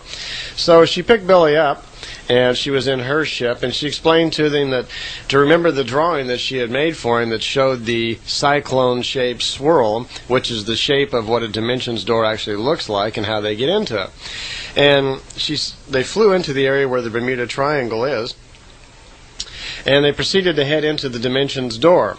She says they're not going to be going in exactly to the same dimension where these people slip off into. Normally when you go through a dimensions door without any equipment or apparatus to protect you, then you would just slide right into a future Earth situation. But that's not exactly where they were going to go. By the way, the one that the ships and people and so forth have slipped into seems to be far in the Earth future, someplace we don't know exactly how far. But they're not going into that particular dimensions frame. They're going to go in controlled more with instruments and the radiation shields that protect the ship. So they're going into a different, it's the same dimension door, but they seem to have control of where they go. And they're going into a certain area where there's been an accident where there are 3 Earths all in one dimension. Now here we only have one Earth in our dimension that we live in, so it'd be a little unusual to go into a dimension where there are 3 Earths. There is a future Earth, 470 years in our future, and there is a primitive or prehistoric Earth, and then there's one existing like in the very, very primitive stages, just in the gas ball sort of era, I guess you'd call it. So they proceed to go into the dimension, and Billy's looking on the screens inside of the ship, and up ahead of him, so they proceed to go into the dimension, and Billy's looking on the screens inside of the ship, and up ahead of him he sees exactly what Semjase had drawn for him, this dimensions door that looks like a swirling cyclone somehow. Looks like kind of like what a tornado would look like if you were flying right into the funnel of it. And as he's looking into the dimensions door, he sees the other dimension up in front as he's looking. And if he turns around and looks just behind him out the back of the ship, he would see the present day Earth. So at one particular point you would see both, the dimension that we are in and the dimension that he would fly into. They fly on into that, and as they get inside, she's explaining to him about the 3 different Earths that are present in there. And he notices that Ptah's great spacer ship is already in there. And she explains to Billy that yes, that another extraterrestrial race that has space travel also, one of their ships had flown into this particular dimension, but somehow was having equipment problems or did not have the right equipment. It couldn't get back out, and they were going to go in and try to get him out of there. And while they were there, they invited Billy to go along so he could see this. So they did. They're in there, and she's explaining the different planets and what they look like. And she flies into the area where the primitive Earth is. Well, Billy's getting kind of excited because she's saying primitive, and he's thinking, oh yeah, do they have these like prehistoric animals, saurians and so forth on there? And she says, yes, as a matter of fact, we knew that you'd be excited about that, so we're going to allow you the opportunity to actually put on some sort of protective suit that they had made, and Billy would be able to get out and see these primitive animals and take pictures of them. Earlier on a tape I had mentioned that when Billy was taking the great spacer trip, when he traveled with them to different planets, that they went by a planet that had very large prehistoric animals on it, and he wanted to get out and take a picture of the animals there. And I suggested, I thought maybe he did, but I remember he did not. It was on this particular trip into the Bermuda Triangle's dimension where they actually provided him with the suit. Well, they hook up with Ptah's ship, and Billy once again gets to talk to Ptah for a little bit, and he's telling him, yeah, we have brought a couple of suits that Ptah will go out on the primitive planet with Billy and just see the animals, and Billy's going to get a chance to take pictures and so forth, which he does. He gets a few pictures of different reptilian creatures and saurian birds, and he even gets a picture, he has Semjase take a picture of him and Ptah together on the planet. So after they've done that, there's another Earth there also, and this is a future Earth. And Billy's saying, you mean the planet Earth actually has a future, huh? He says, yeah, this is a future Earth that exists 470 years in our future. At this particular time, the Earth people have already developed stations and cities on the moon and other planets. And she says, we'll go visit the moon now. And she flies up to the moon, And Billy can see there are small cities and settlements, and they spend some time different areas on the moon, and he takes a few pictures. And he's kind of surprised that the Earth people have actually developed that far. And she says, yes, almost 500 years has passed, and by now they've had the capabilities of designing ships similar to our beam ships, and they have interplanetary travel now. She says also we have to be very careful that even though the Earth people are far more peaceful than they used to be, they're very aggressive, and that if her ship was to be noticed, certainly that they would probably try to force her to land, and that'd be a very uncomfortable position for her. So she was being careful not to be detected at any time by the current Earth people there. After they go around the moon, they actually fly down to the planet Earth, and they spend, actually it says about 7 hours. They fly around the current future Earth there, and Billy's taking pictures and seeing different sections on the Earth, and she's showing him all around about what the future of Earth is going to look like. But there's no comments in the contact notes really about that, so we don't get any clues as to what may particularly lie in our future there. They fly back to the Great Spacer and hook up there once again, and while they're waiting for Ptah, Billy has a few questions. And one is about the lifespan. And he had remembered that Semjase had told him that the lifespan of the Pleiadians was averaging around 1,000 years. And would there be any way possible that current-day Earth people could achieve something like that? And she said, yes, there is, not only through medical breakthroughs and technology and so forth, but there are also other ways to control the lifespan. She says that our ancestors who lived here on Earth long ago, our early ancestors who had come from different planets, understood more about that. They also understood a lot more about creation and how the energy of creation can be used by spirit forms like ourselves to do many different things. And lifespan was one of the things that was possible. She says that through an understanding of how creation works, and through an understanding that we have a spirit and how to use the spiritual powers, that a person who is knowledgeable in the spiritual laws can actually control their lifespan somewhat. What happens is, she says, when you think in accordance with the natural and creational laws, you create some sort of special high-frequency radiation that oscillates at a certain way, so it creates some immense force. And this is generated by your spirit.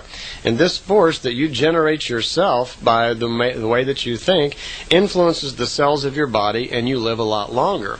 That our early ancestors here, living back previous to 10,000 years ago, were averaging, like I said, over 1,007 years of age. So definitely something there for us to try to work on.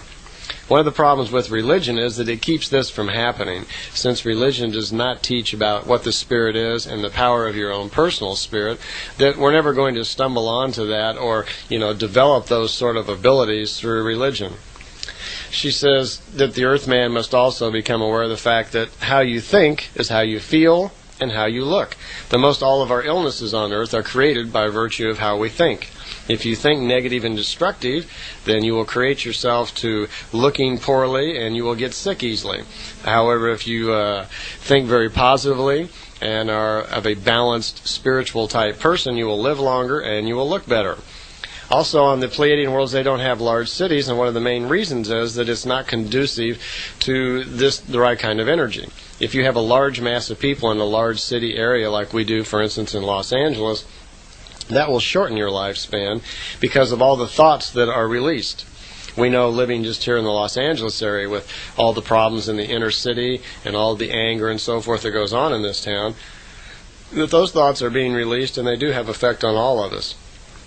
As evidenced in nature, she drew attention to the fact that iron normally doesn't rust on its own.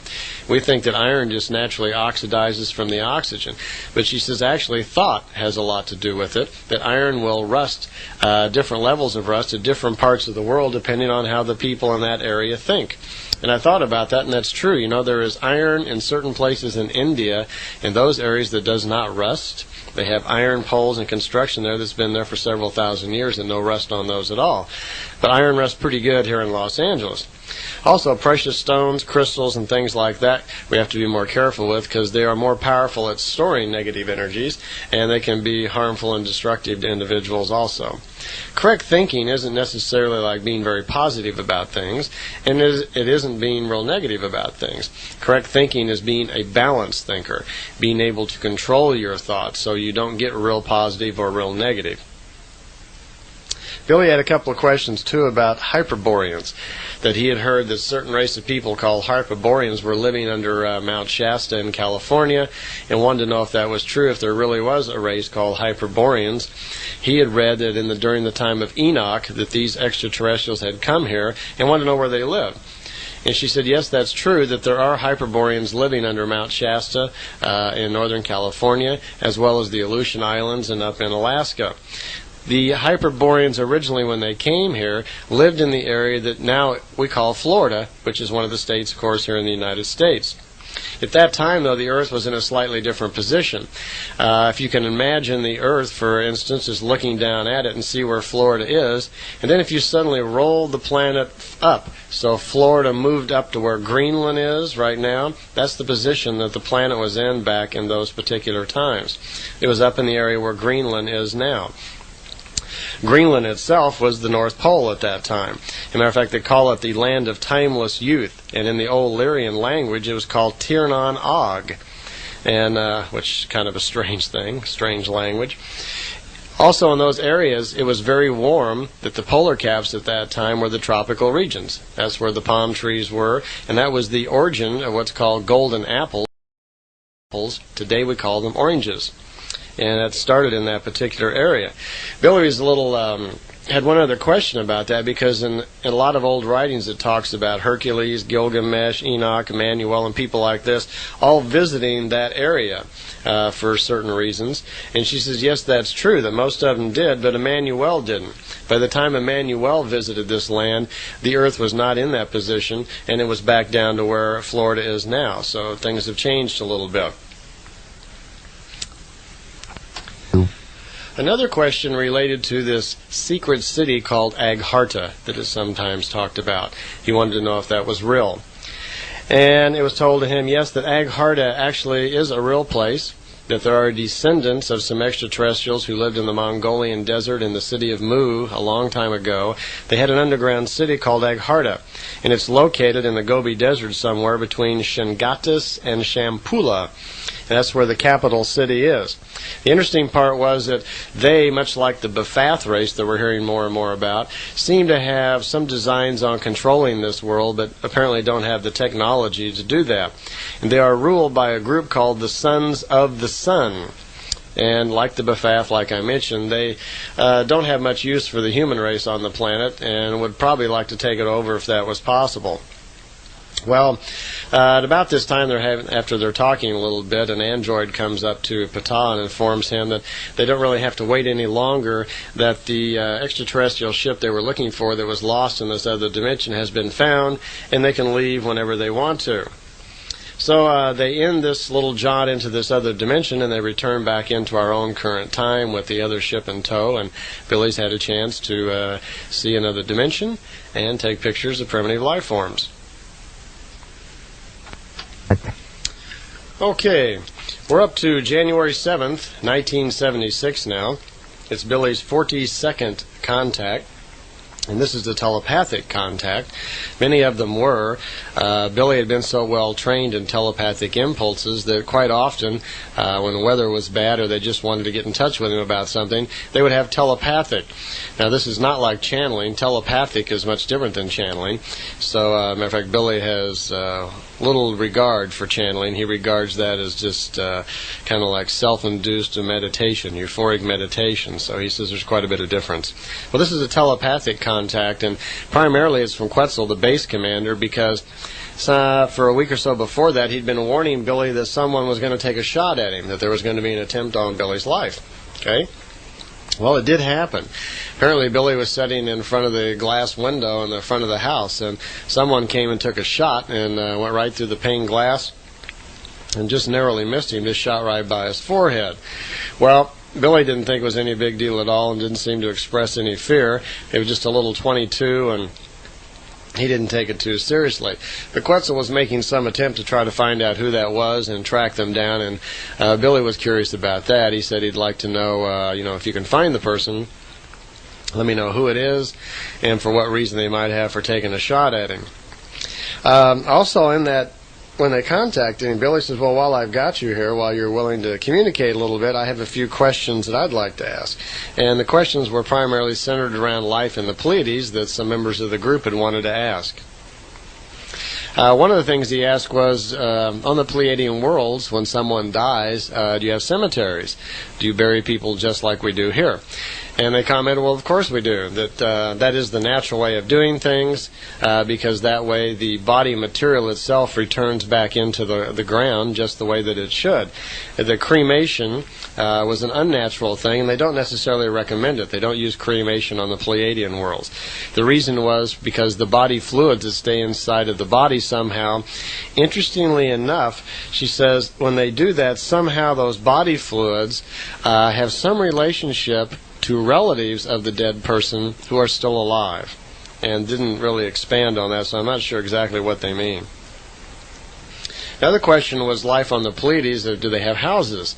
And Quetzal and Semjase, both who were in this conference telepathic call, were kind of chuckling at this. As of course, you don't think we live out on the ground. We have houses just like you do. The most of them are rather round or oval shaped. The interesting part is that they don't have large cities. They don't believe in congregating large groups of people.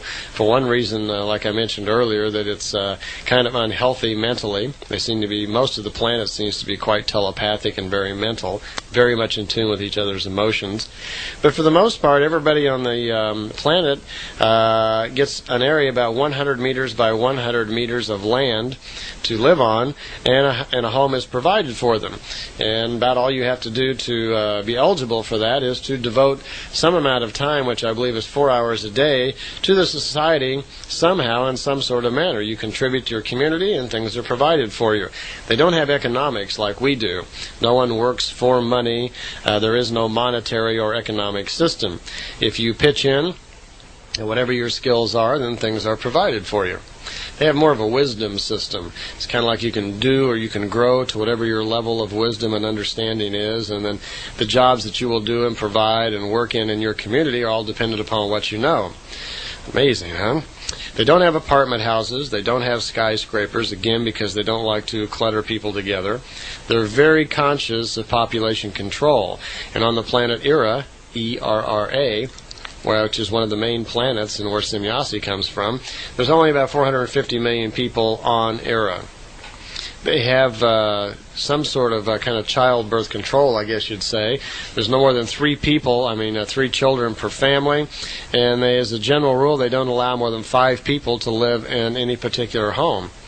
Billy says, well, that's nice. You've solved the mother-in-law problem. And they didn't understand what he was talking about. And Semjase says, I don't get it. What's a mother-in-law problem? And Billy was trying to explain about how you get married, and sometimes your in-laws may move in and try to influence your marriage and take over your house. And he was being kind of silly, but they didn't get the joke. And Semjase just says very straightly, well, mother-in-laws are called Geranisa, or Gernisia, I think it is. It's Geranisa, and I'm not sure exactly how you would pronounce that. So Geranisa, I suppose, something like that in their language. But she never did quite get the joke about what Billy was making about the mother-in-law. The next contact was on January 27th, on the 43rd contact. This was a physical contact, and Semjase picked up Billy. And again, Semjase was explaining to Billy about people who are claiming to be contactees and who are really not. That they were very concerned that people on Earth should find out, who's really faking it, who isn't, because a lot of disinformation was going out with some people claiming that extraterrestrials were doing this or coming on behalf of a god or a religion or whatever. And she says this really isn't true. So Billy had asked her again about that, and he'd prepared a list of a number of people who had written books who were claiming extraterrestrial contact. And he wanted to know from her comments if any of these were true. And she said, well, there's far too many. He had about 3 pages of names, and she says, I don't have time for all that right now. But she says, list off a few of them, and I'll tell you whether or not they are false or not. and if they are contactees, if they are of any value as a contactee. And I'll just list a few of them here that might be interesting to us. There were names from contactees and people who claim to be contactees from all over the planet, different countries. But I just put a few down here that are generally related to the United States because that's the only ones that we're particularly interested in. She said George Adamski was completely false, that he had never had any contacts of any type. The whole thing was completely made up, and that all of his photos had been rigged and were just on glass plates. And I know there are a number of people who feel George Adamski was a real contactor, but in this information anyway, the Pleiadian information, it states that no, he was not. Someone named Howard Menger, it just says he's of low importance. It doesn't clarify whether or not what kind of contact he may have. Someone named Bob Renaud, R-E-N-A-U-D, was of very low value, no importance as a contactee. Someone named Mirachi, M-I-R-A-C-H-I, she says that's a positive one. There's something worth listening to there. Also, someone named Vinther, V-I-N-T-H-E-R, was of value and worth listening to. Another one would be Mantel, M-A-N-T-E-L-L, and George Gorman. These were people who had contacts that had something worth talking about. Someone named Dick Miller was a deceiver and had no contacts at all. A man named Frank Strangers, who had written a book, says his contacts were of no value, and she wasn't sure if he'd really had any physical contacts whatsoever. But she had a look at the book and says it's misleading and there's no value to the book. So a little insight in there as far as 1975.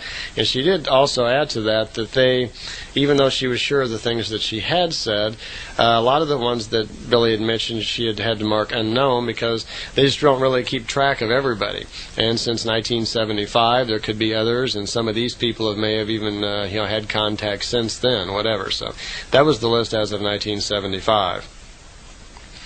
After this contact, it was time to go home, and it was pretty cold and snowy out. And Billy was complaining, it's pretty bitter cold out there, and could I get a ride home, drop me off at the house? And she says, sure, I'll just drop you in the front, right in front of the house if you want. And he says, oh, my moped, I got to take that. She says, no problem.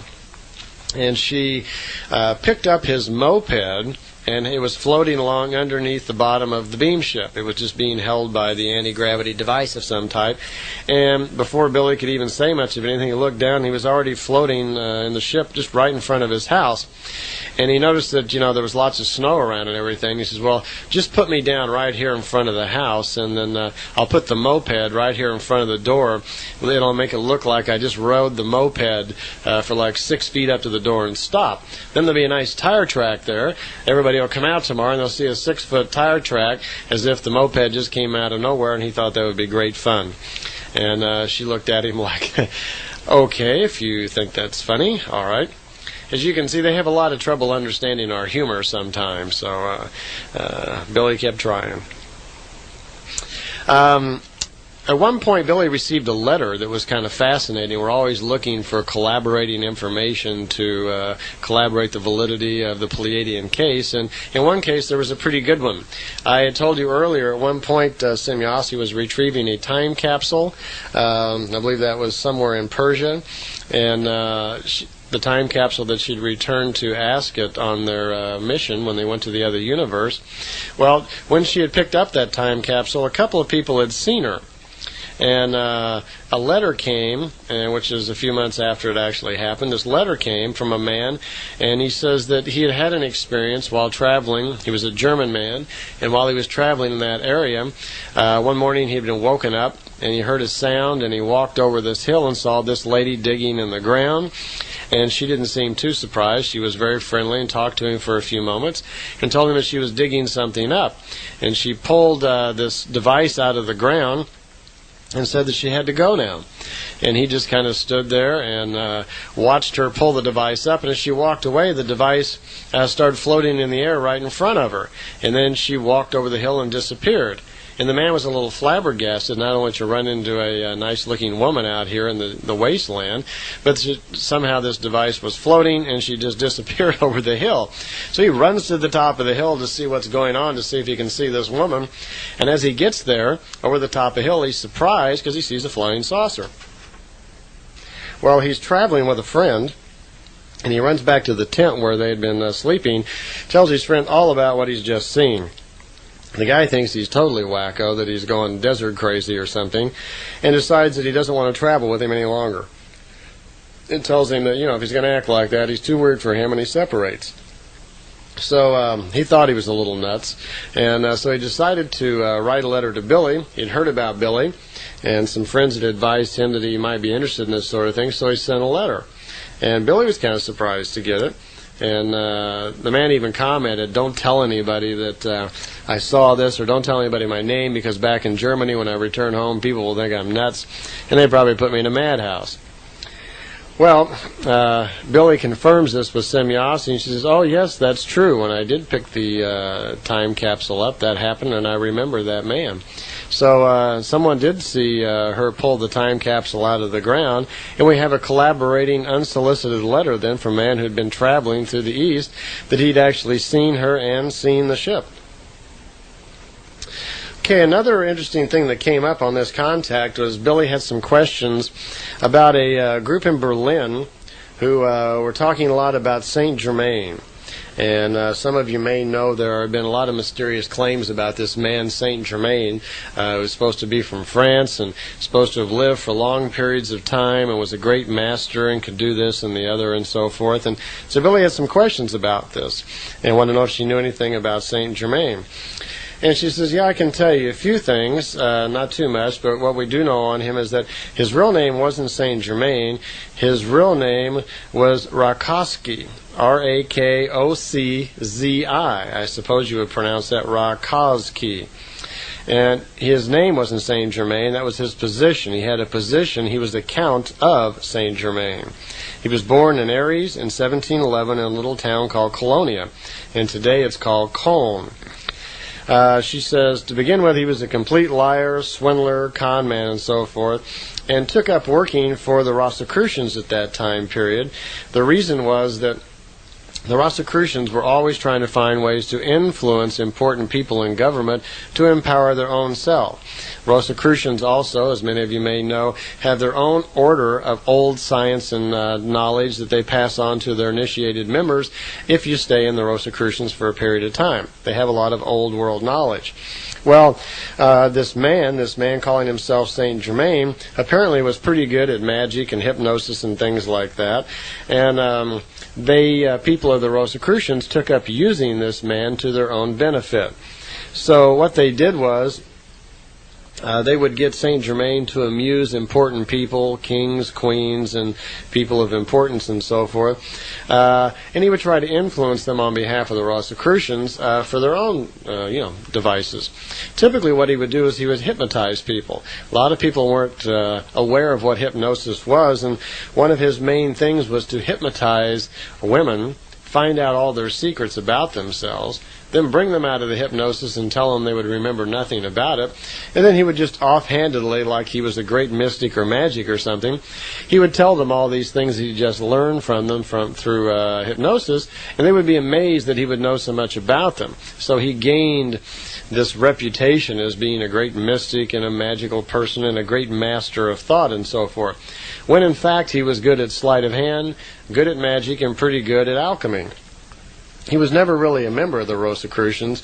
He just claimed to be a member, what they call of the seventh beam, which means you would be one of their initiated ones and had access to all of their great knowledge and so forth. So he even had another little trick he would do where he claimed that he could turn metal into gold. And what he was doing, because of his knowledge of alchemy, he just had some sort of chemical that he would put on plain metal, and it would look like glare gold, is what they called it. It would just shine and look like gold, but it really wasn't gold. And people were very impressed by this. He also would do a little trick now and then where he would hypnotize people, and when they were in the hypnosis, they'd think he would become invisible. They just couldn't see him, and it was a trick using hypnosis, but people would believe that he actually had the ability to move himself from one area to the other and become invisible, which really wasn't true. He also made many claims about being a great traveler and knowledge from different parts of the world, when in fact he never left the European theater at all. On one particular time, when he was going to Berlin, he was telling everyone that he was going to go to China and discover the great truths of China.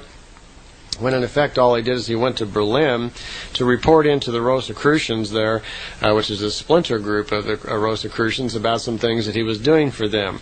The main office, or the main stronghold of the Rosicrucians, was in Vienna at the time. The Rosicrucians, it worked out so good for them to have Saint Germain appear to be working for them. They were gaining so much from it in the ways of secrets and knowledge and power and so forth in government, that they wanted to perpetuate this. And one of the ways was to make it look like the man never aged, like he was a great master in control of time. They were using chemicals on his face to make him look younger. And they had some tricks of their own to do this, so he always looked kind of young. Actually, the man, the original Saint Germain, died at the age of 73. And since that time, they've even tried to keep that legend going, claiming the man was alive. What they will do is they will find people who actually looked like the original man. They will do some facial work on him, maybe even alter it with surgery and with chemicals and so forth to make him look the same, and perform the same kind of tricks and so forth on people to give the illusion that Saint Germain was timeless, he was ageless, he was just going to live on forever. Okay, we're now ready for the 45th contact, which happened on Wednesday, February 25th, 1976. So you can see that Billy's contacts now have been going on for a little more than a year. At this point, Semjase had pretty much covered all the things that she wanted to say, and most of the contacts were usually centered around a lot of questions that Billy would have. So as the next year will go on here, we'll find that most of the time Billy will have a series of questions with him from members of the group and other people that he wants to ask Semjase about. And so there'll be a lot of short answers here. For instance, he had a question about the metal of the beam ships, which was asked by some scientific type that had visited the house and wanted to know the answer if they would reveal how they make the ships. She says, well, they can tell us a little bit that primarily it is a lead-based alloy that they use. And they actually extract the lead from water, plants, and from the atmosphere of planets which are very heavy in lead content. They even use decaying stars, she says, quite often for that have heavy lead atmospheres.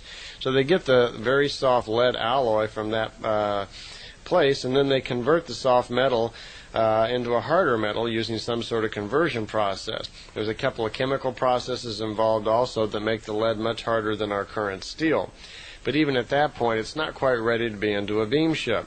It has to undergo one other process, which she didn't want to talk about, because she didn't want to feed us any more technical information than that. But she says here on Earth we have all the main elements, or most of them anyway, to make the alloy, which is primarily copper, nickel, silver, and some of them have gold in it. And she volunteered to bring Billy a couple of samples of this. So he was excited about that. And it wasn't too long after that, by the way, she did bring him some samples. She brought him 3 samples, and they're going to be given to Marcel Vogel at IBM in America, and who did a pretty extensive analysis using the electron microscope on the different samples that were brought to him. As a matter of fact, there is a videotape out called The Metal, and it's about an hour long, and it's all Marcel Vogel looking through the electron microscope, analyzing the samples brought to him, and explaining how they're made or so forth. And his summary in the end of the videotape actually is that he could understand most all the particles that were in the metal. He wasn't confused by that, but he said the manufacturing process at the moment was a process that was a little too advanced for us. It appeared to be a cold fusion process, and there wasn't any way with our current technology he felt we could put these metals together. Semjase mentioned that they don't mine the metals on their own worlds. She says it's not really good for the planet. She says when you take precious ores and minerals and oils and so forth out of a planet, you're actually damaging the planet. We're not used to thinking of planets as living organisms, as creatures of the creation. They do. They regard a planet as an evolving creature, just like a human, but existing at a much lower consciousness. Because of that, she says, you shouldn't take oil, gas, and the precious ores and so forth out of the planet, that you're actually hurting the planet in a way. And we shouldn't dam up our water either. It causes shifts in energy fields and even shifts somehow in geologically somehow, and she didn't elaborate on that. She was also very concerned about her atom bomb testing. She says the underground atom bomb testing is very dangerous. As we explained earlier in the context, that it's affecting certain real sensitive areas around the planet, which affect the small microorganisms. And she says one of the really scary facts is that under the guise of atom bomb testing, we are told that they're testing bombs and so forth, that there is another program going on in secret by our government where they're testing what they call the doomsday device. She says it's not an atom bomb, that they've come up with another device, scarier than a bomb, that actually starts a chain reaction which causes the entire planet to just, as she calls it, atomize, just be self-destructed into dust. She says it would only take 7 or 8 minutes once this thing was set off to totally destroy the planet in what they called a firestorm. So we've been experimenting around apparently with some very deadly devices, and this is back in the early 70s now.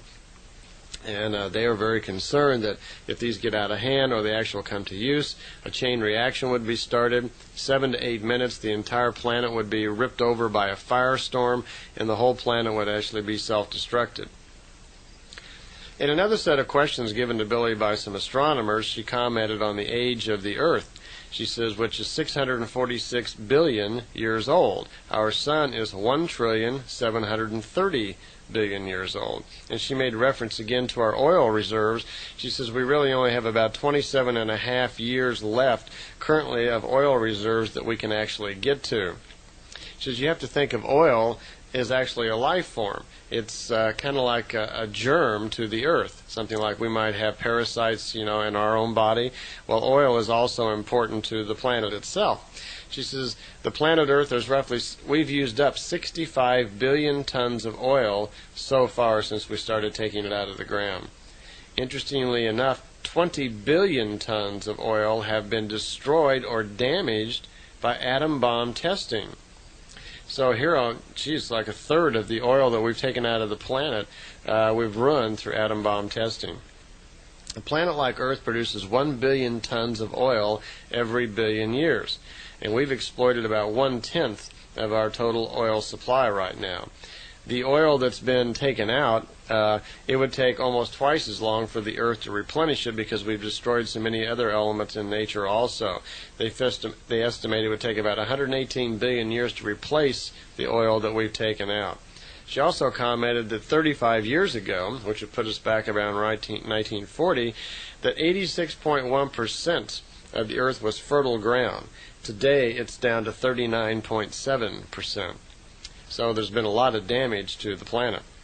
The 5 most important things they felt we could do as far as learning to live with the planet and to repair nature were: 1, reduce the population to under 1 billion, because our heavy population puts strain on the social, economic systems, as well it puts a lot of strain on the planet because the subconscious thoughts of all of these people are too much really for the planet, considering that most of our thoughts are very degenerate: hate, anger, depression, confusion, and so forth, which are not healthy for nature. Number 2, stop robbing the earth of oil, gas, and ores. We are contributing to earthquakes and volcanoes, for one thing, by taking that stuff out, and we damage the planet. The planet will find a way to try to heal itself. We need to stop the atom testing, the underground explosions. That's obviously rather silly to do. Not only is it contributing to earthquakes on the West Coast, it's damaging oil, it's sending all sorts of high-frequency oscillations and vibrations through the planet itself, causing other kinds of damage, and it's damaging small microorganisms. We need to tear down all of the dams. Now that may sound like a silly little thing, but she says that's more important than we're really aware of. We shouldn't be damming the water up. It causes shifts in energy, and it causes it natural. Obviously, we're stopping the natural flow of water across the landmass, and we shouldn't be doing that. She also feels it's very important that we tear down all the nuclear power stations and quit trying to get power out of exploding atoms. It's very dangerous to nature, it's very dangerous to our health, and ultimately will lead to diseases and so forth, which we can not even imagine at this point. Okay, once again, it's time to turn the tape over, fast forward, and I'll see you on the other side.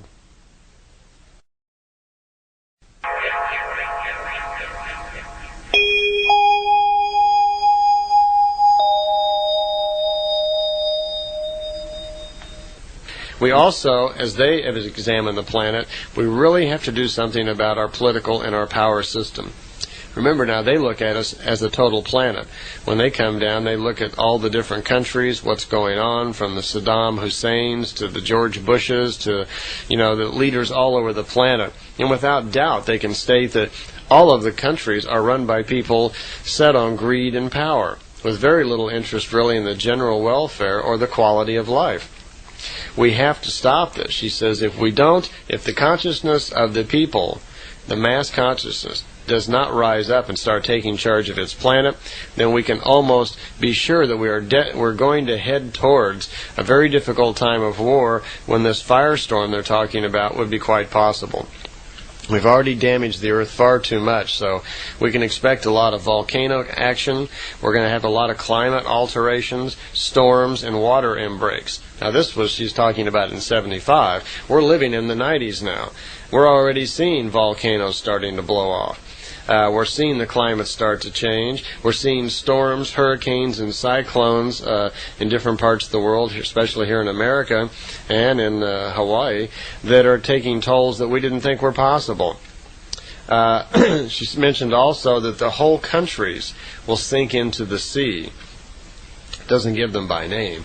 It just says there will be large land masses that will slip underwater, and a very large amount of people will die from that. Also is coming a very serious war. And they didn't say where or when it was going to break out here, but Billy apparently has most of that information that was provided to him through his telepathic transmissions from the Ptah level. What they're doing is they transform to him symbols and so forth, so he can do Kabbalistic numerology, and he calculates these things to look into the future to see the things that are going to happen. We're obviously going towards a major war. We can't keep selling and providing all these third world countries weapons and so forth without expecting them to do something with them. Look just what happened with Saddam Hussein. Our great President George Bush and Baker for 10 years provided funds to Saddam Hussein for whatever reason. It's kind of insanity.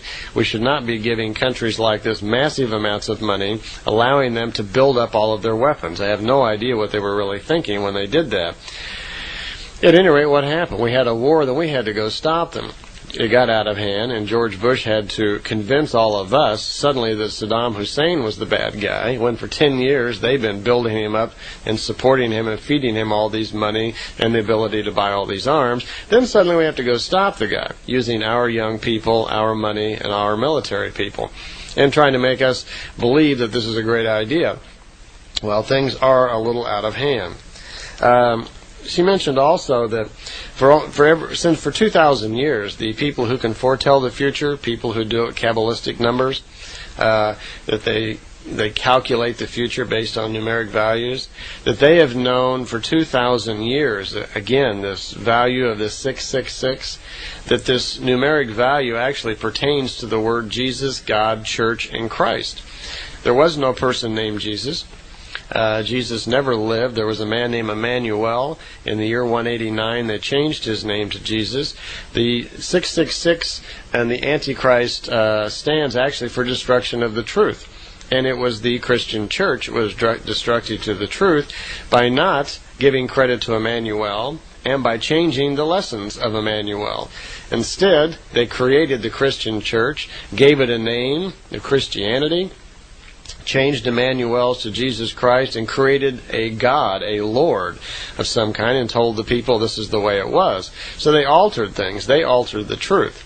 So what it's amounting to is Jesus is the value of the Antichrist, which is kind of an interesting awakening, huh? They also mentioned something else for those of us or people who are very intrigued with this, that the abbreviations W, U, V have something to do with the Antichrist. They didn't want to reveal exactly who it was, but he was already alive in 75. They didn't want to reveal exactly who it was, but they said that this symbol of the beast, which is quite commonly referred to as the sign of the beast, 666, that the beast isn't an animal, as many of us probably already know. It's just a symbol for it. And it basically refers to an organization that has something to do with these initials, W, U, V. Now, it concerns a worldwide organization which exists either in 3 locations or in 3 parts or something like that. It has something to do with a group. There's 3 units or partitions to this organization. The organization will become embodied by the church and her followers. And Billy wanted to know, well, what does WUV mean? Is this an acronym for the name of the organization? And she says, well, I'll tell you, but it's blanked out in the contact notes, and he's never told me either. Billy's very surprised. He says, because this organization already exists, and it's already a major world organization. But then he says, the name is not very much like WUV. So it's whatever WUV stands for, don't look for a name of a group using those initials. It's related somehow other way. Billy also comments to Semjase that there's a book by a man in Egypt several hundred years old named Cheiro, Cheiro. And he says it's pretty interesting that the proper numbers for calculating future events are in this book. And Semjase says that's right, because she says Cheiro actually lived about 1,000 years ago, was a future seer, understood the numeric ability, and actually could foretell the future quite accurately. So if any of you are into Egyptian books or studying that, you might want to try to find a book about Cheiro, who predicted the future. They apparently say that he's quite accurate. Okay, the 46th contact was on Thursday, February 26th, happened quite shortly after that. It was interesting that as Billy's driving out to the contact on this one, he's being followed by a red car. Now, this car, he's seen this several times following him. The interesting point was that Billy also had some people with him. And Semjase was having trouble, then she almost stopped the contact because the people that were taking Billy out to the contact, she did not know who they were. Their brain waves, or the oscillations of their brain waves, were new to her. And apparently they have a device in the ship that directs Billy to the landing location. And this device somehow checks the people around Billy to see if they're all known people, and if some strange people might be following him. And on this particular day, she noticed that the people with Billy were different, and she had to reprogram their brain waves into the machine so it would know who they were. But this little red car was following Billy around. So she suggests, well, it's getting more difficult. More and more people are finding out about these meetings and following Billy every time he leaves the house. So they're going to have probably start having these meetings even farther away and in more remote spots to keep them more secret. On this contact, she gave Billy some crystals, ruby, malachite, and some fluoride. She also gave him the 3 metal samples that he had asked for, which constitute the 3rd, 4th, and 5th processes in the steps they go through to actually make the metal for the beam ships. And she gave him a brief description of what these processes were like. The first step that it actually goes through is absorbing the lead out of the atmosphere itself. They get this soft metal, they call it, from the atmosphere and from plants. The second step is to clean that metal, the lead, and they extract different radiations from it.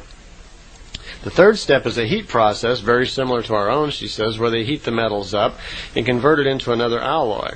Several steps are done of heating and cooling until it reaches a certain alloy state.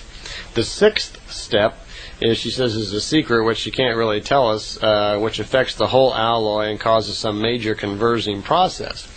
Well, Billy says the whole alloy and causes some major conversion process. Well, Billy says, well, even after you make this metal, and I noticed on the ship it looks seamless, that there are no wells. How do you actually put this metal together so it's nice and smooth? She says they have a technique, it's kind of like welding, but they call it an oscillation technique. And apparently what they do is they liquefy the metal, and she suggested it's by some cold process, a cold fusion process somehow, that this metal is actually liquefied. And at that point, the 2 joints that are coming together are actually melted in a way where they actually come together and move right into each other and become one piece. So it's more advanced than our welding process that we have. Our welding process leaves a little bead there, and we have to go along and file that down or grind it down and smooth it out. They don't have to do that. They literally just melt the 2 pieces together, and it looks like one. On our 49th contact, which is Sunday, and it's March 28th, which is almost a month after the 47th, there was a 48th contact. You'll notice I leave some out every now and then because more and more of the contacts are becoming less information and more just general conversation about Billy, his well-being, members of the group, things going on around the house, and they're becoming more just centered around Billy's life. And in quite a few cases, there was no information that was really relevant in these meetings. So I leave some of them out, mainly because I just don't have time to put them all on, and most of them are kind of irrelevant. But there was a growing thing all the time, a pressure on Billy to get his group people together, to analyze the thoughts and thinking of the people in the group, to see if they were really going to be loyal or if they were going to, out of fear, take off and cause problems or whatever. So there's a lot of social pressure going on here with Billy. On this particular contact, Billy is driven out to the contact by Mr. Schutzbach and Mr. Bertsinger. And again, the automatic guiding system was having difficulty because these were new people. The system did not recognize their brain waves, and the contact was interrupted. And actually, Billy was being led to the location, and suddenly it stopped. And they had to stop along the road because Billy wasn't picking up any more signals. Semjase had to reprogram the device or computer, whatever you call it, on board the ship to be familiar with these two new people, so the contact could continue. So a few minutes went by, and then the contact started up again, and they again went off and dropped Billy off so he could have the contact. She says actually she had to finish the direction of Billy to the location by herself, and she would later load the information about the two new people into the computer so in case they came out again. This contact, Billy, shows up with 2 broken ribs. It seems that he'd been out on his moped. He gets himself too exhausted. He doesn't sleep. He works too hard. He's working too hard at this mission, doing all the things that he has to do, typing and getting his books together. He's so into it that he's just exhausting himself, and on his way out into the forest, he fell on his moped, fell into a ditch, and busted 2 ribs. Well, he shows up at in the ship here for this contact with his 2 busted ribs, and Semjase is examining him, and of course she's kind of giving him a mild scolding here about the way he takes care of himself. It reminds him that he's jeopardizing this mission by not taking better care of his health. She says, well, I can't do anything about it now, but at the next contact, she says, I'll have him back right away, and I will bring a device that will heal these bones, so this will heal very rapidly. Also, what she does when she leaves, she puts on a little aerial display in the nighttime for Mr. Bertsinger and Hans Schutzbach so they can see the ship. And it lasts for about 10 minutes. Now, neither one of these guys is expecting this. They're waiting down the road at some place called a pistol stand, whatever that is. I don't know, maybe it's like a place where you take your guns, like a firing range or something. But anyway, after the contact was over, Billy's just walking down the road to meet back up with him, and for 10 minutes, way up in the air, she puts on a light display with the ship. And apparently this was huge because it involved thousands of meters high. It was seen for miles all over the place, and Mr. Bertsinger and Mr. Schutzbach were duly impressed. As a matter of fact, both of them wrote long 2- and 3-page reports about exactly what they've seen, because they were pretty blown away to drive Billy out to a contact and then get to see this, on their first time out. So as far as collaboration, we have 2 more witnesses here who didn't see the shape of the ship, but they saw the ship going through gyrations and causing lights and so forth in the sky. On the 50th contact, which was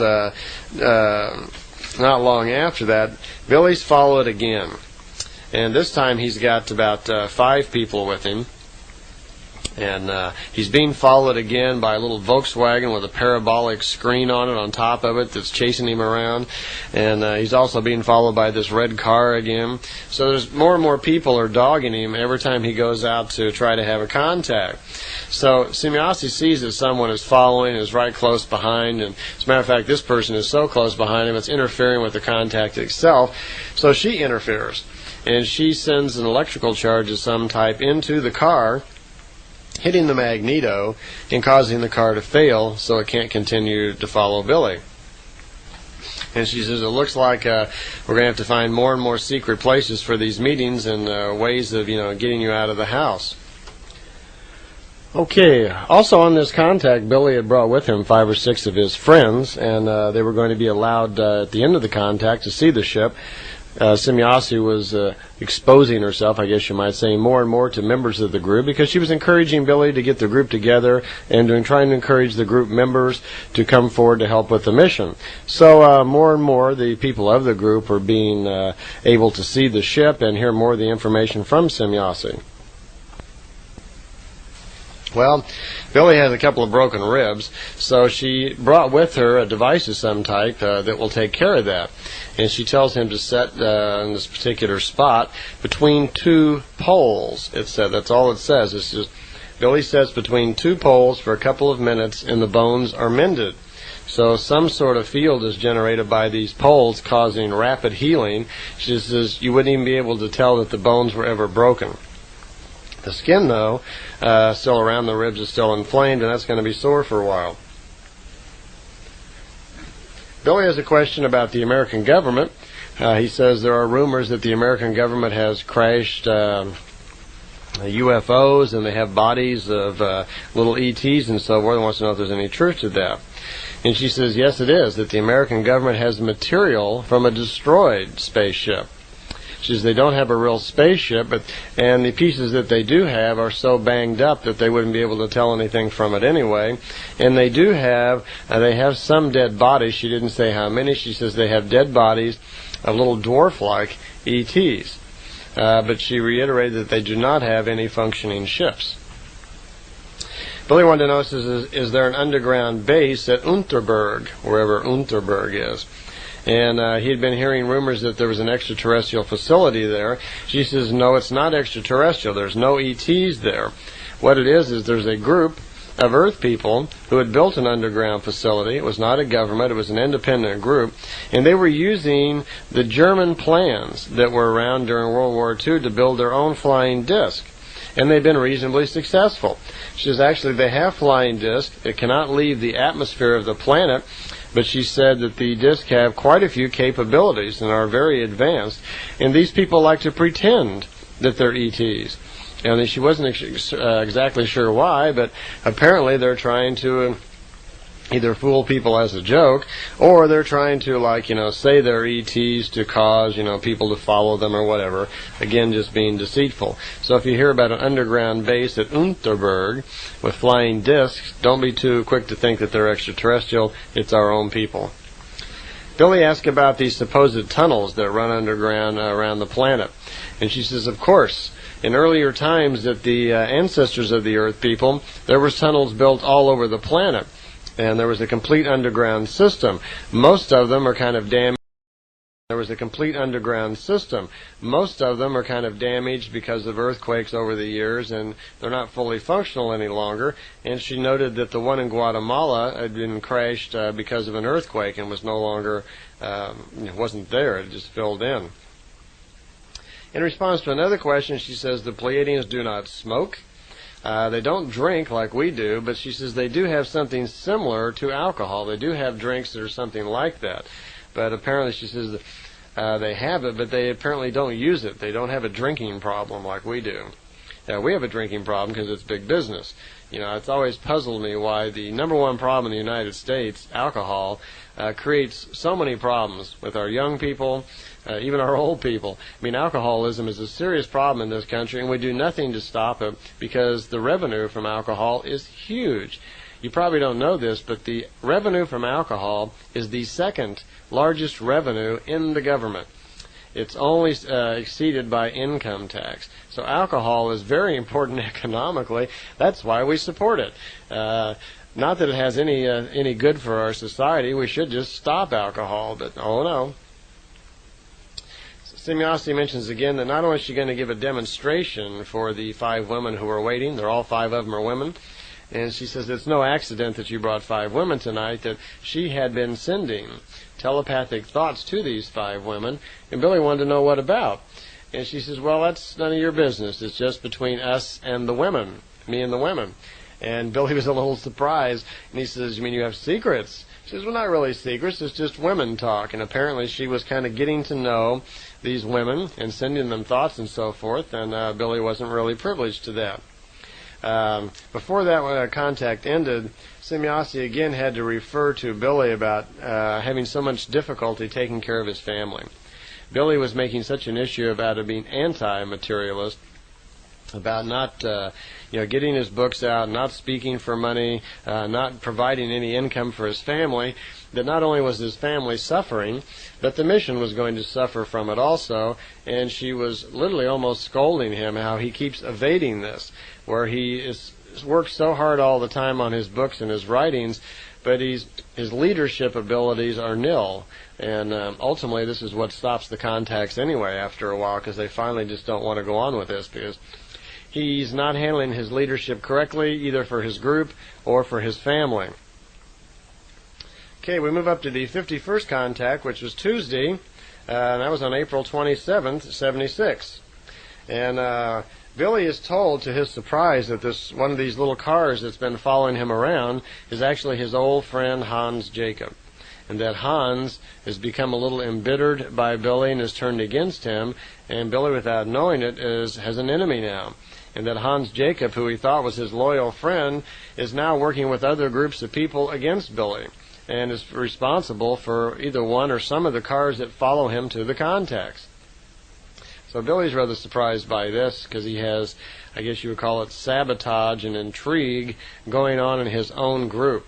Quite often the Pleiadians would have to step in and examine the thoughts of the people around Billy and watch for ulterior motives. And it happened rather frequently. There was a lot of jealousy and so forth within the group members. And here we have a case of Hans, who is one time his closest friend and going to be his speaker and lecturer on behalf of Billy, is now working against him.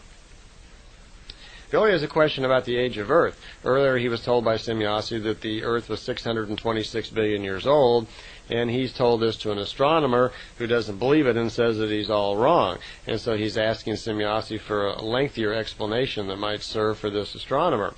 She says, well, no, it is true. The Earth is 626 billion years old, but they age the Earth from the formation of the gas ball. And Earth technology at the moment has no way of doing that. We can only age things in the material form. She says the Earth began to form in the gaseous state 646 billion years back.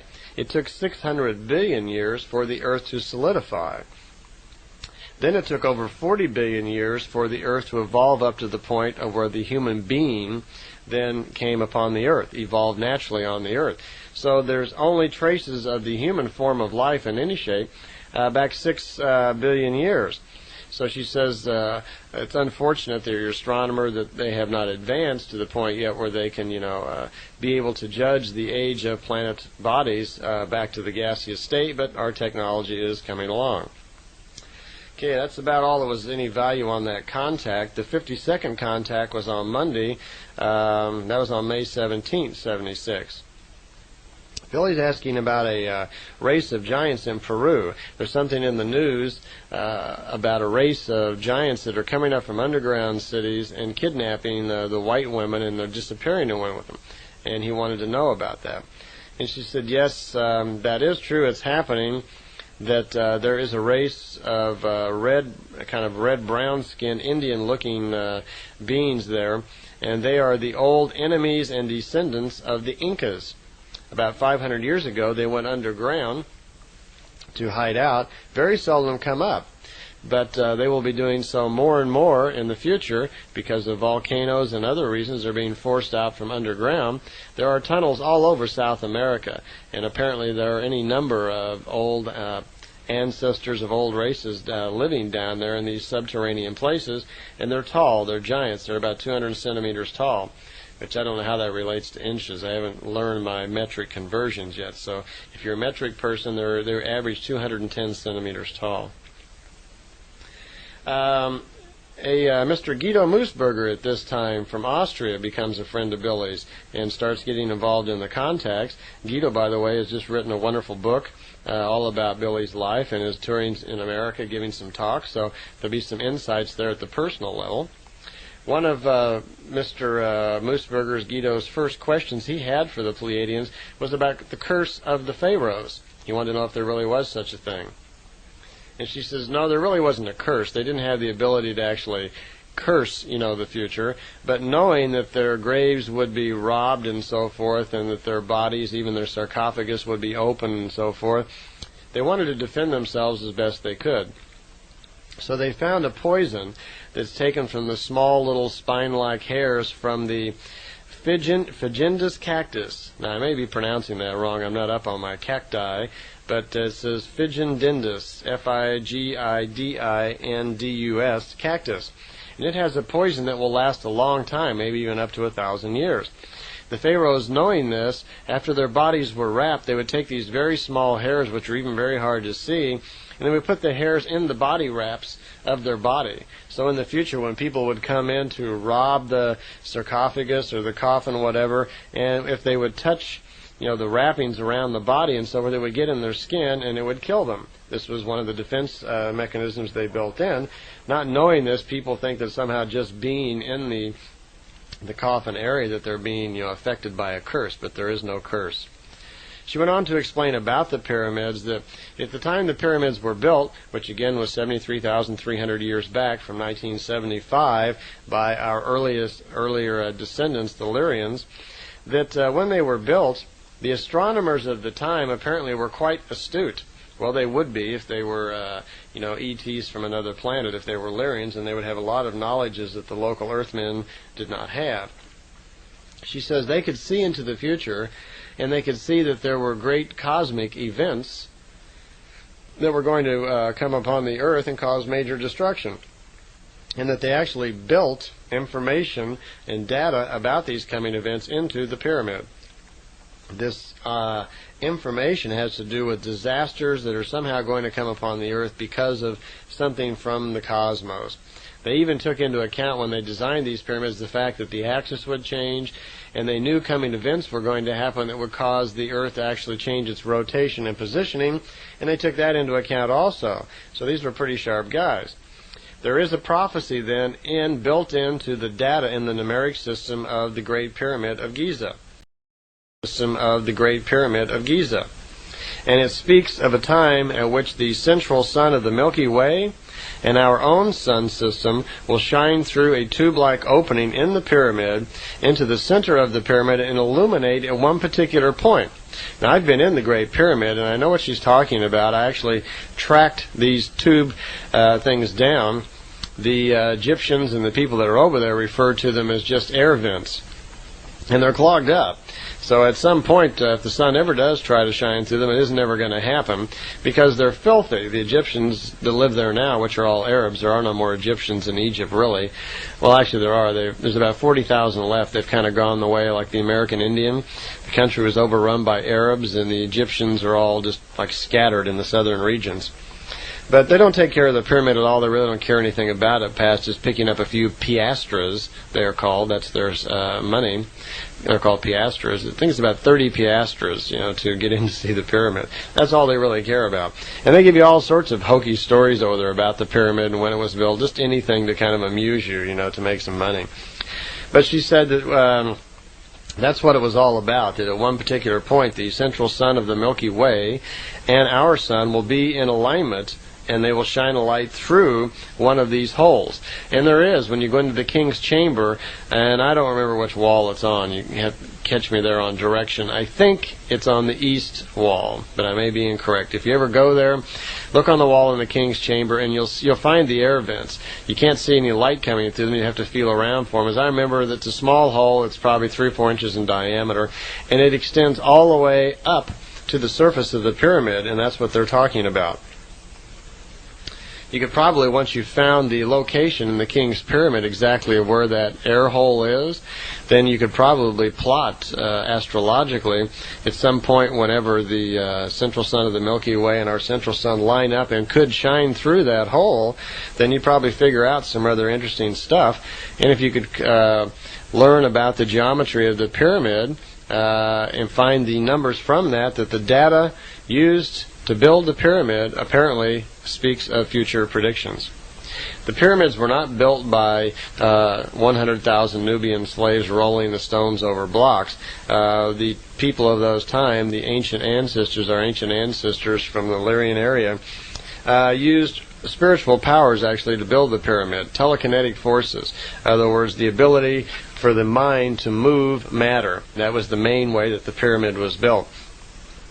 If you have ever or get the opportunity to climb inside the Great Pyramid, you'll agree with that quickly, as once you see the size of the stones and the way it's put together, it's hard to imagine how anyone could actually build this thing out of blocks with normal manpower. Semjase came to, and Quetzal both suggested to Billy also on this contact that at their last contact where they'd set the ship down, apparently the local army had been out there following them, and there was helicopters in the area examining the area, so apparently they knew where the saucer was setting down for that contact, and they were out there with their devices trying to detect any radiation on the ground and so forth where the ship was set down. So they were a little surprised that that their contacts were being picked up on, and they were again going to have to become more secret about what they're doing. Apparently maybe some of these little Volkswagens with little parabolic screens on them could be government type people following them, just trying to pinpoint the location where Billy goes to and to find out whatever they could. There's another attempt on Billy's life. This is the second one that I know of. He wasn't particularly concerned about this, and as a matter of fact, Semjase had to kind of wrestle the information out of him to find out about it. And he says, well, it really wasn't a big thing, that he had dreamed and seen a future vision of this actually happening 3 times. So he felt quite well warned. And he knew exactly who was going to come and when, and he felt was very comfortable that his dream was accurate, so he wore a metal plate under his clothes. And when he got shot, it was just a small little .22 again, and it happened to hit him right in the pocket in his chest, where his agenda book, he calls it. And there's a picture in Billy's photo journal of the little agenda book and the shell that hit him in the pocket, and the shell just fell in his pocket. And but he wasn't caused any damage, and he actually was not even afraid. Actually, I think he felt pretty good that he was able to foresee it and protect himself. Okay, we move up to the 54th contact now, which was on June 8th, a Tuesday in 1976. A few little interesting things were brought out there.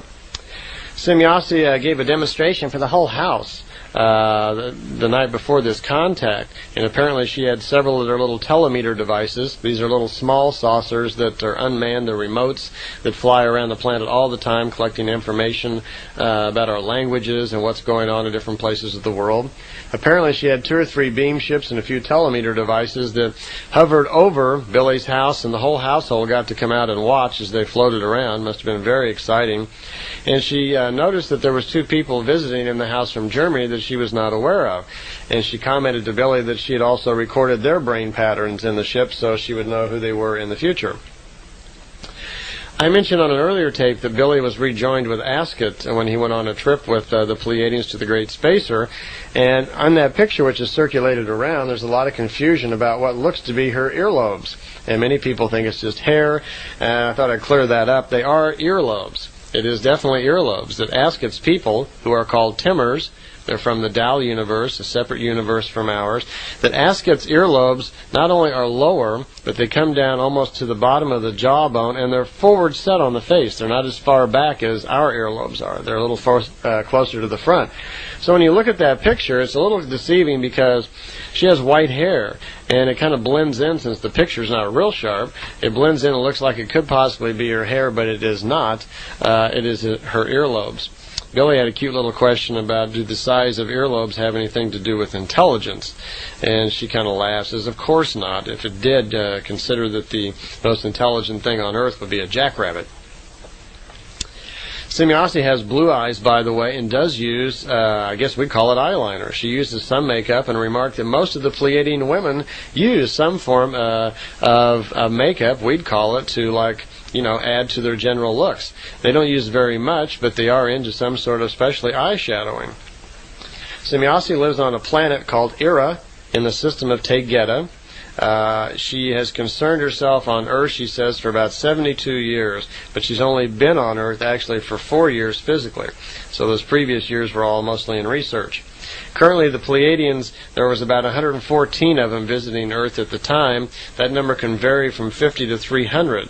They have 3 bases on Earth. One's in Switzerland.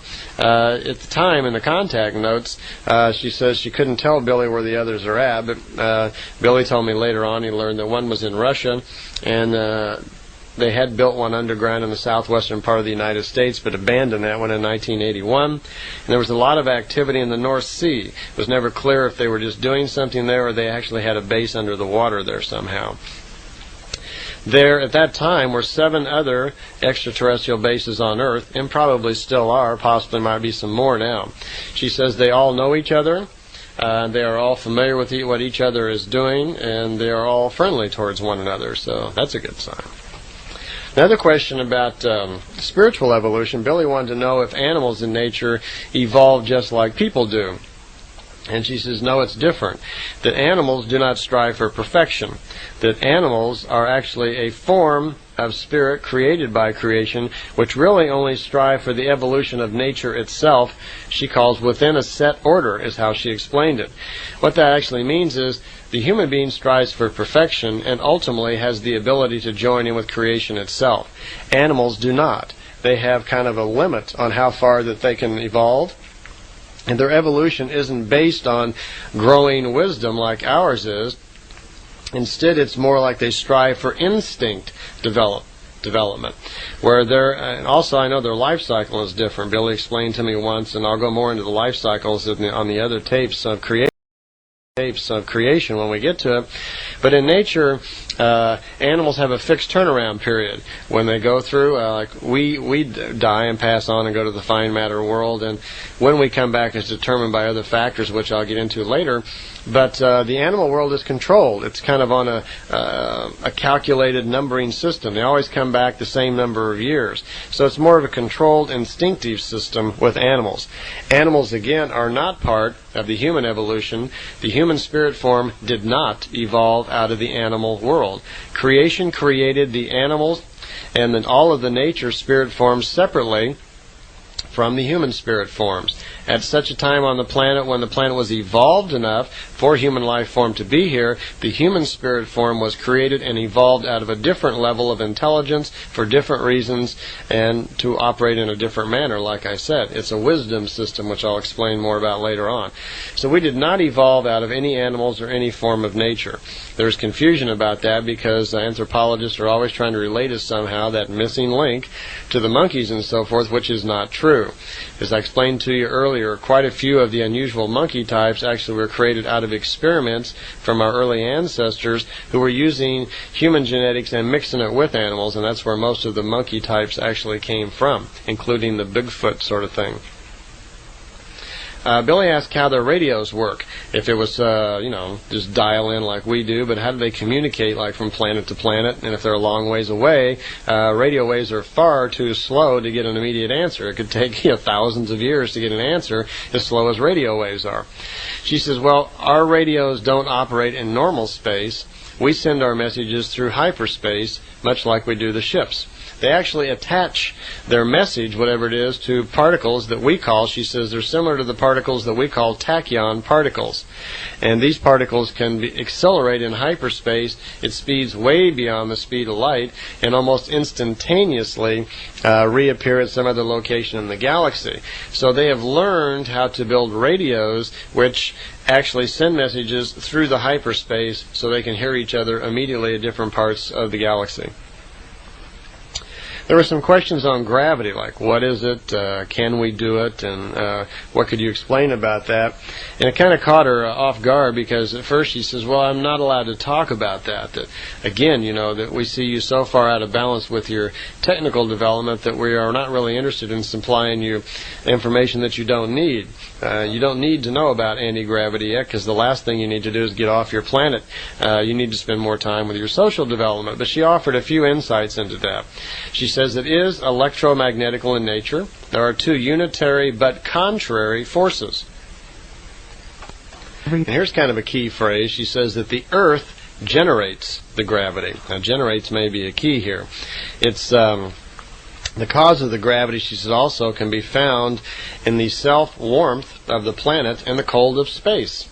So there's something to do with this, the difference in temperature between the coldness of space and the warmth of our atmosphere that also contributes to the gravity itself. She says another contributing factor is the core of the planet, which is very dense. That's also a contributing factor. So there are several things involved here in the creation of the gravity. But the planet is generating it. Temperature has something to do with it. Mass has something to do with it. I think that probably in different private circles here on our planet, people have probably already kind of figured that out. And it would be interesting to see if their explanation falls in line with Billy's notes. Among other questions was about the Pleiadians themselves. She remarked that the Pleiadians live in a solar system of 9 planets. We believe that ours has 9, but later on they're going to tell us that there's actually 11. There's 2 kind of renegade planets far out floating around that we hadn't discovered yet. But there's 9 planets in their solar system. On the planet Ira, which is the planet that Semjase comes from, there are approximately 400 million people living on that planet. She says when her earliest ancestors had come to Earth on several occasions, the ancient Lyrians and so they were familiar with Earth. And when they left Earth and returned back to their own world, at a certain point, they fled out into the world themselves and they found a planet very similar to Earth, just like it. The planet Ira has 365.25 days. A day is 23 hours and 59.4 seconds long, which is pretty amazing that it rotates that accurately to Earth. The Pleiadian word for a day is musal, M-U-S-A-L. A second, a word for a part second they call it, is odur, O-D-U-R. A year is 13 months long with a compensation time every 23 years, so they're doing a little different calendar than we are. The word for a month is an asar, A-S-A-R. Their atmosphere is 70 to 75% nitrates, 25 to 29% oxygen, and about 1% rare gases like carbon dioxide and argon. Argon, excuse me, not Aragon, that's a ballroom someplace. Argon. Ira has a little higher oxygen content. It's 32.4%, higher than the other planets. Their surface gravity is 1.003. Density is 5.521. Axis inclination is 22.99 degrees. The equatorial diameter is 12,749 kilometers, and their planet is moving through space at 11.19 kilometers a second. So there's some statistics for the astronomy types, if you want to do some comparison there. To the planet Earth. She says compared to our calendar that she was born actually on February 7th. That was Semjase's birth date. She says the Pleiadians are very much into astrology, but they know far more about it, and their astrology is far more accurate. That there is definitely something to the concept that the radiations put out by planets do affect life. There's no doubt about it. She just commented that Earth astrology is not very accurate at this point, and more has to be learned about how these radiations actually affect the human spirit. Another interesting subject that was brought up at the 55th contact Monday, that was on June 14th, Semjase has a brother and a sister. Her sister's name is Pleiya, P-L-E-J-A, and her brother's name is Yukata, which sounds kind of Japanese. It's Y-U-K-A-T-A. Now, again, let me reiterate, I don't believe any of these names of planets or anything because it doesn't make any sense that they would all have the sameness of sound.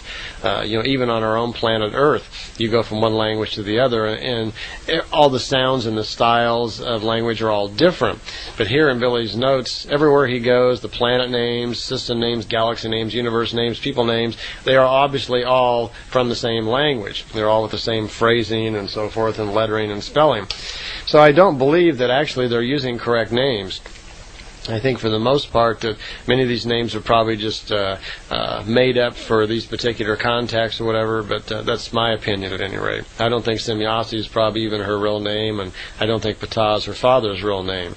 These are probably just names they've used, for this particular mission, because these are words that mean something in their language that refer to them, but it's not really their own names. They've tried pretty much throughout all the contexts to kind of keep their personal thing private. Billy comments that his wife is coming around and getting very interested in the contacts. She'd had a lot of difficulties previous to this, but it's coming around, and Semjase says she knows, and that she's going to extend some thoughts to Billy's wife and offer her some help in her own spiritual growth. Ptah, Semjase's father, is 759 years old. And I've got a little space on the tape here, I think, just to tell you one more thing, which is ice ages. Ice age is a natural event in the evolution of a planet. And we're going to find out more in the creation tapes about how all life goes through cycles of off and on and awake and sleep periods. Well, a planet does the same thing, and it does it by virtue of an ice age. The planet we have to start thinking of is a living creature also. It has to evolve like anything else. It has a very low consciousness, not much of a personality, but we have to start looking at it like that. Ice ages are a way for the planet to go through its own evolutionary stages. It has to sleep also. Okay, again, we're running out of tape, so we'll continue with the Ice Age on next tape. See you over there.